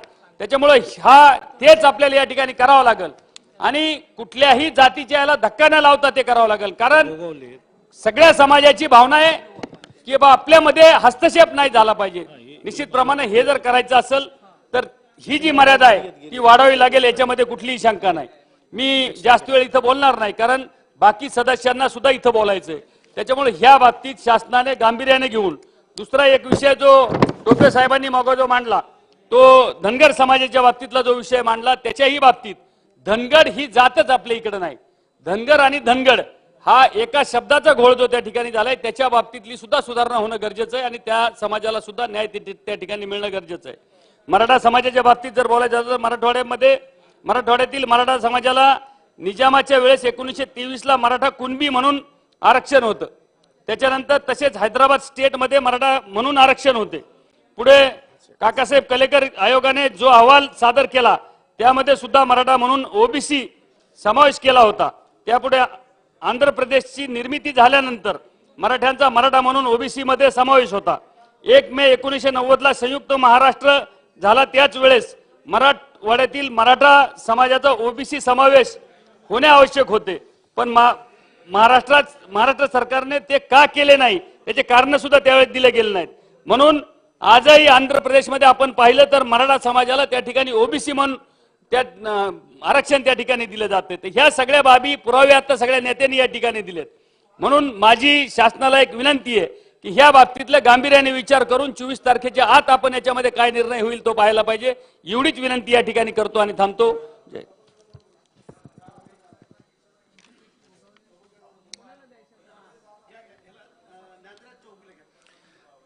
सन्मान्य सदस्य ज्ञानराजजी चौगुले.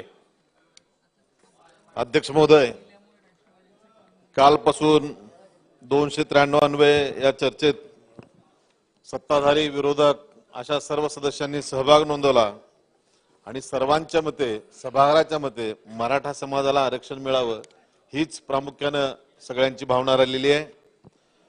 राज्यातील एकंदरीत मराठा समाजाची परिस्थिती बघितली असता त्यांच्या हस्त्यातल्या शेतजमिनीचं, त्याचं झालेलं विभाजन याविषयी सगळ्यांनी बोललं. शेतजमीन कमी कमी होत गेली म्हणून मराठा समाजावर आज आरक्षण मागण्याची वेळ आलेली आहे. आपण बघितलं असता मी ज्या भागातलं प्रतिनिधित्व करतोय तो भाग स्वातंत्र्यात येण्यास सुद्धा 1 वर्ष 1 महिना 2 दिवस उशिरानं स्वातंत्र्य आम्हाला प्राप्त झालं आणि सर्वाधिक जास्त तीव्र भावना जर कुठली असेल मराठा समाजाची तर त्या मराठवाड्यात राहणाऱ्या मराठी समाजाची ही भावना आहे. खरा अन्याय कुणबी हे प्रमाणपत्र आमच्याकडे मिळत नाही, विदर्भात मिळालंय, तर तसं कुणबी प्रमाणपत्र हे सरसगट मिळावं म्हणून जरांगेंनी जे उपोषण चालू केलं आणि आज मराठा समाजातले असंख्य तरुण बांधव त्यांच्या पाठीमागे आहेत. ही जनमानसातली होत चाललेली एक चळवळ आहे. कुठला नेता नाही, कुठली जात नाही, कुठला धर्म नाही. तर त्या अनुषंगाने सर्वासार विचार करत असता महाराष्ट्राचे मुख्यमंत्री एकनाथजी शिंदे साहेबांनी त्यांना आश्वासित केलंय आणि त्या आश्वासित करत असताना सगळ्यांची भावना त्यांना आरक्षण मिळावं हीच आहे. त्या अनुषंगाने जरांगे पाटलांच्या माध्यमातून होणारे ज्या घटना घडायला नको होत्या त्या घडल्या. त्या भविष्य काळात असला अनुचित प्रकार घडू नये. खऱ्या अर्थानं आमदारांच्या घरावर हल्ले होणं ही महाराष्ट्राच्या दृष्टीनं दुर्दैवाची बाब आहे म्हणलं तर काय वावगं ठरणार नाही. भविष्यात असे कुठल्याच पक्षाच्या नेत्यावर, सर्व पक्षाचे नेते असतील, सर्व इतर लोकप्रतिनिधी असतील, हे आपापल्या भागातील असलेल्या दुःख व्यथा समाजाच्या असतील, भौगोलिक रचनेच्या असतील, असलेलं दुर्भाग्य तिथलं काय आहे ते आपल्या या पटलावर मांडून न्याय देण्यासाठीच इथं आलेली सगळी मंडळी आहे. त्या अनुषंगाने आम्ही प्रयत्न करतोय. मी नुसतं मराठा समाजाचं आरक्षण नाही तर धनगर समाजाच्या आरक्षणाविषयी लोक चळवळ उभी झालेली आहे. राज्यातील धनगर आणि धनगट ह्या दोन्ही जाती एकच असून धनगर समाजाच्या एसटी आरक्षणाची अंमलबजावणी व्हावी, शेळी मेंढी पालन पशुपालकासाठी वाढ करावी, अहिल्यादेवी आर्थिक विकास महामंडळास नियमित वाढीव निधी मिळावा ही सुद्धा त्या समाजाची मागणी राहिलेली आहे. त्याचबरोबर बंजारा समाजाची सुद्धा मोठ्या प्रमाणात मागणी राहिलेली आहे. बंजारा समाजातील सर्व मंडळी अवैध घुसखोरी केल्याने मूळ लाभार्थ्यावर अन्याय होत आहे. यावर आळा घालण्यासाठी बंजारा समाजाच्या प्रत्येक तांड्यावर स्वतंत्र ग्रामपंचायत मंजूर करावी अशी त्यांची मागणी आहे. स्वतंत्रपणे निधी मंजूर करण्यात यावा. बंजारा समाजातील विद्यार्थ्यांना बार्टीच्या धर्तीवर संस्था निर्माण करून त्यांनाही आर्थिक लाभ मिळावेत अशी मागणी आहे. मातंग समाजाची आजच मोर्चा मोठ्या प्रमाणात या ठिकाणी आला. अनुसूचित जातीमध्ये आरक्षण असताना सुद्धा अबकडे वर्गवारी करावी ही मागणी सुद्धा मातंग समाजाची राहिलेली आहे. वडार समाजाच्या साठी सुद्धा आपण मागच्या कालखंडात या सदनातच आपण वडार समाजाला सुद्धा आर्थिक महामंडळाची निर्मिती केली. त्याबद्दल सर्व मंत्रिमंडळाचे, मुख्यमंत्र्याचे, उपमुख्यमंत्र्याचे मी आभार व्यक्त करतो. पण त्यांना लागणारा निधी सुद्धा पुरेसा उपलब्ध करून द्यावा ही एक विनंती करतो. मुस्लिम समाजाला 5% पहिलं आरक्षण दिलंय, तेही आरक्षण अखंडित ठेवून कुणावरही अन्याय होणार याची सुद्धा दक्षता घेतली जावी. त्याचबरोबर त्याही समाजात फळ विक्रेते आहेत, भाजीपाला विक्रेते आहेत, अल्पसंख्याक प्रवर्गातील जे भरपूर अशी लोक आहेत जी या उद्दिष्टापासून दूर गेली आहेत त्यांचाही विचार व्हावा. गुरव समाजाच्या बाबतीत सुद्धा महाराष्ट्र राज्यातील गुरव समाजासाठी संत काशिबा महाराज आर्थिक विकास महामंडळाची गेल्या 2 वर्षापूर्वी स्थापना झालेली असून या मंडळास भरीव निधी उपलब्ध व्हावा ही मागणी आहे. खास करून कोळी समाजाचे सुद्धा महादेव कोळी प्रमाणपत्र मिळावेत ही मागणी वारंवार राहिलेली आहे. त्यांच्या बाबतीत बोलत असताना अनुसूचित जमाती प्रवर्गातील कोळी या जातीचं प्रमाणपत्र वडिलाला मिळालं असतं, मुलाला मिळत नाही, त्याच्या वडिलाला मिळत, त्याच्या भावाला मिळत नाही, बहिणीला मिळत नाही. अशी वर्गवारी असं न होता कुटुंबातल्या एका सदस्याला जर जातीचं प्रमाणपत्र मिळालं असेल तर त्याच्या वंशावळीला निश्चितपणानं ते प्रमाणपत्र मिळावं. कोळी जातीत नाही तर ते तीच मंडळी कोर्टात जातात, कोर्टातून आदेश आणतात आणि नंतर मग आरक्षण मिळवून घेतात. या सगळ्या गोष्टी बघितल्या असता एक गोष्ट मी महाराष्ट्राचे मुख्यमंत्री व मंत्रिमंडळाचे सुद्धा आभार व्यक्त करणार आहे. कारण का मराठा समाजाचे जे सुशिक्षित तरुण होते त्यांच्यासाठी म्हणून अण्णासाहेब आर्थिक विकास महामंडळाची निर्मिती झाली. वैयक्तिक कर्ज व्याज परतावा योजना, गट कर्ज व्याज परतावा योजना, गट प्रकल्प कर्ज योजनेअंतर्गत महामंडळातर्फे आजपर्यंत एकूण 57,460 लाभार्थ्यांना या योजनेचा लाभ देण्यात आलेला आहे.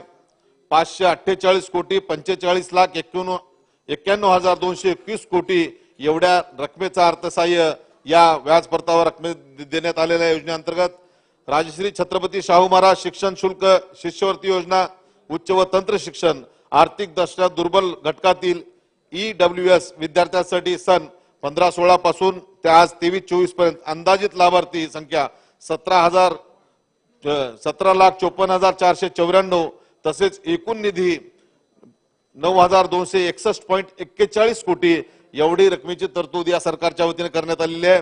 डॉक्टर पंजाबराव देशमुख वसतिगृह निर्माण भत्ता योजना सन 16-17 पासून सन 23-24 पर्यंत अंदाजित लाभार्थी संख्या 3,79,373 तसेच एकूण निधी वाटप 1,293.20 कोटी. EWS प्रवर्गाअंतर्गत 10% आरक्षणातून सन 22-23 मध्ये सर्व विभागाच्या शैक्षणिक विषयाकरता शासनाच्या CET सेल अंतर्गत झालेल्या शैक्षणिक प्रवेशामध्ये एकूण प्रवेशातील अंदाजित मराठा समाजातील घटकांच्या एकूण 24,471 लाभ मिळालेला आहे. त्याचबरोबर EWS प्रवर्गातून 10% आरक्षणातून MPSC मार्फत सन 19 ते 22 मध्ये विविध विभागाच्या विविध वर्गामध्ये वर्ग 1 व वर्ग 3 शासकीय सेवेत दाखल झालेल्या एकूण उमेदवारांमध्ये मराठा घटकांची संख्या ही 548 एवढी आहे. मराठा आरक्षणासंदर्भात शासनाने आजपर्यंत ESBC कायदा 2014 निश्चित करून 2018 ESBC कायदा केला. तो कायदा उच्च न्यायालयाने दिनांक 27/6/2019 रोजी वैध ठरवला आहे. या कायद्याने मराठा समाजाला नोकरीमध्ये 13% तसेच शैक्षणिक प्रवेशामध्ये 12% आरक्षण दिले जावे अशी आमची मागणी आहे. दिनांक 9/10/2020च्या शासन निर्णयावे सामाजिक व शैक्षणिक दृष्ट्या मागास SEBC वर्गातील घटकांना OBC मध्ये प्रमाणपत्र देऊन सवलती देण्यात याव्या ही एक मागणी या माध्यमातून करतो. आणि एकंदरीत सगळ्या सदस्यांच्या ज्या भावना लक्षात घेत असता सगळ्यांना बोलण्याची संधी द्यावी आणि खास करून मी मराठवाड्यातील जे आमचे आमदार आहेत त्यांना प्राधान्याने द्यावी ही एक विनंती करतो. आपण मला भरपूर बोलण्याची संधी उपलब्ध करून दिली त्याबद्दल मी आपले मनपूर्वक ऋण व्यक्त करून मी माझ्या लांबत चाललेल्या वाणीला पूर्ण विराम देतो. जय हिंद, जय महाराष्ट्र. सन्मान्य सदस्य सुभाषजी देशमुख. नाही 2 मिनिटं आपल्याला. नाही. धन्यवाद अध्यक्ष महोदय. कालपासून मराठा आरक्षण या संदर्भात सर्व सभागृह चर्चा करत आहे. चर्चा खूप संवेदनशील होत आहेत. कालच्या चर्चा सन्माननीय सदस्य बाबांचं मी भाषण ऐकत होतो. खूप म्हणजे राजकारण सोडून वस्तुस्थिती मांडण्याचा प्रयत्न आणि उपाय सुद्धा म्हणजे मार्ग निघण्यासारखे उपाय सुद्धा त्यांनी सुचवलेले आहेत. त्यांचाही अभ्यास दांडगा आणि सर्वांनी सदस्यांनी खूप संवेदनशील यामध्ये आपल्या आपल्या भावना मांडण्याचा प्रयत्न केलेला आहे. खरं म्हणजे मराठा समाज असेल, OBC समाज असेल, धनगर असेल, लिंगायत असेल, मुस्लिम, महादेव कुळी वगैरे सर्व जाती आरक्षण का मागतात ह्याचा मूळ शोधण्याची अत्यंत आवश्यकता वाटते अध्यक्ष महोदय. कारण आरक्षणामध्ये जर जाणारा वर्ग जर पाहिला तर हा तरुण वर्ग मोठ्या प्रमाणात आहे. आणि तरुण वर्ग प्रतिकूल परिस्थिती आणि अनुकूल परिस्थिती या सभागृहातल्या कुणालाही म्हणजे बऱ्यापैकी कुणालाही आरक्षणाची गरज नाही. गरज आहे ते सामान्य परिवारातल्या तरुणांना गरज आहे आरक्षणाची. आणि म्हणून जरांगे पाटलाचं आंदोलन यशस्वी होण्याचं कारण आहे हा समाज पेटलेला समाज आहे. हा समाज जो प्रतिकूल परिस्थितीतून जात आहे त्या प्रतिकूल परिस्थितीतला विद्यार्थी हा त्याला माहिती आहे मी अभ्यास केल्याशिवाय मी पुढे जाऊ शकत नाही. आणि अभ्यास करायचं म्हटलं मार्क चांगले घेतो आणि मार्क चांगले घेऊन सुद्धा आरक्षणामुळे त्याचा नंबर लागत नाही आणि स्वाभाविकपणे तो नर्वस होतो. मग कुणी ते सांगितलं की PhD झालेल्या मुलांच्या वडिलांनी आत्महत्या करावी लागली, कारण PhD झाल्यावर सुद्धा जर त्याला नंबर लागत नसेल, नोकरी लागत नसेल, स्वाभाविकपणे स्वतःचा जीव तो प्राण सुद्धा म्हणजे आत्महत्या करण्याचा प्रयत्न करतो. आणि म्हणून मला असं वाटतं की मूळ शोधून जर शेवटच्या माणसाला प्रवाहात आणण्यासाठी आम्ही सर्वांनी प्रयत्न केला. शेतकरी खरं म्हणजे अनेकांच्या त्यातून बोलण्यातून येत होतं की क्षत्रिय समाज आहे आणि आजपर्यंत देत आलेला आहे, आजपर्यंत रयतेचं संरक्षण करण्याचा प्रयत्न केलेला आहे आणि आता या समाजाला सर्वांचं संरक्षणाची गरज आहे. आणि म्हणून सर्वच समाजाने सर्वजण एकत्र मिळून कुणाचंही आरक्षणावरती गदा न आणता मराठा समाजाला आरक्षण देण्याची अत्यंत गरज वाटते. आणि आज मला असं वाटतं की माननीय मुख्यमंत्री महोदयांनी 24 डिसेंबरची अंतिम तारीख दिलेली आहे. माझी सर्व सभागृहाला विनंती आहे, 24 डिसेंबर पर्यंत आरक्षणाचा निर्णय झाला सोन्याहून पिवळा आहे, अत्यंत उत्तम आहे. परंतु काही कारणामुळे, काही अडचणीमुळे, काही अहवाल न आल्यामुळे किंवा काही असू शकतंय, जर नाही आरक्षण 24 तारखेला झालं, आता आसबे साहेब सन्माननीय सदस्य म्हणले त्याच्यानंतरचं काय, आणि हे आंदोलन परत जास्त होऊ नये. आणि म्हणून सर्व सभागृहाच्या सदस्यांना दोन्ही पक्षाच्या आणि मला असं वाटतं की ह्यांनी आपल्या आंदोलनाची दिशा थोडीशी जरांगे पाटील साहेबाला सांगणं गरजेचं आहे. आपण सर्वजण मिळून या सर्व जाती धर्माला आरक्षण देण्यासाठी प्रयत्न करू. पण 24 तारीख ही माननीय मुख्यमंत्र्याच्या दृष्टीनं सोयीची असावी म्हणून दिली असेल असंही वाटतं.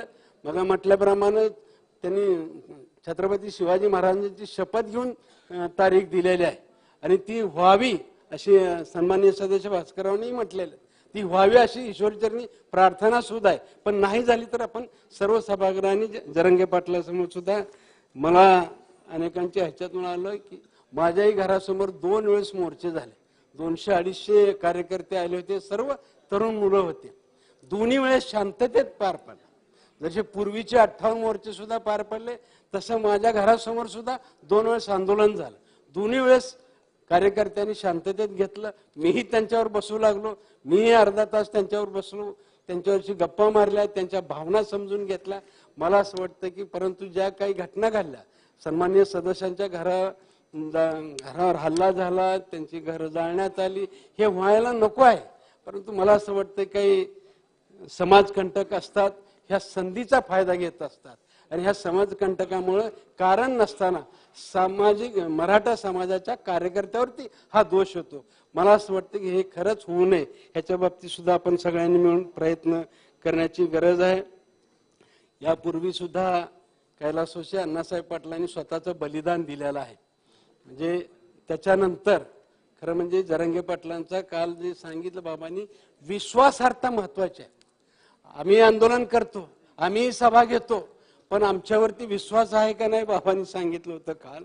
पण मला असं वाटतं की जरांगे पाटलांनी तरुणांचा, मराठा समाजांचा विश्वास संपादन केलेला आहे आणि त्यांना खात्री आहे जरांगे पाटील हा आमच्यासाठी झटणारा कार्यकर्ता आहे. त्याने स्वतःसाठी काही मागत नाही, स्वतः मोठं व्हायचं नाही, स्वतः कुठलं पद घ्यायचं नाही त्याला, पण केवळ मराठा समाजासाठी समजते. आणि म्हणून मला असं वाटतं ही जे झालेले आहेत हे करत असताना मला विनंती आपल्याला हे करायची आहे. मी बऱ्याच वेळा पाहतो, खरं म्हणजे मागच्या काळामध्ये सुद्धा तत्कालीन मुख्यमंत्री आताचे उपमुख्यमंत्री देवेंद्र फडणवीस यांनी आरक्षण देण्याचा प्रयत्न केला. हायकोर्टात टिकलं, सुप्रीम कोर्टात टिकलं नाही. कालच्याच अशा चर्चा होत्या, अराजकीय चर्चा होत्या, चुका न काढता आता आपल्याला ह्याच्यातून मार्ग काढायचा. परंतु मी पाहतोय व्यक्तिगत दोषी ते आहेत का, त्यांनी प्रयत्न केला का, 100% केलेला आणि आजही प्रामाणिकपणे प्रयत्न करतात. कुठलंही नकारात्मक ह्या आरक्षणाच्या बाबतीत त्यांच्या तोंडातून नाही असं नाही. उलट खरं म्हणजे त्यांच्यावर तर ते एवढ्या खालच्या दर्जावरती टीका करण्याचा प्रयत्न करतात, जाणीवपूर्वक टार्गेट करण्याचा प्रयत्न करतात. मला असं वाटतं की ह्याच्या सुद्धा शोध घेण्याची गरज आहे आणि करणाऱ्या माणसाच्या मागणं बरोबर आहे. म्हणजे प्रत्येक समाज कुणी असला तरी जो देतोय त्यालाच मागत असतात आणि म्हणून समाजाला खात्री असणार आहे की भांडून मिळू शकते, ते देवेंद्र देऊ शकतात. एकनाथ शिंदे देऊ शकतात, कारण त्यांनी शपथ घेतलेली आहे. आणि म्हणून मला असं वाटतं की घेत असताना सुद्धा ही जी टीका टिप्पणी, वैयक्तिक स्तरावरची टीका टिप्पणी जी होती, आपण सर्वांनीच या बाबतीमध्ये थोडंसं बंधन करण्याची गरज आहे असं मला वाटते. अनेकांनी, बच्चू कडू पाटील साहेबांनी सुद्धा जात ह्या विषयावरती बोलायचं नाही म्हणतात. मला सुद्धा आपल्या सर्वांनाच ह्या निमित्ताने विनंती, सर्वांनी गुन्हा गोविंदाने नांदायचा असेल तर हा विषय कुठेतरी आपण चर्चा करू, हा विषय संपवला पाहिजे. जात जाती का नाही माहिती नाही, पण जात घालवण्यासाठी मात्र सर्वांनी जर प्रामाणिकपणे प्रयत्न केला तर मला असं वाटतं की ह्याला कुठेतरी यश येईल. कारण हे कैलासवासी तत्कालीन मुख्यमंत्री विलासराव देशमुखांचा काही दिवसापूर्वी व्हिडिओ ऐकला होता. त्यावेळेस त्यांनी सुद्धा म्हटले होते, जातीवरती आरक्षण देऊ नका, आर्थिक निकषावरती आरक्षण द्या. जातीवर आरक्षण दिलं तर प्रत्येक जण माझी जात कोणची आहे पाहायला प्रयत्न करतो. आणि स्वाभाविकपणे त्या काळामध्ये, शिक्षणाच्या काळामध्ये, तरुणाच्या काळामध्ये जर आरक्षणामुळे मला नोकरी नाही मिळाली, आरक्षणामुळे माझा प्रवेश थांबला, तर स्वाभाविकपणे दुःख वाटतंय. आणि मग मी जन्माला कुठे यायचे माझ्या हातात नाही, मी या जातीत जन्माला आलो म्हणून मला ह्या संधी मिळाली नाही, ही जी भावना निर्माण होती. आणि मला असं वाटतं की त्याचा सुद्धा या बाबतीमध्ये सर्वांनी विचार करण्याची अत्यंत गरज आहे. माझी सर्व सभागृहाला या निमित्तानं विनंती राहणार आहे की गरिबी आम्हाला दूर करायची. कारण आंदोलनामध्ये सुद्धा आर्थिकदृष्ट्या संपन्न असलेला कुणीही आंदोलनात जात नाही, जो गरीब आहे तोच जात असतो. आणि मग ही गरिबी जर संपवली तर माझा दावा आहे पुढच्या 5 ते 10 वर्षानंतर हाच मराठा समाज परत आरक्षण माघारी घेईल आणि ह्या सगळ्याला संधी देणार आहे. कारण ह्याच्या रक्तात ह्याचा डीएनओ आहे, तो देण्याचा डीएनओ आहे. आणि म्हणून मला खात्री आहे की फक्त काही दिवस यांना जरा संरक्षण देण्याची गरज आहे, ते आपल्याकडून व्हावं अशी एक माझी विनंती आहे. याचबरोबर दुसरं मला म्हणायचं, केंद्र सरकार असेल, राज्य सरकार असेल, माझ्या सर्व सदस्यांना विनंती राहणार आहे, केंद्र सरकारने राज्य सरकारच्या योजना ह्या गरिबापर्यंत आजही पोहोचत नाहीत, गरिबांच्या पर्यंत माहिती होत नाही. ह्या योजना गरिबांच्या पर्यंत पोहोचवण्यासाठी सर्व अधिकाऱ्याला बरोबर घेऊन, तिथल्या बँकेच्या अधिकाऱ्याला बरोबर घेऊन हे जर आपण योजना राबवल्या तर मला असं वाटतं की आरक्षणाचा सुद्धा पुढच्या काळामध्ये प्रश्न राहणार नाही. आणि म्हणून ह्याचे उपाय जे आहेत ते आपण उपाय शोधले पाहिजे. आणि त्याच्यावरती करण्यात सुद्धा, जसे की आता माननीय पंतप्रधान नरेंद्र मोदी साहेबांनी विश्वकर्मा योजना काढलेली आहे, ही 12 बलुतेदारासाठी काढलेली आहे. शेतकरी जसा 12 बलुतेदारांना स्वतःच्या पिकाच्या उत्पन्नातून वर्षाच्या काठीस प्रत्येक 12 बलुतेदारांना धान्य देत होता, तसंच मला असं वाटतं की आता माननीय पंतप्रधान महोदयांनी विश्वकर्मा योजना काढलेली आहे. ही 12 बलुतेदाराशी 18 कलाकार आहेत त्याच्यामध्ये. आणि जातीपेक्षा जे कलाकार आहेत त्या क्षेत्राचं काम करतो त्या क्षेत्राला सुद्धा प्राधान्य दिलेलं आहे. ह्याच्यात जात हा फॅक्टर मानलेला नाही, फक्त 12 बलुतेदार म्हणून आपण म्हणतोय आपण त्याला. पण मला असं वाटतं ही योजना गरिबांच्या पर्यंत जर आम्ही पोहोचवली, शेवटच्या माणसापर्यंत पोहोचवण्याचा प्रयत्न केला, कारण काही बँकेचे अधिकारी असतील, काही शासकीय अधिकारी असतील, ह्या योजना राबवण्याचा त्यांचा उत्साह नसतो. आपण एक सेवक आहोत, तर आपण सेवक म्हणून मला असं वाटतं ह्या सेवकांची जबाबदारी आहे ह्या योजना शेवटपर्यंत पोहोचण्याची जबाबदारी, ही जबाबदारी आपण पार पाडली पाहिजे.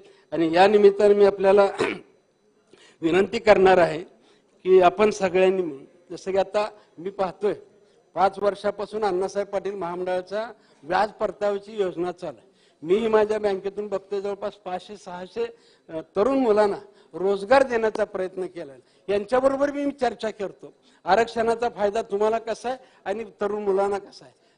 त्यांच्याही बोलण्यातून येतं, आम्हाला जर असा उद्योग मिळाला, आम्हाला अर्थसहाय्य झालं तर आम्हाला आरक्षणाची गरज नाही म्हणतात. परंतु ही जी मूळ कल्पना आहे की बाबा त्याला आर्थिक दृष्टीतून प्रवाहात आणणे आणि त्याची आर्थिक परिस्थिती चांगली करणे ही जबाबदारी आपल्या सर्वांच्या सर्व समाजाची, मराठा समाज म्हणून नाही, ज्या सरकारच्या योजना असतील त्या सगळ्याच योजना गरिबांच्यासाठी असतील त्या राबवण्याचा प्रयत्न करावा. आणि यासाठी आपण सगळ्यांनी प्रयत्न करावा. अध्यक्ष महोदय, परत एकदा जात जाता मी विनंती करतोय की मराठा समाजाला आरक्षण देणं आता अत्यंत गरजेचं आहे, ते द्यावं. देत असताना कोणत्याही समाजाचं, ओबीसीचं असेल, धनगर असेल, कुणाचंही आरक्षण काढून घेऊ नये आणि काढून न घेता आरक्षण देण्याचा प्रयत्न करावा. आणि ते आरक्षण कोर्टाच्या दृष्टीनं टिकावं हे सुद्धा प्रामाणिकपणे आपण सगळ्यांनी मिळून प्रयत्न करावा. धन्यवाद अध्यक्ष. सन्मान्य सदस्य अमित देशमुख. अध्यक्ष महोदय, 293 अन्वये महाराष्ट्र विधिमंडळामध्ये जो प्रस्ताव या ठिकाणी प्रस्तुत करण्यात आलेला आहे त्याच्यावर चर्चा करण्यासाठी मी या ठिकाणी उभा आहे. महाराष्ट्रामध्ये आरक्षणाची चर्चा अलीकडं पुन्हा जोर धरू लागलेली आहे आणि आघाडी आणि युतीच्या काळापासून या आरक्षणाचे मुद्दे वेळोवेळी समाजामध्ये चर्चेला आले आणि अगदी 1995 पासून राज्यामध्ये जेव्हा युतीचं सरकार होतं त्यानंतर आघाडीचं सरकार आलं आणि मग त्यानंतर आघाडी महायुती अशी सरकार या महाराष्ट्रामध्ये कार्यरत राहिली आणि तेव्हापासूनच या आरक्षणाचा मुद्दा ऐरणीवर आलेला आहे असं नव्हे तर भारताला स्वातंत्र्य मिळाल्यापासून या मराठा समाजाच्या आरक्षणाचा मुद्दा, इतर मागासवर्गीय समाजाच्या आरक्षणाचा मुद्दा हा गेल्या अनेक दशकापासून या देशामध्ये आणि या राज्यामध्ये चर्चेला आलेला आहे. आज महाराष्ट्र विधिमंडळामध्ये ही जी चर्चा अध्यक्ष महोदय आपण या ठिकाणी करतोय ही चर्चा अलीकडं मराठवाड्यातले मनोज जरांगे पाटलांच्या अलीकडे झालेल्या आंदोलनामुळे या महाराष्ट्र विधिमंडळामध्ये होते असं मी म्हणालो तर ते चुकीचं होणार नाही. असे अनेक प्रस्ताव या विधिमंडळामध्ये यापूर्वी आले पण महाविकास आघाडीचं सरकार या राज्यामध्ये असताना त्यानंतर आता महायुतीचं सरकार या राज्यामध्ये आहे आणि हे आंदोलन गेल्या 3 महिन्यापासून या राज्यामध्ये अनेक ठिकाणी आपल्या सगळ्यांनाच अनुभवायला मिळालं आणि त्या आंदोलनाच्या पार्श्वभूमीवर ही चर्चा आज आपण या महाराष्ट्र विधिमंडळामध्ये करतोय. अध्यक्ष महोदय, मराठा समाजाला आरक्षण द्यावं याबद्दल कोणाचंच दुमत नाही. इतर मागासवर्गीय समाजाचं आरक्षण याला धक्का लागू नये याबद्दलही सगळ्याच पक्षांनी आपली मतं व्यक्त केलेली आहेत. पण आपण हे समजून घेतलं पाहिजे की समाजाला आज या क्षणी हा आरक्षणाचा मुद्दा मार्गी लागेल असं का वाटतंय? समाजाला या आरक्षणाचा मुद्दा मार्गी लागेल हे एवढ्यासाठी वाटतंय कारण राज्यामध्ये ज्या महायुती सरकारची सत्ता आहे त्याच महायुतीची सत्ता देशामध्ये आहे आणि म्हणून राज्य सरकार आणि केंद्र सरकार या दोन्ही सरकारने मिळून यामध्ये जर तोडगा काढला तर मराठा समाजाला आरक्षण देणं हे शक्य होईल असा समाजाचा समज आहे. हे आपण पहिल्यांदा समजून घेतलं पाहिजे आणि जाणून घेतलं पाहिजे. आणि मग देशामध्ये प्रधानमंत्री नरेंद्र मोदीजी यांच्या नेतृत्वाखाली भारत सरकार कार्यरत आहे. त्यांच्याच नेतृत्वाखाली आज महाराष्ट्र सरकार कार्यरत आहे आणि महाराष्ट्र विधिमंडळामध्ये एखाद्या मुद्द्यावर सगळेच पक्ष जेव्हा एकत्र मत व्यक्त करतात मग या प्रश्नाची सोडवणूक का होत नाही हा देखील मुद्दा या सभागृहामध्ये देखील चर्चेला आलेला आहे आणि सभागृहाबाहेर देखील याची चर्चा होते आहे. या देशामध्ये जेव्हा सगळं शक्य आहे हे का शक्य नाही कुठेतरी आपण त्या समाजाच्या भावना समजून घेतल्या पाहिजेत. लाखो करोडो समाज बांधव जेव्हा रस्त्यावर येतात, मनोज जरांगे पाटील त्या समाजाचं आज प्रतिनिधित्व करतायत आणि समाज त्यांच्या पाठीशी उभा आहे. त्या समाजाच्या भावना याचा सन्मान आपण केला पाहिजे, त्याचा आदर आपण केला पाहिजे. आणि कुठल्याही समाजाच्या म्हणजे इतर मागासवर्गीय समाजाच्या संदर्भामध्ये देखील जेव्हा जेव्हा अनेक जाती आणि पोटजाती इतर मागासवर्गीय प्रवर्गामध्ये समाविष्ट करण्यात आल्या, तेव्हा सगळ्याच समाजाने त्याला पाठिंबा दिला. एखाद्या इतर मागासवर्गीय समाजामध्ये एखादी जात किंवा पोटजात जेव्हा समाविष्ट होत होती, तेव्हा कोणी त्याला विरोध केलाय असा अनुभव आजपर्यंत आपला राहिलेला नाहीये. आणि म्हणून विशेषतः मराठवाड्यामध्ये या आरक्षणाची आज चर्चा होते आहे. मराठवाडा या आरक्षणाच्या चळवळीचा केंद्रबिंदू बनलेला आहे. निजाम राजवटीमध्ये राहिलेला मराठवाडा, महाराष्ट्राची जेव्हा स्थापना झाली, जेव्हा विनाअट महाराष्ट्रामध्ये मराठवाडा सामील झाला, तेव्हा निजाम राजवटीमध्ये ज्या सवलती लागू होत्या त्या सवलती देखील मराठवाड्यातल्या जनतेला ह्या लागू असल्या पाहिजेत असं त्या काळामध्ये ठरलं. आणि निजाम राजवटीमध्ये मराठा आणि कुणबी याच्यामध्ये काही फार अंतर किंवा वेगळेपण होतं अध्यक्ष महोदय असं मानण्याचं काही कारण नाही. आज जो एम्पिरिकल डेटा ज्याची कागद ही सगळ्यांच्याकडे आहेत, त्याच्यामध्ये देखील अध्यक्ष महोदय दाखले देण्यात आलेले आहेत. उस्मानाबाद जिल्ह्यामध्ये म्हणजे निजामकालीन उस्मानाबाद जिल्ह्यामध्ये, ज्याला आपण धाराशिव म्हणून आज संबोधतो, त्या जिल्ह्यामध्ये मराठा कुणबी, कुणबी मराठा हे एकच आहेत असे दाखले त्या काळातले आजही आपल्याला या ठिकाणी उपलब्ध आहेत.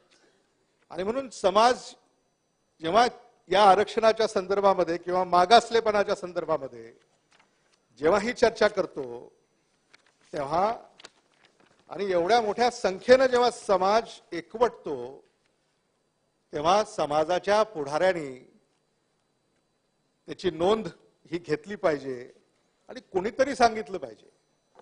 खरं म्हणजे राज्याचे मुख्यमंत्री, सभागृहाचे नेते एकनाथ शिंदेजी यांनी हे आरक्षण देणार असं जाहीररित्या आपल्याला सांगितलेलं आहे आणि त्याचं कौतुक आहे, स्वागत आहे. आणि हे साध्य करण्यासाठी जसं आदरणीय पृथ्वीराज चव्हाण साहेबांनी सांगितलं की महाराष्ट्रातल्या सगळ्याच पक्षांना तुम्ही एकत्रित करा आणि दिल्लीला घेऊन चला आणि तिथं सर्व पक्षीय त्याचा काही जर उपयोग होत असेल तर सर्व पक्षीय शिष्टमंडळ देखील आपल्या देशाचे प्रधानमंत्री नरेंद्र मोदीजी यांना भेटून याच्यातून काही तोडगा निघू शकेल का, या संदर्भामध्ये देखील आपण पावलं उचलली पाहिजेत, हे देखील मला या ठिकाणी मुद्दामून सांगितलं पाहिजे. आणि म्हणून याच्यामध्ये खूप काम झालं. आदरणीय विलासराव देशमुख साहेब जेव्हा महाराष्ट्रामध्ये लोकशाही आघाडी सरकारचे मुख्यमंत्री राहिले, त्या काळामध्ये त्यांच्या नेतृत्वाखाली बापट आयोगाची नेमणूक झाली. त्यानंतर अनेक मुख्यमंत्र्यांनी त्याच्यामध्ये आदरणीय अशोकराव चव्हाण साहेबांनी काम केलं, आदरणीय पृथ्वीराज चव्हाण साहेबांनी काम केलं, आदरणीय नारायण राणे साहेबांनी काम केलं, आदरणीय देवेंद्र फडणवीस साहेबांनी काम केलं, अनेकांनी. आणि आता एकनाथ शिंदे साहेब यामध्ये काम करतायत. आणि मग याच्यात कुठलंही राजकारण या प्रस्तावाच्या संदर्भामध्ये या सभागृहामध्ये झालेलं नाही, याचं देखील समाधान आणि आनंद आपल्यापैकी प्रत्येकाला आहे. पण आपण लोकप्रतिनिधी आहोत, लोकांनी आपल्याला निवडून दिलेलं आहे. आम्ही आज विरोधी पक्षामध्ये आहोत, आपण सत्ता पक्षामध्ये आहात. आणि महायुती सरकारला म्हणजे 200हून अधिक विधिमंडळ सदस्यांचा पाठिंबा असा मी ऐकतो, आणि ते खरंही असेल. 200हून अधिक म्हणजे लोकसभेमध्ये जेवढं पाठबळ कदाचित नरेंद्र मोदींना नाही आहे टक्केवारीमध्ये, तेवढं पाठबळ या विधिमंडळामध्ये या महायुती सरकारला म्हणजे मुख्यमंत्री एकनाथ शिंदेंना आहे. आणि मग जर एवढं पाठबळ जर या महाराष्ट्रामध्ये या महायुती सरकारकडे असेल तर अजून कोणतं बळ आपल्याला हवंय? आहोतच ना. आणि म्हणून अजून कोणतं बळ हवंय, अजून कोणतं बळ हवंय या मराठा समाजाला आरक्षण देण्यासाठी, हा खरा प्रश्न आहे. भारत सरकार यांनी एक नवी मोहीम सुरू केली आहे, विकसित भारत, आणि याचं स्वागत आहे, याचा आनंद आहे. पण आपल्याला देखील आत्मपरीक्षण करण्याची गरज आहे की ज्या क्षणाला आपण भारत विकसित आहे असं म्हणू, किंवा विकसित भारत ही मोहीम सरकारकडनं, मग भारत सरकार असेल, महाराष्ट्र सरकार असेल, यांच्याकडनं जेव्हा ही सुरू होते, तरीही आरक्षणाची गरज ही समाजाला का भासावी याचं देखील आत्मपरीक्षण आपण करण्याची गरज आहे. आणि म्हणून आर्थिक निकषावर भारत सरकारनं आरक्षण दिलं, त्याच्यामध्ये आकडेवारी सुद्धा आपल्या समोर प्रस्तुत करण्यात आली की ईबीसी या आरक्षणाअंतर्गत कोणाला किती आरक्षणाचा लाभ मिळाला. तर मला आपल्याला या ठिकाणी अध्यक्ष महोदय हे आवर्जून आपल्या माध्यमातून सरकारला सांगायचं आहे किंवा आग्रह धरायचा आहे की राज्यामध्ये जे आंदोलन सुरू आहे त्याचा जर सन्मान करायचा असेल तर पहिल्यांदा त्या आंदोलनामध्ये जे दुर्दैवानं मृत्युमुखी पडले त्यांच्या कुटुंबियांना सरकार काय मदत करणार आहे, सरकारनं मदत केली आहे का, केली असेल तर ते सभागृहासमोर आणलं पाहिजे. अजून मदत झाली नसेल तर त्या संदर्भामध्ये देखील सरकारनं निवेदन केलं पाहिजे. ज्या आंदोलनकर्त्यांवर गुन्हे नोंदवण्यात आलेले आहेत ते गुन्हे अजूनही मागे घेण्यात आलेले नाहीत अशी साधारणतः माहिती आमच्यापर्यंत येते. ते गुन्हे सरकार कधी मागे घेणार आहे, ती प्रक्रिया कधी पूर्ण होणार आहे. आणि हे आंदोलन दोनदा झालं आणि आता 24 डिसेंबर ही तारीख सरकार आणि आंदोलनकर्त्यांमध्ये, मनोज जरांगे पाटलांमध्ये 24 डिसेंबर ही तारीख आपण सगळेच ऐकतोय. आणि म्हणून या 24 डिसेंबरला नेमकं काय होणार आहे याची देखील माहिती सभागृहाला सरकारच्या वतीनं देण्यात आली पाहिजे. कारण या आंदोलनामध्ये गावागावात आंदोलन झालं. महाराष्ट्रामध्ये असं एकही गाव नाही जिथं या आंदोलनाचा स्पर्श झाला नसेल. आणि म्हणून एक मराठा लाख मराठा हे मोर्चे देखील आपण पाहिलेले आहेत. अतिशय शांततापूर्ण महायुतीच्याच काळामध्ये हे मोर्चे, आणि हे मोर्चे मला सभागृहाला सांगितलं पाहिजे, फक्त मराठवाड्याची चर्चा होते पण एक मराठा लाख मराठा हे मोर्चे फक्त काही मराठवाड्यात निघाले नाहीत, तर महाराष्ट्रातल्या प्रत्येक जिल्ह्यामध्ये हा मोर्चा निघाला, मुंबईमध्ये हा मोर्चा निघाला, दिल्लीमध्ये हा मोर्चा निघाला, आणि अनेक देशांमध्ये, भारतातच नव्हे, भारतातल्या राज्यांमध्येच नव्हे तर आंतरराष्ट्रीय पातळीवर अनेक देशांमध्ये देखील एक मराठा लाख मराठा याचे मोर्चे निघाले. यातून फक्त मला अध्यक्ष महोदय आपल्याला एवढंच आग्रहानं सांगायचं आहे की या समाजाच्या भावना वेदना आपण समजून घेतल्या पाहिजेत. तरी आज आपण ही का चर्चा करतोय? कारण एक समूह एवढ्या मोठ्या संख्येनं जेव्हा एकवटतो तेव्हा तो लक्षवेधी ठरतो आणि तो लक्षवेधी ठरल्यानंतर